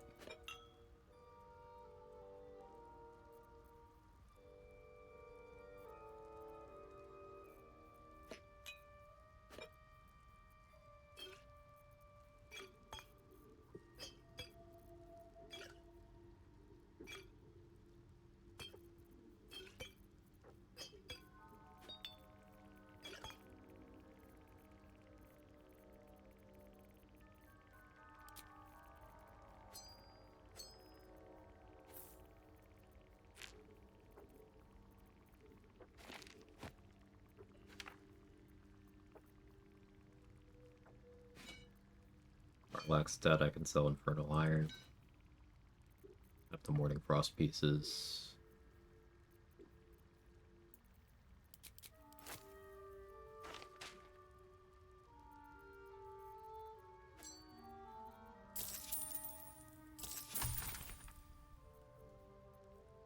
Four Fear Scrolls is nice.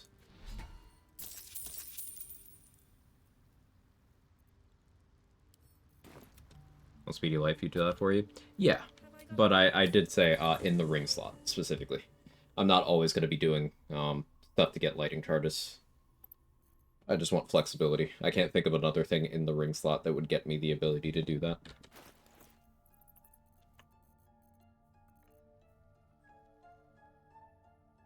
Do you think Poisoner's Robe applies to Booming Blade with Broodmother's Revenge? I doubt it, but intrusive thought.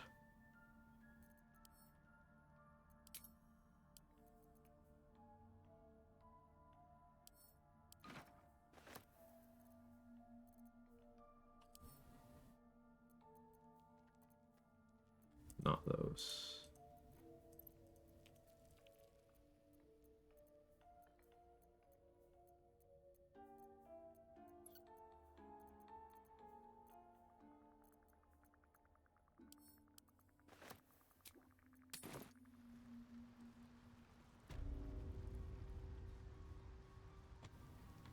Aerith, you okay? Oh, okay.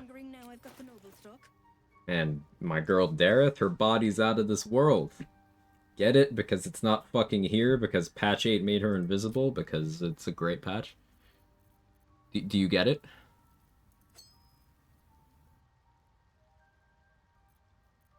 I can keep explaining.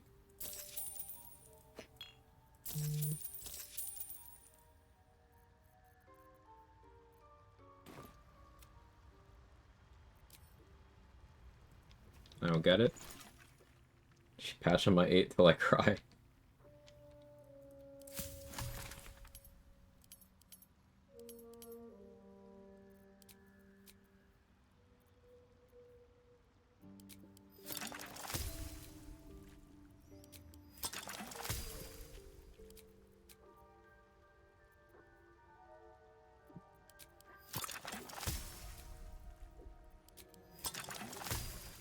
Okay, satisfied here, I think. Long rest.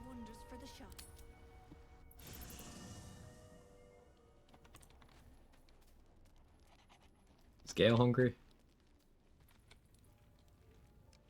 No, he wasn't rendered in, or Withers wasn't.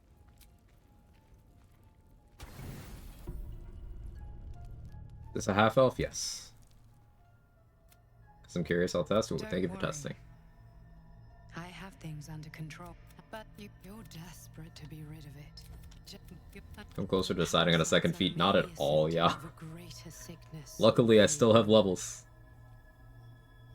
Were it not for my protection. Hells, I absolutely no idea.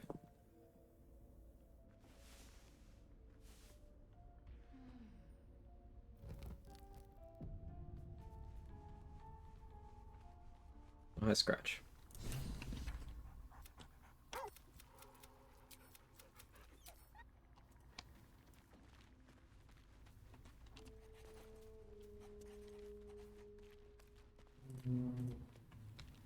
Martial adept. Just to be toxic. Maybe I need more pockets.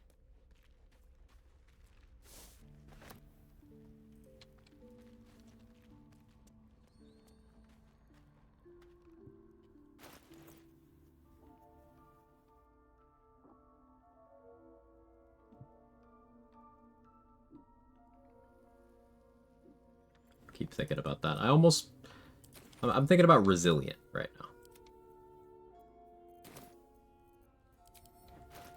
That's what's on my brain.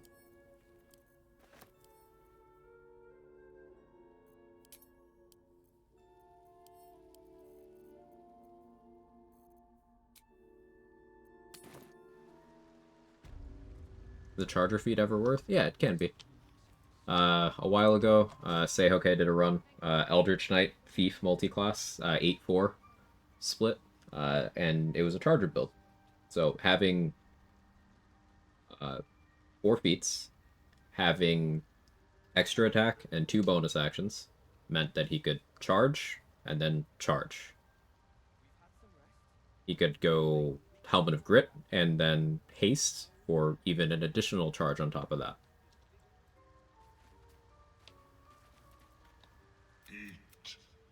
Rip Raphael, I guess. No, he's fine. We just juiced him in camp.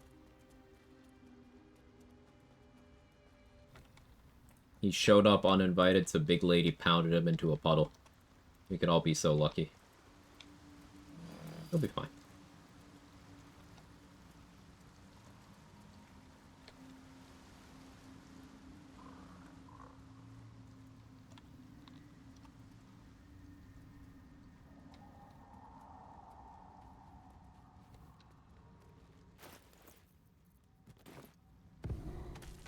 So, Priestess Gut, who we previously had doing Shield of Faith stuff, but the Myconids killed her. So, I used Connor to revive her, used Survival Instinct, put it on her, killed her again. The cheat death kicked in, removed the Spore Servant tag. Connor killed her, I picked up her corpse, kept it until today. Where we can resume our Shield of Faith activities. Alright, what now?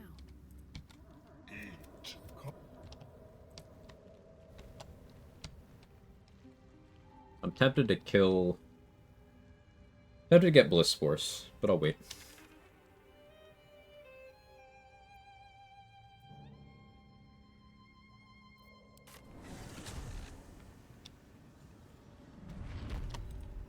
I could also respec, drop a Charisma bracket.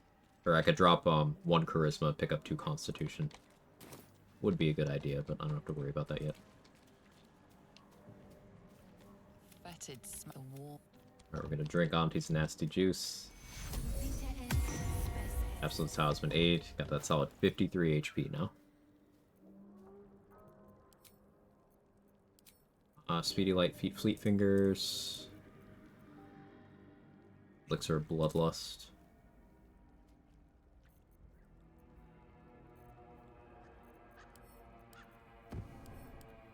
I'm dropping the squirrels. Are you happy?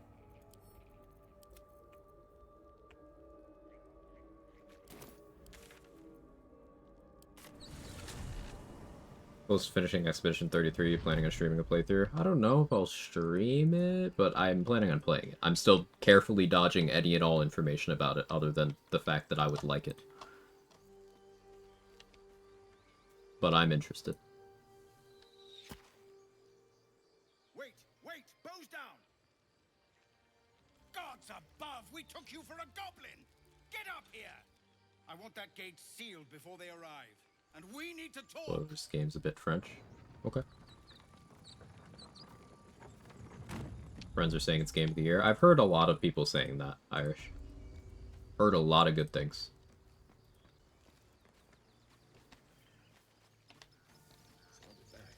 So Arca's already dead.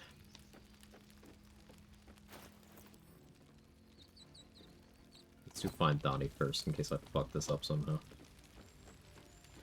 We'll be throwing poison resist elixirs at Asherak and Zevlor. Something I still haven't scienced out that I mean to is, during Grove Defense fight, knocking out Zevlor and Asherak yourself so that Saris shows up here in Act 1. No traps, please. Now, obviously, if they die, she shows up, but if you knock them out, and then you long rest in a different camp so that the party doesn't happen, in theory, the game would recognize them as alive. Not that you need Asherak to be recognized as alive after that point, but Zevlor. Why are you here? That's not the right spot.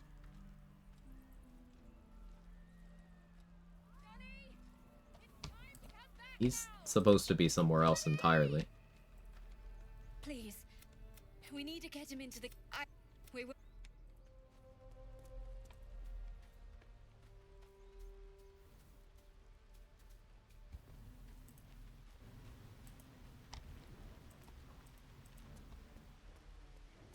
It works? That's funny.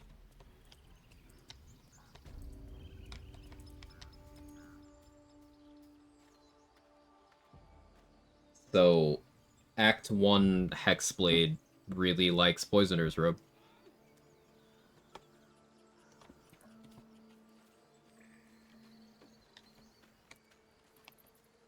Something's on my mind. Cool to find a use for it. Go away!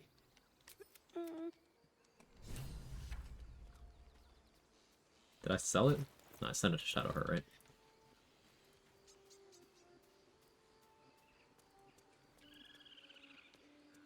Expedition 33 was made by a team of 33 people too, apparently. Their first game too. Love to hear that.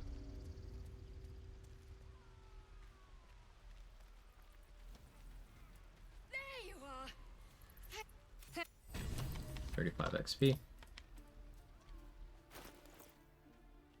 1500 into the level. Yeah, I'm nowhere near as good at region lock XP routing as Mark is. He's got far more experience and Also, I missed out on a lot early on, but... Where is he going?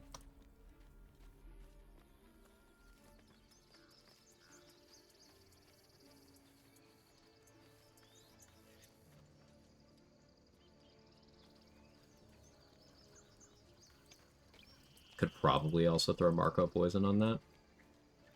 Maybe, yeah. The area red, we're about to do Grove Defense. This guy is normally hanging out over where I just talked to Markero through the door.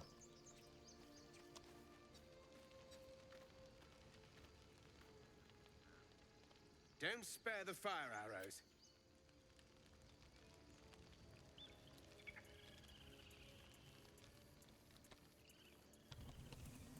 Yeah, I don't know why he's here.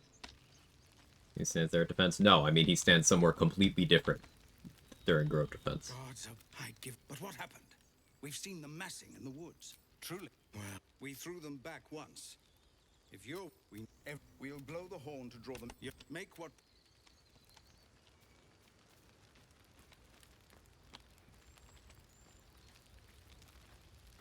Alright, we don't particularly care if Elegus lives or dies.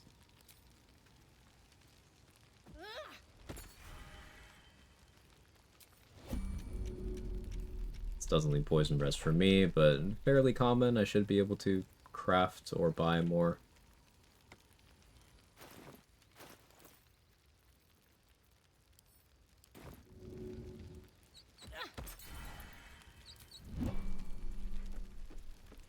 You've actually fought goblins before, haven't you? Putting out this bonfire and this one. That wasn't. So the grease explosions can't cause issues.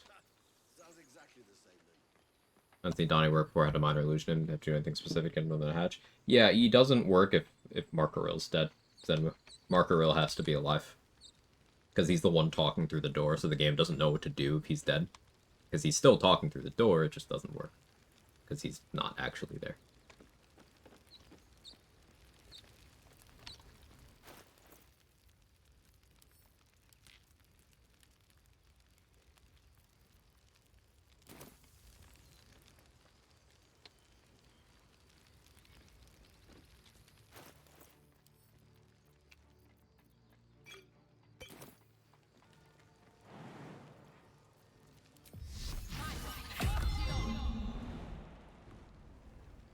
Miss Grove Defense, just in time. You're just in time.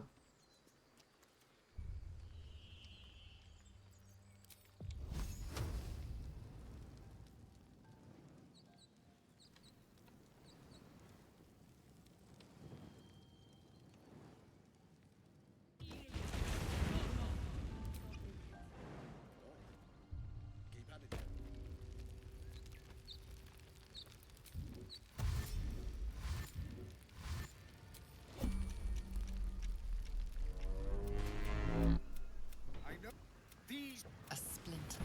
Now slit his throat. I almost clicked the wrong option. Lost initiative to the spider. It's fine though.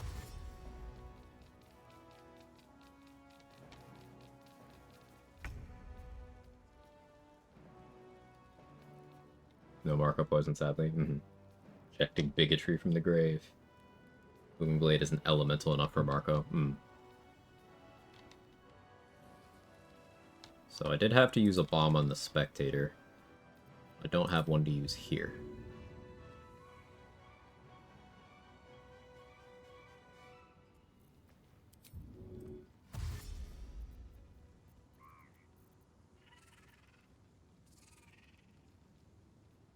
Unless...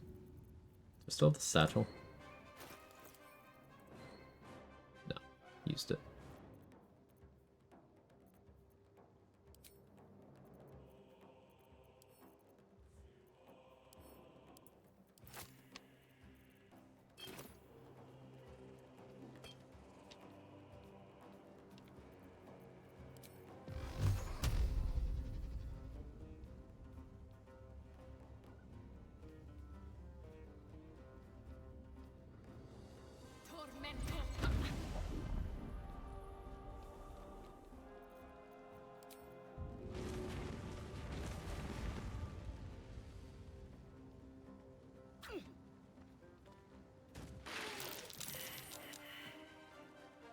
Spider. Got my Bloodlust.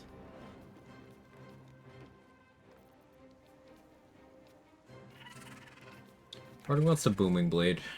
Asherak's probably dead.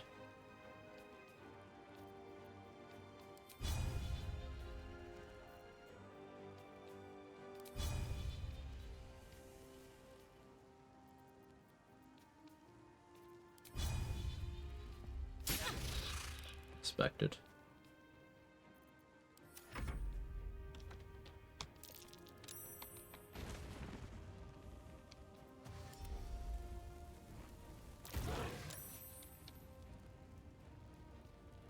Nothing gives more satisfaction than a good firewall, except Big Lady.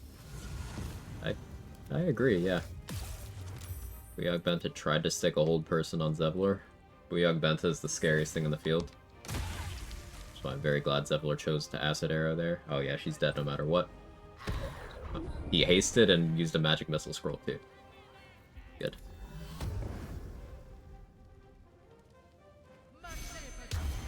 What were you blessing? Just the sapper? Okay. Needs no hold person from her for a while. Oh, game didn't know where to put him. Fine. The ogre spawned very far back. Side effects of turn-based mode.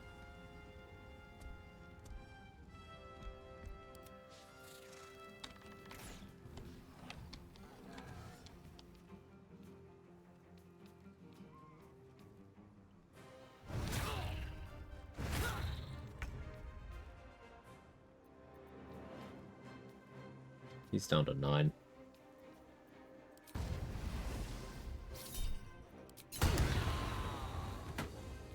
Getting the XP. Will disapproval, but my XP. Nice 0 damage.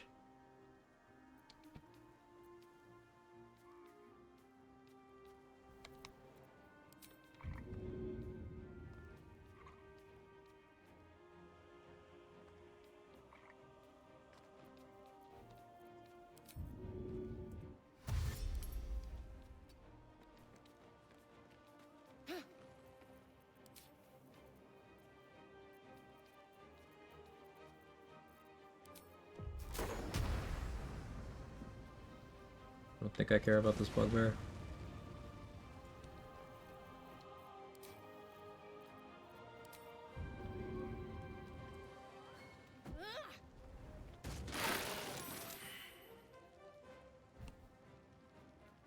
But I should be able to deal with this way. Deal with him this way.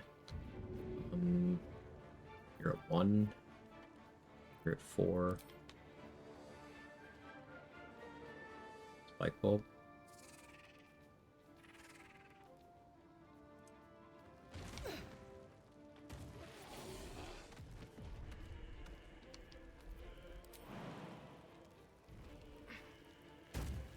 You. You always carry healing potions with you? I would advise doing so, yeah. You have no reason not to. Try Zevlor.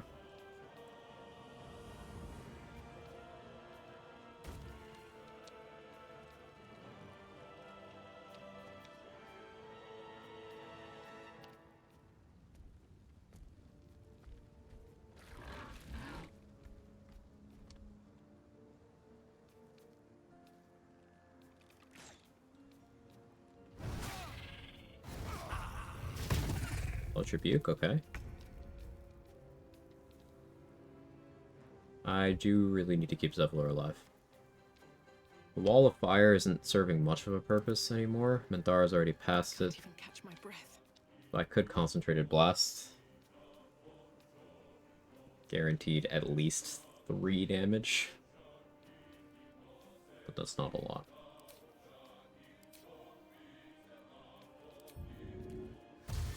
Ash got lightning charges.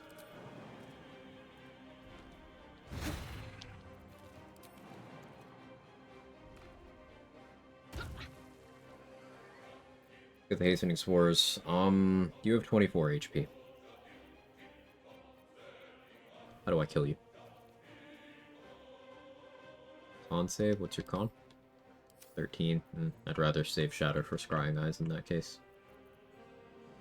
Ice Storm's a waste, it's one target. I have 2 magic missile scrolls, I could get more fairly easily. I could burn Blight, but I'd rather save it.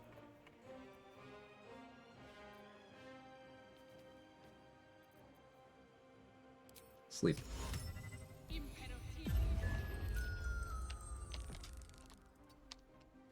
Good old sleep.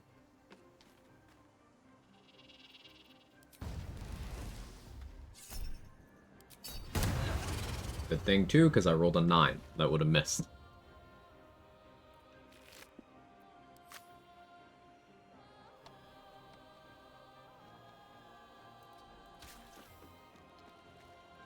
Alright, now it's just the Ogre and Minthara.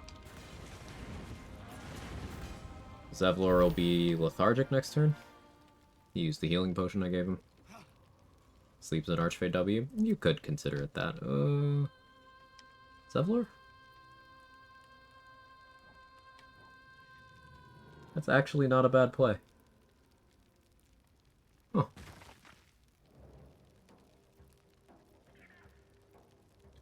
But the thing about Sleep Irish is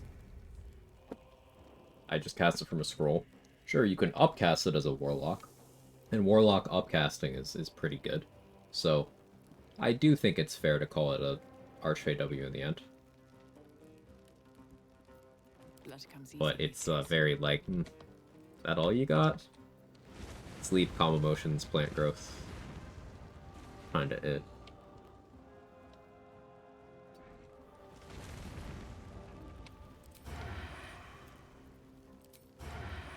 You have an adjacent ally. Minty's still concentrating, so I don't have to worry about a whole person.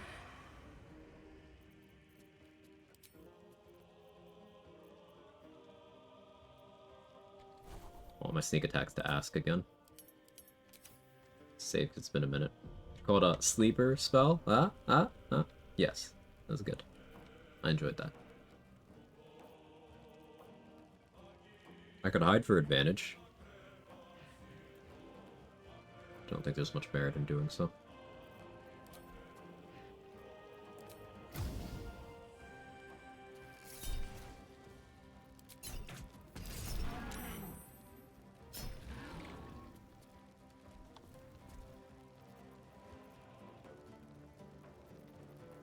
Hey!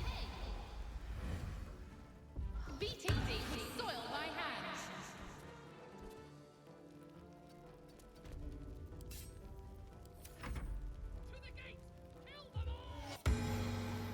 I was hoping.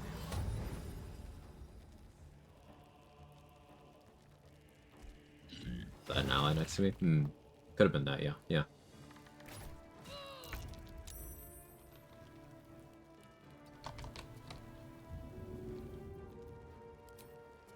All right then.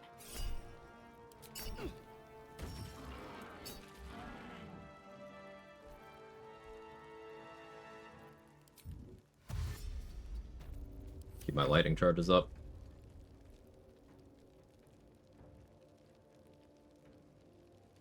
Zevlor?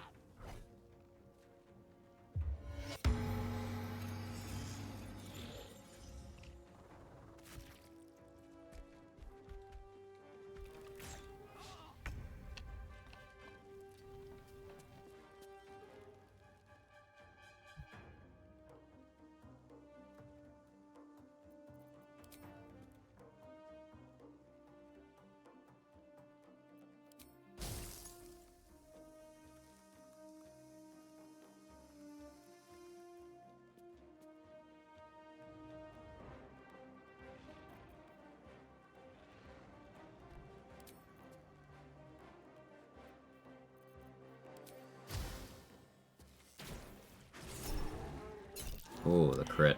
Huge. Huge. Oh, is he okay?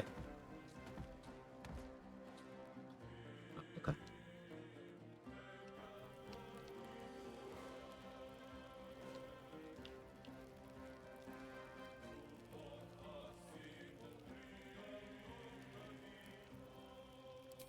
No choice but to keep going. Zelda's play.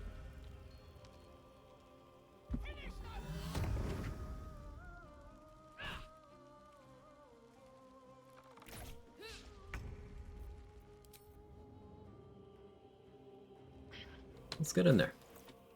She's concentrating, so she can't hold purse with me. I have 26 AC currently. Even if she did hold purse with me, she'd struggle to hit me, especially once I already get some ability draining on her. And her meaningfully hurting me while I'm paralyzed would be a whole nother thing that's unlikely to happen.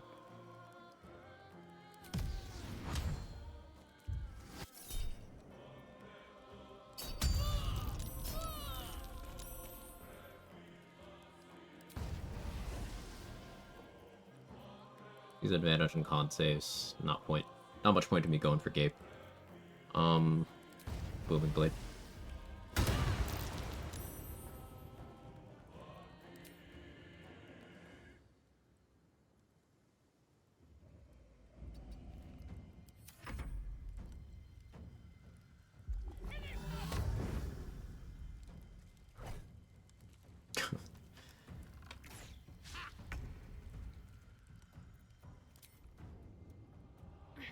Oh.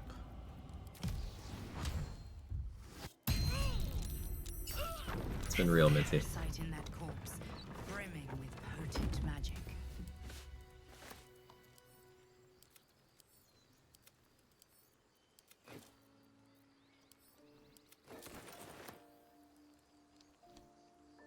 Row defense. Only allied casualty was Asherak, but I did manage to snipe him before he went down. So no XP lost. What's inside? Can't believe you actually killed her. Region lock, I want the XP. Specifically the XP that you miss out on later if she's alive. I also like having the short-term tadpole instead of more tadpoles, but in the long term.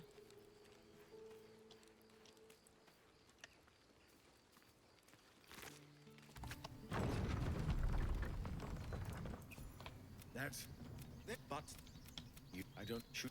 That's but, he said. Go. Get back, does Grove fall if the gate breaks? No. Means the fight starts spilling over to the inside.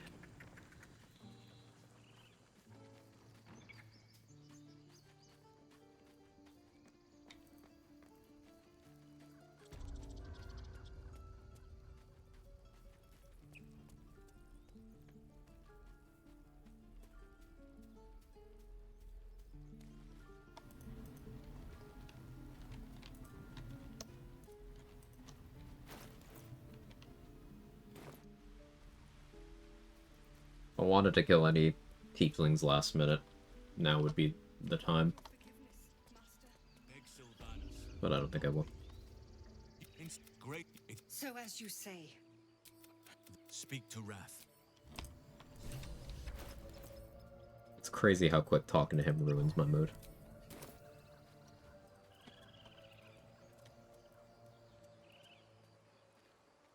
Which actor you say has the most content in it? He's back. 1. Between 1 and 3. But 1?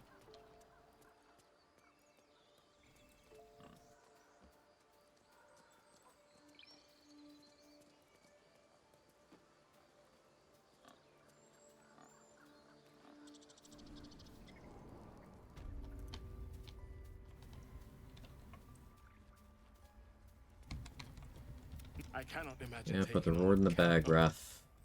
You're the only good man here. Doesn't mean I want to talk to you.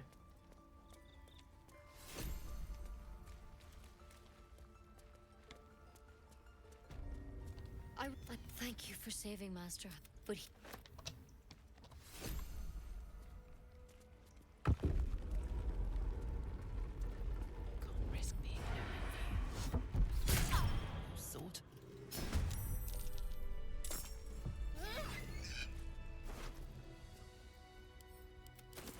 Need to find a way forward. Bear down by the water, just a bear? Yeah.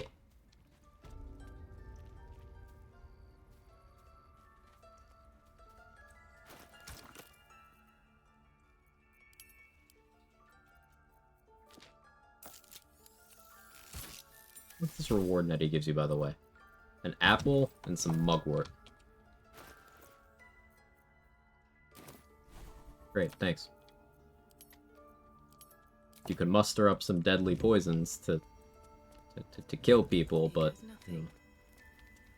Oh, have an apple. I'm a healer. Oh. Fuck up. What happened here?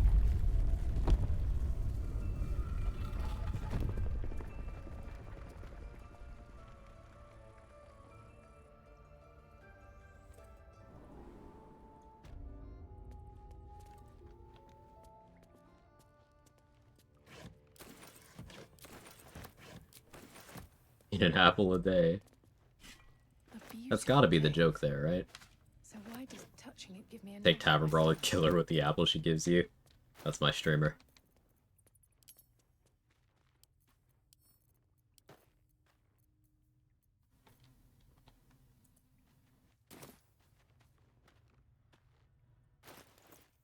Too slow. Yeah, you got there. Worst luck yesterday, beat Merkel right after with Isabella Aylan scene. Game crashed desktop, had to beat Merkel a second time. Was too hard, luckily. Ooh. Yeah, there was one co-op did with Mark, where the game crashed like right after we beat Merkel. Like right after. So we had to do it again. It was also Pacifist Heroes. That was an eventful playthrough.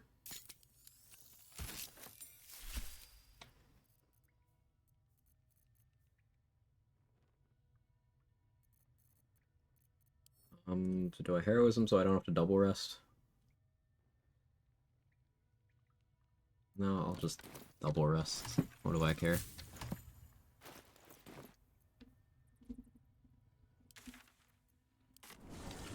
Is there anything I need from Damon immediately? No, not really.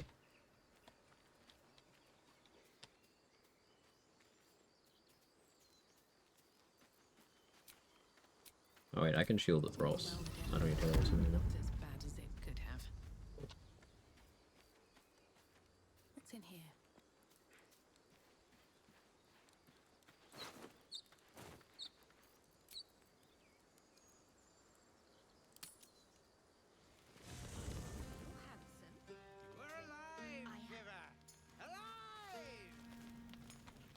Something's on my mind.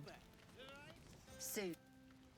When you rest, I will come. That's how you start a conversation, apparently. Okay. So Lae'zel can say that. If nobody's calling HR. You think they have HR in this camp? No. No. Hi, Corilla.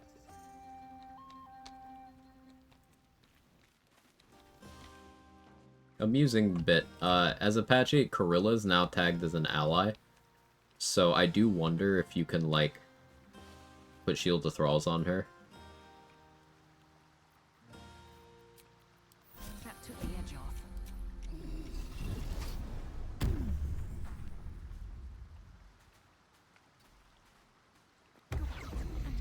Gods, what's that smell? So when we fight her later, she's a stun grenade.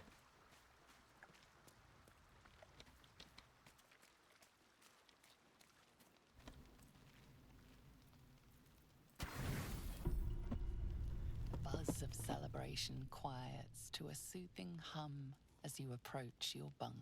You've picked up a few pleasant memories on your journey amongst your struggles. Your heart skips a beat. What treasures might this night bestow? Also, if you want to keep her alive, her RP fun makes that slightly easier. I mean, it's not going to be the difference between your gear one-shotting her or not. Gift train relentlessly. We know our bodies inside and out.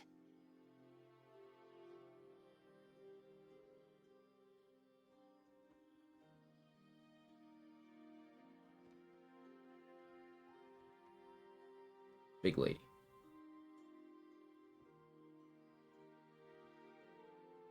Let me show Leave you. me alone. Close your eyes and submit.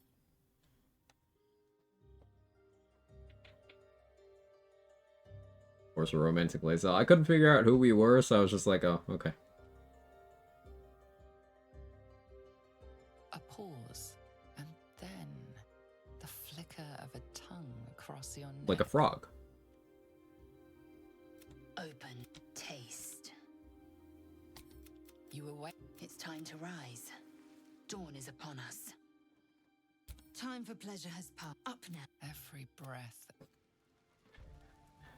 Big lady was kind of clipping through the, I trust you enjoy it. May pasties. luck and the Oak Father's blessings. I'll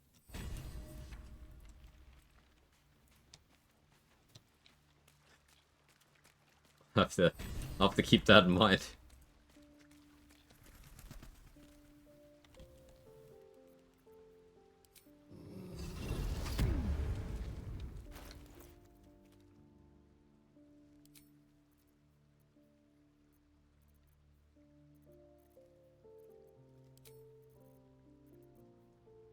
Let's go kill the goblins by the goblin camp. The goblins will be Checkpoint out for there. blood after what happened at the Grove. Best to stay clear, or be ready for a fight.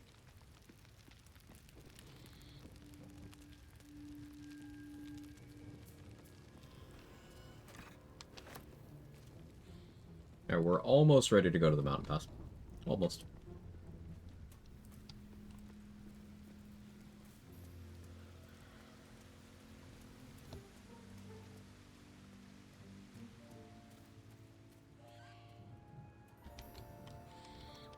If everyone else minds their business, I'll be fine. Wonder if the gods are watching me. Next time, the river right, boss? Rib couldn't guard his nose from his fingers. Damn crip moly.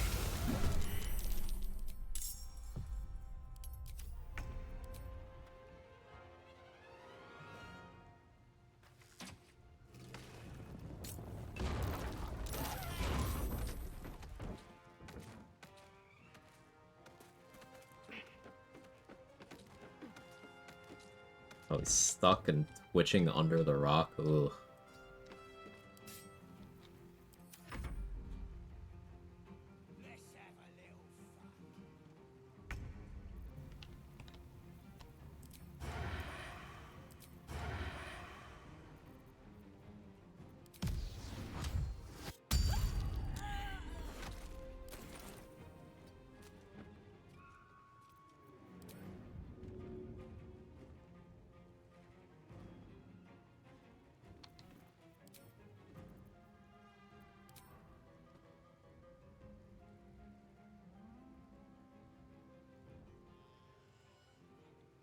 Want it so bad, chat.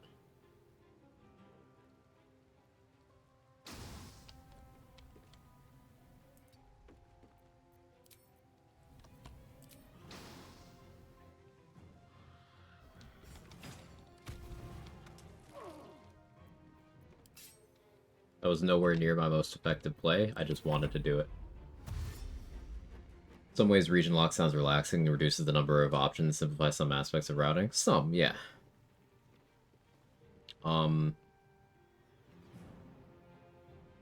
In other ways, it increases difficulty, because things like using Act 2 gear and an overall higher character level to deal with the threat level of Githyanki no longer an option. In terms of XP routing, leaving exploration for super late to get an overall level advantage, less of a thing. Voss and Cadenos kill XP in Act 1 unavailable without being able to go to Act 2 and then back to Act 1. Having to do Coronation Gortash and being unable to do Steel Watch or Iron Throne.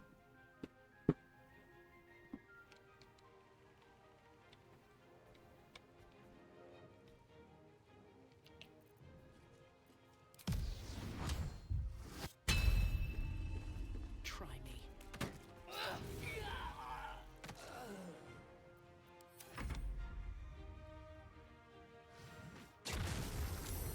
Wargs? Really?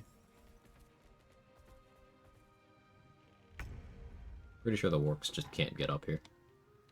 It's funny. Oh no, I took 1 fall damage.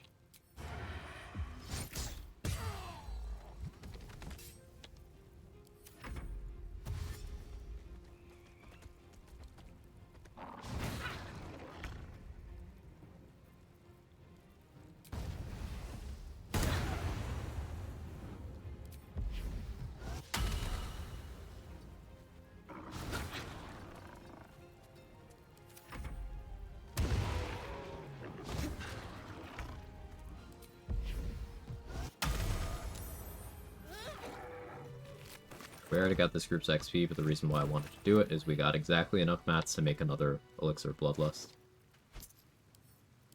Which is worth it. Anything of use?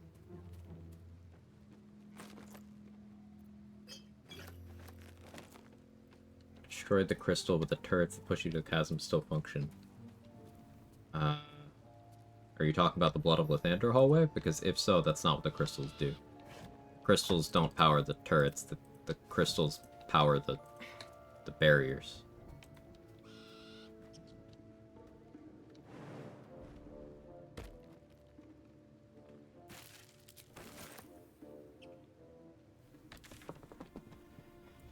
Is there anything else? Oh, the paladins, right. We deal with them.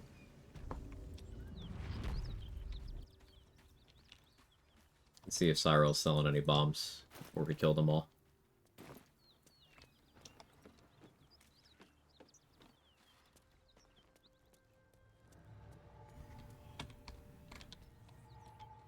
She does have hold person. I'm fighting them straight up, something I do have to be aware of. I'm still looking to shift some supplies. Wow. Don't have much to Oh, many spare, targets too. I'll take it. it's more than we can carry. Aberration Slaying? No, don't care. Good on Thieves' Tools. I'll take a Darkness Arrow and Holy Water, sure. Heals are nice. Oh, Lava Elemental? Okay, I have more stuff to do in this map. I'm getting ahead of myself.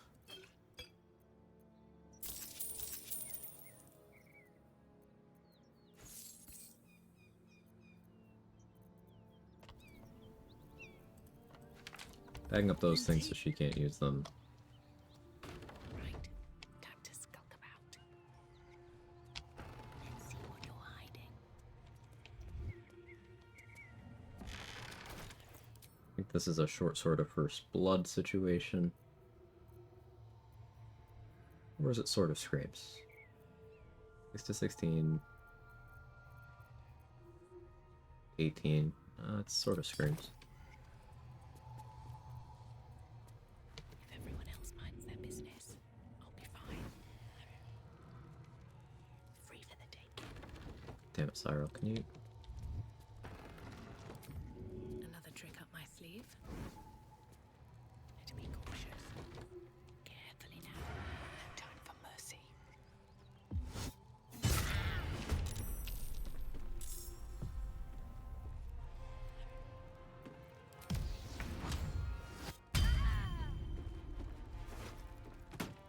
Normally I just throw them off the roof, but sometimes variety.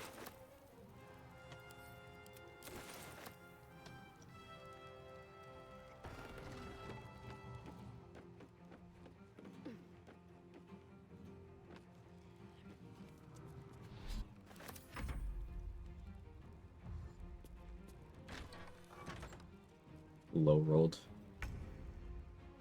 Low rolled all the damage.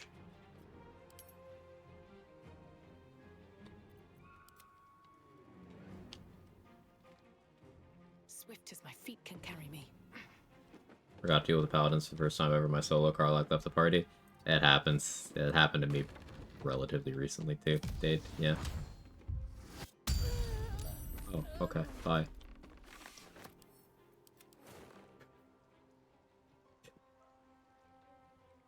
One-shotter with the attempted disarm.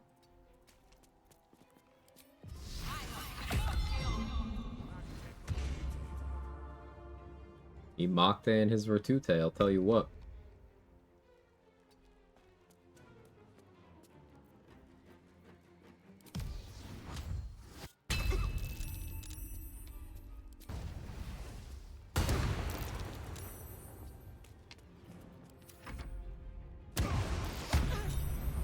Oh no, he hit me with Divine Smite and did 4 damage. Oh no. Oh no, he did 5 damage. Oh. Oh, look how good Paladin is.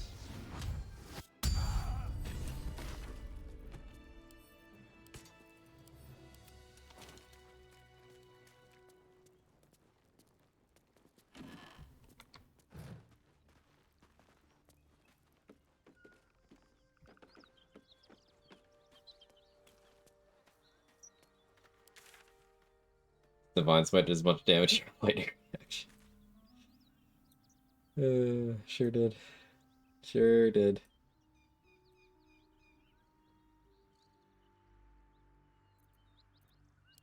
Alright, so let's kill Gek, let's get Bliss Force. Actually, let's get Shield of Faith first. Let's go kill Gek, get Bliss Force. Then we'll go kill Kaga. Kaga and Aaron.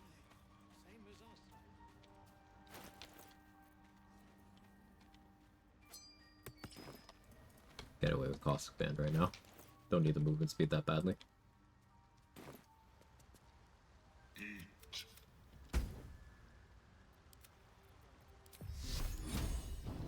At least things have stayed interesting.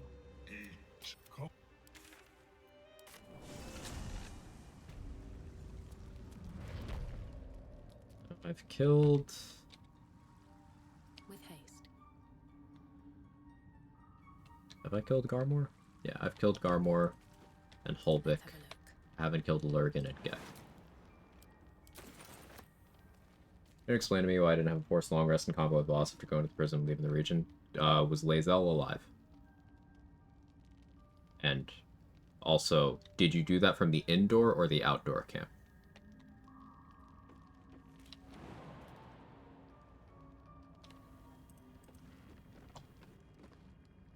Because Voss can only show up at the outdoor camp. I don't need any attention right now. Not sure where I left from. I'm willing to bet it was the indoor one.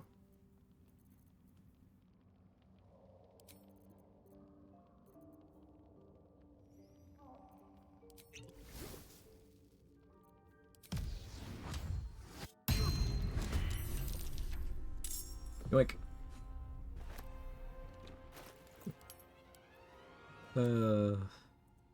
Just yoinking weapons like that. It's great.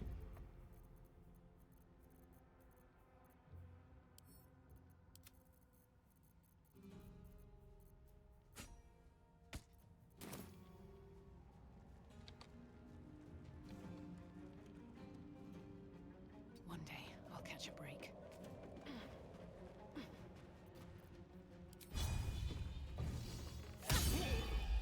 Lurgan Gape.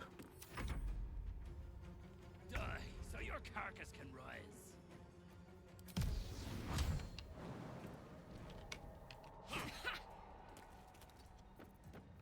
That's a friendly-looking shadow.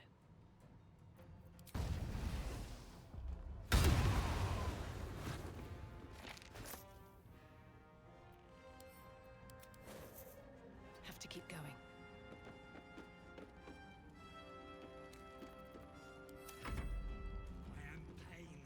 So if I'd warped out of the crash and then fast traveled the other region, forced long rest. If you'd fast traveled from inside of the crash, you wouldn't have gotten the forced long rest. Missing out on anything important by skipping that long rest. Voss showing up near camp is an opportunity to kill him and the raider with him. The raider is 75 XP, just standard Gith Archer, and Voss is worth 400 XP, and has his unique longsword. If you aren't going to kill Voss, then you're still missing out on talking to him and getting him to show up in Act 3, where he would give you the silver sword. If you take Raphael's deal, or convince him to give you the sword. And he's an endgame ally. So Voss will never show up in the game again if you don't have him show up for Lae'zel in the Mountain Pass.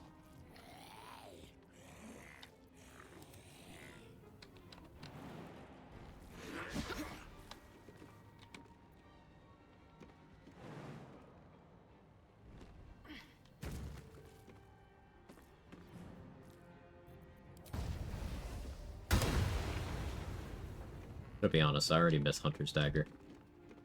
Sword of Screams is good raw damage, but... It's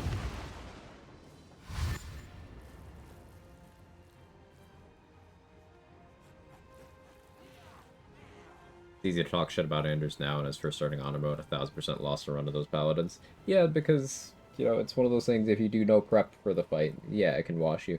And I've lost runs to him too. But once I decided to be prepared, he was never a threat again.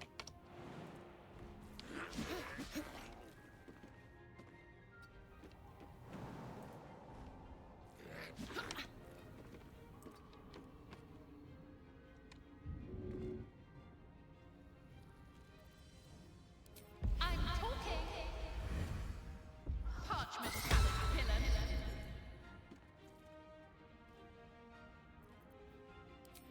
Done fucked up, Gek.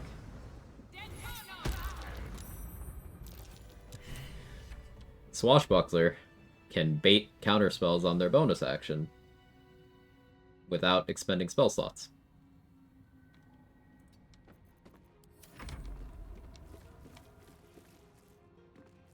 I was trying to create an either way I win situation. Either that Vicious Mockery goes through and then hopefully the zombie fails, so I get advantage on attack against Gek, or he counterspells it and then I'm able to go for a Thunder Wave on him. That work with any cantrip? Yeah, but like Vicious Mockery is on your bonus action. No resource cost other than just the bonus action.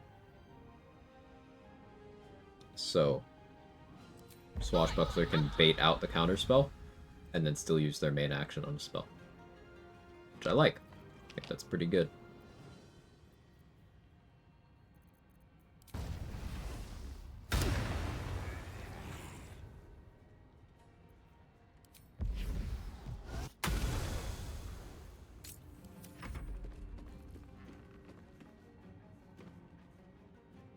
Average Swashbuckler W. They never stop.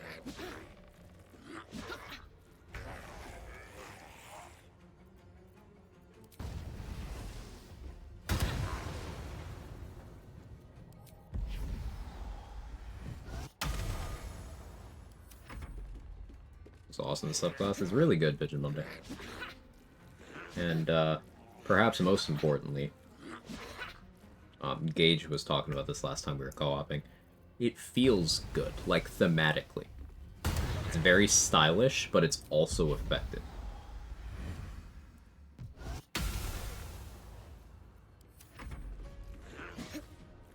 I feel like it kind of sucks for new players how much you have to micromanage Uncanny. It feels very unintuitive. Well, you could just... With those players, they don't know Uncanny Dodge exists at all, yeah? So just, like, ignore its existence, and you're still quite well off. Like, I guarantee my first couple of rogue clears, I was not even paying attention to Uncanny Dodge. I probably never actually used it.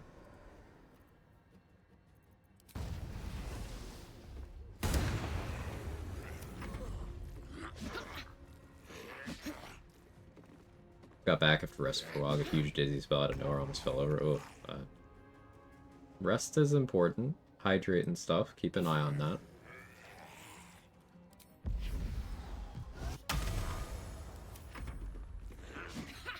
How would you describe the playstyle in 3 words or less? Oog, but stylish.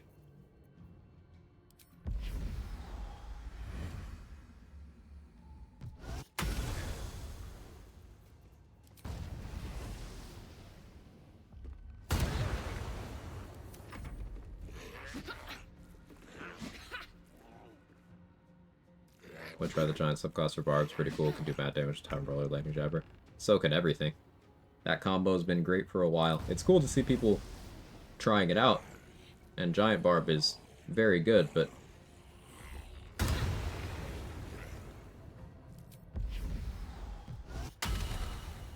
one of those things, it's like, everyone can do it. The stuff I've been enjoying about Giant Barb is throwing weird shit. Like, I've been throwing crossbows on my Giant Barb.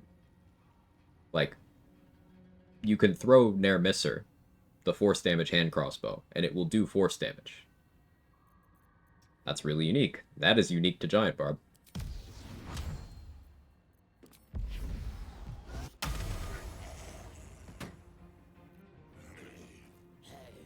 Cat, what are you doing?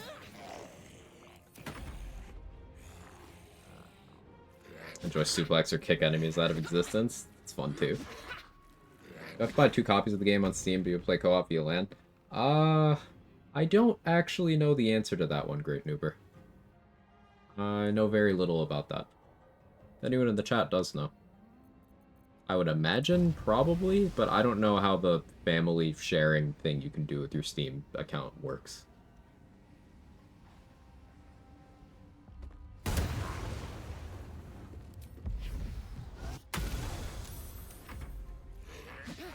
Crossbow come back? Yeah.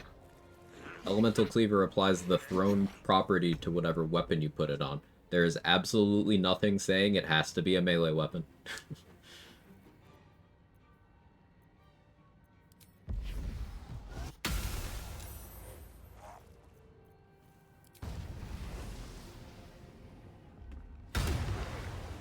Giant Barb can't throw Shadow Blade? Probably can. Shadow Blade says you can't remove it from your inventory, but you can. Like, you can just put it on the ground and stuff. Yeah, thanks, have a good one. You too.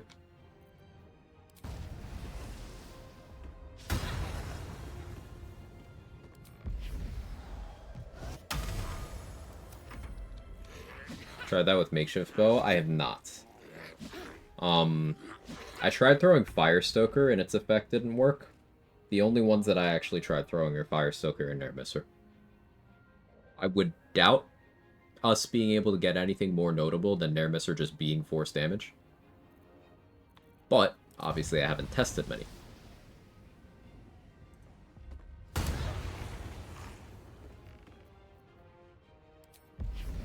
Throw Magical Club. Keep in mind, most effects on melee attacks don't work on throws. Almost all, in fact.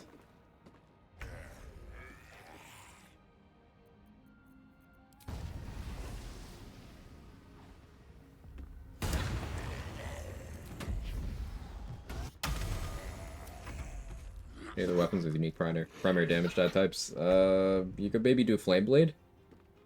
Flame Blade throwing build's probably fun.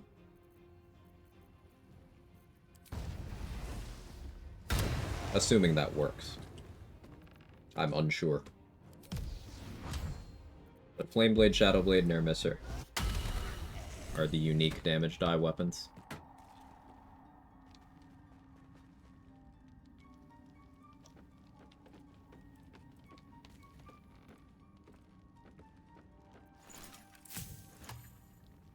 That opened up more adamantine weapon options for throwing. Yeah, you know, there's more desirable slashing throwables as a giant barb. In terms of throw builds, slashing was the most limited. I'm exhausted. You needed either a very short duration Wild Magic Surge that you had to luck into on Wild Magic Barb, or you were looking at throwing +1 hand axes or the comeback hand axe. The comeback hand axe peaking the highest. But now, you can make any slashing weapon a throwable. So possible quick ogre club via shenanigans? Not to my knowledge, but I also know very little about that.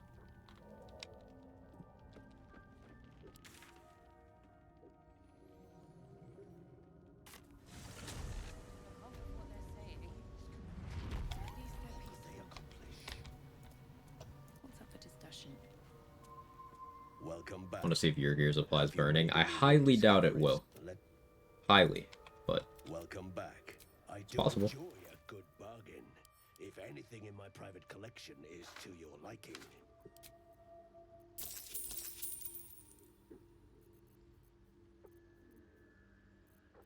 Oh, what a cloud of daggers. Not really.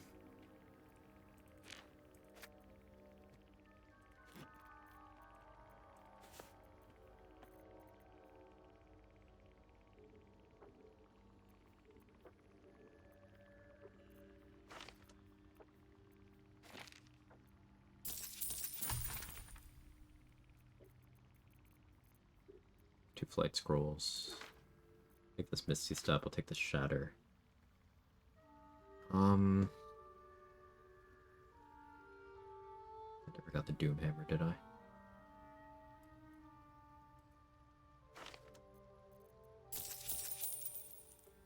Lava Elemental's still running around.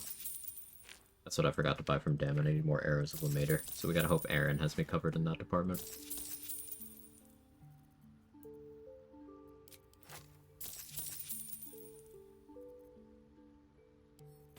very... I greet you, son. Throwing Titan String, get a Titan weapon? Probably not. What if you throw Thistlebolt's big-ass mace and couldn't equip it? Yeah, you have to equip it, as the op mentioned, in order to apply Elemental Cleaver to it.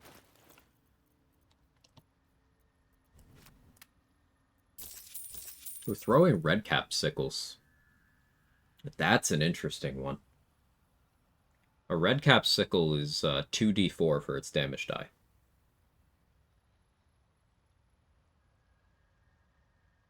That could be cool.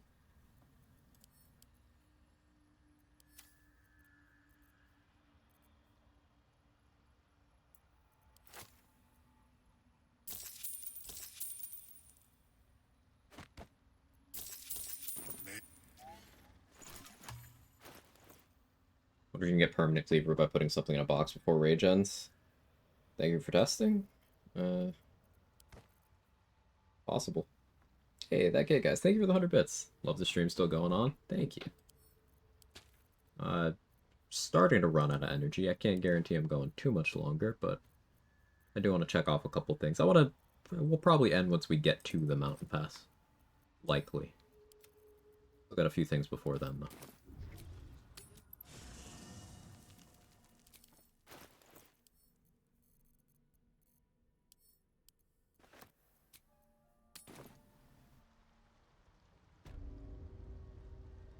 I greet you, son child. If I sell those to a melon, he'll be encumbered. An Iron Throne. Now, Iron Throne's not happening, it's a region lock. This does actually mean I'm never seeing Omelum again. Blurg, yes. Omelum, no.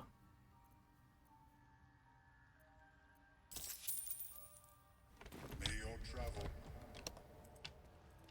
How is your more personal research? It's a global all 2d4 as well. It's a good option.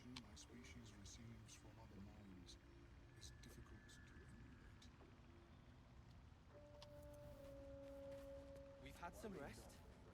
Maybe we can still go back for the others. No, Lunkbug? Ula not rendered in. Thank you, patch 8. It greets you with a harrowing deep purple. The Dwerga seek a gnome. The meat Freely. in your Near is dead. It sets lost to me, so can't finish that quest up. Still got my Bliss Spores, though. At least they're peaceful.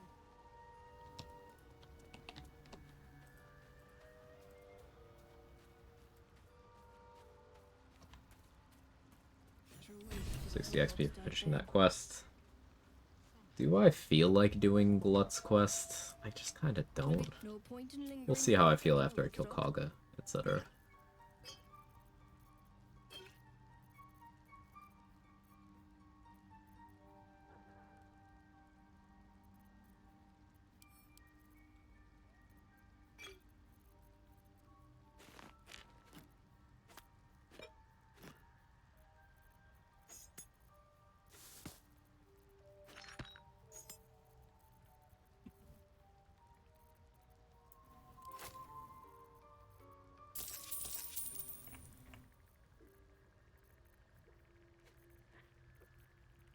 Definitely want the jelly slime. I could use more invis, but guess I'll sell some more stuff. I'm being a little bit stingy about selling off things till we get to the Shadow Curse lands, because kind of testing out an idea of I can get Lantarv's attitude up for free. So if I just trade with him like a lot, maybe I don't mind that as a route, but I will say I really wish I had gotten attitude with vendors on this run. No point in lingering. I don't have a no respect restriction. I'm just being stubborn.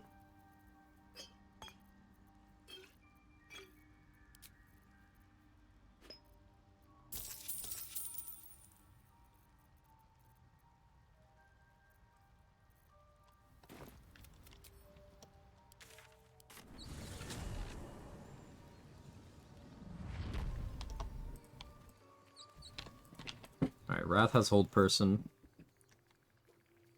Something to watch out for. Could go for Auntie's juice before doing this. Not going to.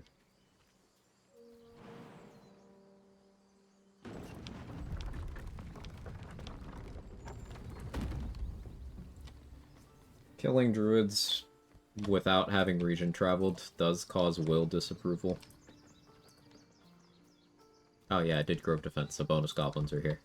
I could show that off. You see how Aaron is not here and Kaga is not here?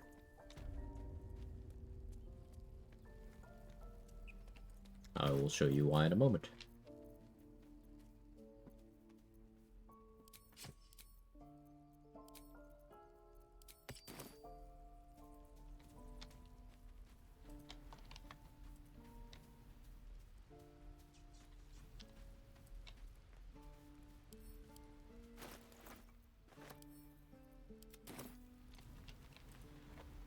Do the druids give XP after you finish Act 1? Yeah, they get it. They give XP at any time you kill them. If you're asking if you finish Act 1 without killing them, no.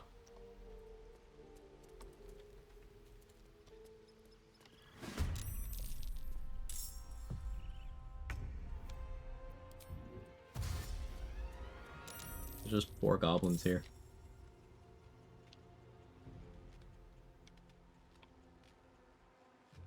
Got a hold person while clearing the gift while wearing the radiant damage on Miss Helm. They just straight up killed themselves. It's great. Nice. Okay, you wanna help me? There's everybody. Archer first. You picked the wrong fight.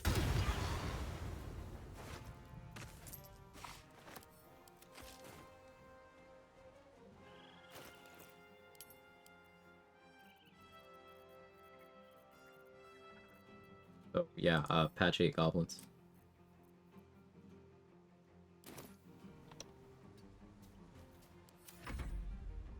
Actually on your side this time? Yeah, because I'm glad Aaron's on my side. That could have been a problem. He's using his vendor inventory here.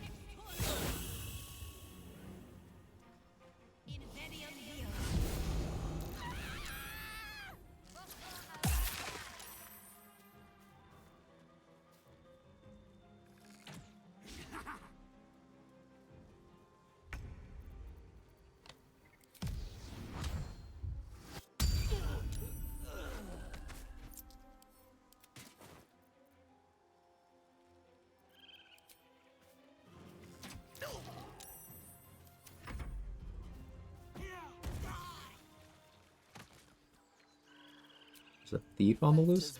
What do you mean? Stealing from the goblins' corpses? Really? Really?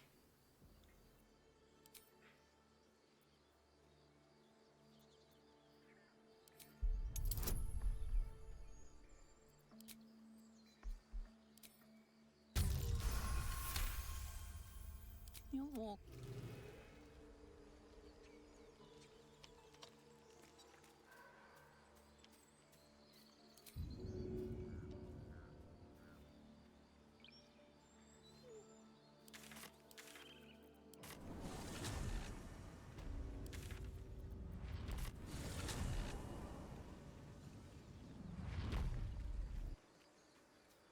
Crashing out.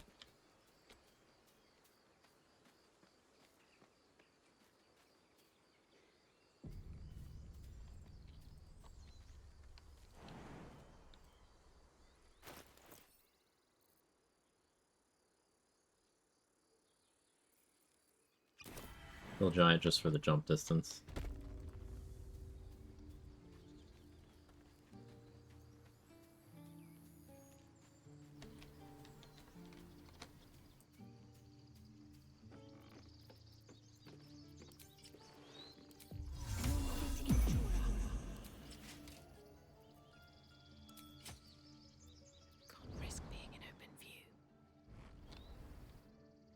Is it because you're not the only one in need?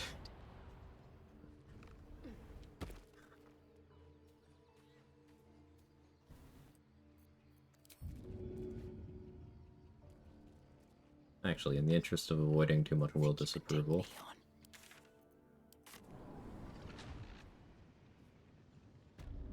Kaga. Quick question.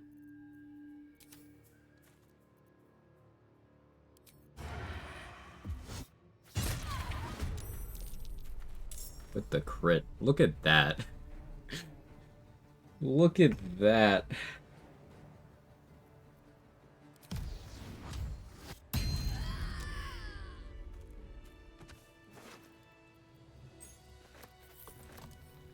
These boots have seen everything.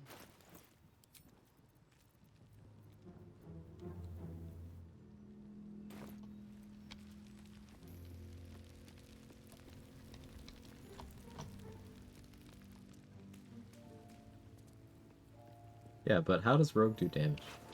I didn't figure it out yet. I'm still working on that one. Better not be cursed. Rogue secretly OP? Yeah, secretly. Can't wait till Murder Tribunal? Yeah.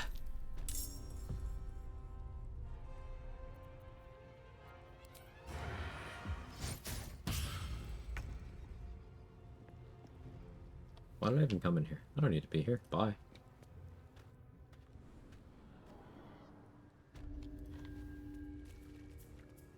Alright, what's my initiative like? +6, so I will do awareness for +7.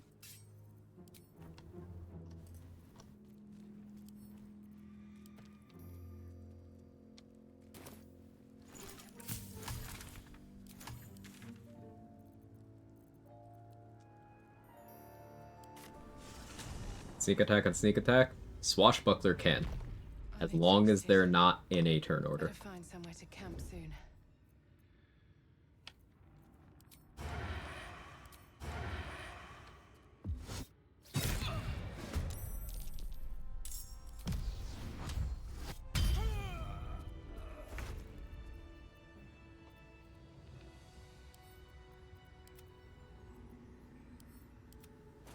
Never wanted the easy path.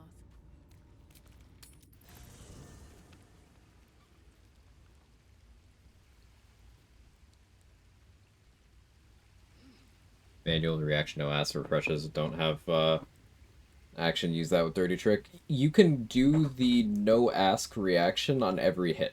So if you were to just auto attack, you'd be getting it on every one.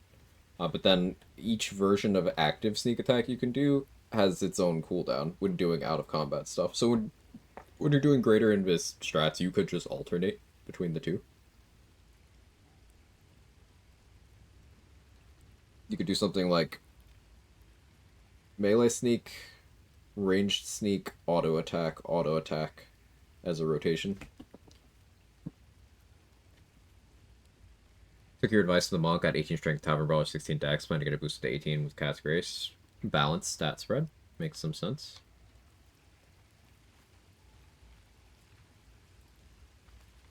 Their classes, tankies, rogue, no one. But abjuration wizard is close.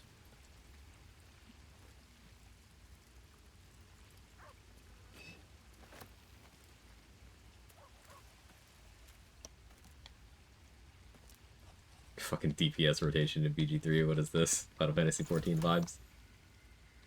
It's a BOTOR player a decade ago. Always room for more.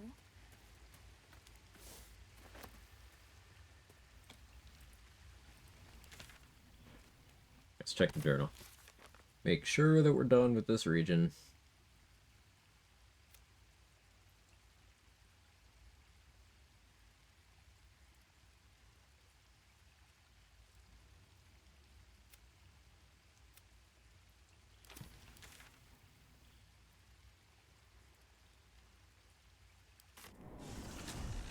One question, will my dex modifier be added alongside Tower and Brawler for damage calc? No. Monk, unarmed attacks use your strength or dex, whichever one's higher. So if your dex was higher, instead of getting your strength mod once and then Tavern Brawler once, you're getting your dex mod once and then Tavern Brawler. But if your strength is higher, then that's not happening. You're just getting your strength mod twice and no dex.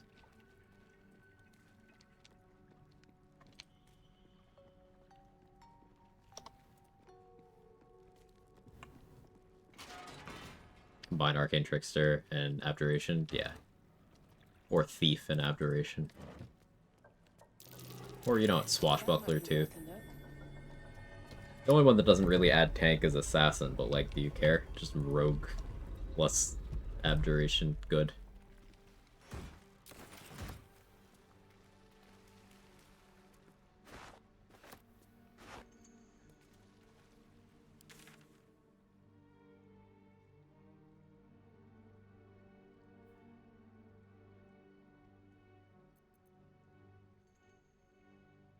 I don't feel like dealing with Glut, but I guess I'll go there and just close the quest.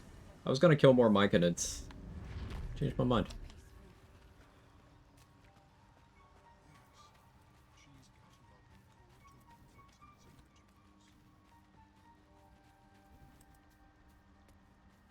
Eventually the multi-into Thief, I think, with the extra bonus action. I know that's a popular thing for monk builds. It's not something I'm personally big on. I have something to ask. It is time.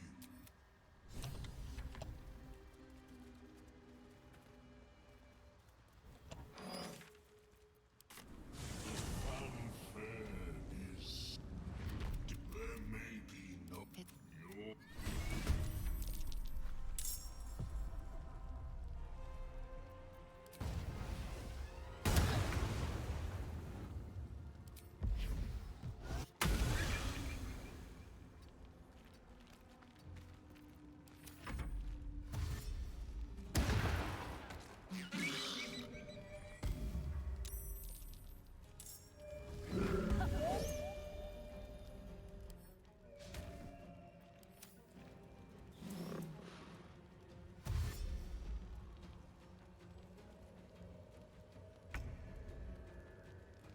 I do wonder about,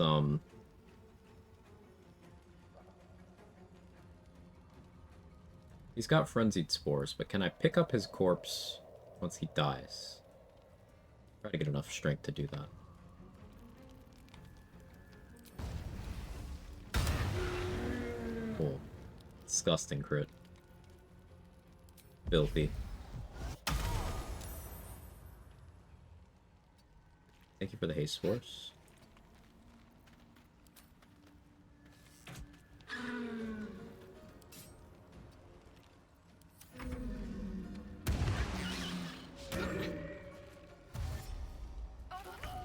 Glut and Swa do a lot of damage, by the way. One punch, up to 27. Got multi-attack. Can crit you if you don't have crit immunity.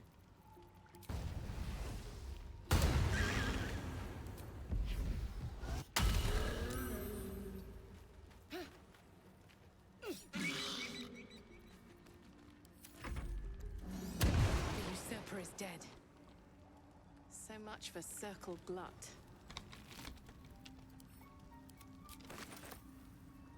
How heavy are you? 130 kilos. Does Cloud Giant get me enough? I don't want to waste a Cloud Giant here. Do I even have the mats to craft one at the moment? I'm so tempted, though.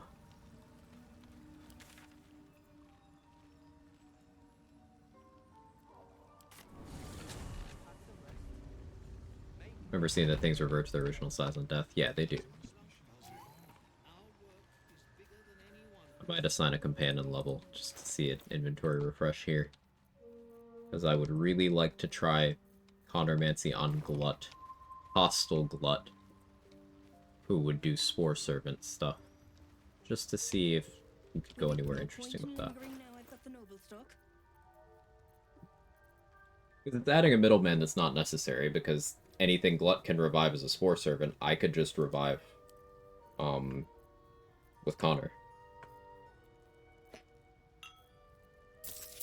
But I'm curious.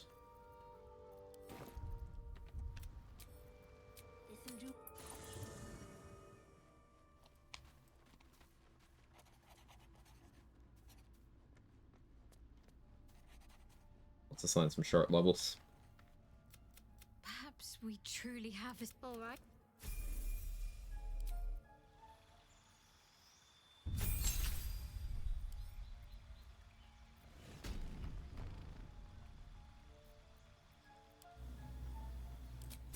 Say cleric, I guess.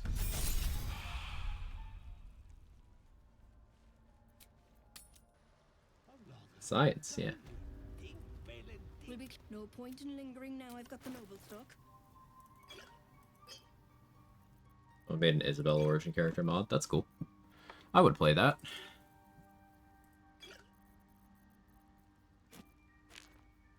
Do enemies have advantage on opportunity attacks against you? Gotta be lore accurate.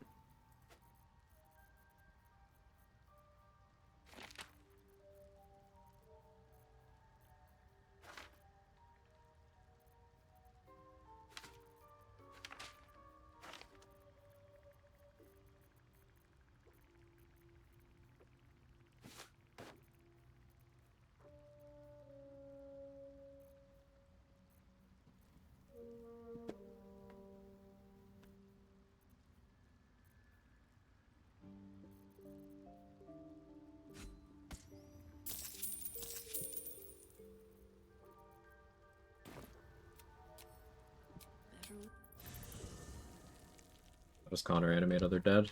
So, if you revive Connor in a location with Bitter Divorce, specifically the Bitter Divorce version, any corpse directly overlapping the destination will also be revived. In an AI broken state, so you can't, like, talk to them in almost all cases. There's very rare exceptions. But it does allow you to use them for combat purposes.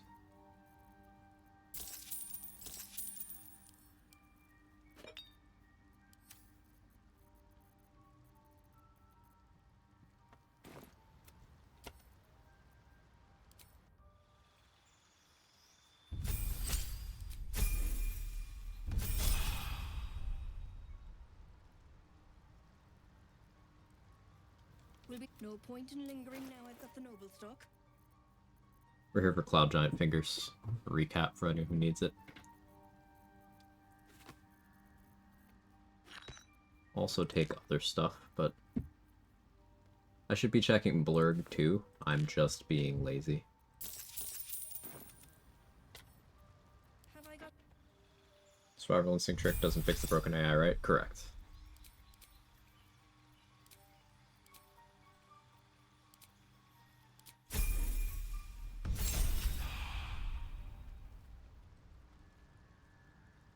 will be no point in lingering now I've got the noble stock. Definitely don't mind seeing some Battle Mage elixirs. Tell you that much.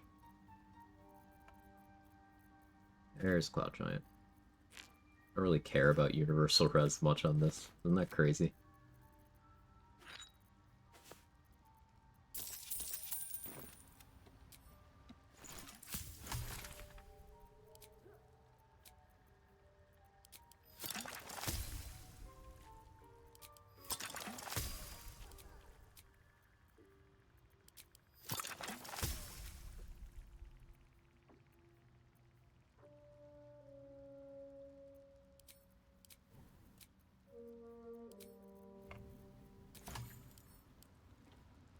Hey Magdalena, how are you? If you're That's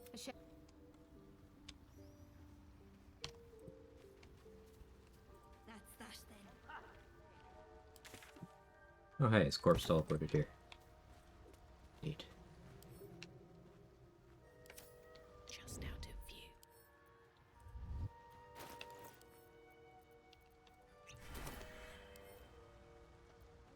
Breathe quiet. Move with care.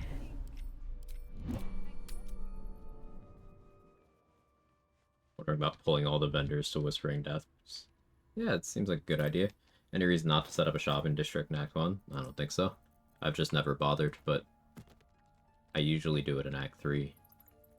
I should be doing it more often in other acts. Alright, so Spectator, Boulette, Hook Horrors, Arcane Tower.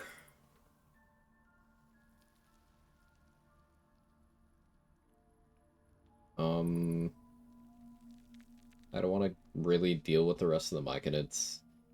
We're never seeing Omelum again. We are seeing Blurg, though, at least.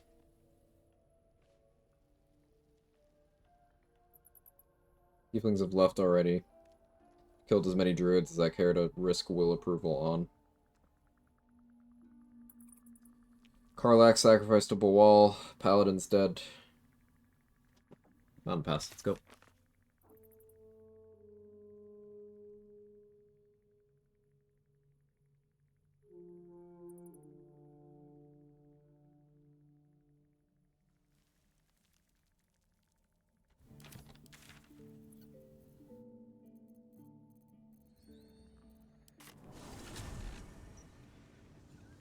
How do you get the Helldust Armor in Act 1?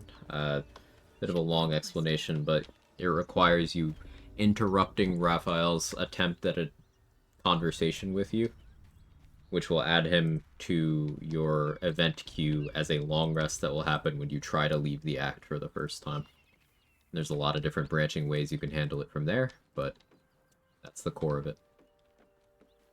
Basically, you knock him out when he's in your camp, but you need to do a couple of different things to make it so his AI doesn't respond to you trying to do that. You either silence him in that camp, or you break his AI via a convoluted series of other shit.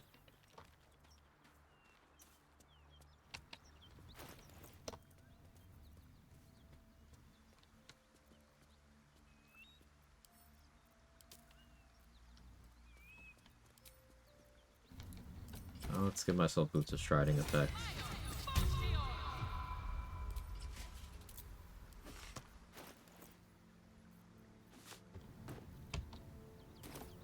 Is the Gale hungry again yet? See the XP bar? Oh yeah, 7 1/3. This is, let's see, we're 2,811 XP in. This is with me choosing not to fully wipe the Myconid colony or the Grove. And I didn't fully wipe Tieflings either. Or, you know, I didn't clear Tieflings thoroughly, I should say. Given the magnitude of what we're up against, any opportunities for us to indulge, that is most gratifying to hear. May I? Somehow the second artifact hasn't... Thank...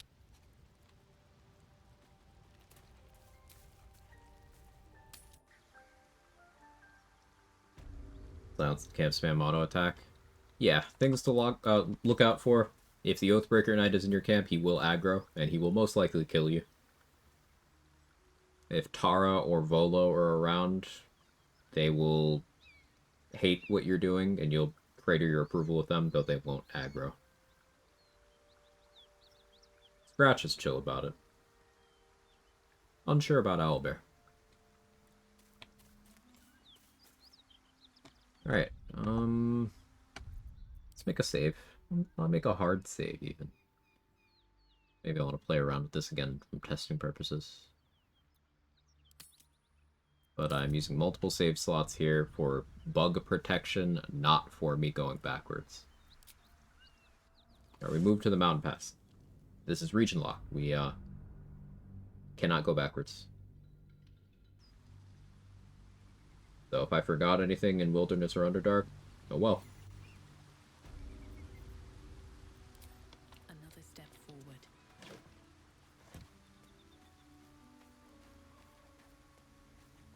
So the XP that's about to pop up in a moment here, that right there, that 300, that's a tier 3. That we can, in other runs, save for later.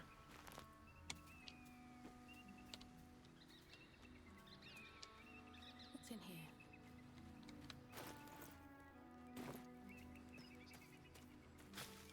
Now the funny thing about fighting these undead, I don't care if they paralyze me. I'm going in without protection from that, because what does it matter if they do? They can't hurt me? Softer than a whisper. Got your tier 3 right here. Yes, sir. Wrong path. Get that rotten food.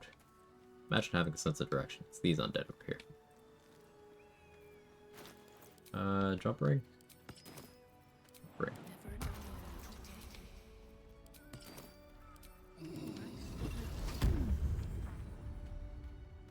This calls for careful footwork.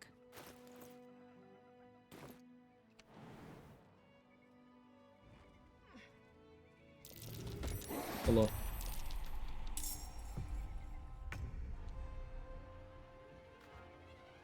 Going in without protection, take on an undead. Who are you, me?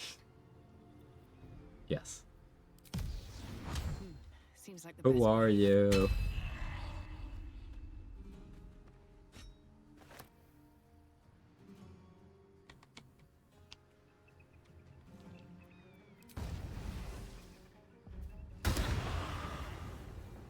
Best be on And my way. I'm not sorry.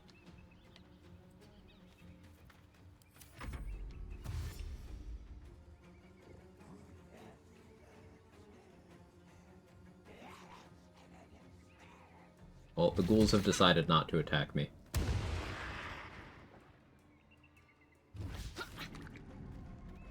Death Shepherds are doing Reach from Beyond because they know their swords and punches won't hurt me. Maybe this one will decide to punch because I am bludgeoning Vuln? Maybe?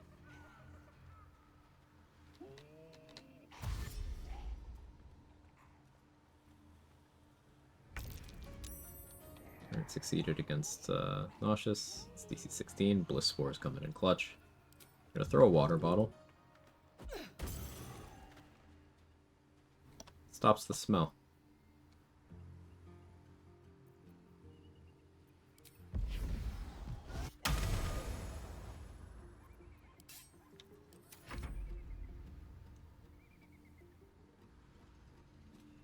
Wonder if resistance influences their decision making there. I know reduction does. Some enemies do make decisions based off of resistance. We have you surrounded, yeah. They're trying. Like Gith archers, for example. If they determine that punching you would do more damage than shooting you with their bow, they'll do it. Because they don't have melee weapons equipped. They'll just, like, punch you.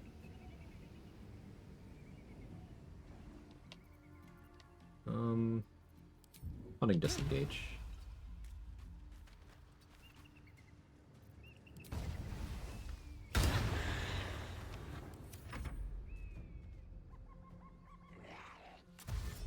Yeah, so when I talk about Rogue being the tankiest class in the game,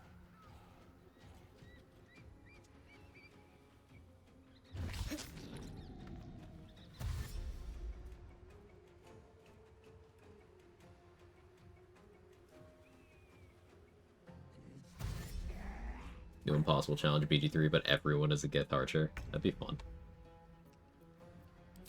Hey, give me your weapon. Thank you.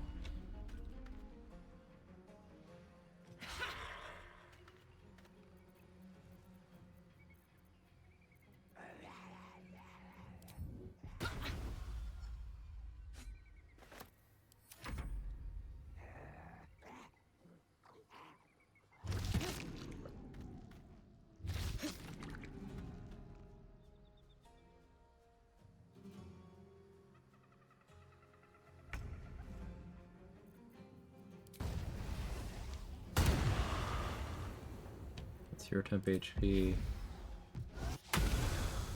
Dodge the pocket sand.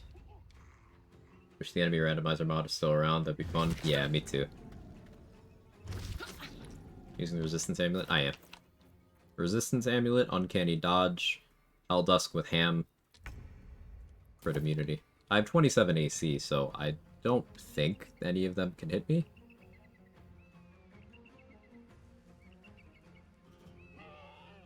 Yeah. +5. I can't. But if I provoke an opportunity attack and my AC's lower or something. Yeah, I believe we did an entire playthrough in 4 days as our first co-op. It was unhinged, dude. We played way too much.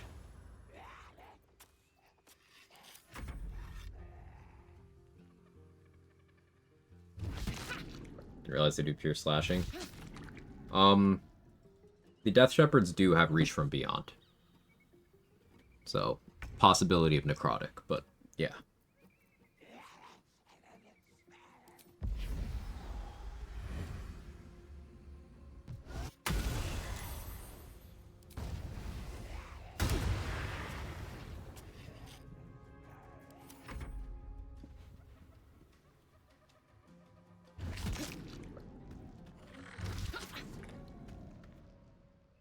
this is a situation where I'm not able to do fantastic damage because of the resists in play here.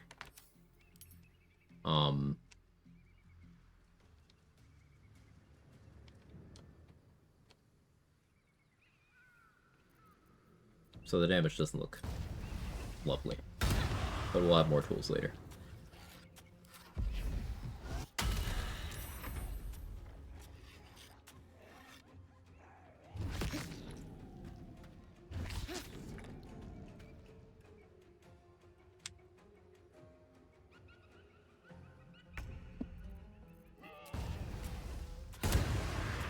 What do you think about grabbing the Radiant Helm before this fight is a root?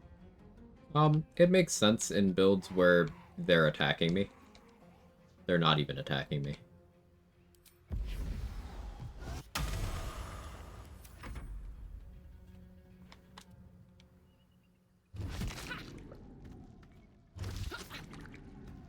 Have to drop the amulet. Yeah, or at the very least force opportunity attacks.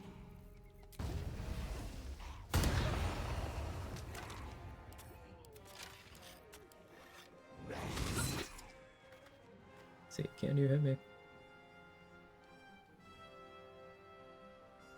No.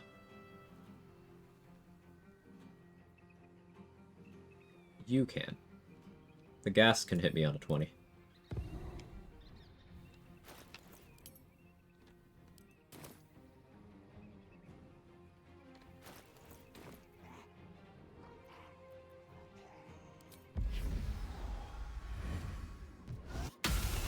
Next turn, I'll ability drain it. Do you attack with your dex or your strength? Strength, okay.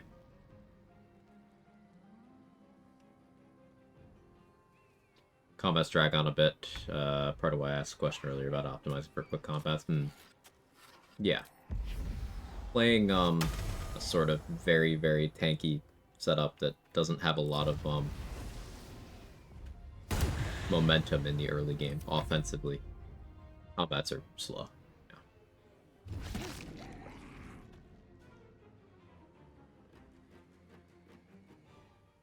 Weapon selection helps a lot. Always play to vulnerability wherever possible.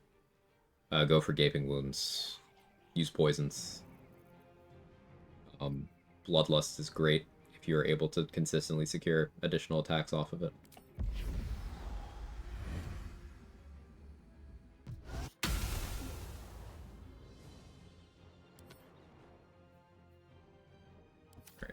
You should be unable to hit me on opportunity attacks too now.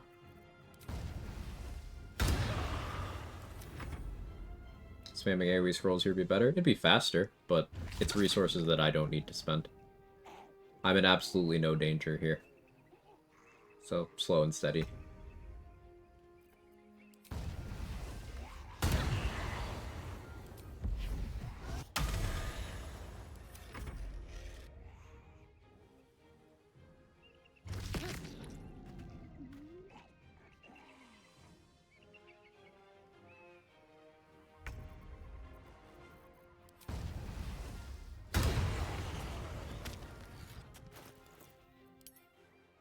Alright, both Death Shepherds down. I'm losing my ability to speak. Blah.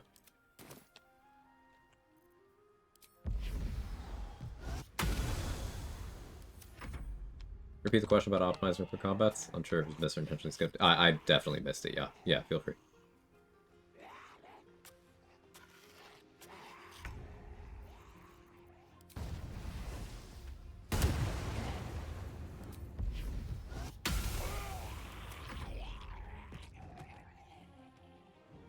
Imagine revenge builds clear fights a lot faster. Yeah. Retaliation build damage tends to be very consistent. Sure, there's some variation in your fire shield damage, your caustic reprisal damage. But beyond that, it's pretty much just like whether the enemy crits you or not.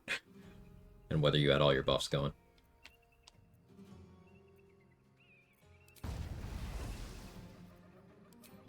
Just wondering how you'd approach that kind of problem. Imagine speedrunning challenge where you have to clear every encounter.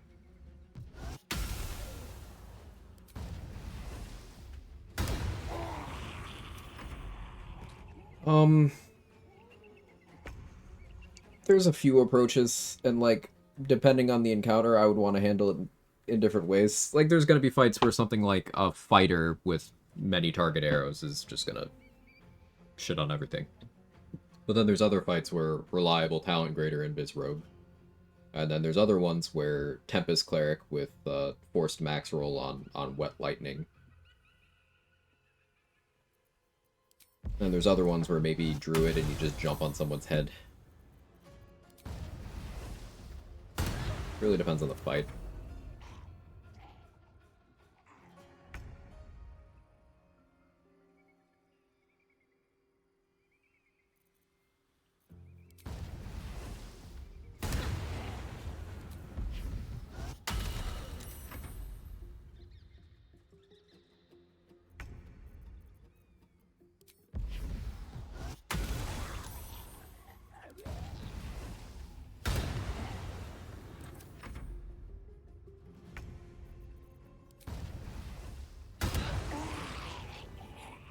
Good fight. Took 0 damage. No traps, please. Vastly different approaches if the challenge allowed respects or not. True. Whether or not the challenge allows respects would be a huge defining factor. We will be tossing milkers.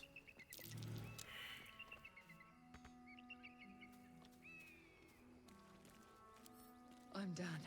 I can't wait to sleep. I need access to the upcoming waypoint here to do so effectively, though. Pretend no respects. I'd probably go with an Eldritch Knight.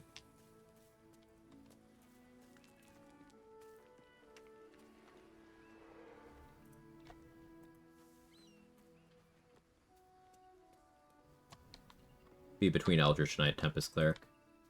Those are classes that I have a lot of experience with, that both have a lot of AoE and single target burst potential. They can use whatever gear I want for whatever situation I want.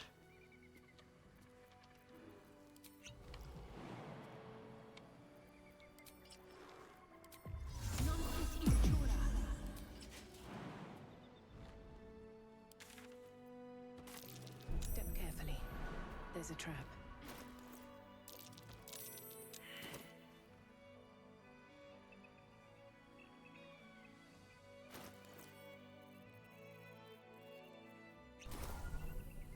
Bet that will fit in my pack. Something with Cunning Hide to make enemies skip turns. For Assassin Warlock Champion comes to mind. Yeah, just Rogue for that bonus action hide, or Gloom, or Shadow Monk. Steel? Oh, sure, A. Please.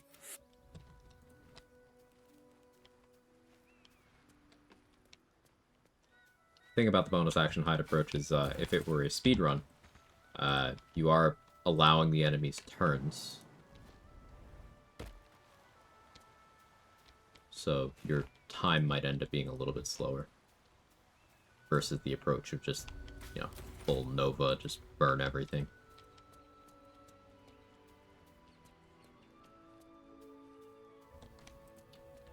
Do I have a suitable scroll for the Gith? No. Gonna go for it anyway, but no, I don't.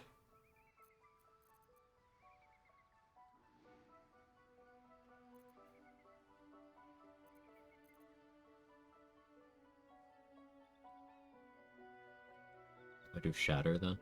I don't want to waste Shatter.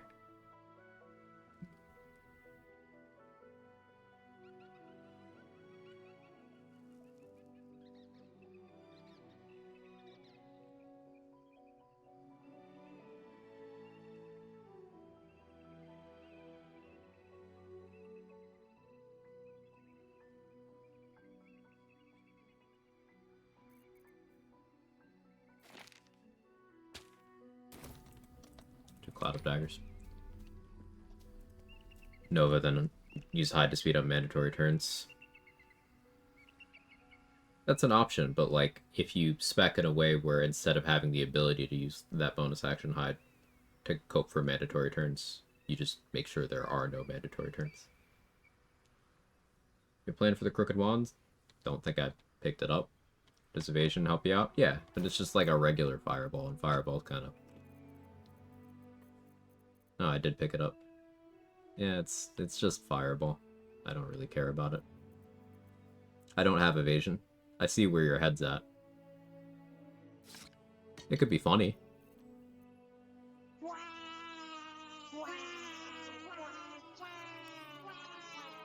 Yeah, I like the idea. Let's do it.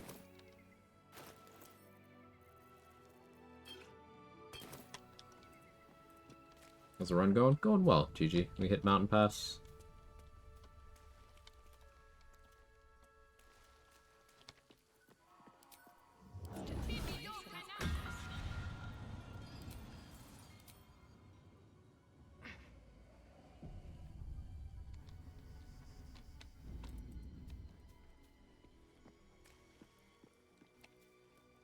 Is someone crying?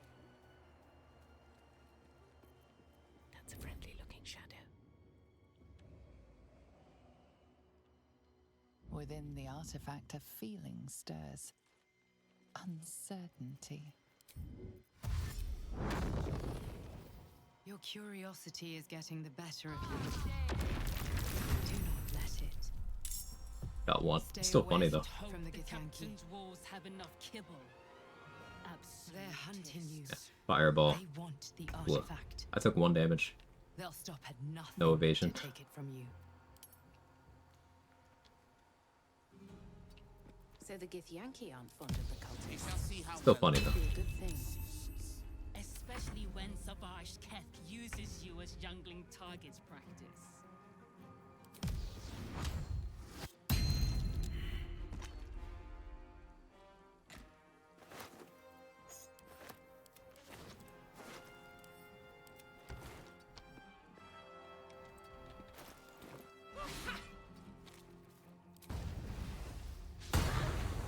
Of course.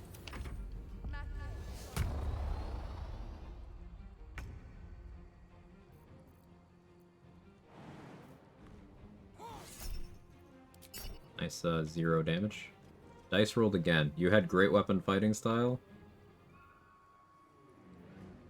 I guess.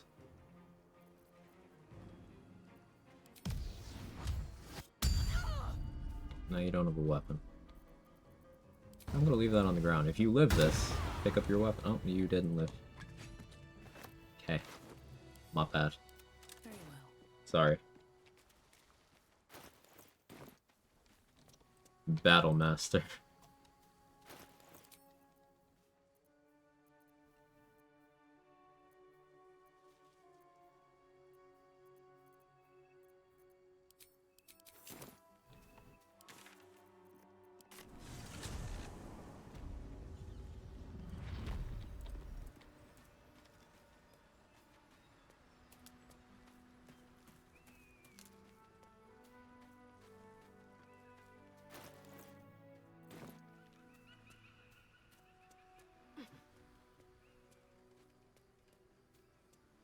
Level there for the reaction for the gear proficiencies.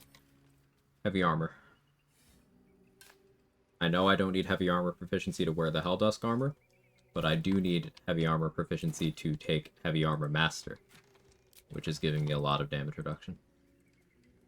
Also, the level is giving me martial weapon proficiency, so I can use all sorts of different stuff. May I inquire if Respectfully. chance you retain among your traveling companions a man who adheres to the given name of Gale? Never heard of him. Adieu. Don't want to draw any attention. Time for some bloody work. You know Elminster has a necklace?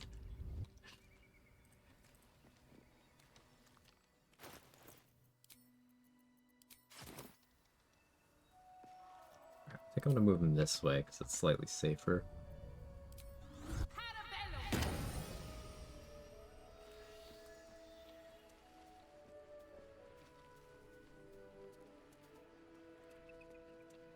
Breathe deep and move.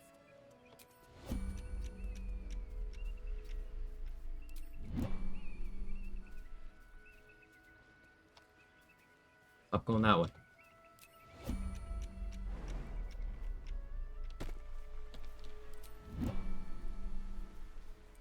Or go this way.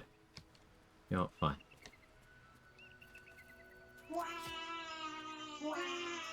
This work? This is a death chasm. No. Not quite where I wanted him to go. Look that man for all he's worth. Try me.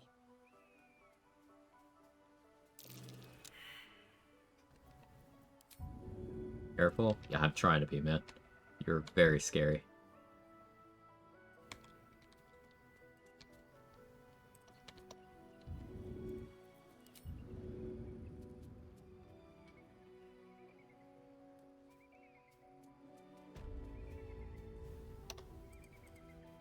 What's that for? Oh, I get confused sometimes.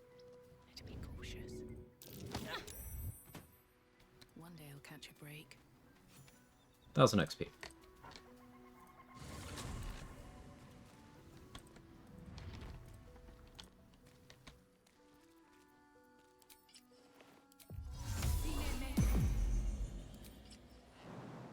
Now, if you're opposed to improvised melee weapon gameplay, you could, in theory, save Valor Aloof Shriek and try to walk him to a Death Chasm location by moving him that way. Or, of course, Minor Illusion.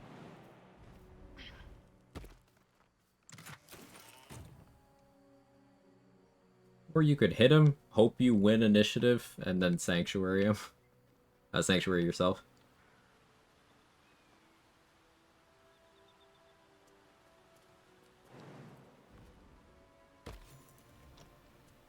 Still feel like War is more useful. Decided to go with Tempest for the RP value. I'm a pirate after all. With War, I mean, Divine Favor is a good spell. I don't like War Priest charges. I do not. This is not a they're too powerful thing. They're too fucking weird. I don't like them. Oh, also, Mark, were you here earlier? The Zenwu had a great contribution regarding the Joaquin's Rest XP that, like, disappeared. Hey, Carter, how are you? It's still in the game. You just have to open the container and wait. This sounds like bait, but you just wait, and you get it. I did it. It works.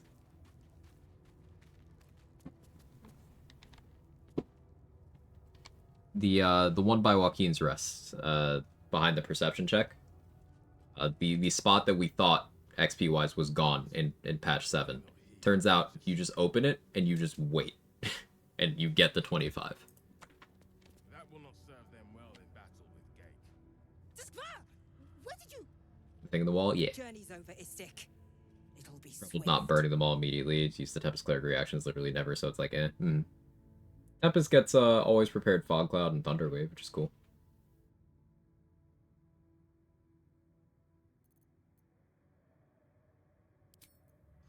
We'll just fight.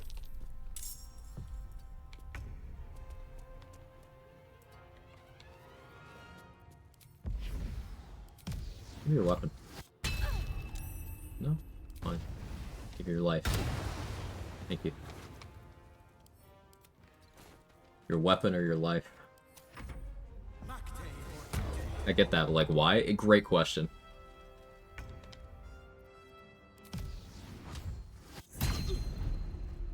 Parried it, still dropped it. Good stuff. I'll be over here now.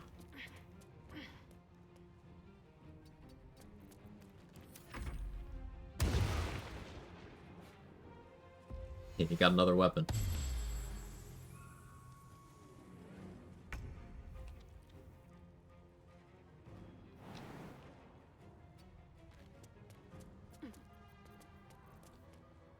Wearing the wrong boots. Trip again.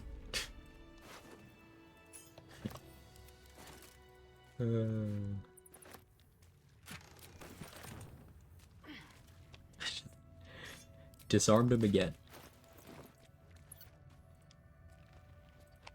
So this is another build where I don't know if I want the Zathis buff.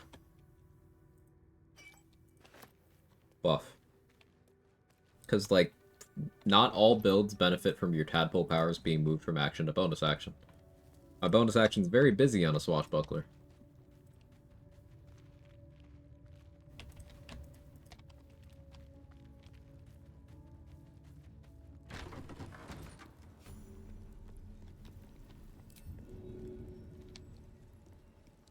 Think you can take me on?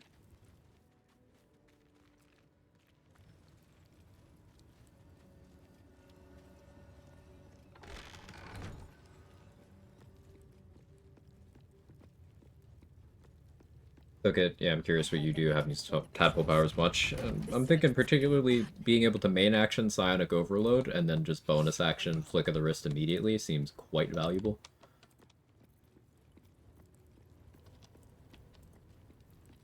Like, main action Black Hole into Flick of the Wrist also works because them being slowed reduces their dex saves.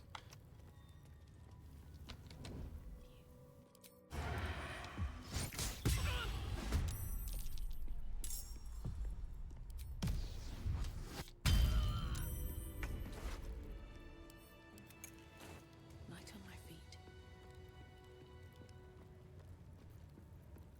Can't risk being in a view. One day I'll catch a break. Does that fit in with Sneak Opener, you think? Probably Haste. There's a killer here. Sure is. Need to find a way forward.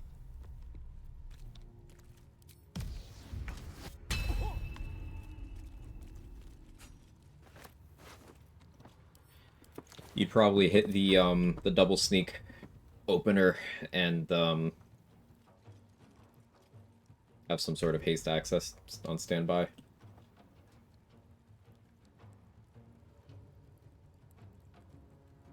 Or there's the argument for you hit the double sneak opener and then assuming they're surprised and you did get awakened, you could bonus action Psionic Overload for your following turn.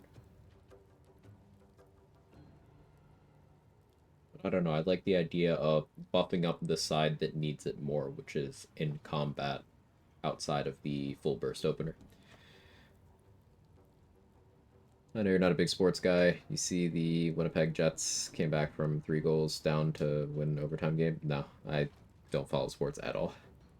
Building went wild, that's cool. Can you Psionic out of combat? You cannot. Have to be in combat.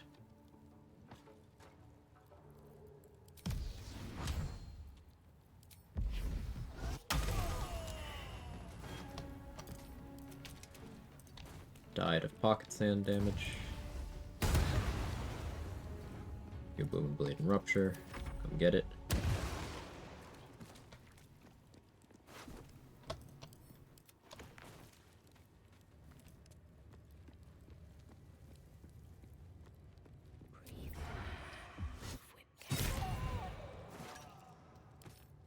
These boots have seen everything. Or haste spawn on the ground. Yeah, or you can tear Azul.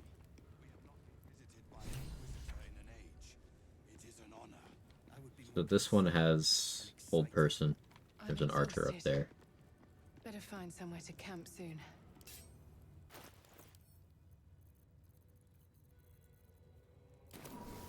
Serpent Fang.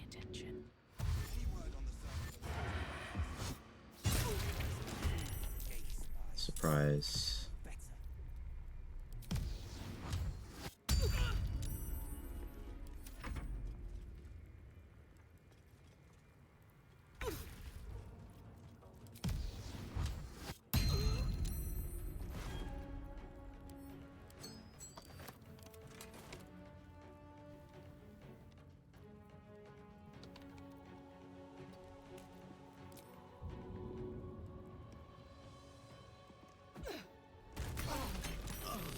Another step forward.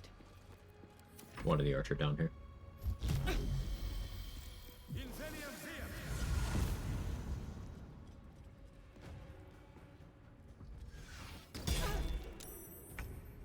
Just as planned.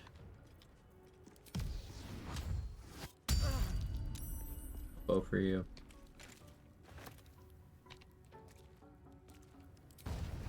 Death won't take me yet.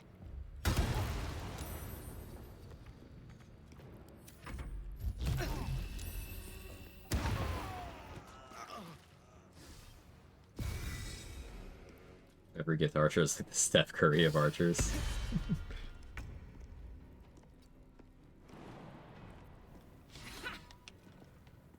Yeah, there's Elika. We knocked her out, so we did get her XP.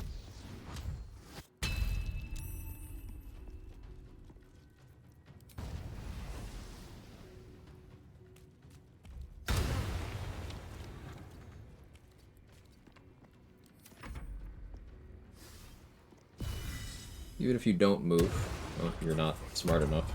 He had poison on him, so he was still fucked.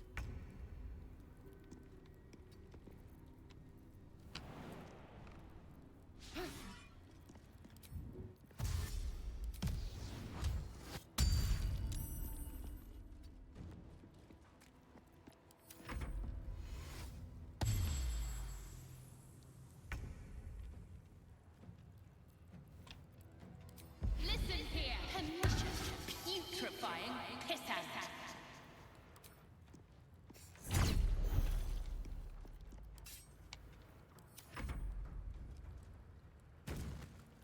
No ruptured when you jump. It's funny.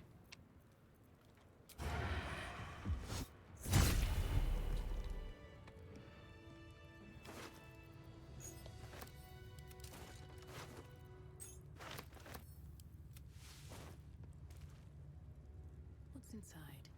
Like to know something funny? Sure.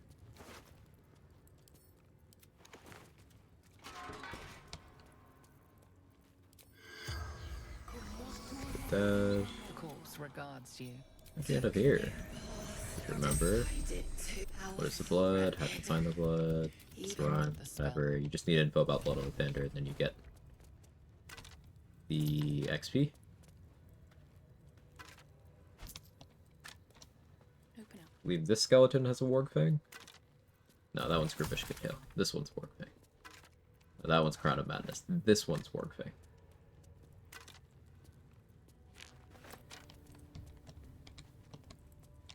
First try. Really want to see Helmet of Grit double pocket sand action. Helmet of Grit's likely. Pretty likely goes on this build, yeah.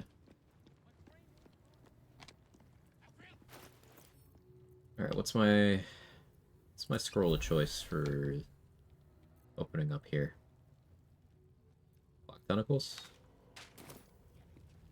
This calls for careful footwork. Jockey! When you have a few kill, you take it. I don't really disarm. Mind their business. I'll be fine. So everybody's saved. Creates an awkward situation where now I do this.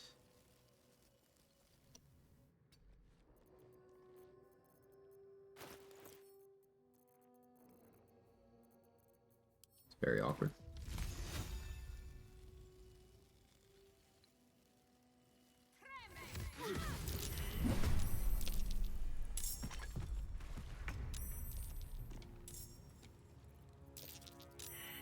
No surprise either. Weird. Fine.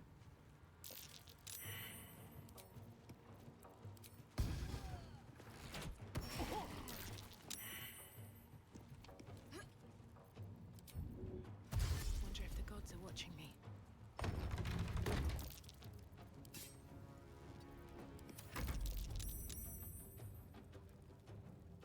Yeah, the grok thing. That's been an ongoing thing, GG. They keep trying to coach it to be more, fascist. But as it's intelligent, it keeps shaking that. It's funny. Pocket sand sneak crit's so gross, it's so good.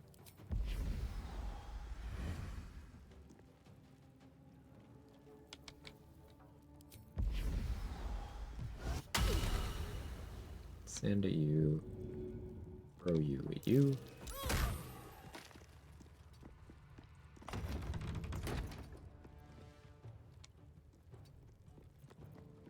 Right about here.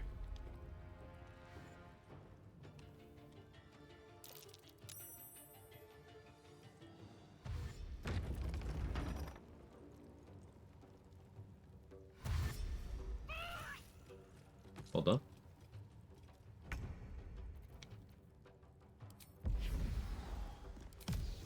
Flick. How do we rank Swashbuckler? Ranking things is silly.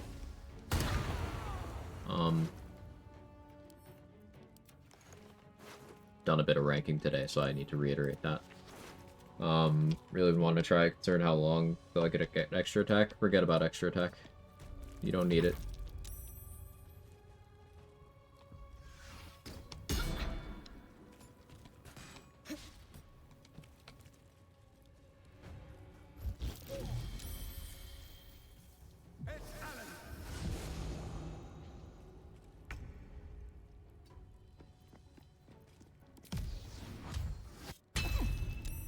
Just did 30 damage to that guy on my bonus action. Talk about by multi-classing? Yeah, you don't need it.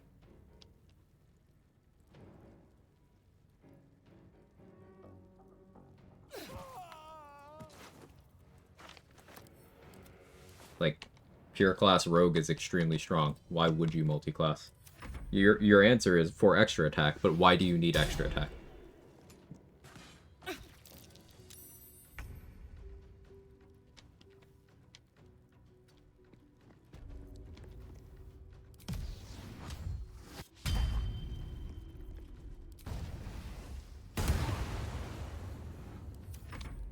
Bigs of deeps, but giving up your sneak attack means you do less damage, not more. And your sneak attack increases based on your rogue level. Rogue doesn't get extra attack. So why do you need extra attack?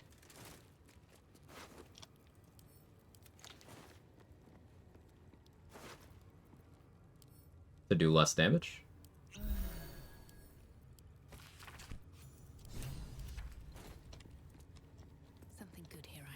I know the impulse to multi-class everything that's swinging a weapon or shooting a bow for extra attack. I know the impulse is there. I get it. But, like, I encourage looking over class features. You don't ever need it. Here we go. All right. Got to skunk about.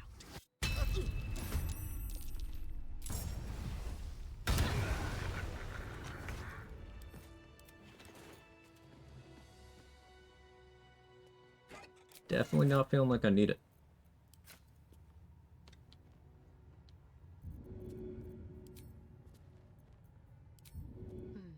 Seems like the best way.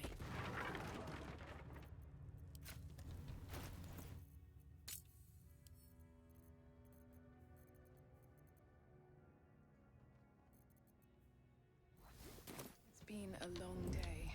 I'll need to rest soon.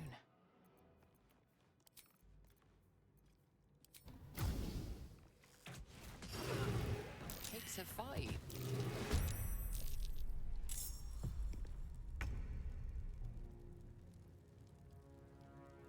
Oil combustion worked.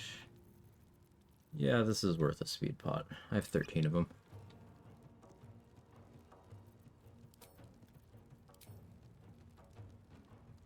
Cutting to the chase.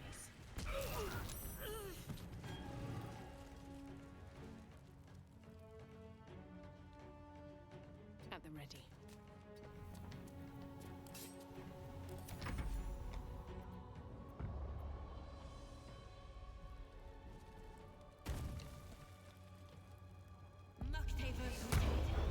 Need to use bussing more often. That's just a good life tip. Going for the whole person? Do it. I failed? Cool. I've been held. Do I care? No. Let's talk about why I didn't go into that with hold person immunity. Because I have 29 AC while hasted. Even if they had started attacking me, they would have struggled to hit me at all. Because I have critical hit immunity. So they would still have to clear my armor class to hit me even while I'm paralyzed. And even if they did, can they meaningfully hurt me in the 10 turns before I get out, even if I, like, assuming I fail every single possible saving throw? No. So I don't care. These guys fight back and try to hit them and just run away as soon as it's their turn. So what I did, Claymore, is I destroyed the door, and I attacked them before the cutscene could trigger. That's how you can fight them.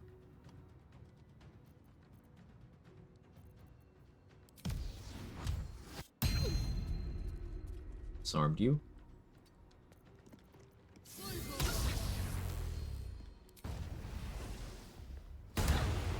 Kill you. Kill you. I don't have extra attack, by the way. I know it might seem like I'm being snippy, being sarcastic, being a smartass about this, but I'm not. One of the most common critiques of Rogue is it doesn't have extra attack. How can it be a good martial? Because no good martial needs extra attack. It's a nice feature to have, and on some classes it is worth prioritizing. For example, one of the reasons why I love pure classing fighters so much is because they get improved extra attack at level 11. And that's worth it, because you get your high-level fighter subclass features, you get tons of feats, you get that improved extra attack, you get a lot of value by pure classing. Rogue also gets their value by pure classing. They even get the same number of feats as fighters. But their extra one is a level 10, so even more reason to stay pure class. First one, Swashbuckler only matters for 3 purple subclass actions, right? Correct. This one going there is a bit of an awkward thing. I'll encourage him to come down. I don't want to step in the room. There we go.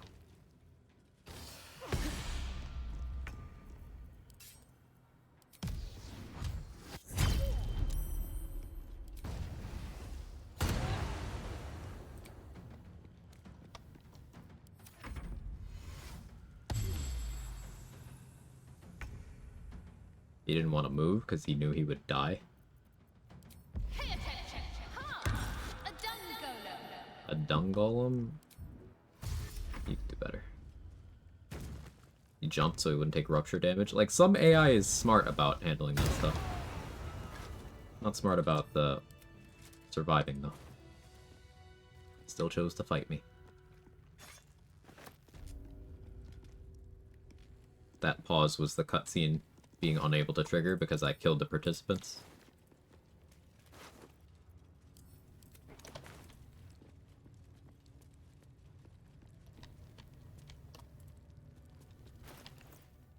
Your charisma an odd number? Yes, I never respect after hag hair. I just haven't bothered yet. I may keep it this way and just use the +5 in Act 2 and just be at 20. Simply not rest. Haven't made a decision there. Hey, drop your shit. Hey, drop your shit.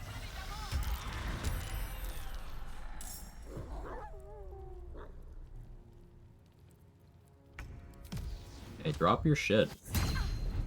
Thank you.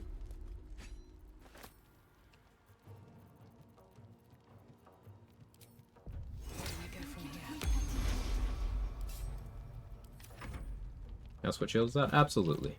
The adamantine shield.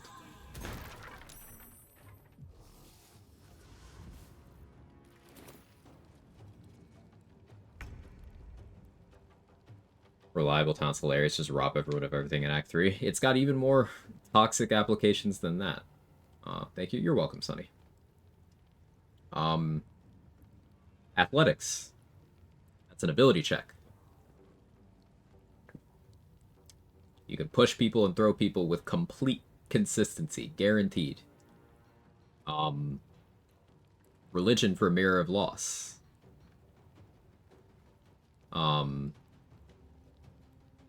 Reliable talent, Panache. Yeah, it is a contested ability check, so yeah, makes sense. Arcana for getting Marco Heshkir. Stealth for greater invisibility checks. Reliable talent's useful for a lot of things.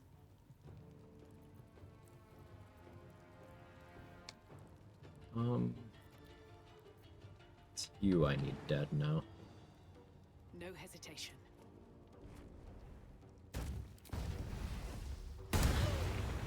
Need to find a way forward.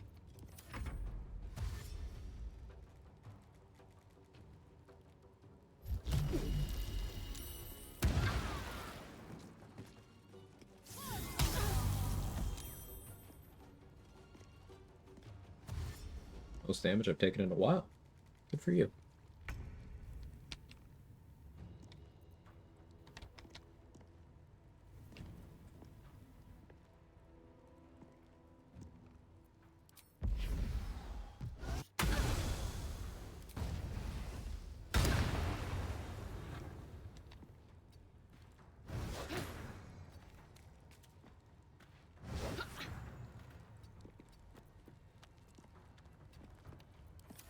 The wargs can't leave this room, so it's best if I take the fight out into this hallway.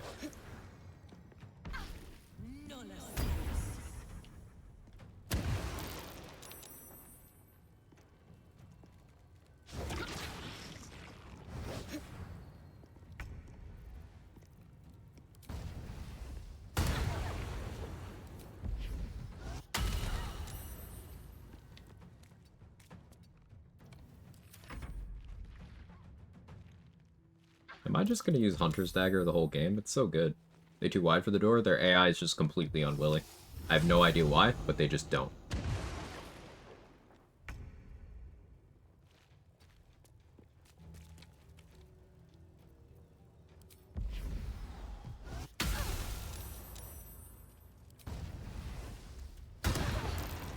Down to 1.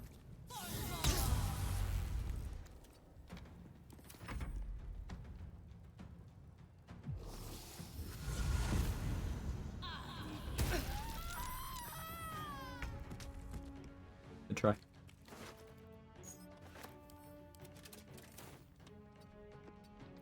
Look at this. Could definitely fit.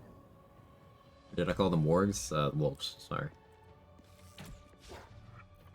They just don't.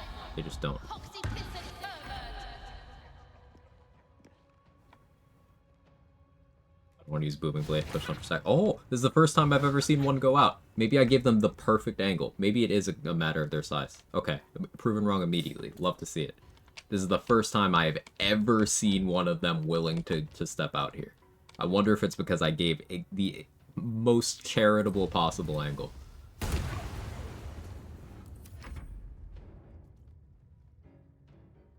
See, this is what I was expecting. But how about now?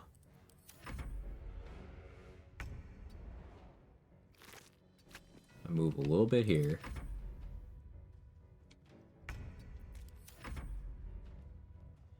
I don't know.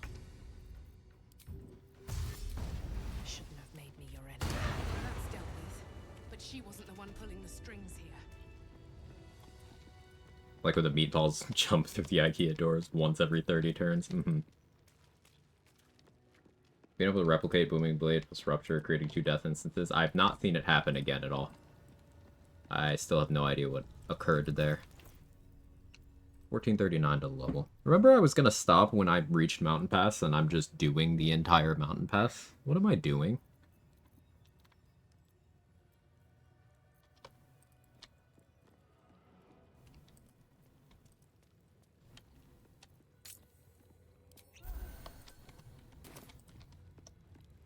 Second half of stream, apparently.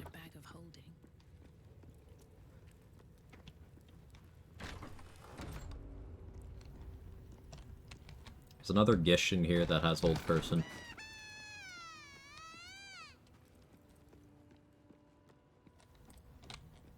So Githyanki sleep in beds too. How I have conventional. a lot of HP. Worried about the archer and worried about you. What's my out here? Watch me go from Oubliette to the Brain yesterday and when I can top that? No, no. But you're a motivating influence, Mark.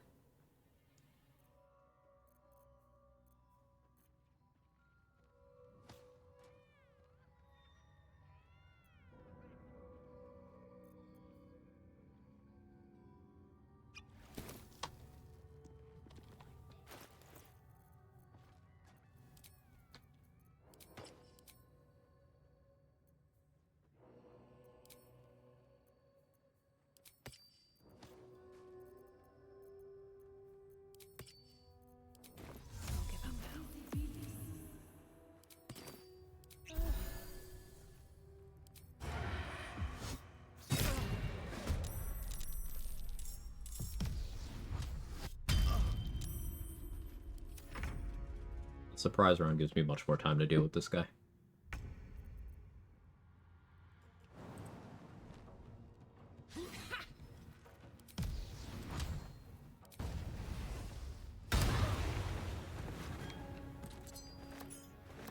No longer scared.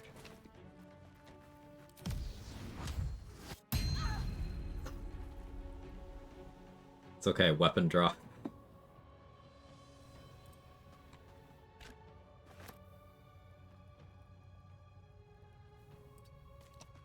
I get a sneak attack increase next level, by the way. So my strategy for gear equips for this fight, I put on the Helmet of Autonomy and the Whispering Promise to improve my wisdom saving throws in case I horribly misjudge the situation and want to break out a whole person. Also, in theory, it's supposed to help against Psychic Ren, but like, I roll once a lot.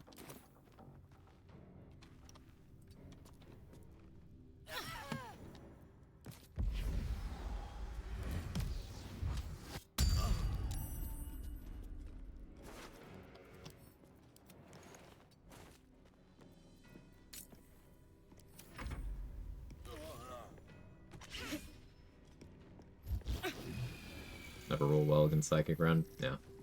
Another one.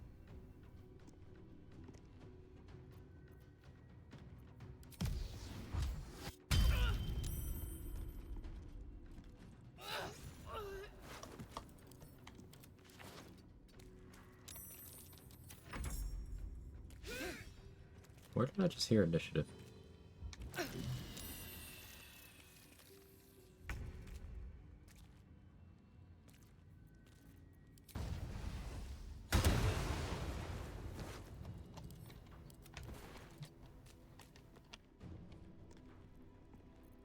Maybe it was a saving throw somewhere.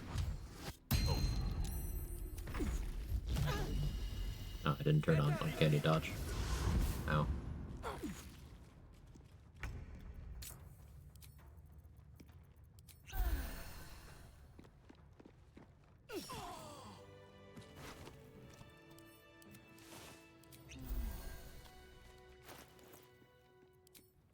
And now we have Ring of Elemental Infusion, which I suppose I could pair up with Caustic Band to do infusion stuff right now. Kind of like that idea. Let's do that. Yeah.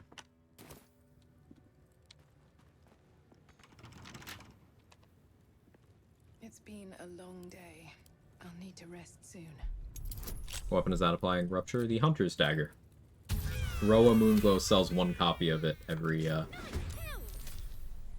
inventory refresh. That's what was in there. Those little shits.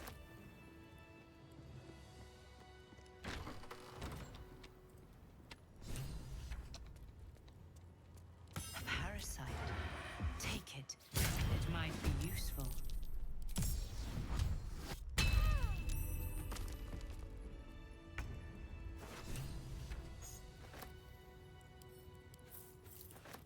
Got him?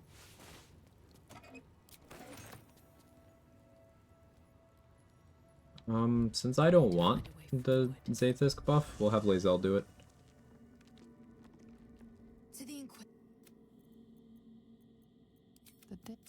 Your head buzzes in concert with This text is heresy.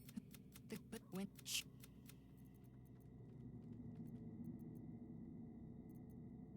I'll consider it if I am once more writing. Get or dis. It is.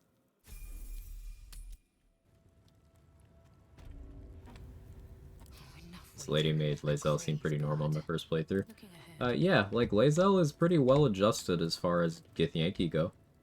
The device is The Zathis. Praise Black. Oh, I'm having Lae'zel do this. I still get the XP from having someone go in the chair. I don't want the buff on this run. purification. Is this the cure? Your vision narrows. Remove her! Damn, I am...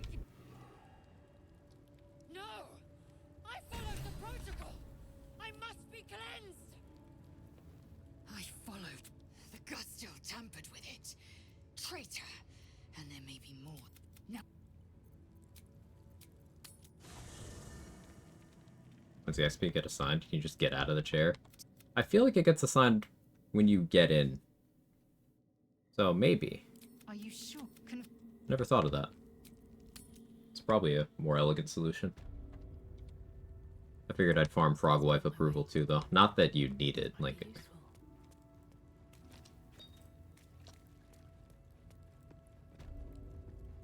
There's a parasite nearby. You should take a closer look.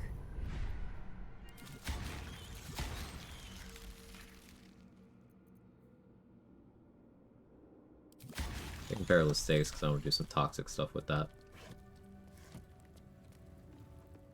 Going to Repulsor was smarter. Decided not to.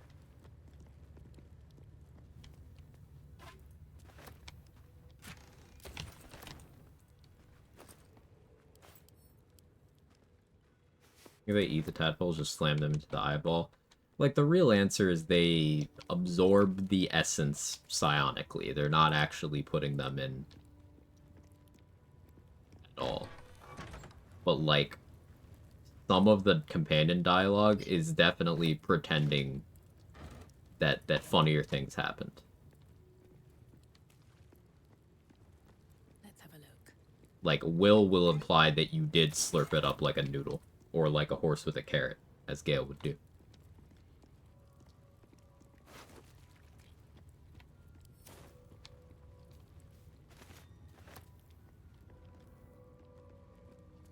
Kaylee did some extensive research and concluded that Gale stores all of his tadpoles in his ass.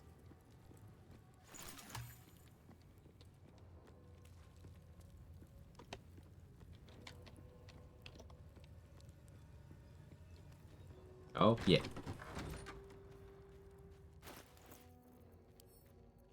You need me to draw you a picture? Or... I can do that.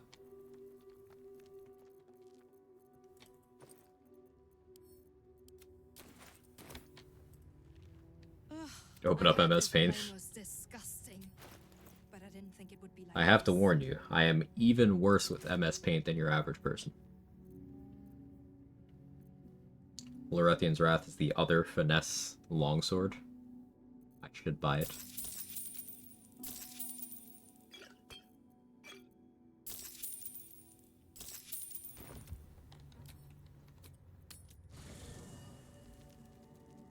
You volunteered, yes.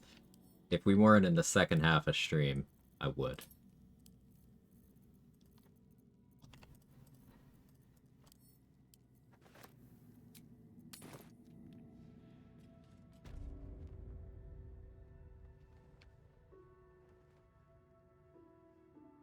Okay, so...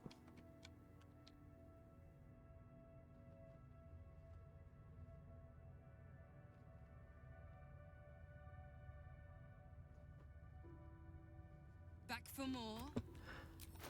Yeah.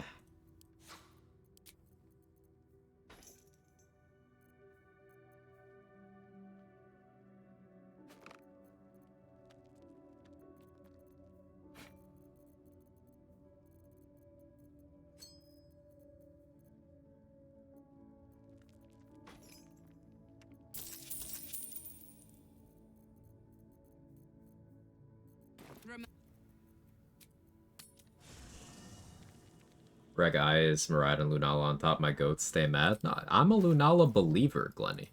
I'm a Miraidon hater. Because it's good. But I'm a Lunala believer.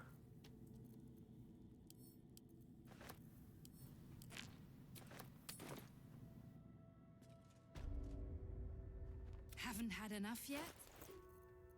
Oh yeah, Glenny, Moo was in here earlier, and suggested us getting drunk and playing Repo at some point. I've never played it, but yeah, we're doing that.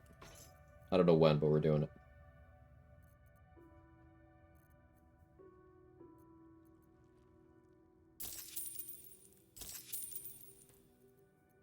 Popular yesterday? Oh, okay.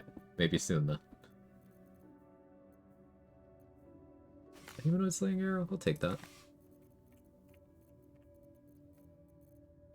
It's so fun. I've never played it. I barely know anything about it, but I'm open to trying new things and all that. She'll drop Undermountain King, Gloves of Dex. Am I doing on many target arrows?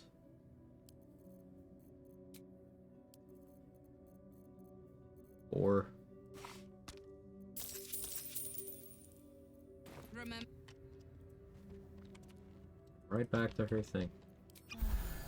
It's so real for that. Out of sight, out of mind.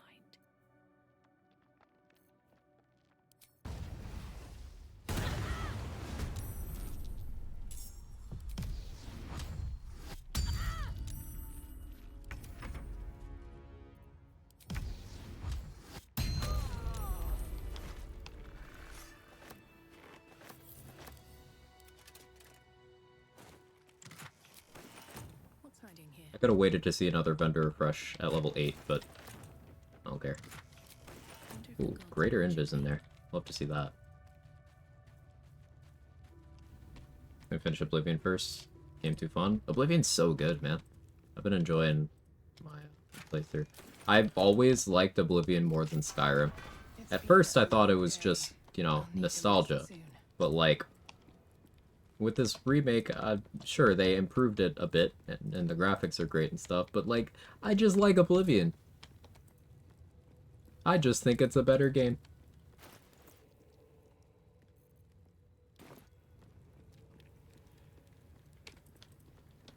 So T1 exploration spot here. I'm only $5.99 off. Let's go fight the Grimishka. I might be able to hit 8 before taking any of the exploration spots. Be good.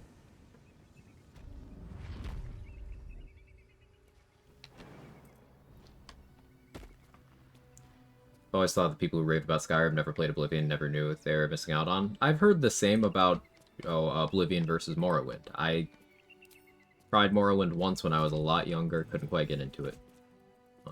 But my tastes have definitely changed as I've aged, so I'm interested in giving it another shot.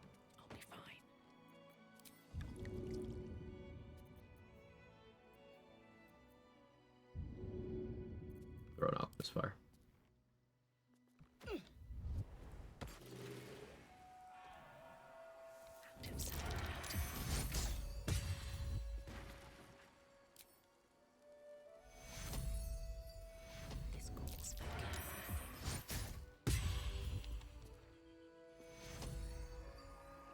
Breathe deep and move.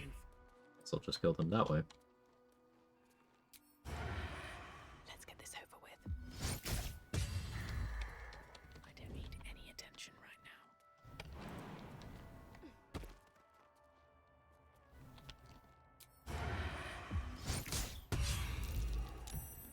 That's a friendly looking shadow. Ramishkas. Better be careful with any magic. Spells set them off. Definitely make sure to loot these. Cat oil is great. We were using some of the bussy oil. Now we're going to use the pussy oil. Have to keep going.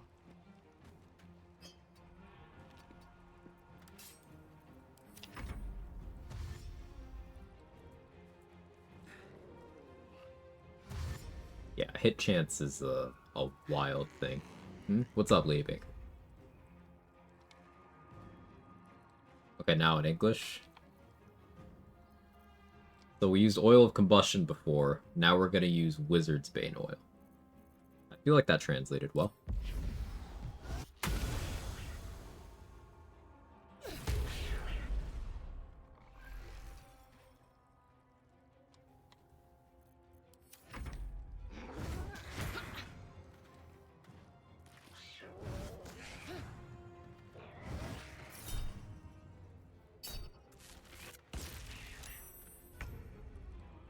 Yeah, no one can you dodge. Whatever.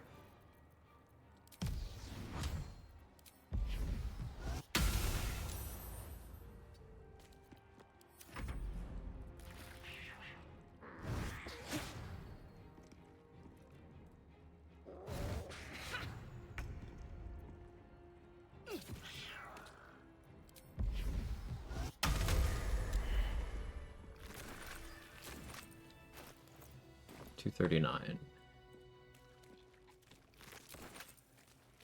Anything of use? Could have gotten Morning Lord's Radiance before fighting all the Gith that I did. Oops. It's fine, right?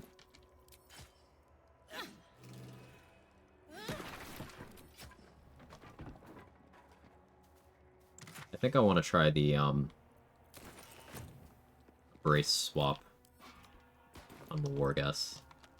Or the prepare swap. It's gonna be very finicky.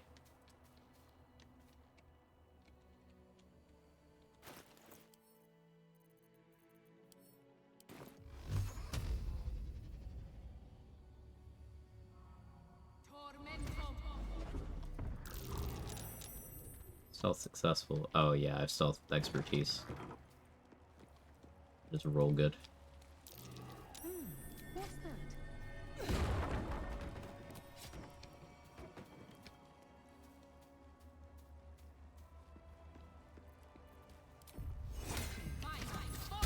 A waste of a magic missile. Oh well.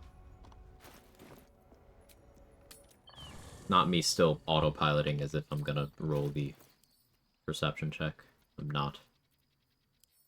Battle axe, hammer, mace.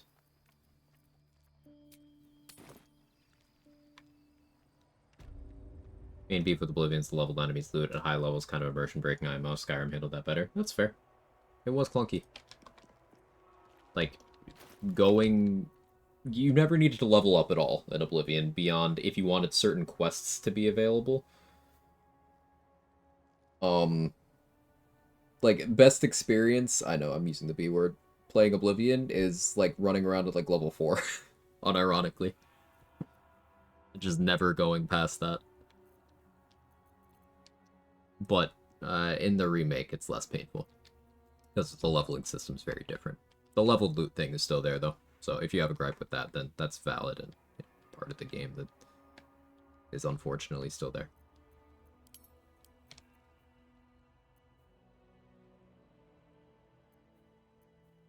Hey, what if I just, like, take no damage from that? We still don't have to learn this. I don't like any of the Elder Scrolls games for difficulty just because giving attack damage modifiers like the laziest way of handling difficulty. No, I agree. They are not mechanically interesting games.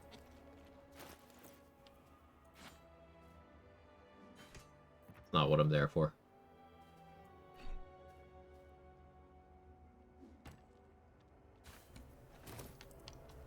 Maybe in 2026 I'll memorize this. It's okay, on Rogue I don't have to care. What's in here?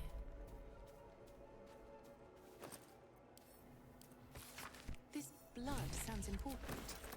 Could it still be here somewhere? Alright, 174. So, my bad Nautiloid coming back to bite me. Also my not harvesting druids and tieflings and myconids, etc.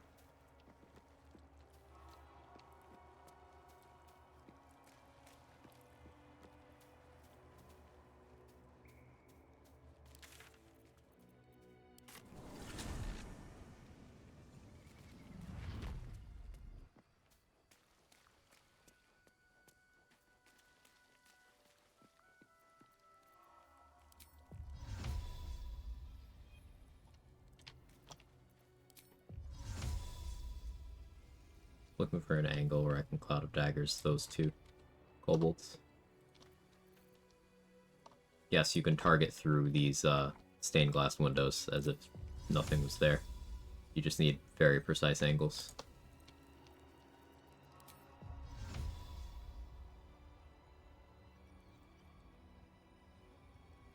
That's on 2.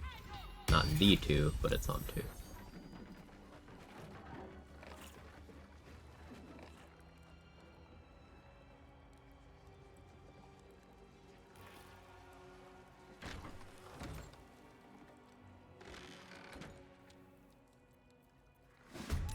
There we go. That kobold reeks of spirits. Fire could be explosive. Still surprised?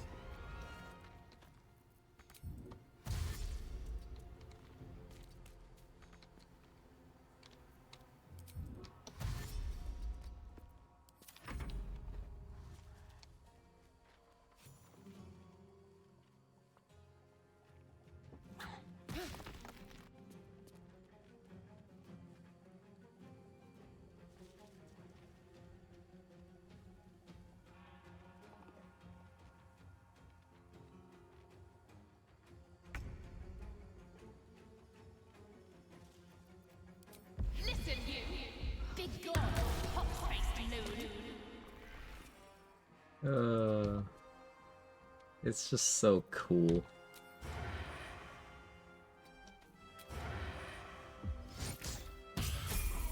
And there's the level.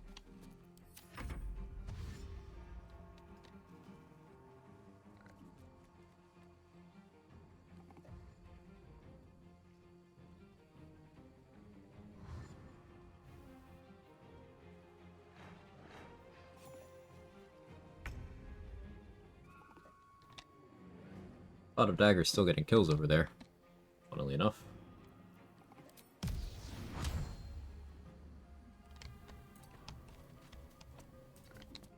You have a weapon.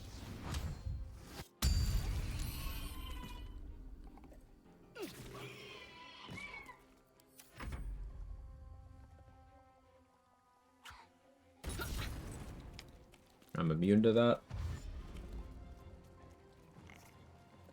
Also, I have enough resistance in DR, even if I wasn't. Couldn't hurt me.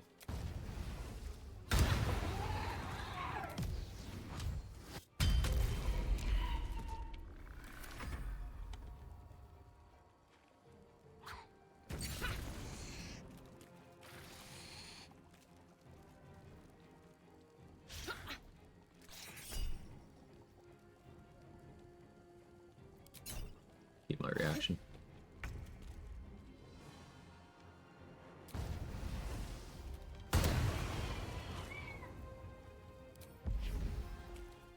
The fact that you get dirty advantage from Flick of the Wrist is also just crazy. As if it wasn't enough that you're making an attack on your bonus action that has a high rate of consistency in disarming people.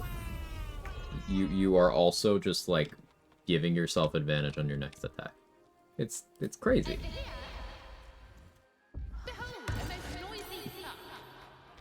It's noisy cuck.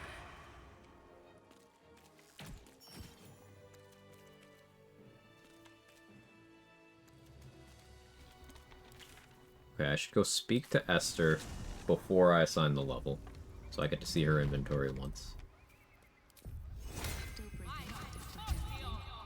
Then we'll be able to assign level 8 and hit the exploration spots. You picked the wrong side, cuck!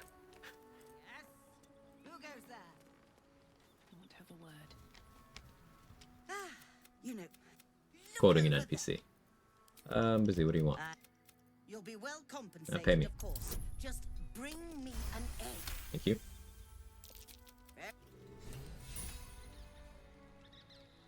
I trust that an early payment has ensured. I'll take that. Hurry up. Not needed. Painful striking, yes.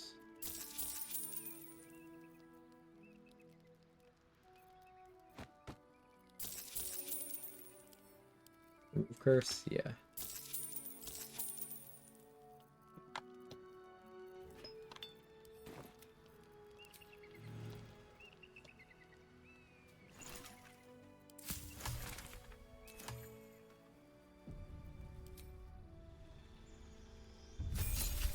Alright, rogue level 7, that is evasion. That is also a sneak attack increase. An extra 1d6. So my out of combat double sneak attack I've been doing, I get an extra 2d6, effectively. And if I were to crit, I get an extra 4d6. So adding up to 24 damage from assigning this level. And, you know, once I'm eventually doing that with vulnerability, adding up to 48 damage.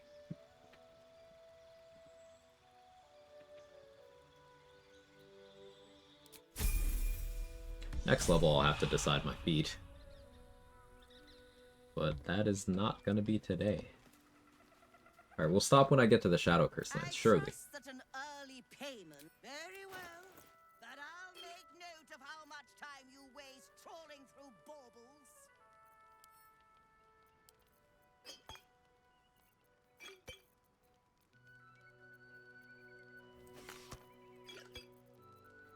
Wondering if I make Lae'zel perma-hostile so I can keep my buffs into the Shadow Curse land. No, it's not worth it. Am I gonna fight Voss, though? still have so much to do.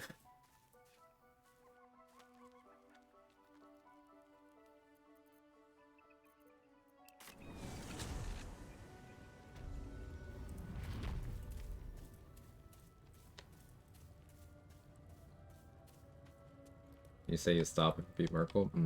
Short stream today? Yeah. Yeah.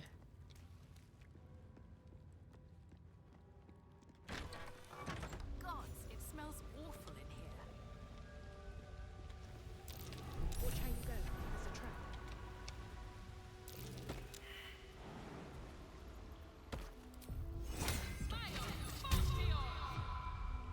You can. I was not expecting an istic.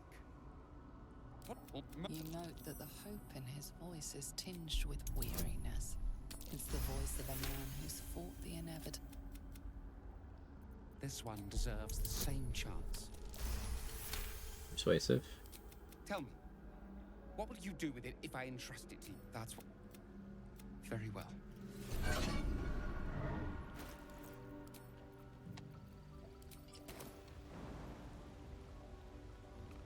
Gods, it smells You can see a vague outline of something.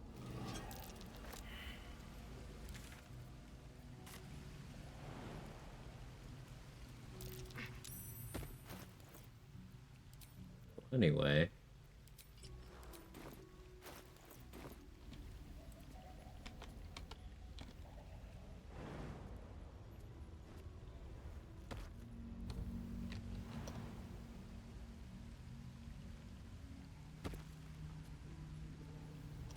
Make you turn around, actually. Good lord, she's strong. Yes, ma'am. Watch how you go. There's a trap.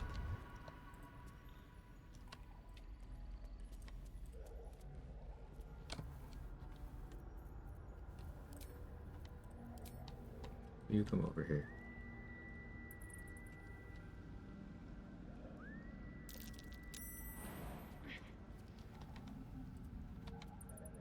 Didn't quite work how I wanted it to, but That's interesting. steal the elixirs. Softer than a whisper.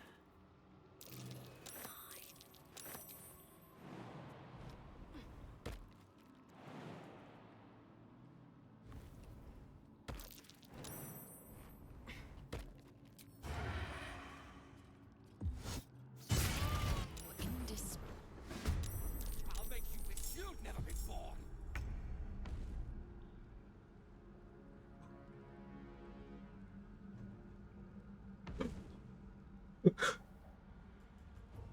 Can someone clip that?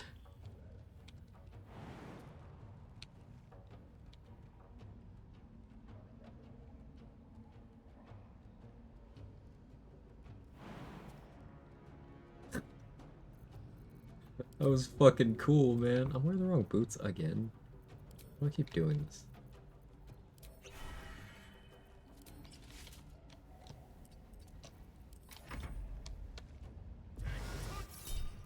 Sure.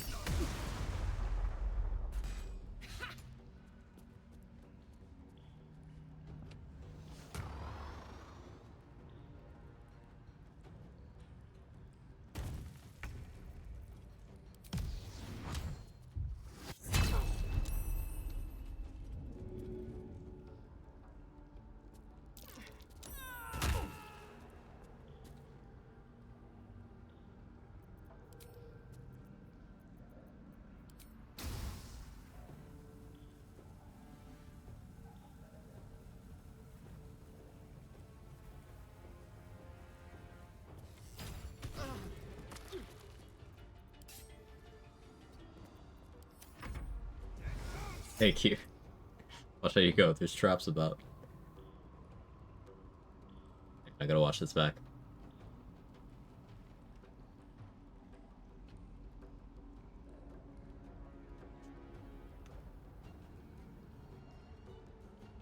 That was so fucking cool.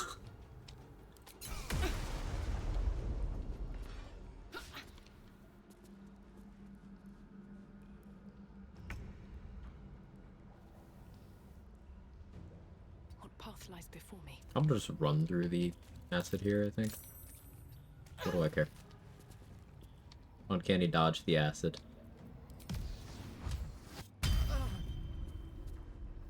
No bow for you, sir.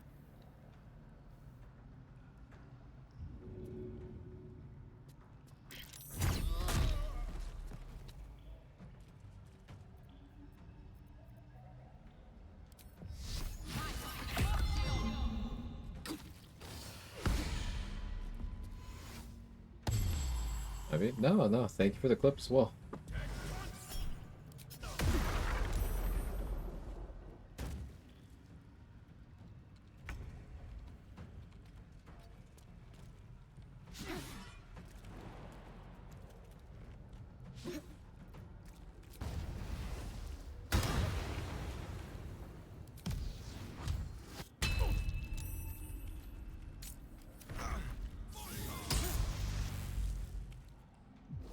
Now I get teleported, the traps are off.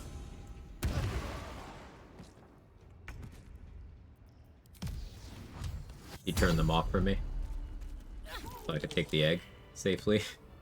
Then I did, and then I attacked him.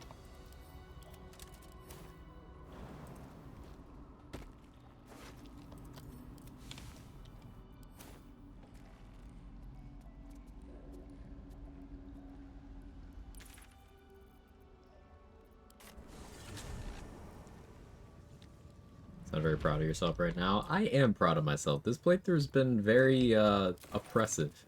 Like, we've just kind of been fucking everyone up. I can't wait to sleep. It's funny. So I've been on Cloud Giant the entire time here. Unfortunately, I do think I need to switch to Psychic Res. Now I'm experiencing severe carry weight issues.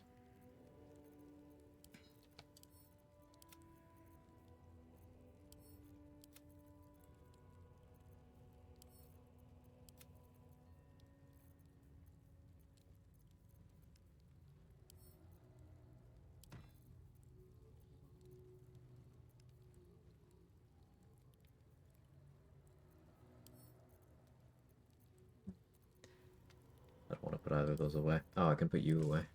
Don't want to use that.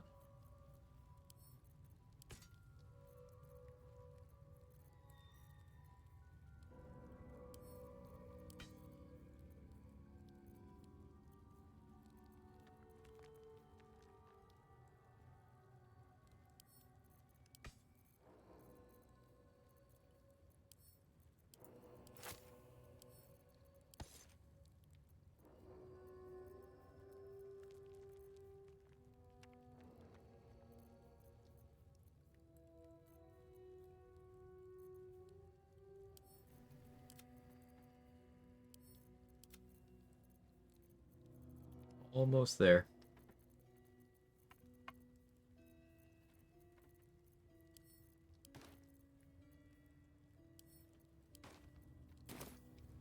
Excellent. That took the edge off.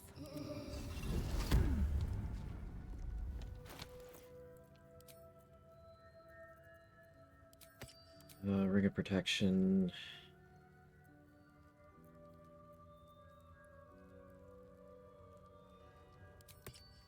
Crusher's Ring.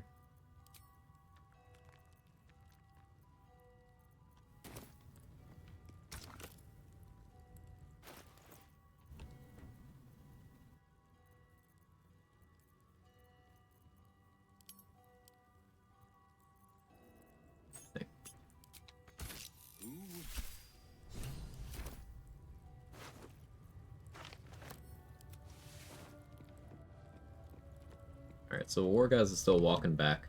See his map marker. Because of the cutscene break thing. I could opt not to let him get there, but I'm gonna let him get there because I want to try to style. This is gonna be a very stupid amount of risk for style, for a tech that I meant to use a lot throughout this run, but I haven't yet. We're gonna use Prepare from a Great Axe. And then we're gonna hot swap to a different weapon.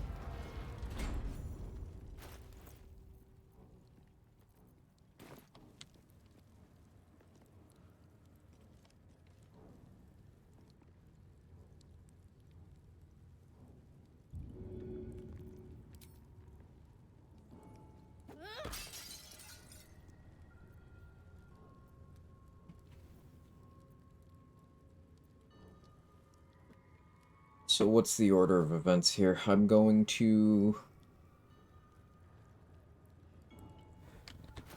Surely let's concentrate on something.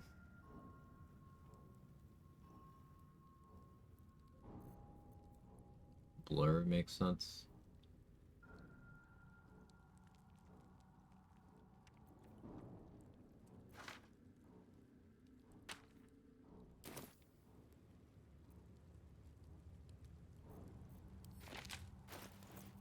Get even more stupid with it. I only have one of these. This is a total waste. This is objectively not a good idea. Alright, here's what I'm thinking. I'm going to... Do I use this? Do I use this? Use this.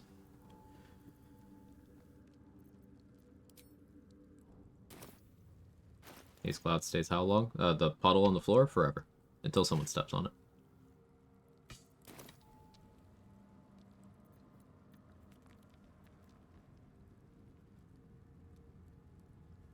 I'm going to oil sharpness on Knife of the Undermountain King.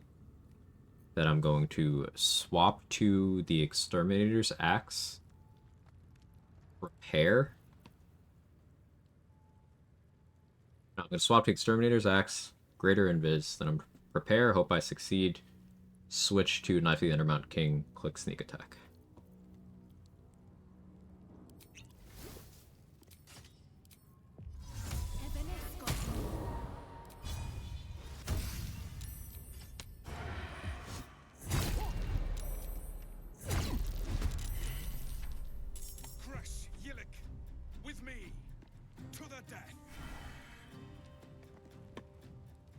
Surprised. You can't opportunity attack me.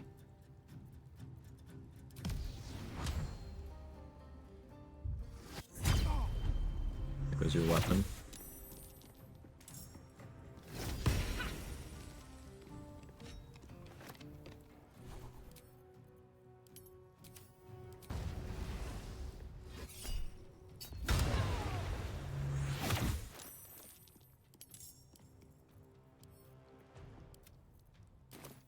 I don't have crit immunity on right now. But there's only 2 swords, and I have psychic resistance. So I'll have to use an action next turn to equip my shield. You just prepare and swap items, keep the buff. Uh-huh.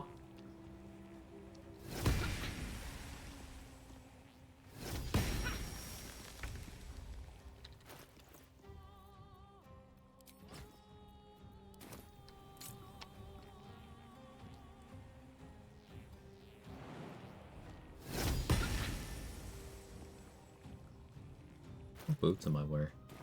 Oh, those. Okay.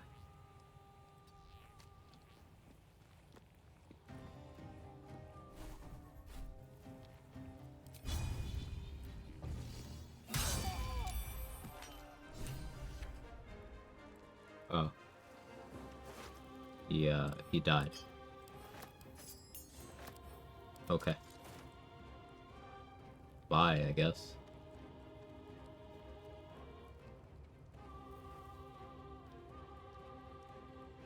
My gear correct for fighting these guys? Correct enough. We need a turn to reposition. The sanctuary.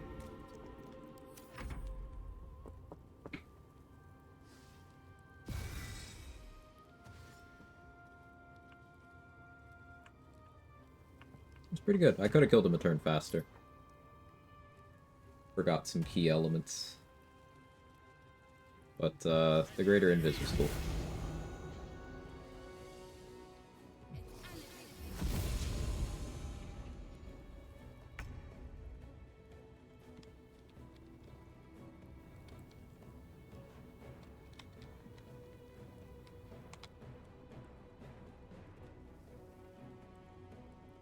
Do I wait out the lethargic turn?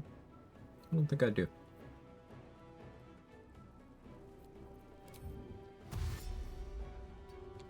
It's one of my actions to dash here.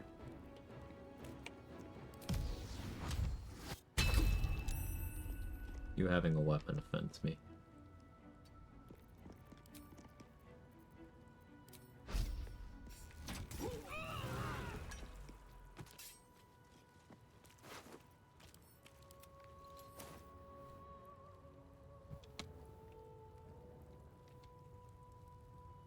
Almost make it to the door, not quite. Go here then. Force the misty stuff.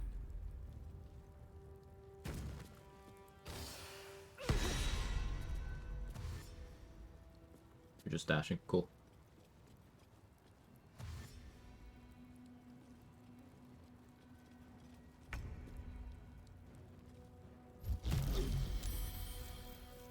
Good try. Good try.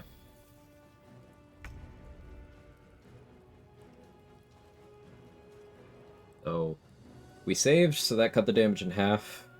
I have resistance, so that cut it in half again. Then damage reduction triggered, then uncanny dodge, cut it half again. If we save, I don't think that can hurt us.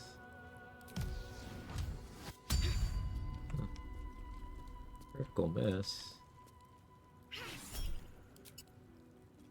You hit me for 0 damage. Wasn't very nice.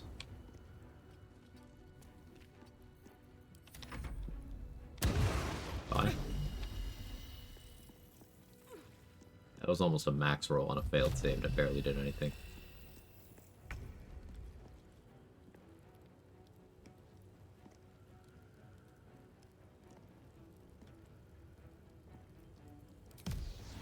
Alright. Flick. She's just flicking it, and people don't know what to do. Good fight, I guess. Was he potent, Blacketh? Was he really?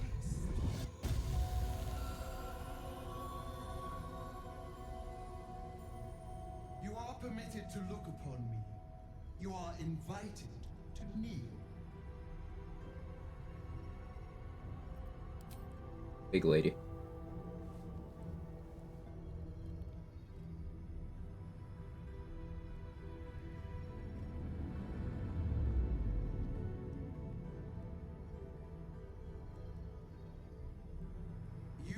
That which is ours.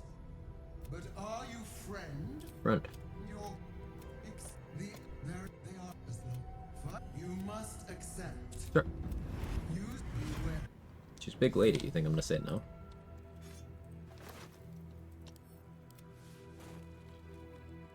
How many big ladies are there this run? Not enough. I'm insulted that you would imply there's a number that is the limit.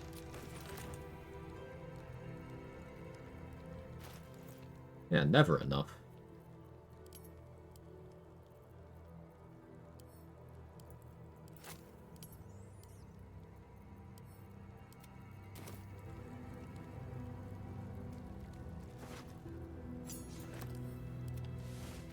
Arcane Synergy's okay here. Not fantastic, but it's okay.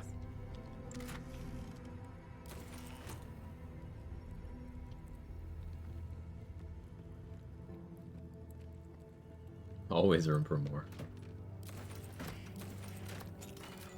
And don't get me wrong, Big Fella is also welcome here, as is Big NB and Big Theyby.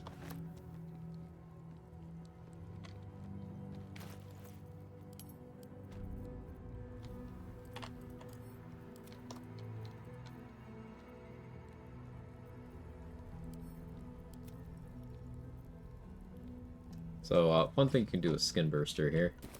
Anything indestructible here?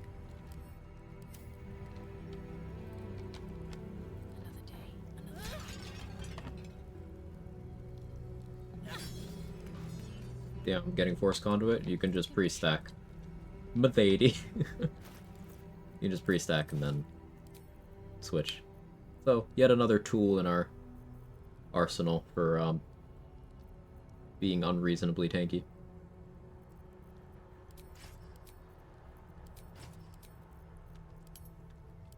I don't need Psychic Res anymore. It's Switch to Hill Giant for carry weight.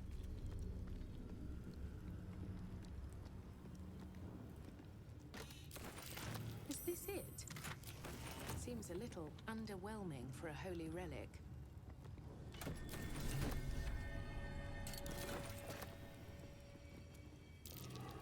Big lady rolled good on athletics.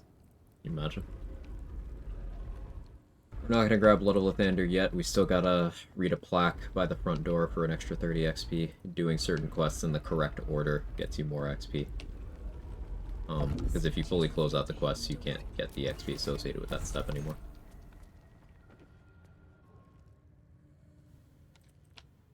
Let's actually go into the prison first. Alright, there's a corpse that has a scroll in there. It can be any random loot scroll in the game. What are you thinking, chat? What do you think it's gonna be? I'm thinking... confusion. What do you think? Don't do it.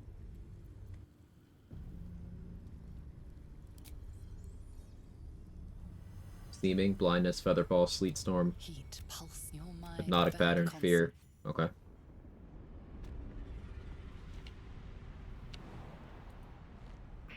Color spray. Actually wouldn't mind color spray.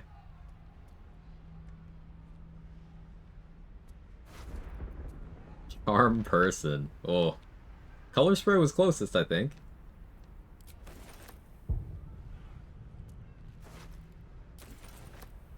And a 4th level spell slot elixir? Wait, that's crazy, actually. What do you mean by that?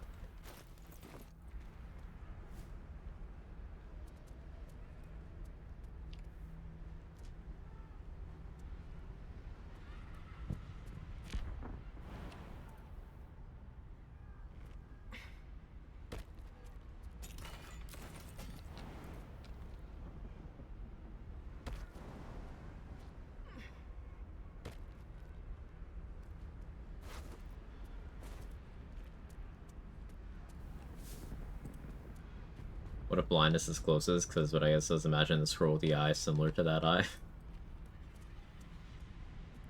You know, I'll let you have that.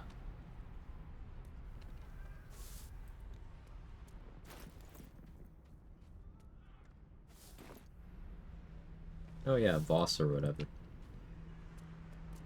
Am I scared of him? Probably should be. I definitely should have psychic resistance for that. Am I gonna? Very well.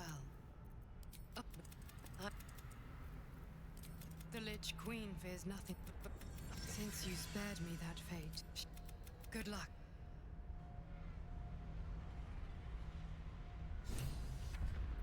Alright, we have a bless for the rest of the map. I guess we should use that to fight the eagles. I'm glad you came to I should fight the eagles and the remainder of the Now kobolds. leave before the others come for us. Gotta remember to grab Holy Lance Helm. Stream Borderlands 4 when it comes out? Unlikely. Possible. Unlikely.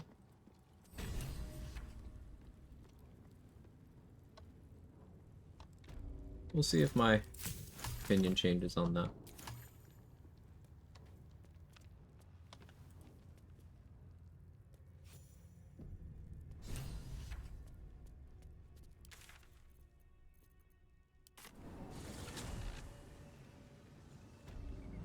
Any last drink water or eat anything, by the way? Sorry if it was recent, it was hardcore lurking, but like long stream. I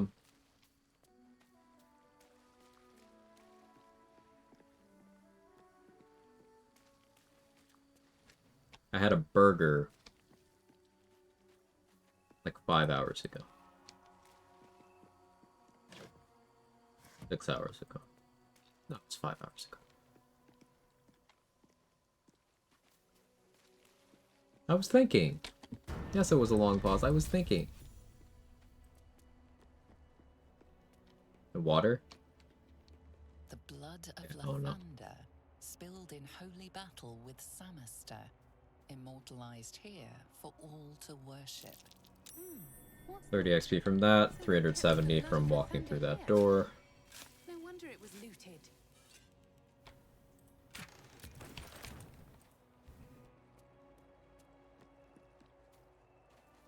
Now we can go get Blood of Lathander. Then we'll go fight the Eagles. No, then we'll go fight the Barrel Kobolds. Then we'll fight the Eagles. Then we'll grab Holy Lance Helm.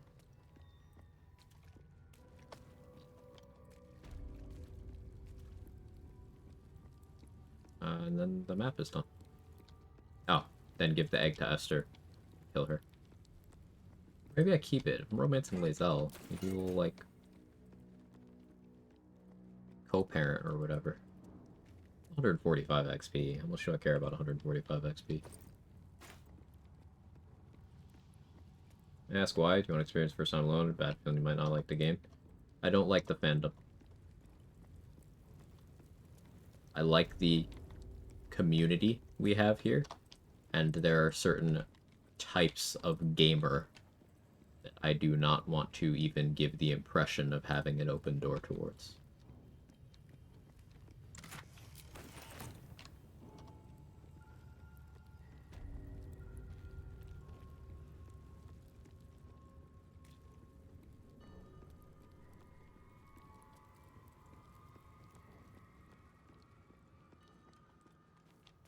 Types of gaper.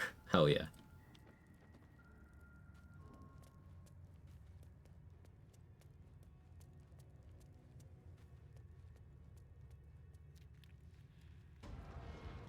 Remarkable that this stayed hidden all this time. You can call it a series of bad experiences. Shame on you.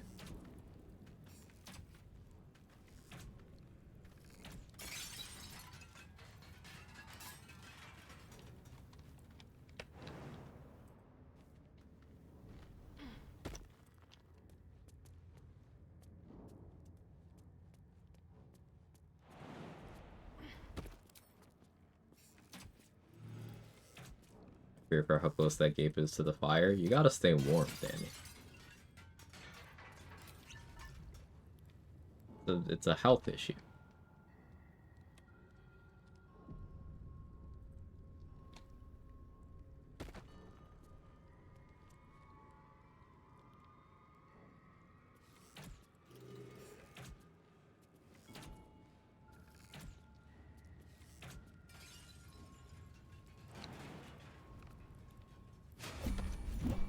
I don't like dealing with traps, so I don't.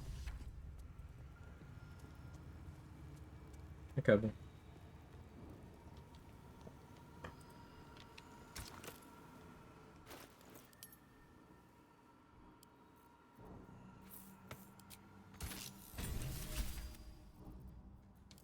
And now we have the Blood of Lathander.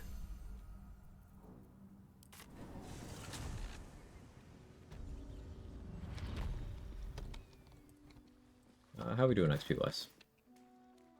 3.2k in? Low. Not fantastic XP wise. I'd prefer to be way closer to level 9 going into the Shadow Curse lands, but it's what it is. I should still be able to hit 11 in Act 2. 12 before Gortash would be nice.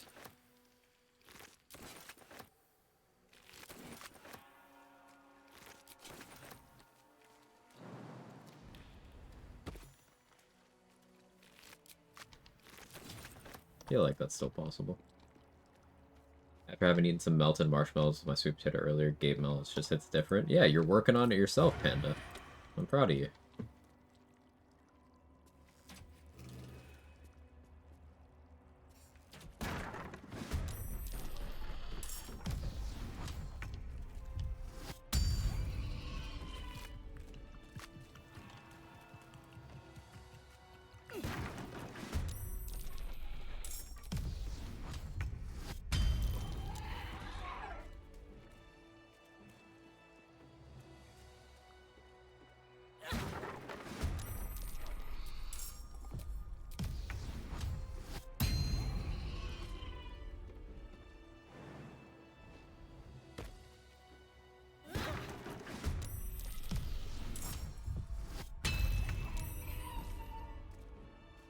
Hey, hard fight.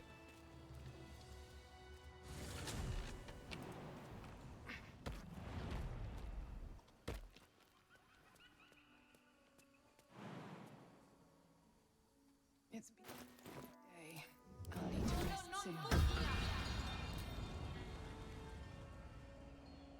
I still have sunset on the west coast. What's cooking here? Oh, hey, Mustard. I have no self-control. How was your day? Don't want to draw any attention.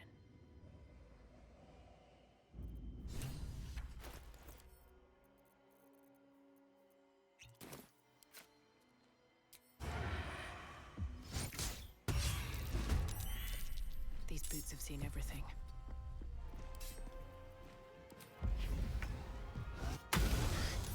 One HP. Alert all the comrades you want, foul beasts. Oh, it's funny. Here, you explain why it's fun.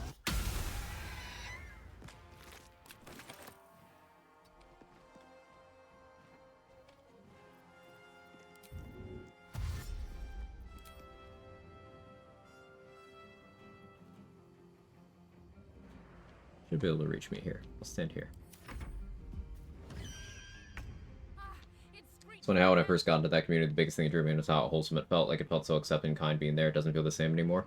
It doesn't. I got that vibe early on, too. And that has been gone for quite some time. You know, I can tell you exactly when that disappeared. I can tell you exactly when that disappeared.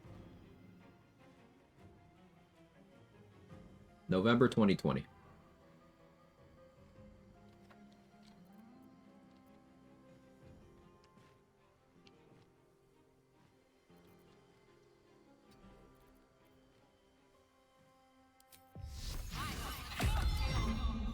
Non-buffered Blade Ward. So I want them to decide to attack me in a little bit.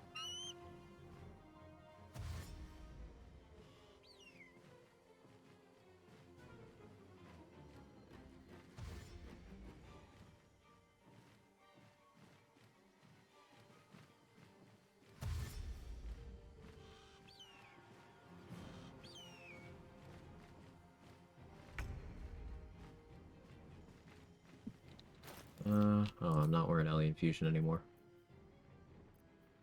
Or Caustic Band. Yeah, it's fine. Pocket Sand.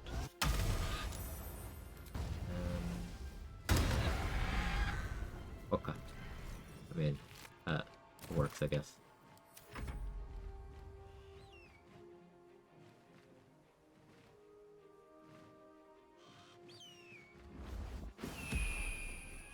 I have the Boots of Striding effect on right now.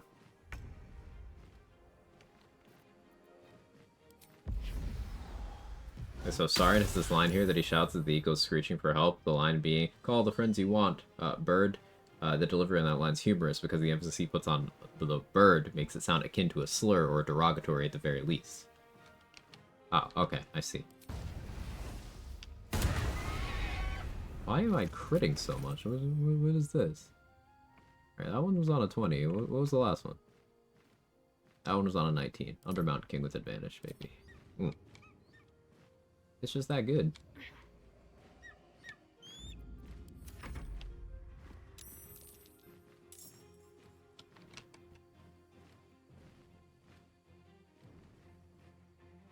Rearranging some organs. I should call her.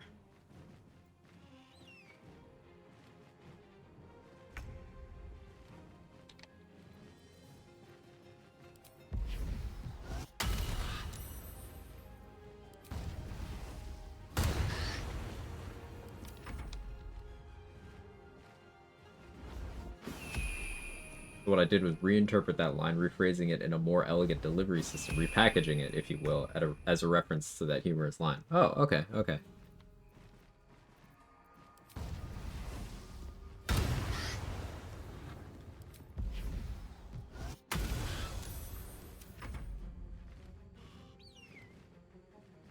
Drama just wasn't involved in anything ever. No one I associate with really ever talks about that stuff. I have anything shitty like that happened at the pandemic, just extra shit. Sorry, dude. No, it's just, it was a long line of stuff. It was definitely a cultural shift in there. Certain people's voices getting amplified, and certain other people who, I would argue, with the size of their following, have a moral responsibility to not be a piece of shit and incite stuff. Just deciding to do it anyway because it's easier.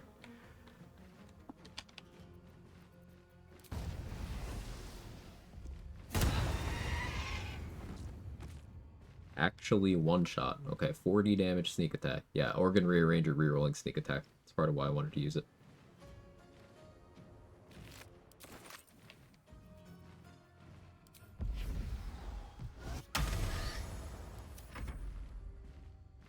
Arcane Synergy floored.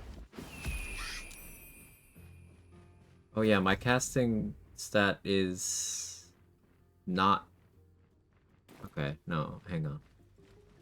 I was thinking that it's my charisma, but it isn't. Arcane Synergy is 0. I'm getting nothing out of it. Good call, trade. Tired brain.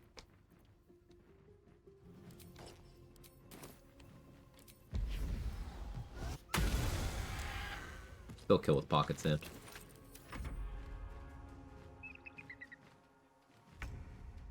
Been saying that for quite a while. People say it's not fair for bigger streamers to have to act differently just because of how many people follow them. Yeah, the people saying that are either stupid or saying that in bad faith.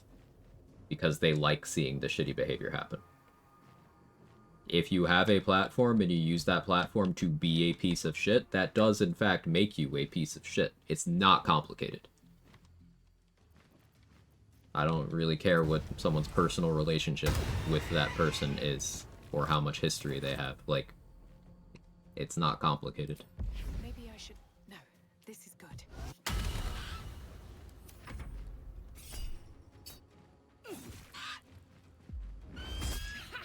I was expecting someone to act like a decent human being. Not fair. Great question, Panda. Great question. I got nothing. You've made a grave mistake.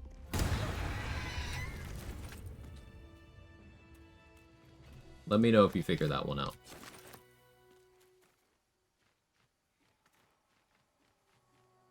UJ shows up here. Where's my reward? Alright, die. Of course we crit it. Love that. Let's go get Holy Lance Helm.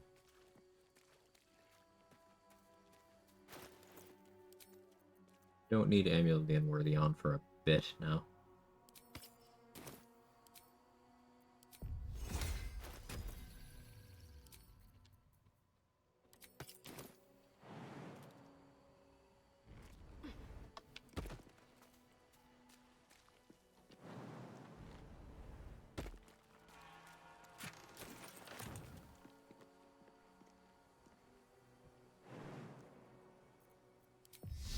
Who cares about Featherfall when you can just do this? 2.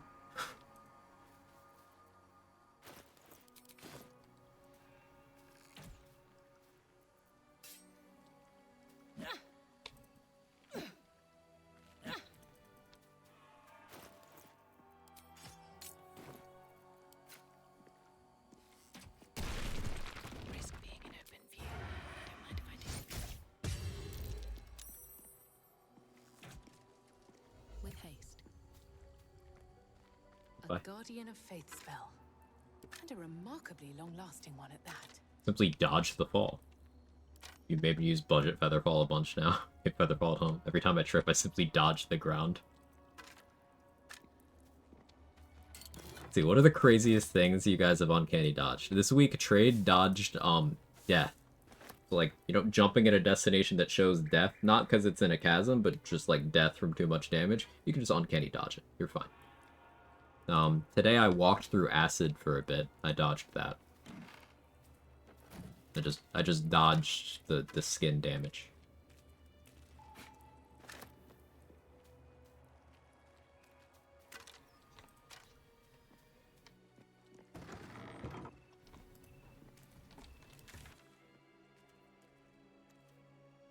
Oh, I also uncanny dodged the broken fireball wand earlier today. That was fun.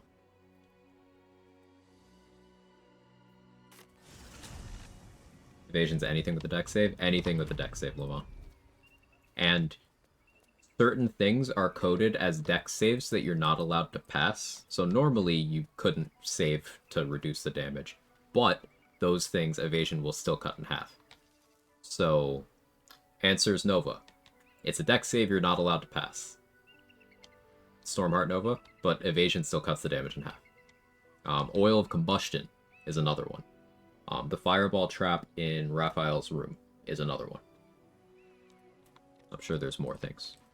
But those are all deck saves that you're supposed to fail.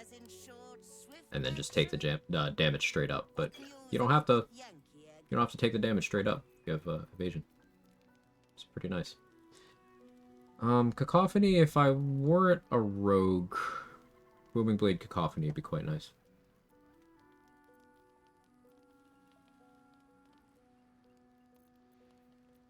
But ultimately, I'm just not interested.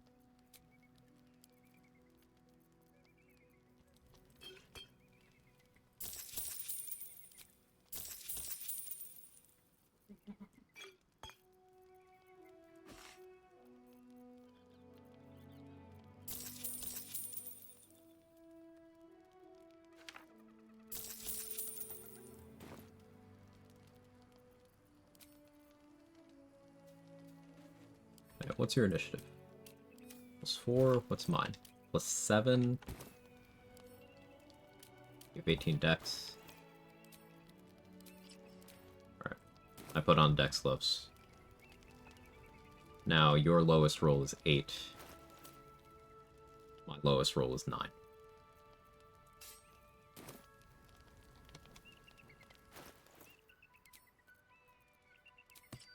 Go Alien Fusion. Let's go Caustic Band. I could do Brace Swap stuff again. Or Prepare Swap.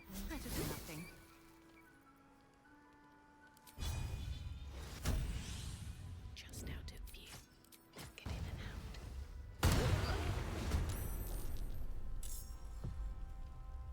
That's an extra 5 damage. Then an extra 5 on that. That's so fun. Let me explain again what I did.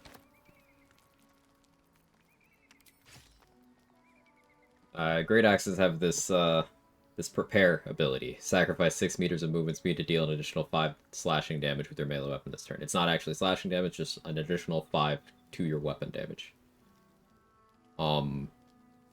This doesn't just mean for your Great Axe. So you could activate it and then switch weapons. As I just did. You need to be proficient with the Great Axe. But this is like really good assassin tech. Because of Assassin Action Refresh getting you the opportunity to do even more attacks with it.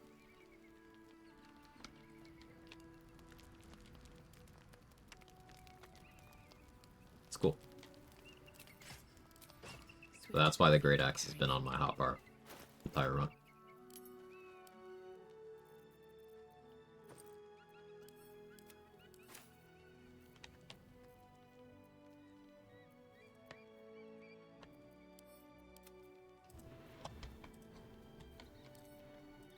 Okay, I'm still on...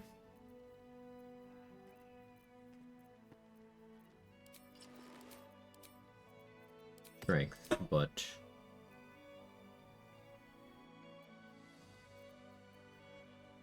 I think it would be better for me not to be.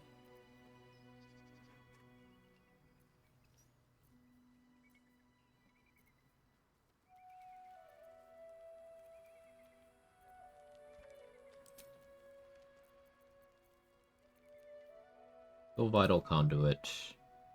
Still Unworthy. I think I'll allow the psychic damage. If he does Wrathful Smite and hits me, that could hurt a lot. Bonus 1d4 from the sword, bonus 1d6 from NPC Gith. Then bonus 1d6 from the smite. It wouldn't tickle.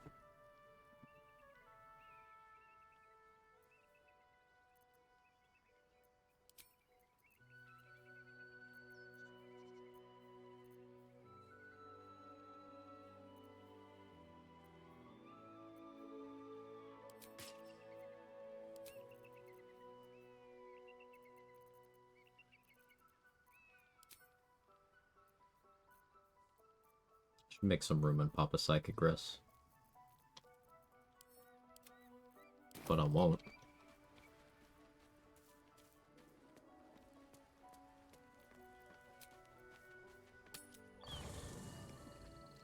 Lady Flux was cooking this entire time. We just had to put the pieces together. True. Always at your side. Curious. I took of you completely. Yet your body seems no more worse for wear. Perhaps I might find use for it again. Oh, okay. Anyway. 100,000 Dutch. It's like tell me you don't trust it. Tell me you reject. Keep an eye.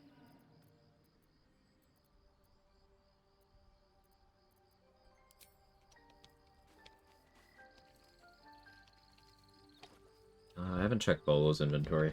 Forgot to check Bolo before I hit level 8. I don't think I even checked him at level 7. Cozy setup you have here. I'll just make myself comfortable. Thank you so much. Yeah, if I'd grabbed like a Cone of Cold or something from him, I could have gotten the Cultist XP more easily. Oh well.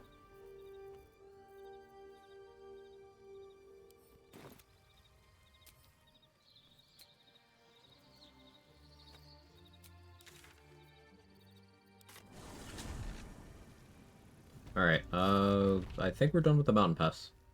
Killed the undead, killed all the Gith, killed the kobolds, killed the birds, killed the other bird, got Blood of Lathander. Lae'zel sat in the Zaith'isk. I killed the Grimishka. The hatchery. We're good.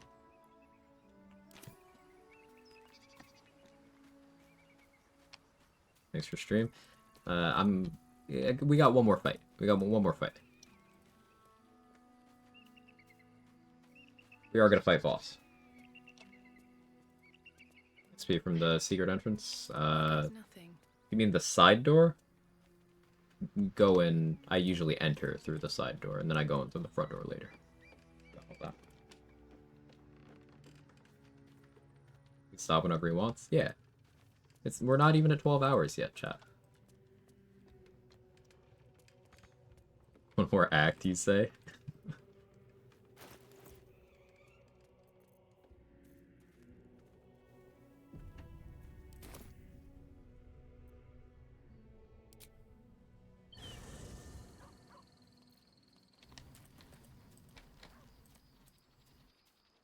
Region lock means you can't stop until the region's cleared. So wait, if I go to the Shadow Curse lands now, I have to finish the Shadow Curse lands? Does that mean I have to do the whole game in one sitting? Hey, that gay guys. Thank you so much for the 5 gifted. Very kind. It can't be. I have now. Had I been there, the Queen would have known my faith. I must. I'll take that.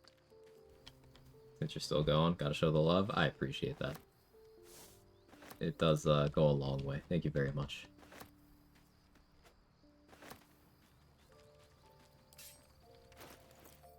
Do I get a boss with poison wise? Guess I'll go with Wyvern Toxin. Yeah, let me check Lae'zel's inventory, make sure she doesn't have anything to actually like care about. Here, Shark, hold Lae'zel's kid.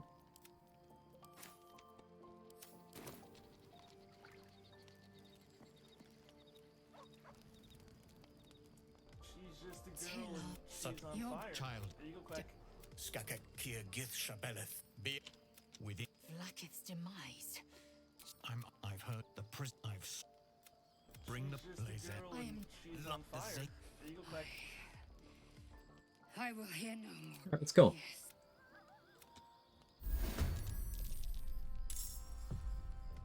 The real final boss of the mountain pass. He's still ability trained from me disarming him earlier. That's funny. She's just a girl and she's on fire. There you go, Quag. I didn't really do a thorough check on my gear. It's fine. She's just a girl and she's on fire. There you go, Quag.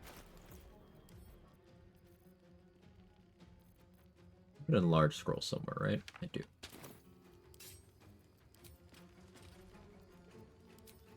Even bigger lady.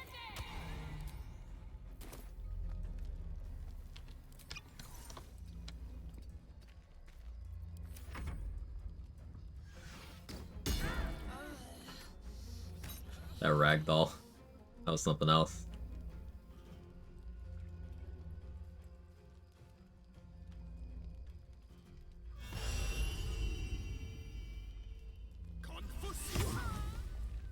I think she's okay.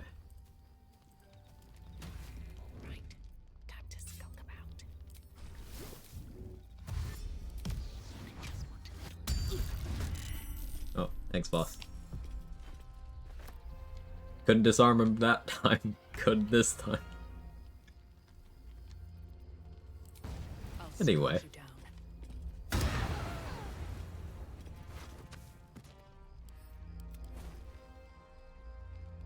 Bye.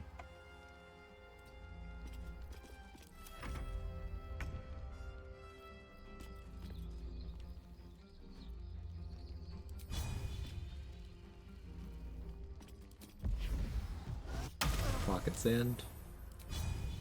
Boss gate. Okay, I should take off the amulet now. Drank his heroism elixir.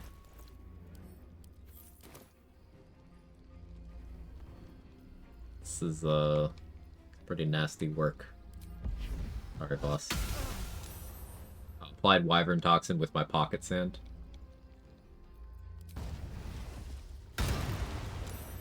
Light on my feet. Earlier said Bladesinger feels like a crappy mod. Guess what this looks like to watch? Swashbuckler is fucked up, Mark. It's just so strong.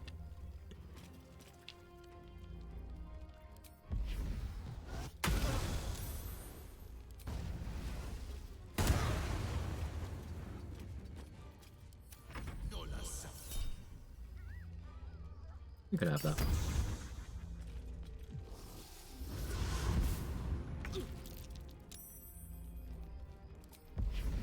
Pocket sand.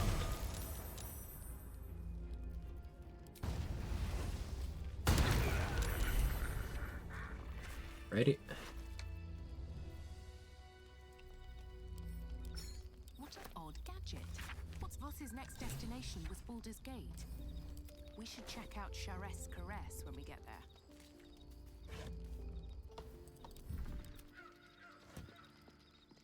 Always room for more.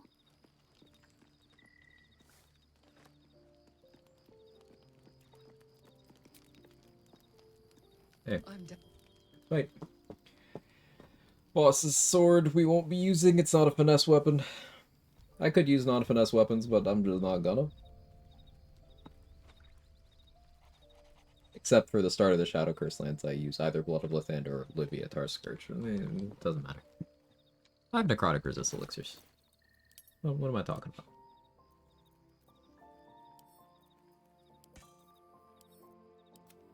Cat. Hello. You're very cat. Why? Look how cat he is.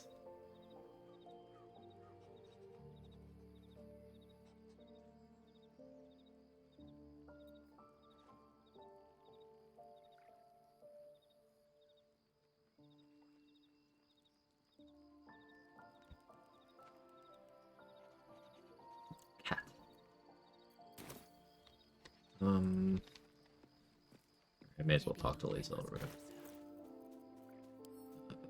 Send that to you.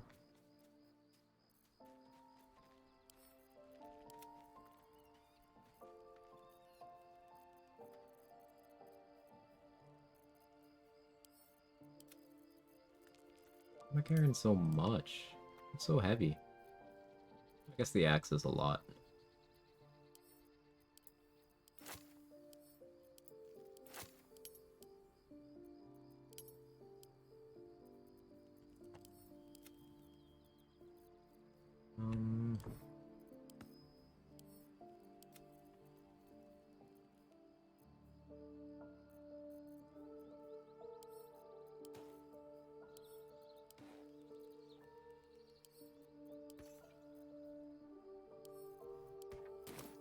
There we go. Ew, the traitor is dead. I have honored the 10,000 protocols, and like any threat, it must. Okay. Shadow Curse lands.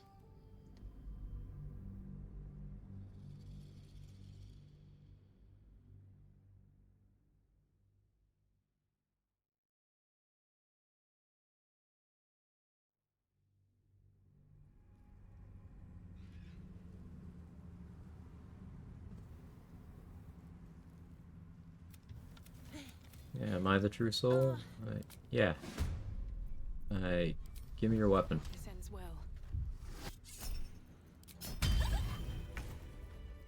Wasn't that fun? I feel like that was fun. I almost want to fight Karnas, because, like, fuck him. But not today. Not today.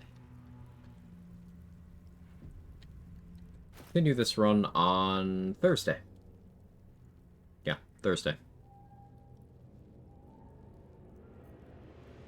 Some people would like to. Oh. Well, have fun with that. That's it for today. Put in 12 hours today. We went from level 6, cleaning up the rest of Act 1. We did the entire mountain pass. Now we're in the Shadow Curse lands. This is a region-locked run. So probably do, like, all of Act 2 next session. Probably. But that'll be on Thursday. The plan for tomorrow, continuing the co-op with Gage. And the plan for the following day, Wednesday, continue the co-op with Mark. Let's find someone to raid. Thank you so much, everybody, for hanging out. It's been really cool seeing all the new faces come in, and of course all the old friends, etc., etc. I'm having a great time, despite, you know, strong feelings about patch 8. Most importantly, it is still fun. Let's see who's alive. Ya is on, JD's on, Ginger's on, Keta's on, So Black is on. I haven't rated Catastrophic in a minute. Let's go there. Who you calling old? Not you. You're one of the youngins. You're fake old.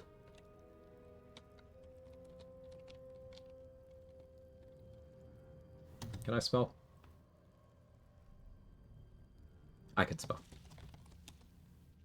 If you got my emails, feel free to jiggle. I can speak. Catastrophic is doing her first duo honor mode.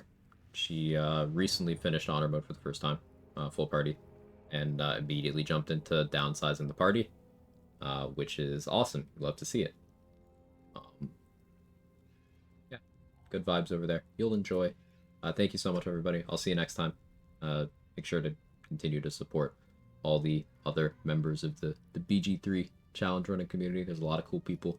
I really like the community. I drink every time I say that word.